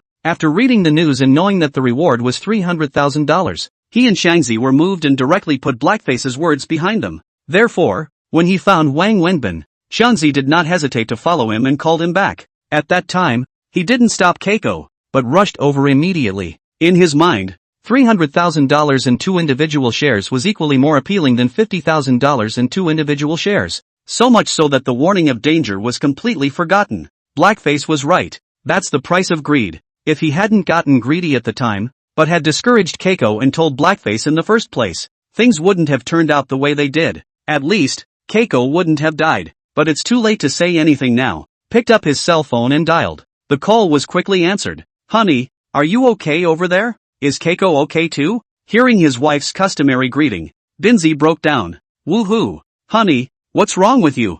Honey, don't scare me. Binzi, who suppressed his cries, sobbed uncontrollably for a while before choking out. Wife, Chang Z, something happened. What? Keiko he's dead. Killed. Oh, it's all my fault. I didn't stop him. It's all my fault. Old husband, what the hell happened? Keiko, how did Keiko get killed? What exactly did you guys do? Phew. Taking a long breath, Binzi wiped off his wet face as he said, Old wife, you accompany your younger sibling to come to Jincheng. First thing in the morning, Changzi's body was pulled away by the police. Gotta get her signature. Let mom take care of the house and Keiko's house. Okay? No, husband, I'll go find my siblings right away. Wait, you stupid bitch. Now go, what do you say? Binzi's wife stammered. Who? You just say. I let you all come together to see. The child do not bring. Play 2 days and go back. Just say that Xianzi's phone is broken. Repair go. Remember? Is there enough money? Enough. I'll bring the money. Well, calm down. Don't let your younger sibling see anything. We'll talk about it when we get to Jin City. No. Studio. Bidding farewell to the valet master, Blackface entered the studio. Looking at Yang Zhang, who was sitting on the sofa, he walked over. Drinking? Drink some. Binny wants to send Keiko's body back home for burial. Blackface was the first to voice out the other party's request. But they'll have to find a car to haul it back. And that's not easy to find. He can do this himself. Blackface nodded and added. By the way, brother, Xiangzi's old family has a wife and child, and a blind mother. A total of $80,000 I've given to Brother Bin to deal with. You did a good job. It's their brother and sister's business. Just let them deal with it themselves. We're outsiders. Just ask for what you want. Not to say that young Zhang is cold-blooded, but he is used to seeing warmth and warmth. And like blackface, he knows that he is not responsible for what happened, and has a clear conscience. What's more, he gave an extra $30,000. This money should not reasonably be paid by him, but still, people are dead. Just ask for a clear conscience. It's not like he's short on money these days. By the way, just now I talked to Lao Zhou on the phone. Wang Wenbin still has hundreds of thousands of cash in his hands, which will be confiscated and used to compensate the victims. And there is also Chang Zi's share. Keiko's family will be told when they go to the city hall to collect the body. Hearing this, Blackface relaxed a little more. With this money, Keiko's family should be able to live a little better. Or at least not as hard. Half a month has passed and the New Year's Day holiday is upon us. Yang Zhang went to the orphanage on December 31st with gifts and spent the holiday with the children, as well as Mother Superintendent and Mu Chushui. By January 1st, Yang Zhang is joined by Zhao Mei and Blackface for a hot pot dinner at the studio for the holiday. Thinking back to last year's New Year's Day, it was him and Blackface who spent it together, and the two of them ate a roadside skewer meal. Turning to the present day, the two people's lives have been completely different from the past. After dinner, Blackface took it upon himself to clean up the kitchen. Tonight's dinner was prepared by Zhao Mei. Yang Zhang is the brother and the boss. He can't clean up the kitchen, so naturally Blackface handled it. Drinking hot tea, eating fruits and vegetables, watching the party. When Blackface cleaned up and came out, the three of them stayed together until the party was over, and then turned off the TV. The evening was hilarious to watch, not the other way around. It's New Year's Eve. It's not the traditional, most important Lunar New Year. But even if it's a Gregorian New Year, people take it quite seriously these days. At least have a dinner and get together. University City. From the KTV back to the residence of the monkey face panic, walking around the house, a good half a day before a clenched teeth, took out his cell phone to dial a call out. Pick it up, pick it up, pick it up. Hearing the beeps coming from his cell phone, Monkey growled low to himself in agitation. Finally, the call came through. Hello.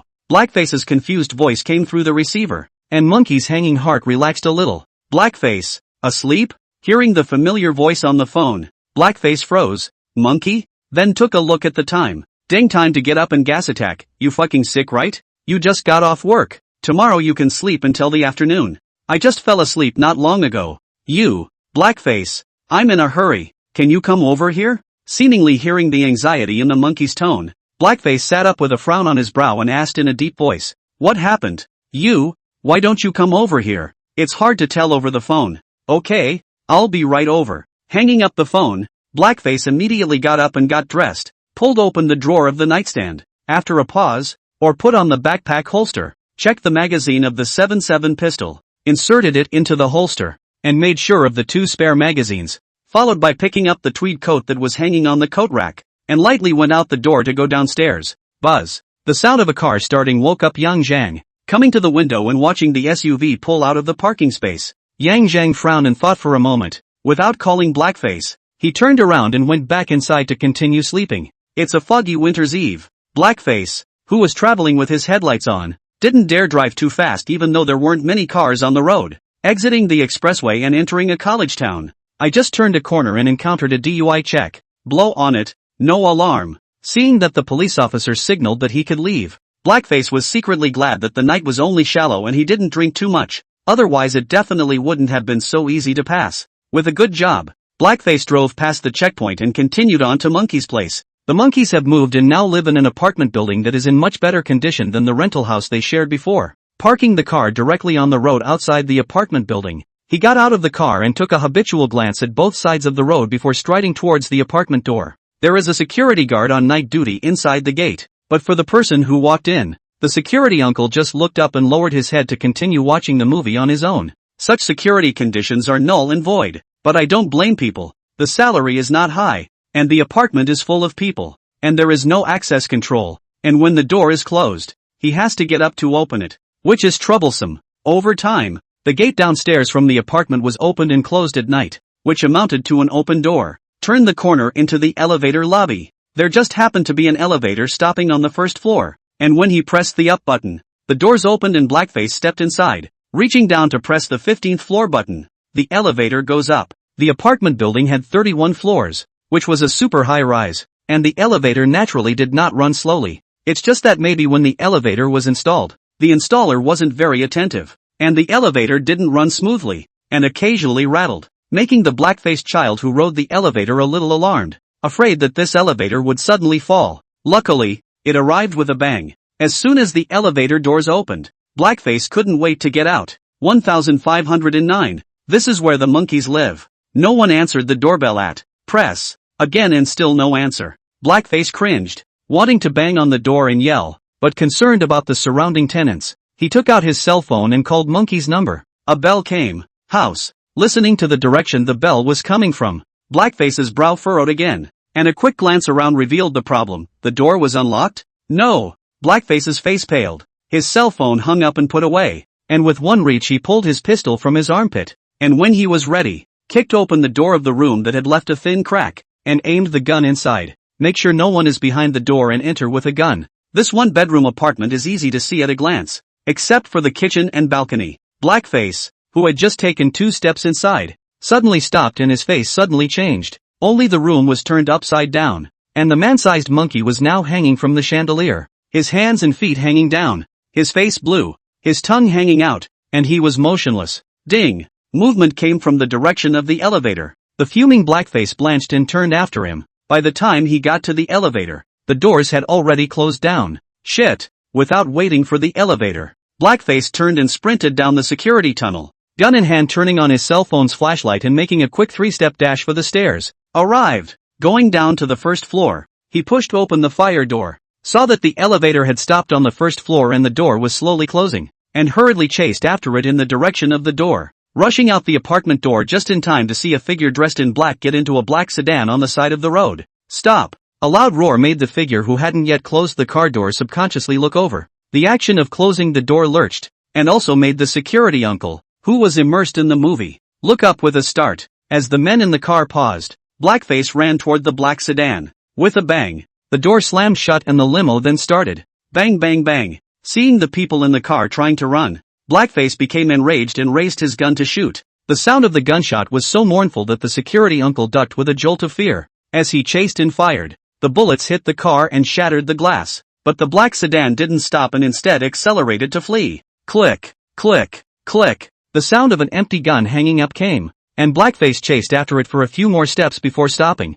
and with a reluctant fling of his arm, he took out his cell phone and called Yang Zhang. Hey, Blackface, you went out? Yang Zhang, who was awakened by the ringing of his cell phone, saw that it was Blackface Air calling and asked after picking it up. Brother, the monkey is dead. I saw the suspected murderer. They have a car did not catch up. After a pause, Blackface continued. I shot. Brother, the monkey is dead. I saw the suspected murderers. They had a car and didn't catch up. I shot them. Upon hearing the monkey's simple and concise words, Yang Zhang was silent for 2 seconds before saying, put the guns away. If the police come, cooperate with them and don't resist, I'll set off immediately. Okay, brother. Right. You go upstairs and keep watch. Understood. After hanging up the phone, Yang Zhang rolled over and got up. What's wrong? Joe Beauty's voice came from the bed. It's Blackface. One of the informants he used before is dead. He shot him. Zhao Mei was still a little confused, and only came back to her senses when she heard the shooting. Blackface went out? Well, been out for over an hour. Go on then. Be careful. I know. And you stay alert at home and put the burglar alarm on when I leave. Good. Zhao Mei nodded, got up and put on a jacket, and held the pistol that was in the nightstand in her hand as she waited. Only after sending Yang Zhang out did he turn the burglar alarm on, then went upstairs to his room, put the gun under his pillow, and went back to sleep. Hey, Cho, Happy New Year. Yang, you're up so late? Already asleep. Woke up by the noise. Yang Zhang returned, then asked, you're on duty tonight? Yes. What is it? That's just as well. Blackface went looking for one of his previous informants, who was dead when he arrived, and he saw the suspected murderer, chased him out and didn't catch him, and shot him and didn't stop him. Blackface? Where did he get a gun? From me. Jo Jun's face sank. Little Young, you, don't worry about the rest. You should be able to guess some of my identity. Blackface is my man. With one sentence,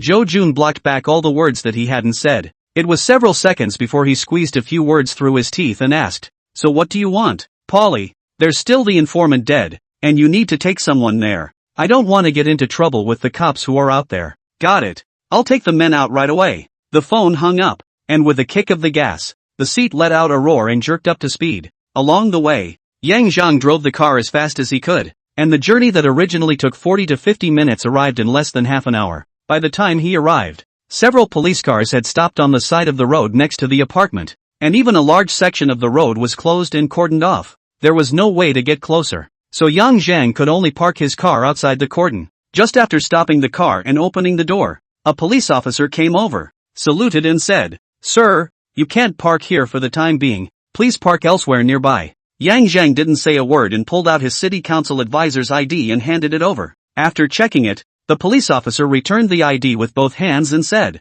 "Councillor Zhang, you're here too. The man who died up there was one of my informants. And besides, did you guys catch a shooter? I'm not sure about that. The person in charge of the case is the Precinct Criminal Investigation Brigade, but it seems like there is such a person who is now being guarded up there." "Okay, thanks a lot." After thanking him, Yang Zhang hung his credentials around his neck, lifted the cordon and walked in. Along the way, the police officers on duty didn't stop Yang Zhang when they saw the police badge on the ID he was wearing, and went up to the 15th floor unhindered. Coming out of the elevator and turning a corner, he caught a glimpse of Blackface, who was being watched by two plainclothesmen, crouching against the wall with his hands cuffed behind his back. Seeing Yang Zhang striding towards him, Blackface's lips moved without speaking. Several plainclothes criminal police officers standing in the corridor also noticed Yang Zhang, and the ID hanging around his neck, but frowned. They don't recognize this man. It wasn't until Yang Zhang approached that a criminal police officer stepped forward and asked, "Excuse me, may I ask who you are?" "City Council Councillor Yang Zhang. Here are my credentials." After taking a look at the unfolded documents and making sure that there were no problems, this criminal police officer looked up and continued, "Councillor Zhang, so you're here for the case?" Councillors, not being official police officers, have no law enforcement powers. It's okay to initiate contact with a case, but you have to get permission. Well, the normal process should be that the police seek the help of a counselor, and the counselor can only have access to the case. The fact that this case hadn't been reported to their precinct yet, and Yang Zhang, the city council advisor, had come straight over, was cause for skepticism. Yes, Yang Zhang didn't beat around the bush or pull anything else. He simply admitted it and reached out to point to 1509's doorway and then to the black-faced man squatting against the wall. "The dead man and him are my people." These words made the criminal police present instantly alert, and even a young criminal police standing at the back put his hand on the hilt of the gun at his waist. If it wasn't for the co-worker beside him holding his hand down, he might have drawn his gun. The criminal police officer in front of him also sank his face and said, "Councillor Zhang is here to bail people out? You wouldn't be unaware of what he's done, would you?" "Knew it. He shot it." Several of the precinct's criminal police present froze, staring blankly at the calm-faced Yang Zhang, all speechless. The subtext is obvious. You know he shot the gun, so you should also know that the man didn't have a gun license, right? How dare you waltz in to bail people out? On what grounds? Because you're a city councillor? Ignoring the other several people, Yang Zhang continued, "Zhou Jun from the Criminal Investigation Department of the City Bureau. Director Zhou will be here in a while. Now I'm going to trouble you guys to uncuff him, and you can hold the gun for now and return it later." "I'm sorry, that's out of order and out of law. I'm not discussing with you." Yang Zhang shook his head and said seriously, "We just need to wait for Zhou Jun to arrive, and this case will be out of your hands. For now, open the handcuffs for my men first." "No, old Chen, uncuff him." Just as the detective in front of him refused again, a voice came from the doorway. Yang Zhang looked up and saw that it was an acquaintance, the captain of the Criminal Investigation Brigade of this precinct, whom he had met before in the city council. "Senior Team Gao." Yang Zhang nodded his head in greeting. "Councillor Chang." With the captain's order, even though his heart was not willing to do so, Officer Chen still had Blackface's handcuffs opened. "Brother, it's okay, just wait here and I'll go over there." "Okay." Passed through several criminal police officers and came to the door. Brigadier Gao stretched out his hand and shook Yang Zhang's hand, then smiled and said, "Advisor Zhang is not a simple man." His men fired straight away, firing 7 bullets, with 2 magazines on them, carrying a total of more than 20 bullets. "Trouble for you guys. The city knows about this. It's hard to explain the specifics. If people respect me, I respect them, without asking any other questions." Senior Brigadier Gao let someone unlock Blackface's handcuffs, giving himself face. So naturally, Yang Zhang wouldn't be cold-faced, and explained with a smile, "This senior team member has been working in the system for decades," and as soon as he heard what Yang Zhang said, he knew there was something inside. Since it's not easy to explain, it's best not to listen. Besides, the people are here and not running. After nodding with a smile, The High Brigade stopped mentioning it and pointed to the body still hanging on the rope and asked, "You recognize it?" "Well, sort of an informant of mine, who has provided important leads when working with the narcotics division before." "Retaliation?" the High Brigade said thoughtfully. "Not sure." Yang Zhang thought for a moment and said, "That local gang has already been knocked out. As for the people behind it, they shouldn't be able to retaliate against someone as small as him. Besides, those people don't know about the monkey's existence. So it's the other cases? I'm really not sure." "Hi squad, is it okay if I look at the scene?" "Not for a while, it'll have to wait until we finish surveying." After a moment's pause, the senior brigade asked, "From what you just said, the city council is going to take over?" "Yes, Joe Jun is on his way here." "You didn't get a notification on your side?" "Nope."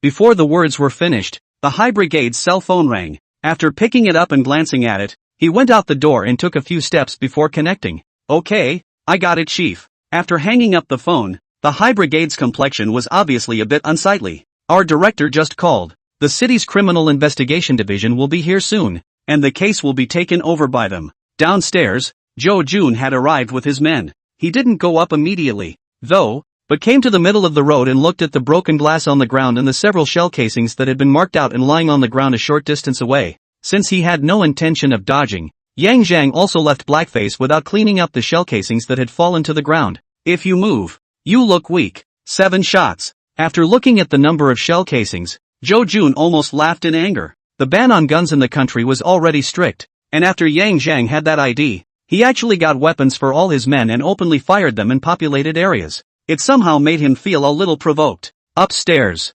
15th floor, out of the elevator to see the criminal police standing in the doorway as well as Yang Zhang, and swept a glance at the black face that was being watched by 2 precinct criminal police. Looking back, survey the scene. Criminal technology and forensics nodded and took the lead to enter the scene, and greeted Yang Zhang as they passed the door. "Zhou Chu, old Gao." After shaking hands with the Gao Brigade, Joe Jun glanced at Blackface and smiled. "Sorry to trouble you guys. Let the people go. It's a misunderstanding." "It's fine, but you'll need to make up a paperwork," the High Brigade said after a moment's hesitation. "No problem. I'll make up a handover of items for you afterward, and I'll sign off on the gun when you return it to him." "Okay then, that's no problem." Since Joe Jun was willing to take over the matter and the formalities had been issued, Senior Team Gao naturally wouldn't refuse anymore. Looking to his men and nodding, a criminal police officer handed over the evidence bag he was carrying to Blackface. "Blackface, put the gun away and cooperate with the Zhou Division's people to make a statement."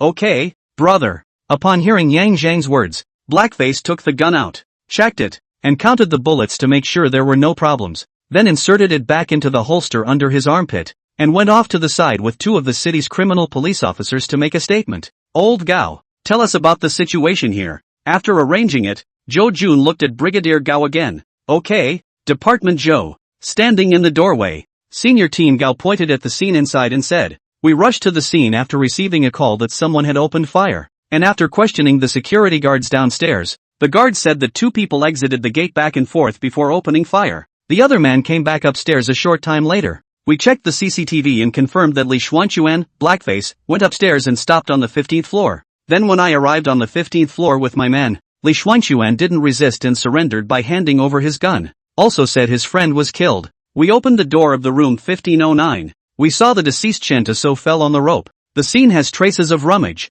Struggle and fight traces are not much. The body was not put down at the first opportunity, and it was intended to wait until the area at the feet of the deceased had been surveyed before moving the body. I wanted to make a statement with Li Xuanquan first, but he insisted on not saying anything, only saying that he would wait for someone to arrive before he would talk. Joe Jun nodded, and when he saw the criminal technology police officer brought inside gesture that he could go in, he put on his shoe covers and stepped into the doorway, but still didn't get too close. Yang Zhang followed him in. Standing in the doorway, he looked around, then shortened to the rope at the monkey's chin, and rose with a twinkle in his eye. "Yang, any ideas?" "Suicide." "What?" Joe Jun looked over in surprise. The scene is contradictory. The monkey, that is, the deceased, Chan, had only one strangulation mark on his neck, and it went all the way through to the back of his neck, making it look like a suicide. But then the scene is made to look like this and there are some signs of struggle and fighting, which is contradictory and doesn't feel like it was done by one set of people.